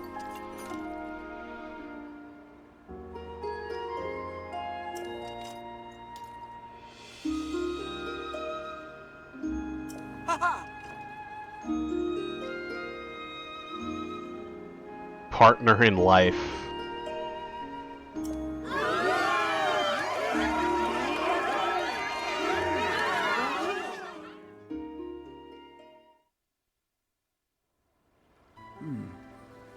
She's definitely gonna die.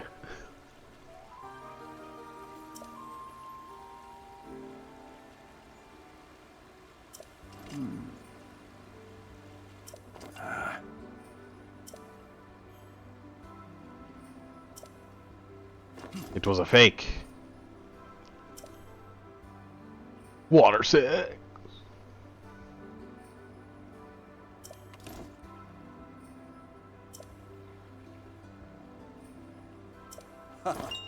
Nice.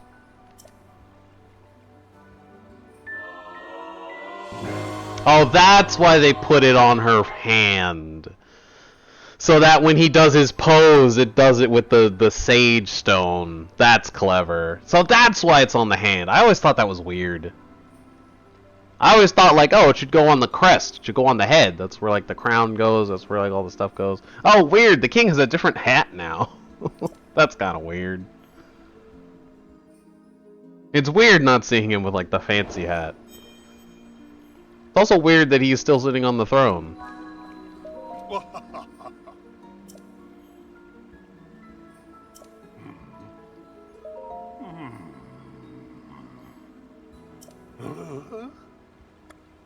Oh, you can get more.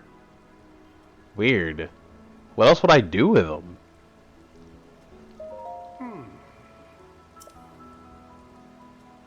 Yeah. Hey.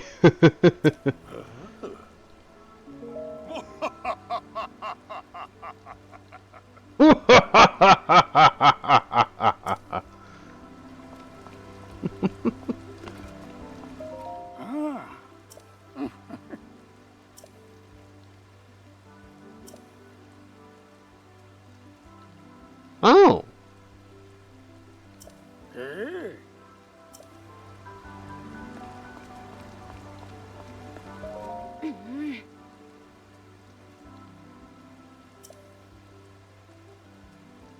Hmm.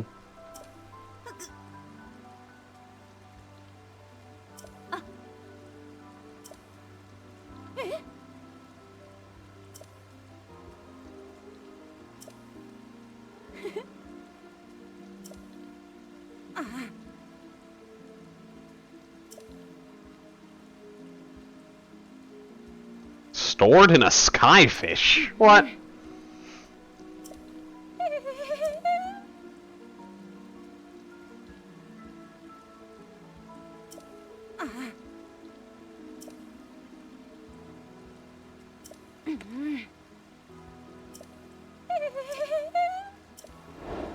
I'll work on it. I wonder where the beats are. Is there any issues?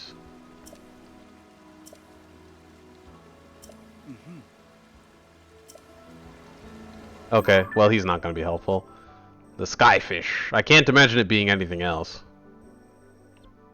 This is the third time I have to go to this place.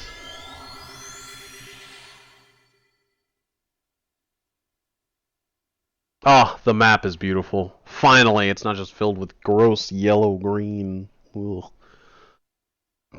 happening over here? Hoenn and Secret Ship. This is the first game, still, and it just started. Huh? Huh? Oh. Oh, yeah.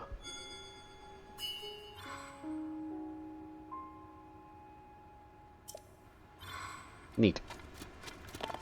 We'll see if it's ever useful in, like, the next 10 hours of gameplay or so. And if it ain't, I'm getting rid of it.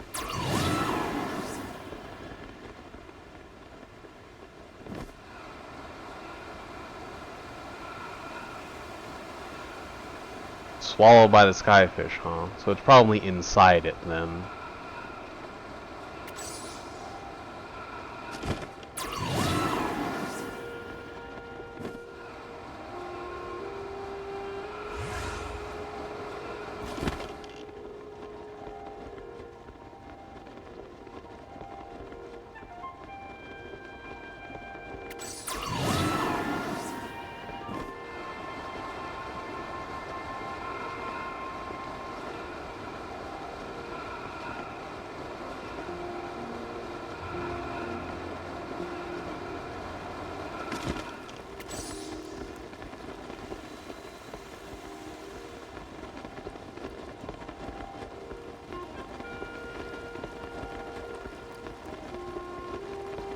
There doesn't seem to be a platform I can use to ascend.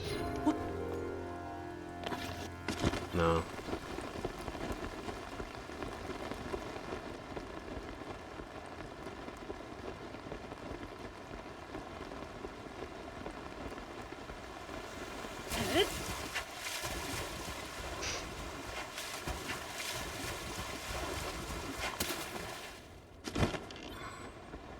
Skyfish's stomach, huh?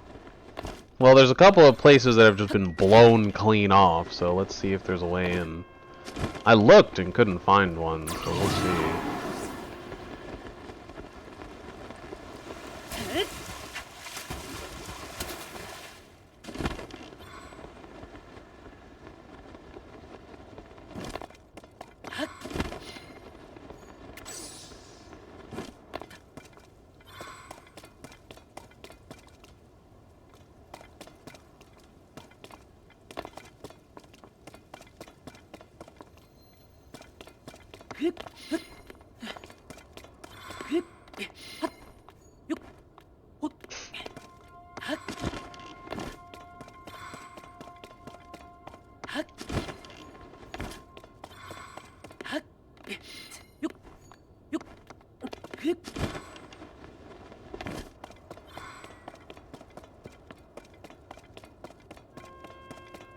Stomach of the skyfish.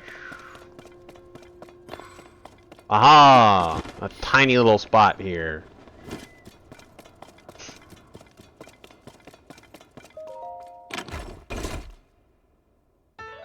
Da-na-na-na.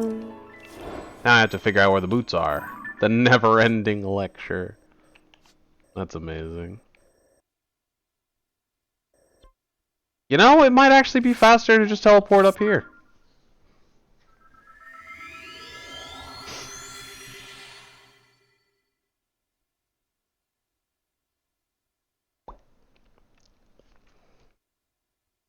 Oh, Saiyans water's for hot temperature. Oh, it's perfect for Gerudo. Oh, maybe I will keep it then.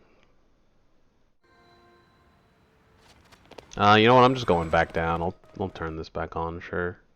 Prioritize it there again. It seems to be part of their strategy. They did close out that tier 1 gold zone with a small overdone. The fight is breaking on. Boosted auto comes through, gets a quick time KO on the Urshifu. And I'll tell you what, Frank is able to drive in deep. We've got the rings unbound. The Hoop is going to try and stem this gold zone. A 4-person stun with the fist. Is the follow-up going to be there? They're trying to shell in more damage. Lucario's going in. It's getting spaced out by the Trevenant. Lucario's eaten immediately. Trevenant trying to buy some time, eat some body, but it's not quite working. 2 players down here on the side of Secret Ship. And Hoen's fine, just peeling back and going on top of this basement Reggie, and it's just Yakubari that's going to have to do it for the squad. Here's a quick wicked blow, gets a quick KO on the Ninetales. Reggie Rock's at half HP, and the pressure continues as, of course, TLR getting it done. Wow, incredible stuff right here. Secret Ship sealing up this fight, getting a nice, big, secure right there. Once again, Aegis/Unite move, not able to find any purchase and get any. Alright. I found it.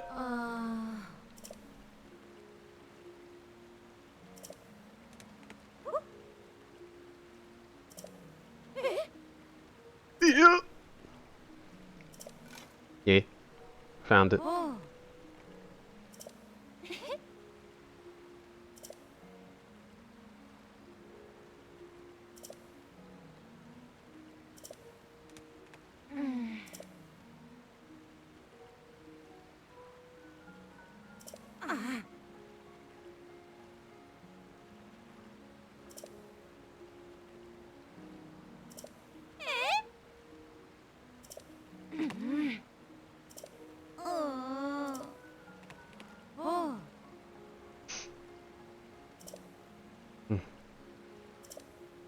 Sure. Yay! I'm sorry.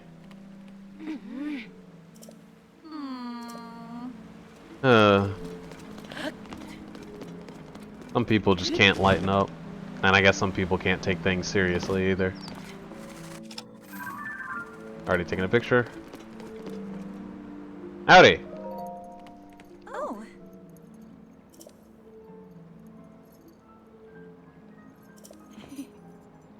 Ooh.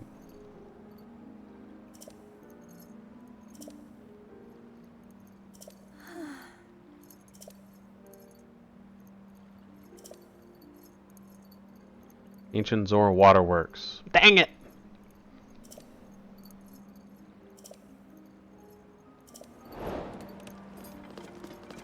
I looked all over that place. Some bullshit.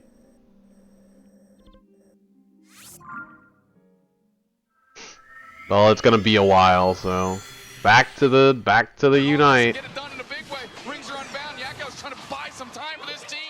It is a Zora. It is a Ray fight. They decided going for some hits, trying to get some heals.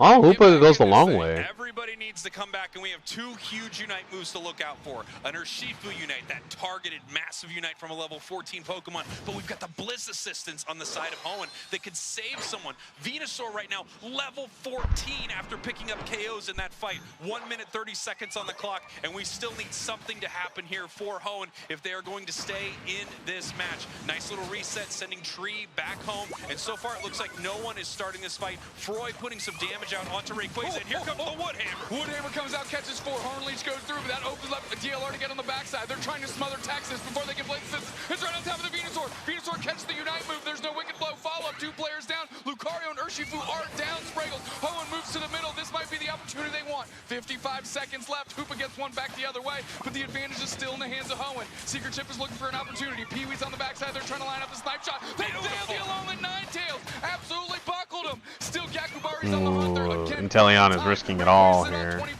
Who's gonna actually flip on top of this Missed thing? it. Trevenant comes through on the Venusaur. They're gonna pivot now. Gekubari's in the middle. Pee-wee is stinging true with these snipe shots. They're going back through the surface there. It's at the low. Egg bomb comes through. Who's waiting? The whirlwind did not. Oh, the Trev gets it. Gekubari, you absolute mutant of AO. You mutant. He ulted for the speed. The Inteleon ulted for the speed. Incredible stuff here from Secret Chip, securing that in the face of Hoenn, taking down that Venusaur, taking away their opportunity for a big secure right there, and then taking it with the Trevenant. What a back and forth fight between these two squads. Gakubari is an absolute mutant.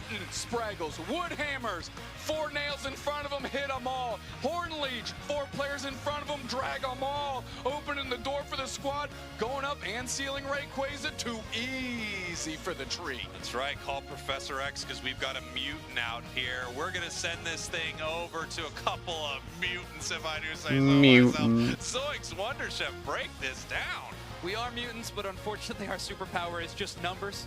So sorry to Chef and I for that one. Let's take a look at those numbers from that incredible game. Secret Chip really bringing things down to the wire before they secured that Rayquaza.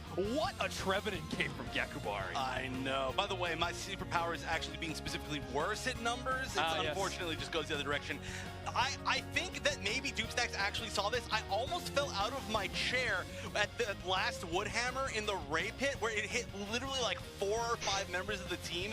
That was disgusting. So good. And of course we can see some of the damage in this game. We know how it went. Of course, it was all down to that final moment, but wow, the damage, even coming out of a sniper. Oh, my back. Tend to be, I would say, considerably lower damage numbers. Yeah. Is as a 6 digit. That's pretty amazing. Yeah, looking for the higher KO number, not necessarily the damage number. Now, Hoenn never really fell out of this match at any point. This was an extremely close game between Secret Chip and Hoenn. However, I think these final moments, people were definitely considering Secret Chip to be in charge. However, Dawnlux's Venusaur looking very good. This Venusaur was definitely the biggest challenge for Secret Chip to overcome. However, they did it kind of time and time again. Pee-wee looking so amazing on this Inteleon. The damage numbers exceptional, and DLR really capitalizing constantly with this Urshifu.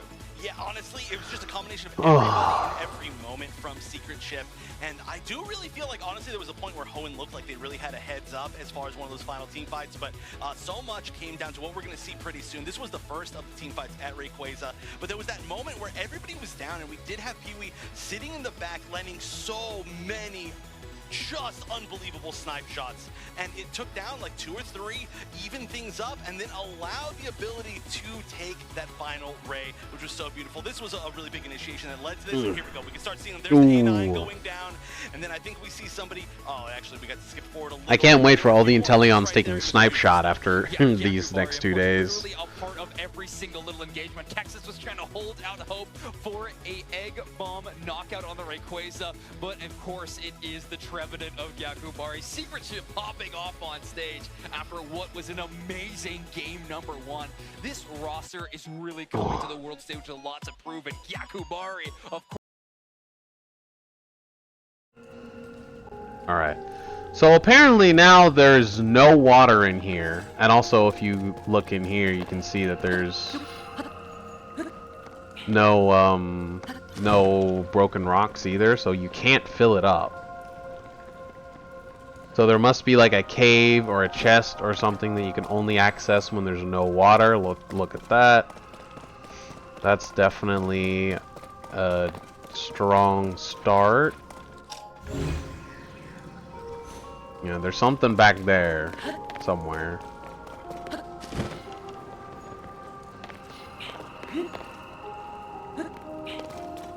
Another one here.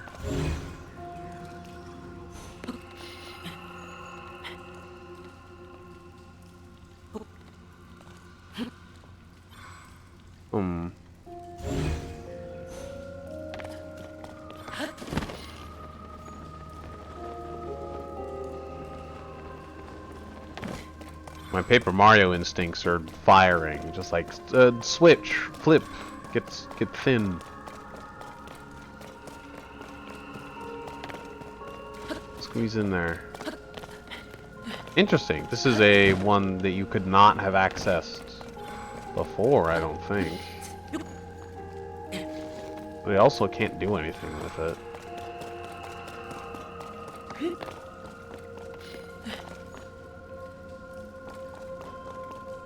Interesting. Okay, well so far the only new area seems to be at the very beginning.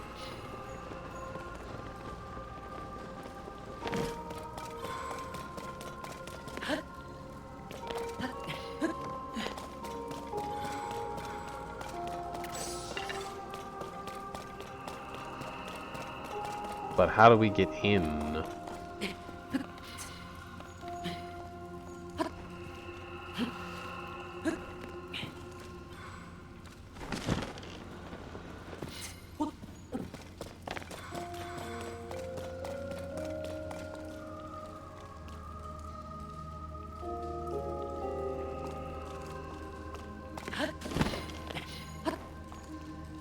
Alright, I'm gonna need to stop slipping.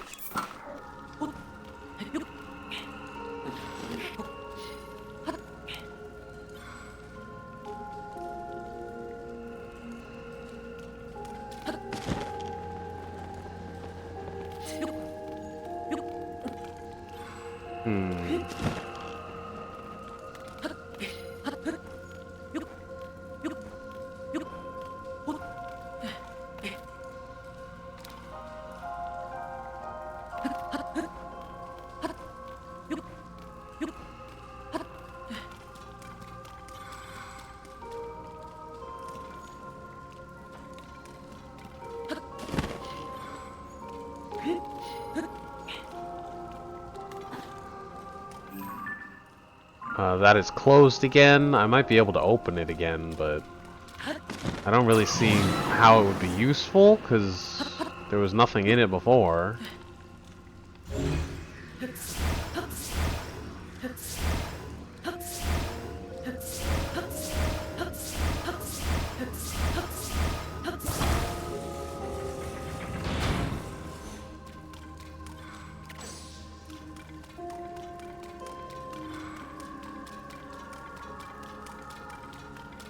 What the fuck? Hey, yo! That wasn't fucking here! What the fuck? That wasn't there. Since when?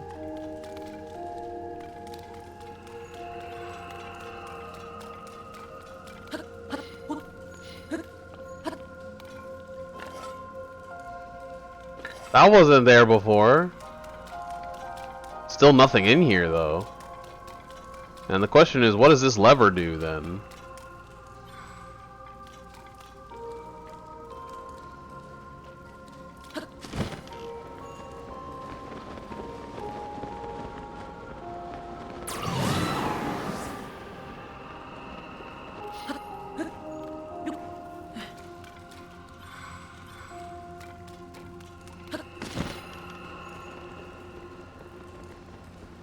also wasn't there. Okay. Here's where all the water went, I guess. Alright.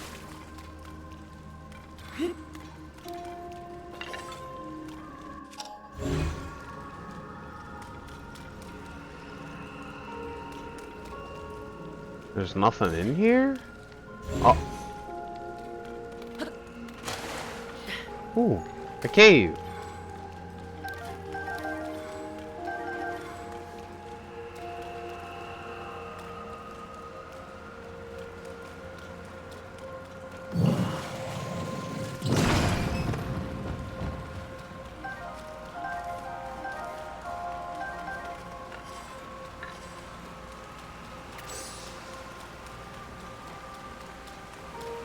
So I assume it wants me to fly up this.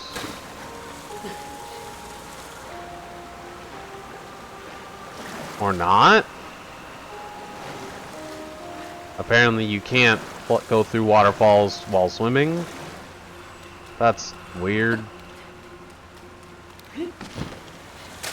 Oh, I've got the wrong set on.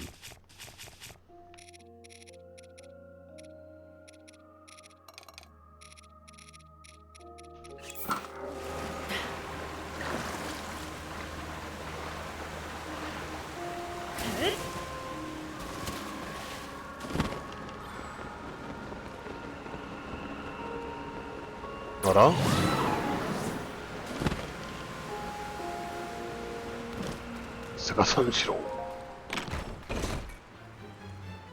Yeah! Why did I hear boss music?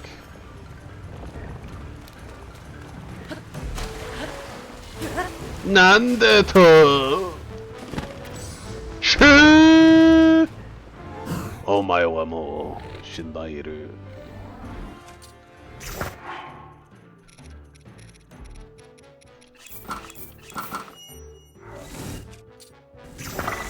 You must die. I don't have a weapon, do I? You know what? I can't. Oh, this does 60 now. Yay! I got to use that.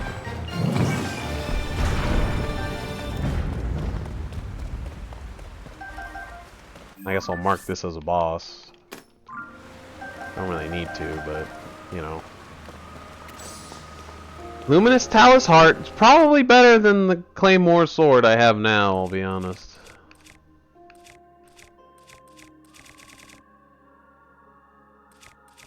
And it gives light. Yeah, alright.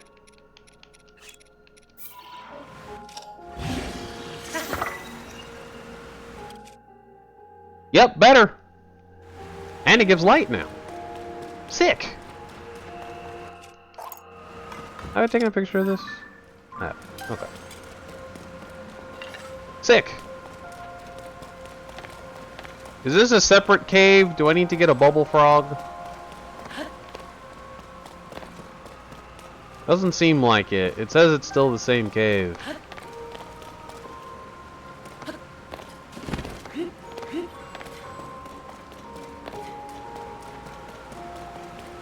Okie dokie. What's going on over here? Give him the garbage.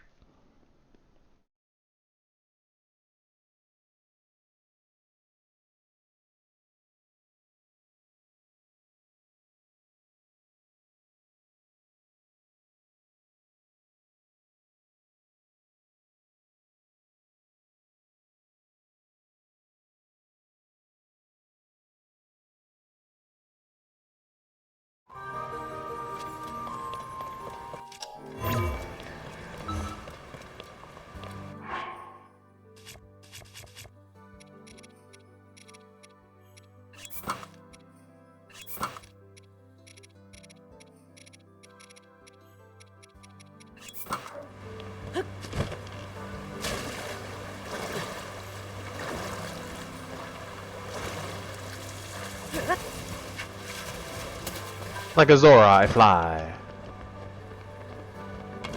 Here I am. It me. Huh? I did it. I found them. Yay.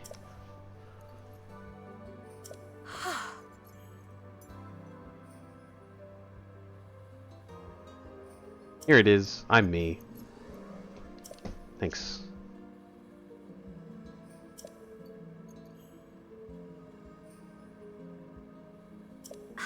Yay. Whoa. You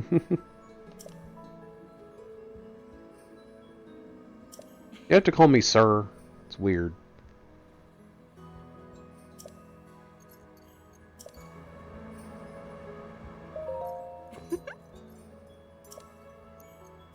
Yay.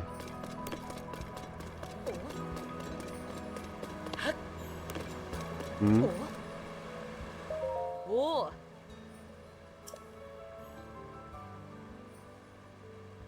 Oh. E.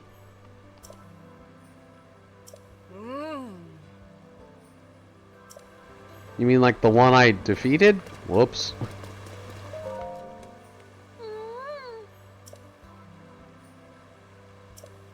Yeah.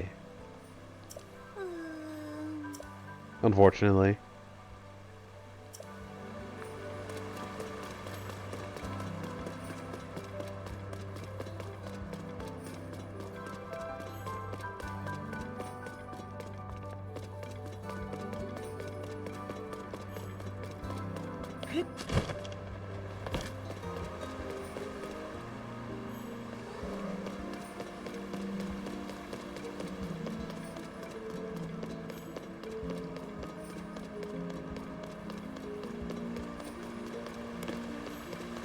You know, I kind of miss Terrytown.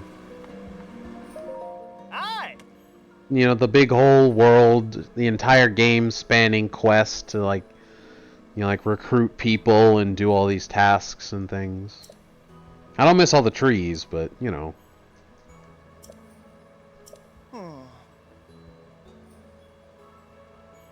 Ah.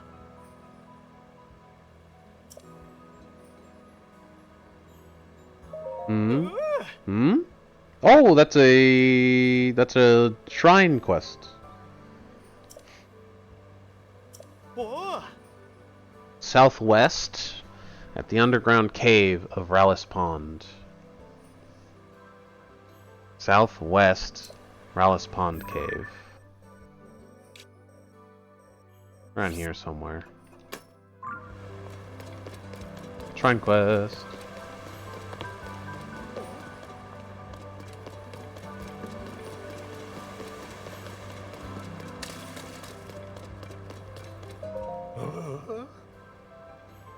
Yee.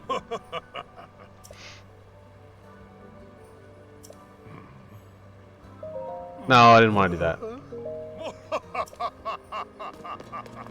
Hey!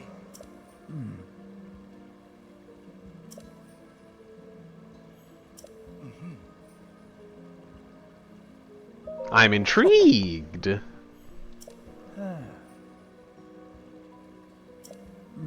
The great fish, the eternal guardian, a secret treasure awaits just beneath the stony form of its statue. This fish over our heads? It's just beneath the stony form of its statue. Below the long bridge. Leave your fears behind, path beneath 2 waterfalls to find your prize.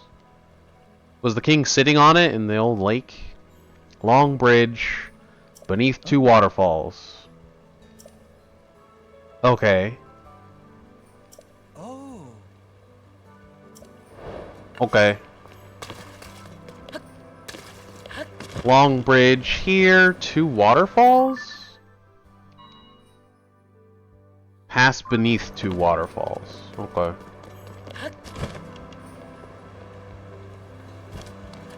Oh yeah?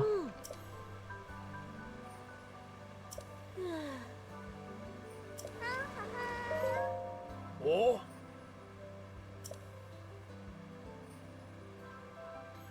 Ah.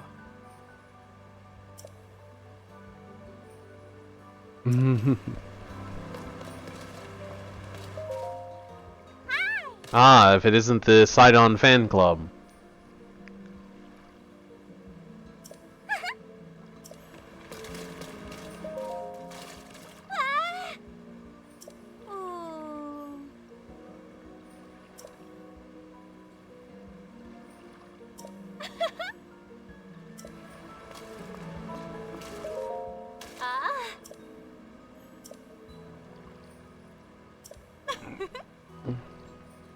There it is.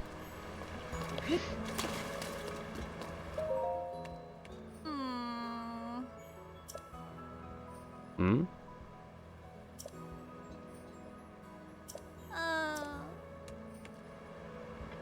Hmm?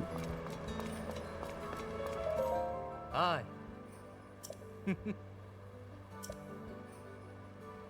Oh. Hmm?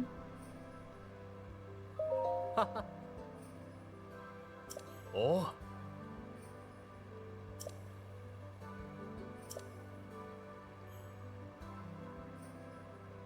Hmm?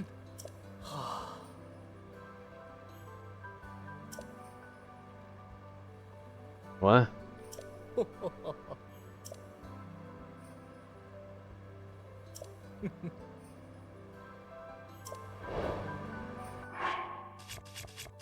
Wild.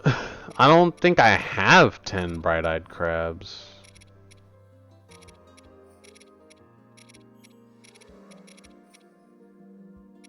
Yeah, I only have 6. Oh. Oh. Oh, they sell the rare fish. They sell the good stuff. Look at that. No, I wanted to buy that one. Oh. Oh. Oh.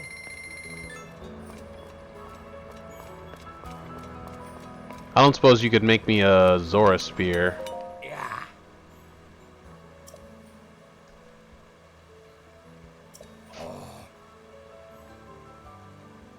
Yay!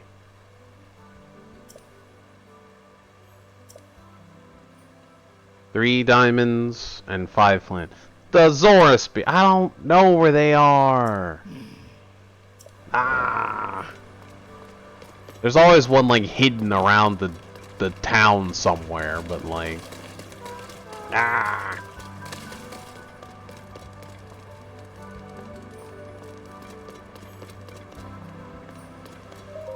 Hi.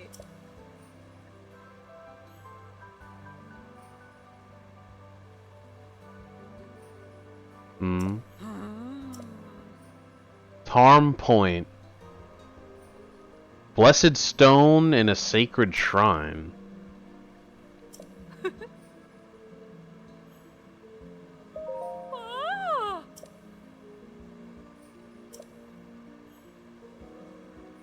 Ah.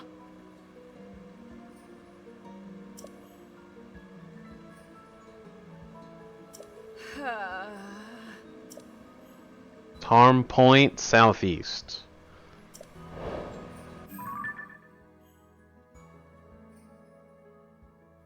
Blessed stone hidden at Tarm Point. That's all it says, is just Tarm Point.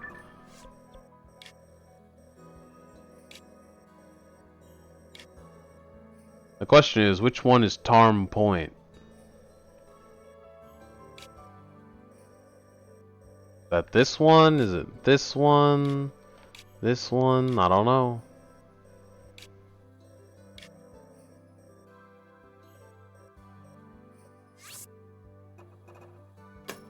We'll find out, I guess.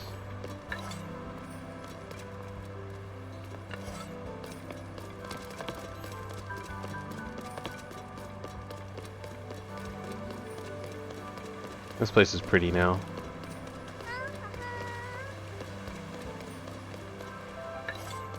Indeed. Franck. That could be a lot of places.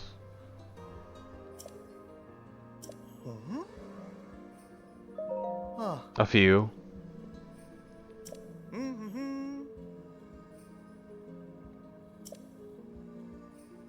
Over to the bridge in the east. East.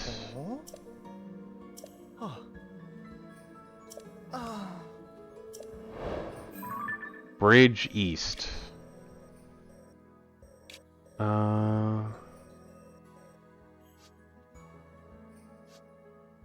Maybe here?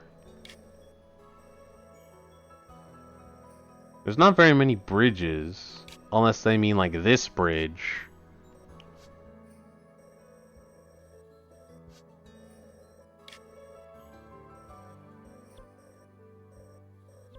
Huh.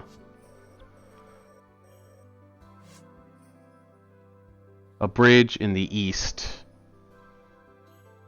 to a floating place. That's not really specific. These aren't bridges.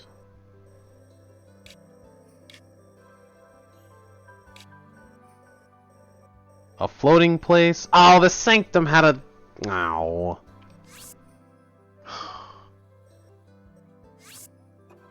Remember to go here. A floating place to the east. I'll check it out somewhere. Let me deal with this first.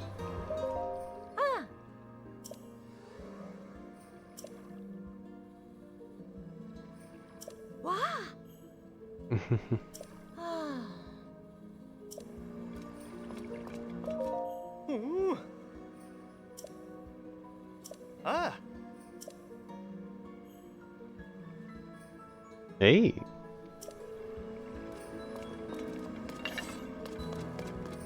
Under the bridge, 2 waterfalls.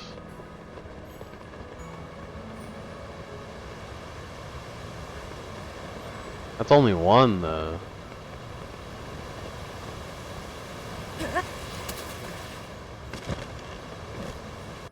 I think I have to not be wearing this chest plate.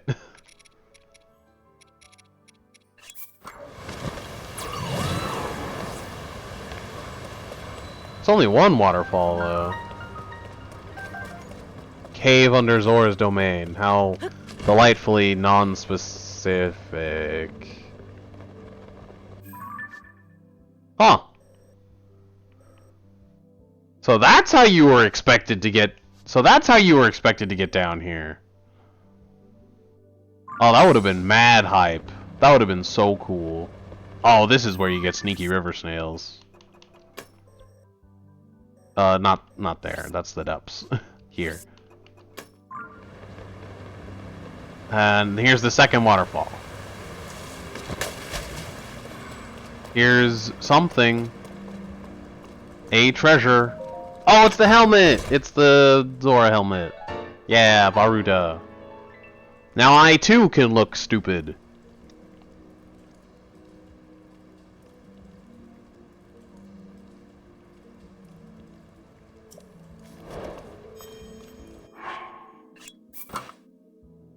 Neat.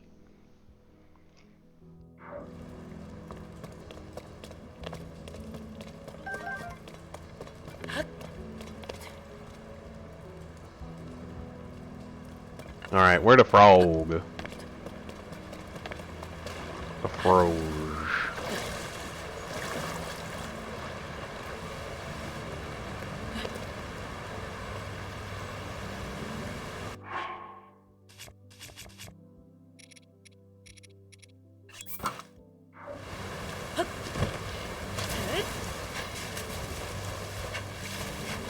Sore! Stupid.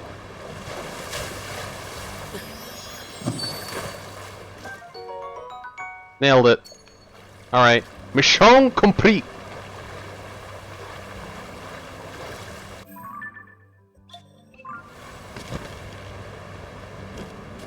Let me pick up these sneaky river snails, because I do actually need them.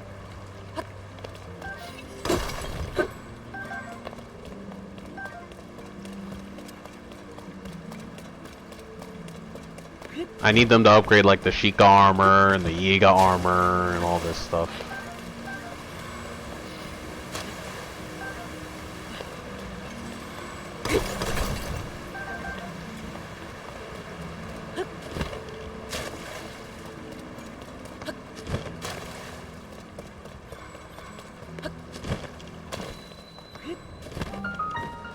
chasm under Zora's domain.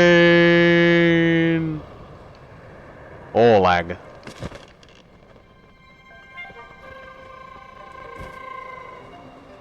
Oh, there's a lot of, like, big souls here. I didn't know. Spooky.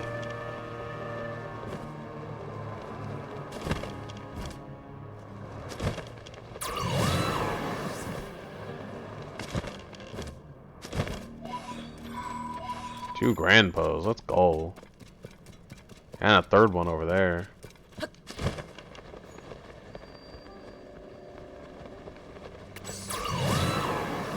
While I'm here, I guess I'll buy stuff. I haven't farmed any Zonite, but maybe I have some. Just from existing.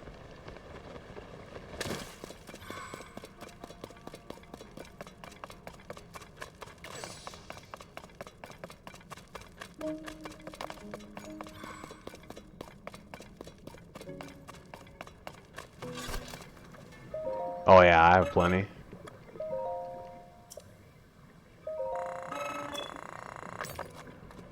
I have 68, so I can get plenty of these.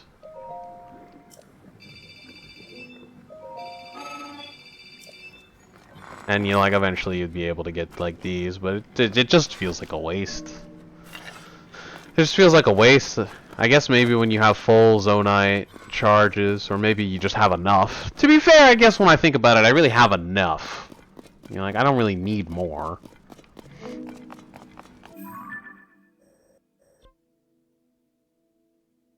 So that's how you're supposed to get in here. It would have been way cooler if it was like the Rito's domain, where the only way to get in was through that chasm that's hidden. You can't see it from the surface. That definitely would have been way cooler. Oh well. This is not East. There's a couple of random quests. Let me show Sidon the helmet. I'll show Sidon the helmet, and then that will be the end of the... That'll be the end of the Tears of the Kingdom portion of today's stream. I think I might continue watching the... See. Oh, I will switch to Unite, because then I want to also unlock Mewtwo today. I unlocked Mewtwo today. I'm going to play a game with him. And then we'll commentate. Maybe. It's also really late. Maybe I might not. We'll see. It's been 8.5 hours. I really gotta pee.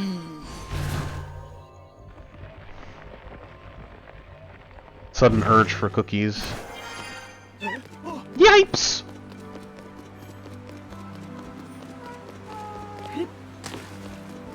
Howdy, howdy, howdy.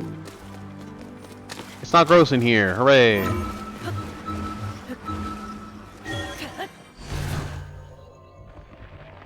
Flashbang. Here I am. Almost. Made it. That's so close. I made it. I found it.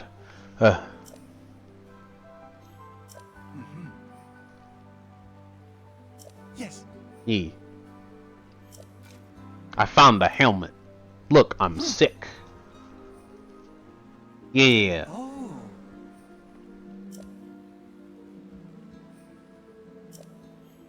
Interesting that they say it's the same helmet. The others didn't say this. This one very specifically says it's the same helmet that the Sage was wearing, even though it's not even close. It's not made of Zonite, it's made of Sheikah technology. The trunk is pointed up and not down. It doesn't have nostrils with rings pointed in it. It doesn't have any earrings on the ears, which I think it had. And the eyes are on the sides and domed convex instead of up towards the top and you know, like engraved. It's not even close. It's a reference to the divine beast that they apparently insist didn't exist. It's very strange.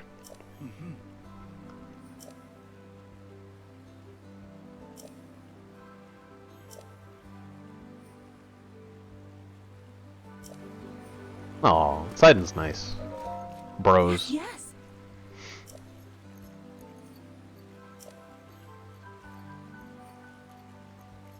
Whoa.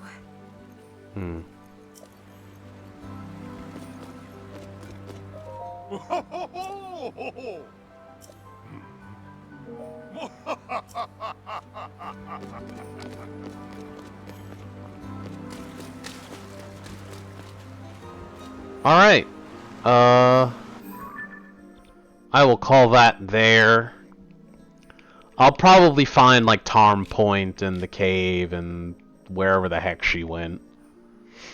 Somewhere. I'll probably do all that off screen. I'm glad I got the full armor. That's dope. And after that, that's really it. I'll also try and find some dragons and kill some frogs off stream, but that's probably not gonna happen. I'll probably forget. When we come back, we'll do the Gerudo Shrine. That's pretty neat. I'm gonna go to the bathroom, and then we'll switch to Unite. You guys can watch this in the meantime. Such an impressive match from Hoenn. Free content. Secret Ship has looked incredible throughout this series, but it felt like Hoenn really hit their stride here in game number 3. As you can see, ahead essentially the entire time, took an amazing fight at Rayquaza, just pushed their advantage and won this thing 703 to 144. They're in absolute complete control from the jump. You can see right there at 2 minutes 71 to 15, and it was just just going straight up from there, and there was no doubt about it either. I mean, they were being bullies all over the map, and despite all the pocket picks that Secret Ship got here, a lot of strong Pokemon, they still couldn't leverage that into any form of success. Yeah, you can see some big numbers on the side of Secret Ship. Obviously, we've got this Inteleon with 69,000 damage, highest in the match. It looks like, no, just barely beat out by Froy on the other side there with the Venusaur. But incredible stuff. Even Frank putting in some real work on this Lucario. Yeah, making it look good, making us wonder why it might have maybe ever fell off from UCS Season 1. We were questioning if those buffs that it got would leverage in a like impactful way, and clearly it has. Yeah, it was really, really impactful here. And you know, it's been looking pretty good. I just noticed right now, we did not keep you updated on how many hats Dodrio had. It had 1 hat. Was that the difference maker in the match? Yes. Yes. With like no question about it. Without question, that's how it works. You need 3 hats. You can't. You have 3 heads, 3 hats. We are, again, we're not the mathematicians. We might be the math magicians, but that doesn't line up to me. Yeah, this was a nice little poach on Frank there. I mean, that was an overcommitment in Teleon, and then the Dodrio, but that was maybe one of the few shining moments that Secret Ship had here. A goal zone siege to try and bring some balance, but really, Hoenn. Yeah, I gotta say, Yakubari on this Trevenant did look amazing throughout this match. So good, in fact, that they used their slow beam on the defender on the side of Secret Ship to get him out of the equation. And then, as we said before, the points just start raining in for Hoenn. I mean, what a look. I mean, you know exactly what Yakubari was about. They were the ones that were the most oppressive in Game 1 and Game 2. Yeah, use your slow beam, and of course they converted that instantly, 4 players down, and then they got to go on the hunt to get the ace, and a clean win, 703 to 144. Big time action. Kira giving credit for the slow beam and saying, I'm going to slow beam a tree. They don't move much. I'm going to lock it in place. We'll get that KO, and we'll ride that wave into the sunset. Yeah, beautiful stuff there. And unfortunately for Secret Ship, that means they are not moving on here in this tournament. Japan is amazing all day. And Secret Ship was the first place team out of Japan. Really? That just shows the caliber of teams that we have from top to bottom. And to be quite frank, it's impressive. And that's why UCS World Championships are amazing. And talk about Frank. Dang, Japan really had their first seed washed. That's rough. Out the first day. Congratulations on your Dang. win. Amazing match. NA and EU really seem like just like the top regions to worry about. Luminosity was such a dominant game. Me gusta Lucario básicamente porque es un tipo de playstyle que es muy paciente y él es muy agresivo. Puedes entrar, salir, como tú quieras con el puño incremento. I like his playstyle because he is aggressive, and as well he is very patient as well, and he can enter and go out whenever he likes. That makes very much sense, the flexibility. Okay. All right, question 2. Were you afraid at all of fighting the first seed of Japan? They were looking very strong. ¿Tienes miedo de enfrentarte con Secret Ship porque es el primer seed de Japón? Pues no miedo, es un poco de vértigo, pánico, estar enfrente, pero la verdad vienes aquí con un propósito y es enfrentar a los mejores de cada región.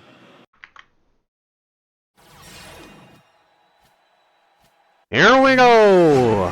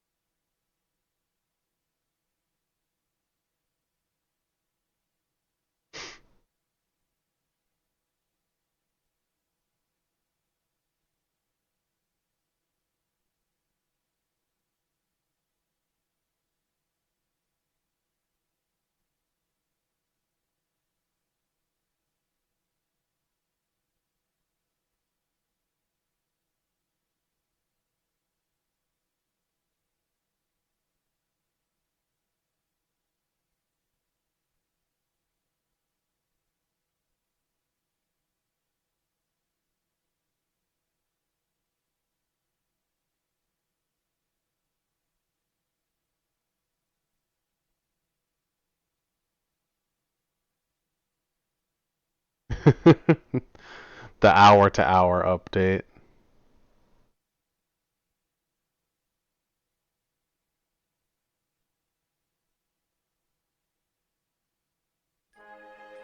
Making sure I wasn't missing anything in Discord. Tomorrow is Gmod, so that's fun. I've been looking forward to that.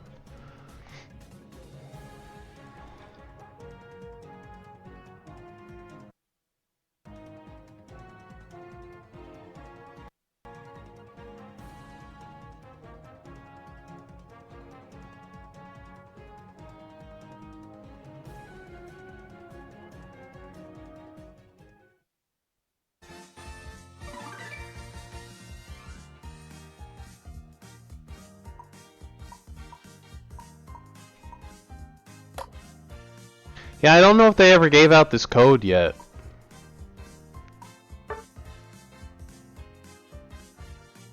Weird. Even weirder! Alright, sure. Thanks.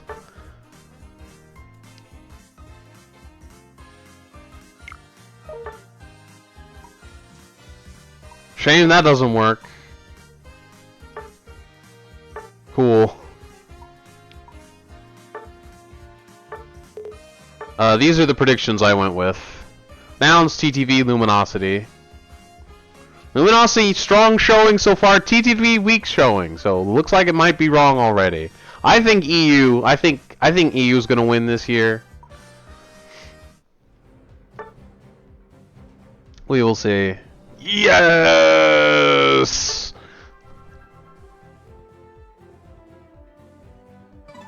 I still haven't gotten a fucking 15 on this account. Not one. I'll be honest, I don't even care about the missions. What was it, like 4 kills? I've already forgotten. 4 kills, who cares? Let's fucking go. Let's go, dude. Let's go.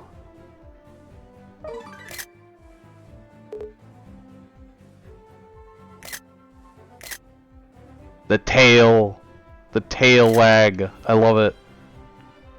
Yeah, we get fucking Mewtwo, dude.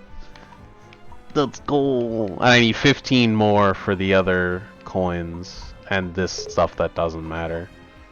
Quite frankly, I don't think I'd buy it even if I did have the coins for it.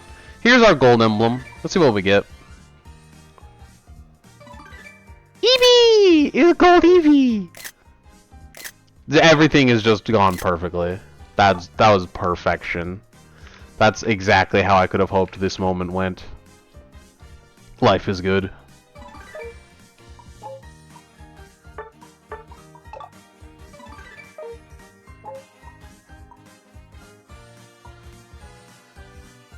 Alright. We gotta do it to him. We gotta do it to him. You know, that's a good question. I don't know if anyone's playing right now. No, nobody's playing right now. It's late as butts. But I'll tell you what though. Let's check out. It's all the way over. Where the heck? Oh. There we go. You know, still don't really have any need to upgrade anything.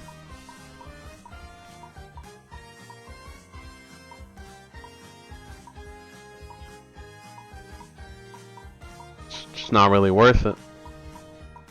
Not when we're supposedly getting cursed bangles at some point. Supposedly.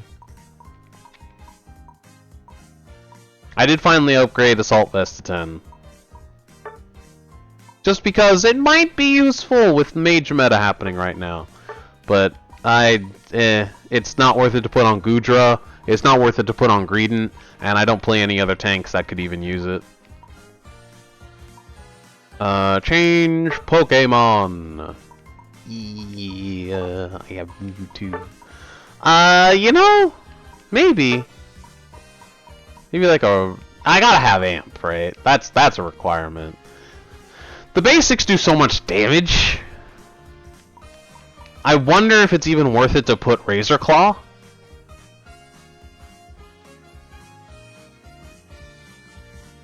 It feels like it's worth it, but sacrificing what? Mewtwo's crits are insane. His basics are insane, and that's where you're getting like a ton of damage. And it gives you attack speed, plus an energy amp. Like, I don't know. I feel like why would I run something else? What else would I put? Rapid Scarf, not worth. Like, maybe it's worth, but like it'd be too awkward to use. Like, Razor Claw would be nice, but like this feels like so important. Especially with cooldown and charge rate. This feels like one of the perfect items for Mewtwo X. And probably why, let's be real. Focus Sash probably is more valuable than these items. But also, I don't really feel like being that tryhard. That's like the level of cringe. That's cringe. It's like playing Mewtwo is already cringe. I don't need cringe squared. So, Buddy Barrier I could see, but doesn't seem worth compared to other items. What's the other one? Focus Sash would be the objective right item, which is why I will not use it. What else would I even like put? And what would I replace? Like, I guess this, but with what? Like, Razor attack weight? I could put it with attack weight, but like that just puts so much pressure on you have to be good at the very beginning of the game. Just like if you run into another Pokemon that can stop your stacking, you're in a real bad position for the rest of the game. That sucks. Lodestone's not helpful. Chaos Cookie, but same problem, except worse because Chaos Cookie is less helpful than like attack weight on a carry Pokemon. Weakness policy I could see, but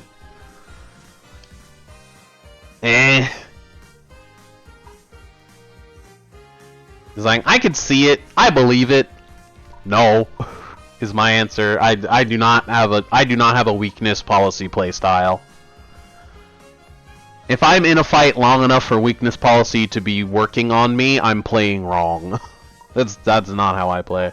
There's nothing else I would put. There's Razor Claw, there's Focus Band, that's it. Those are the only things I would really put on this. And I feel like Whistle Band is more valuable than Razor Claw here, just because you're getting so many basics. Basic heavy. So I'm gonna go with this.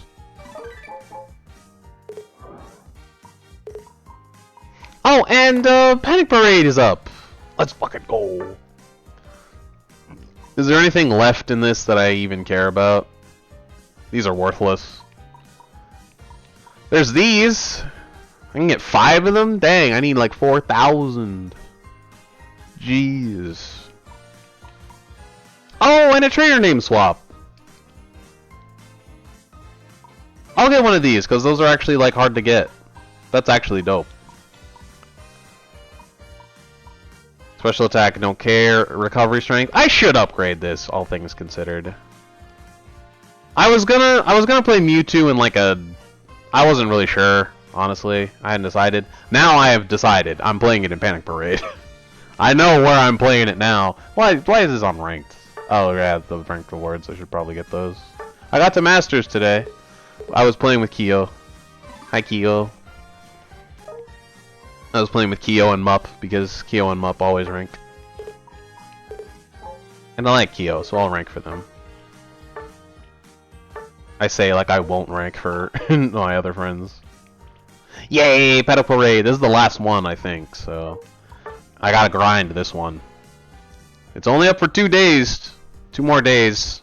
Not including today, so I'm gonna have to grind this. I'm gonna have to get like I have to play at least like 10 games, and that's just for the energy storage, so yeah, I'm gonna have to grind this. Anything I want on any account, tomorrow's the day. I'm gonna be playing Unite all day, bro.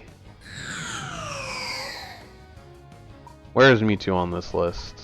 He's at like the top as he should be. He's next to Mew. Well, it didn't last long. This is why it is, I guess. Shit. Whatever. It's either this or Dragonite. And I don't feel like playing Dragonite. So much for my first Mewtwo game. That didn't last long. We'll do this, and then we will roll energy rewards, and then we will commentate. I don't know if I'll commentate very long. It is late. I should honestly already be going to bed.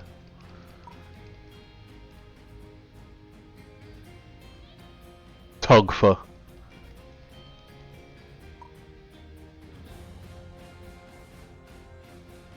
Man, I'm sad. I really wanted to play Mewtwo. Yeah, I have the Masters. Ugh. Ugh. Hey, look, it's like Johnny Noms. That is a big Urshifu sticker. Why is that so big? I really wish you could change the sizes and layering of stickers. You should really be able to. Ready, go! Yeah, I'll go middle. Could have been me. My muscle memory is a little shaky.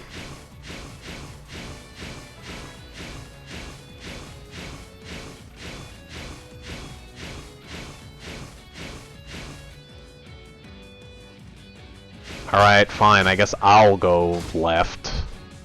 This Ninetales is getting memed on. They have a lot of health, so I don't know why they're having trouble. Maybe they upgraded health first. Ninetales has Rage Quit. They've come back.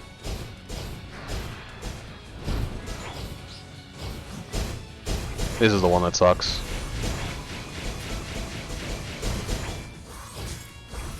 Okay, that's cool. That killed it.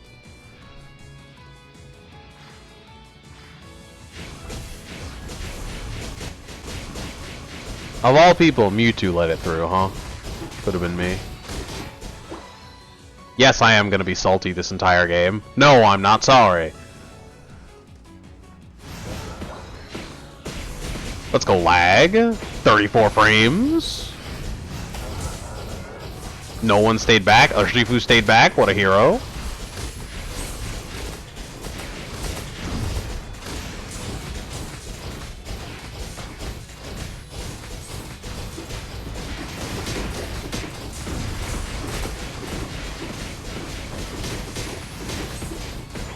Cool. Wherever the Ninetales goes, I will go. Alright, cool. We're going this way.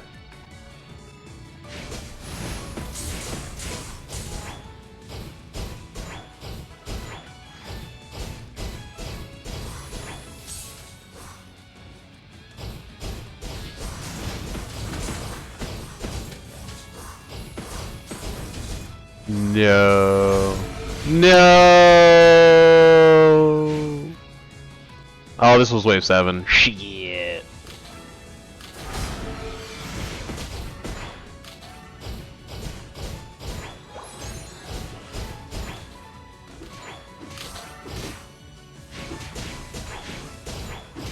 Oh, I didn't take the hit.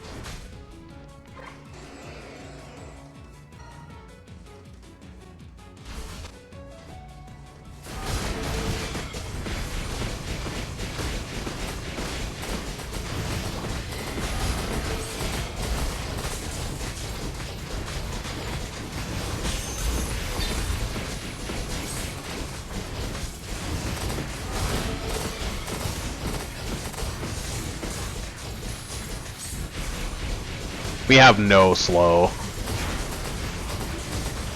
I don't think this Decidueye has Leaf Stormed once. I'll go left. Dodge. Talon. Really?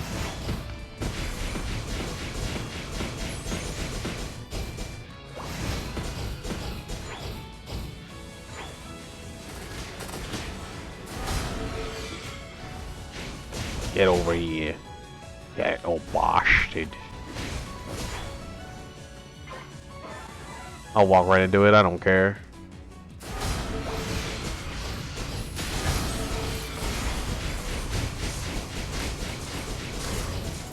Well,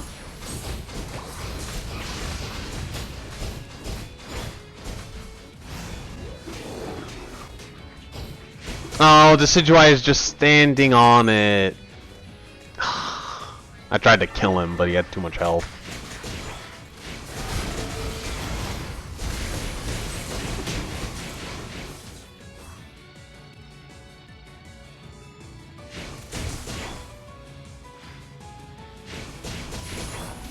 Yeah, they haven't upgraded movement speed at all, which leads me to believe they probably upgraded health first. Maybe they were sick and tired of dying. Respectable.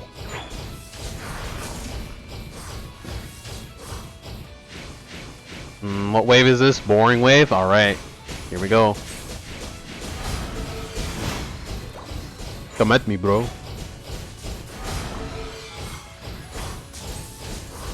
I think there's 2 belly bolts. Yep. And then 1 more final destination.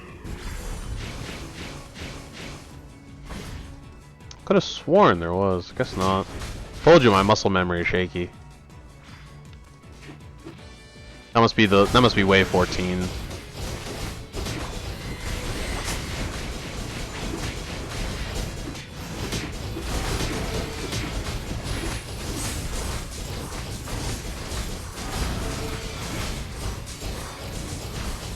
Cool. Scooby Dooby Dooby Dooby. Yeah, I'm not even gonna pretend like we're gonna kill those. I'm just gonna kill the Vespiquen in like 1 second. Cool. I don't super care about that as much as I care about the bees causing a problem. There we go.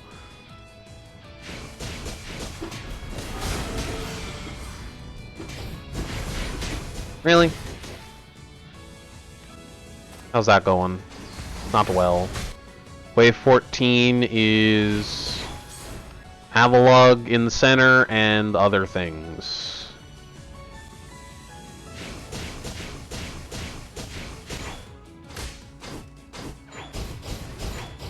This one's going to be a little bit of a pain in the butt, but Ninetales can't do it alone, so I'm going to have to deal with it. Is this the Avalugg spawning? There's the Avalugg, yep. He's not going to be able to deal with that, but oh boy, let's go lag. That's 1 belly bolt, that's the mime. There should be like another thing and then another. Yeah, Ninetales could probably handle that. Or not.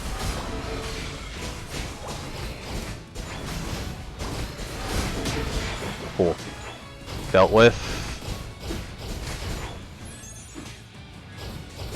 Gardevoir is just making it all the way here. Ninetales also died. At least she stalled it. Dead.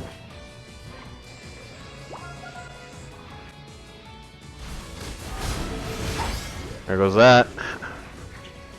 Don't worry, you'll be fine. This is why actually knows the tech. He knows to ult first. Let's go. Ooh, easy there. Easy. Okay, he's dead. Oof. Ah.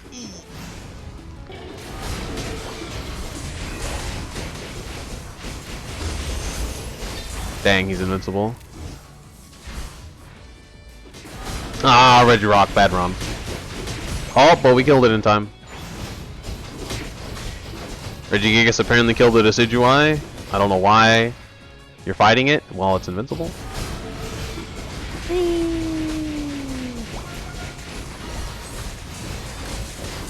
Dang, he walked far. We have no stun. Why do we have no stun? Crazy. Ain't got no stun. I cannot wait to grind this tomorrow. This game mode is so much fun. You win!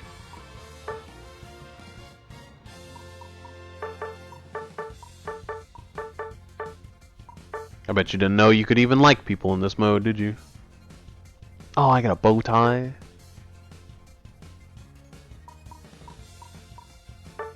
Alright.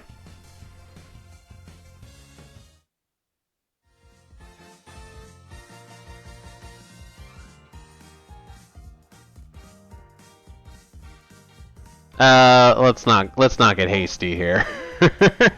I respect it, but no.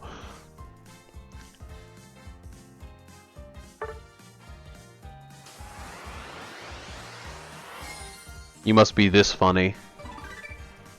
A silver ditto! Think of all the shinies I can get. So many shinies.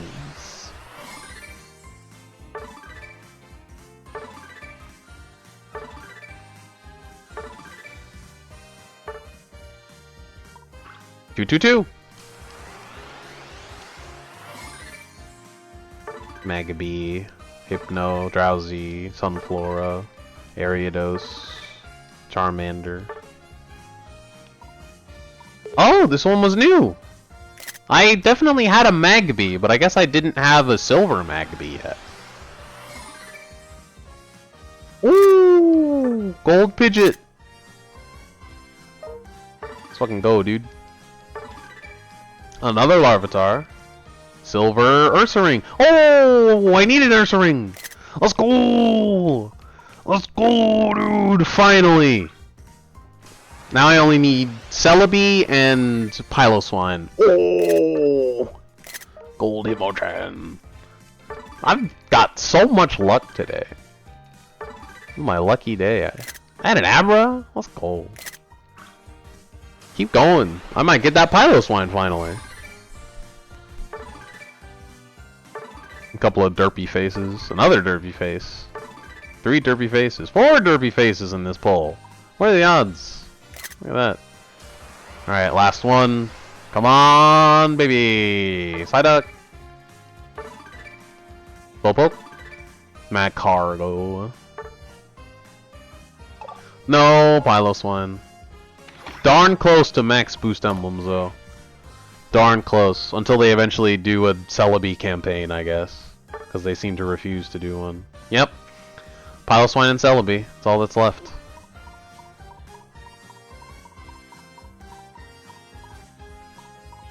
Skirt! Finally got Ursaring. Let's go. And it's a silver. My first one was a silver. Madness. Piloswine. The only one that I need left outside of Celebi, who I have been told is only available through something that hasn't happened yet. It's an event Pokemon like Mew, but for some reason for this Invite a Trainer event, they did Mew again. They didn't do Celebi. So, oh, I have look at that. I have 3 platinum emblems. Should be 4. Let's check my mail. Wrong button. Yee! Yay! I got them. Yeah. The 4th platinum boost emblem. Yay. I wonder what their stats are. I've never actually checked. I don't know how to check.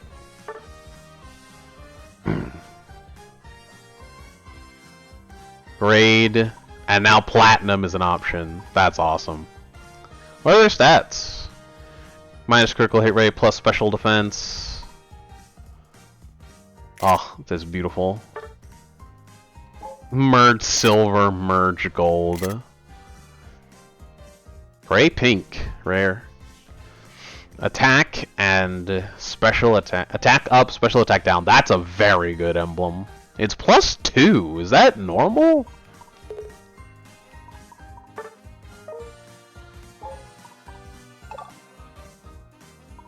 Is it normal for it to be that much?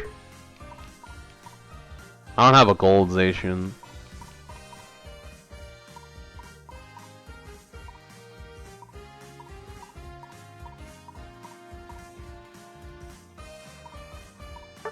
Do I not have a gold Pikachu?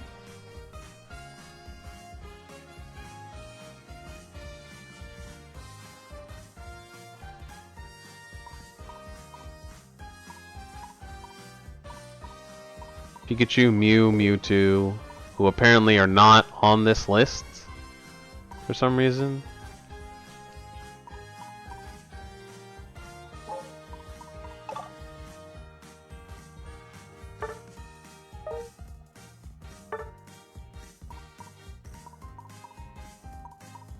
First Hunto 50. Mew, I think I only have bronze.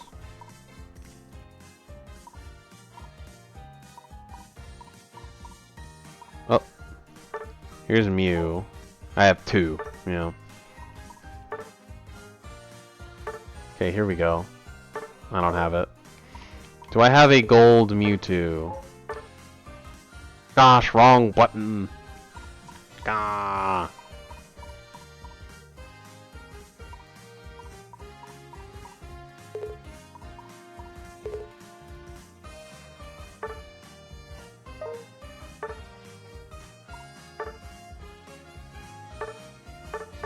I have a silver Mewtwo, and it's HP -50, cooldown -0.5, but you get a purple, I guess. Is -0.6 a good thing for cooldown? Yeah, I think it is, so... -0.5, -0.4, -0.3, and -0.5, and I don't know what this is. But it looks like it's... I don't know. I don't have gold for any of these. Do I not have a gold Pikachu?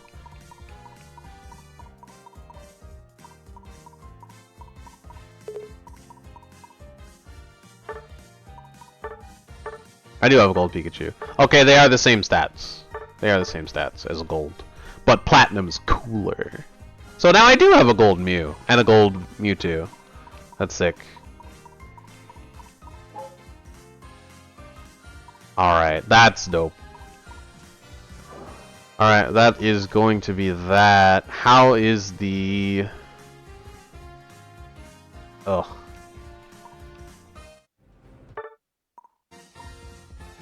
Have I done this yet? No, not at all. Feel free to put my invite code and play some Unite on my behalf. I need like I need like 7 more Mew emblems to get a gold one.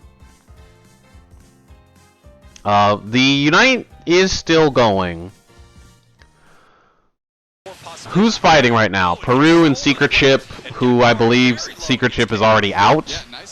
This is just a round robin to decide Peru's fate.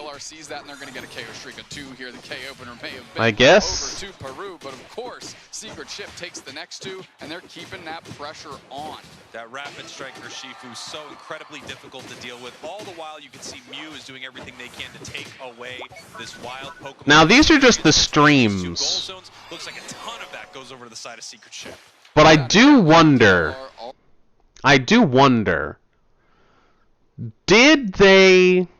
Were they playing all this time, or are they just watching the repeat streams? Because this has been going on for, like, all day. So have the players been playing for, like, 8, 9 hours, 10? They've been streaming for 9 hours. I've been streaming for 9 hours. Yeah, I was streaming since before this started. I have been streaming longer than they have. I am at 9:14. Hot dang.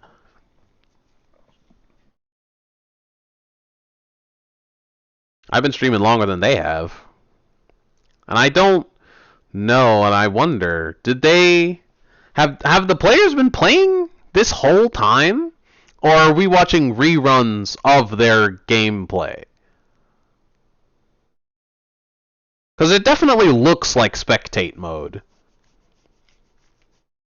Or like a replay or something.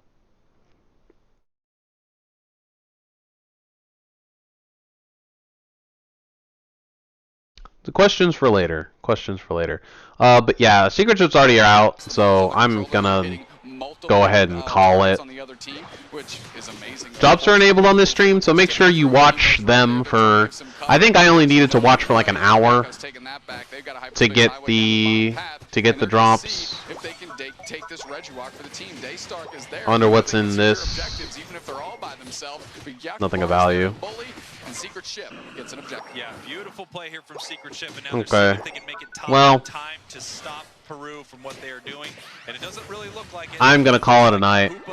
I hope you guys enjoyed. That's gonna be it for me. And I'll catch you guys in the next stream. I need to go the heck to bed. Good night, Spraggles. Good night, everybody. Peace!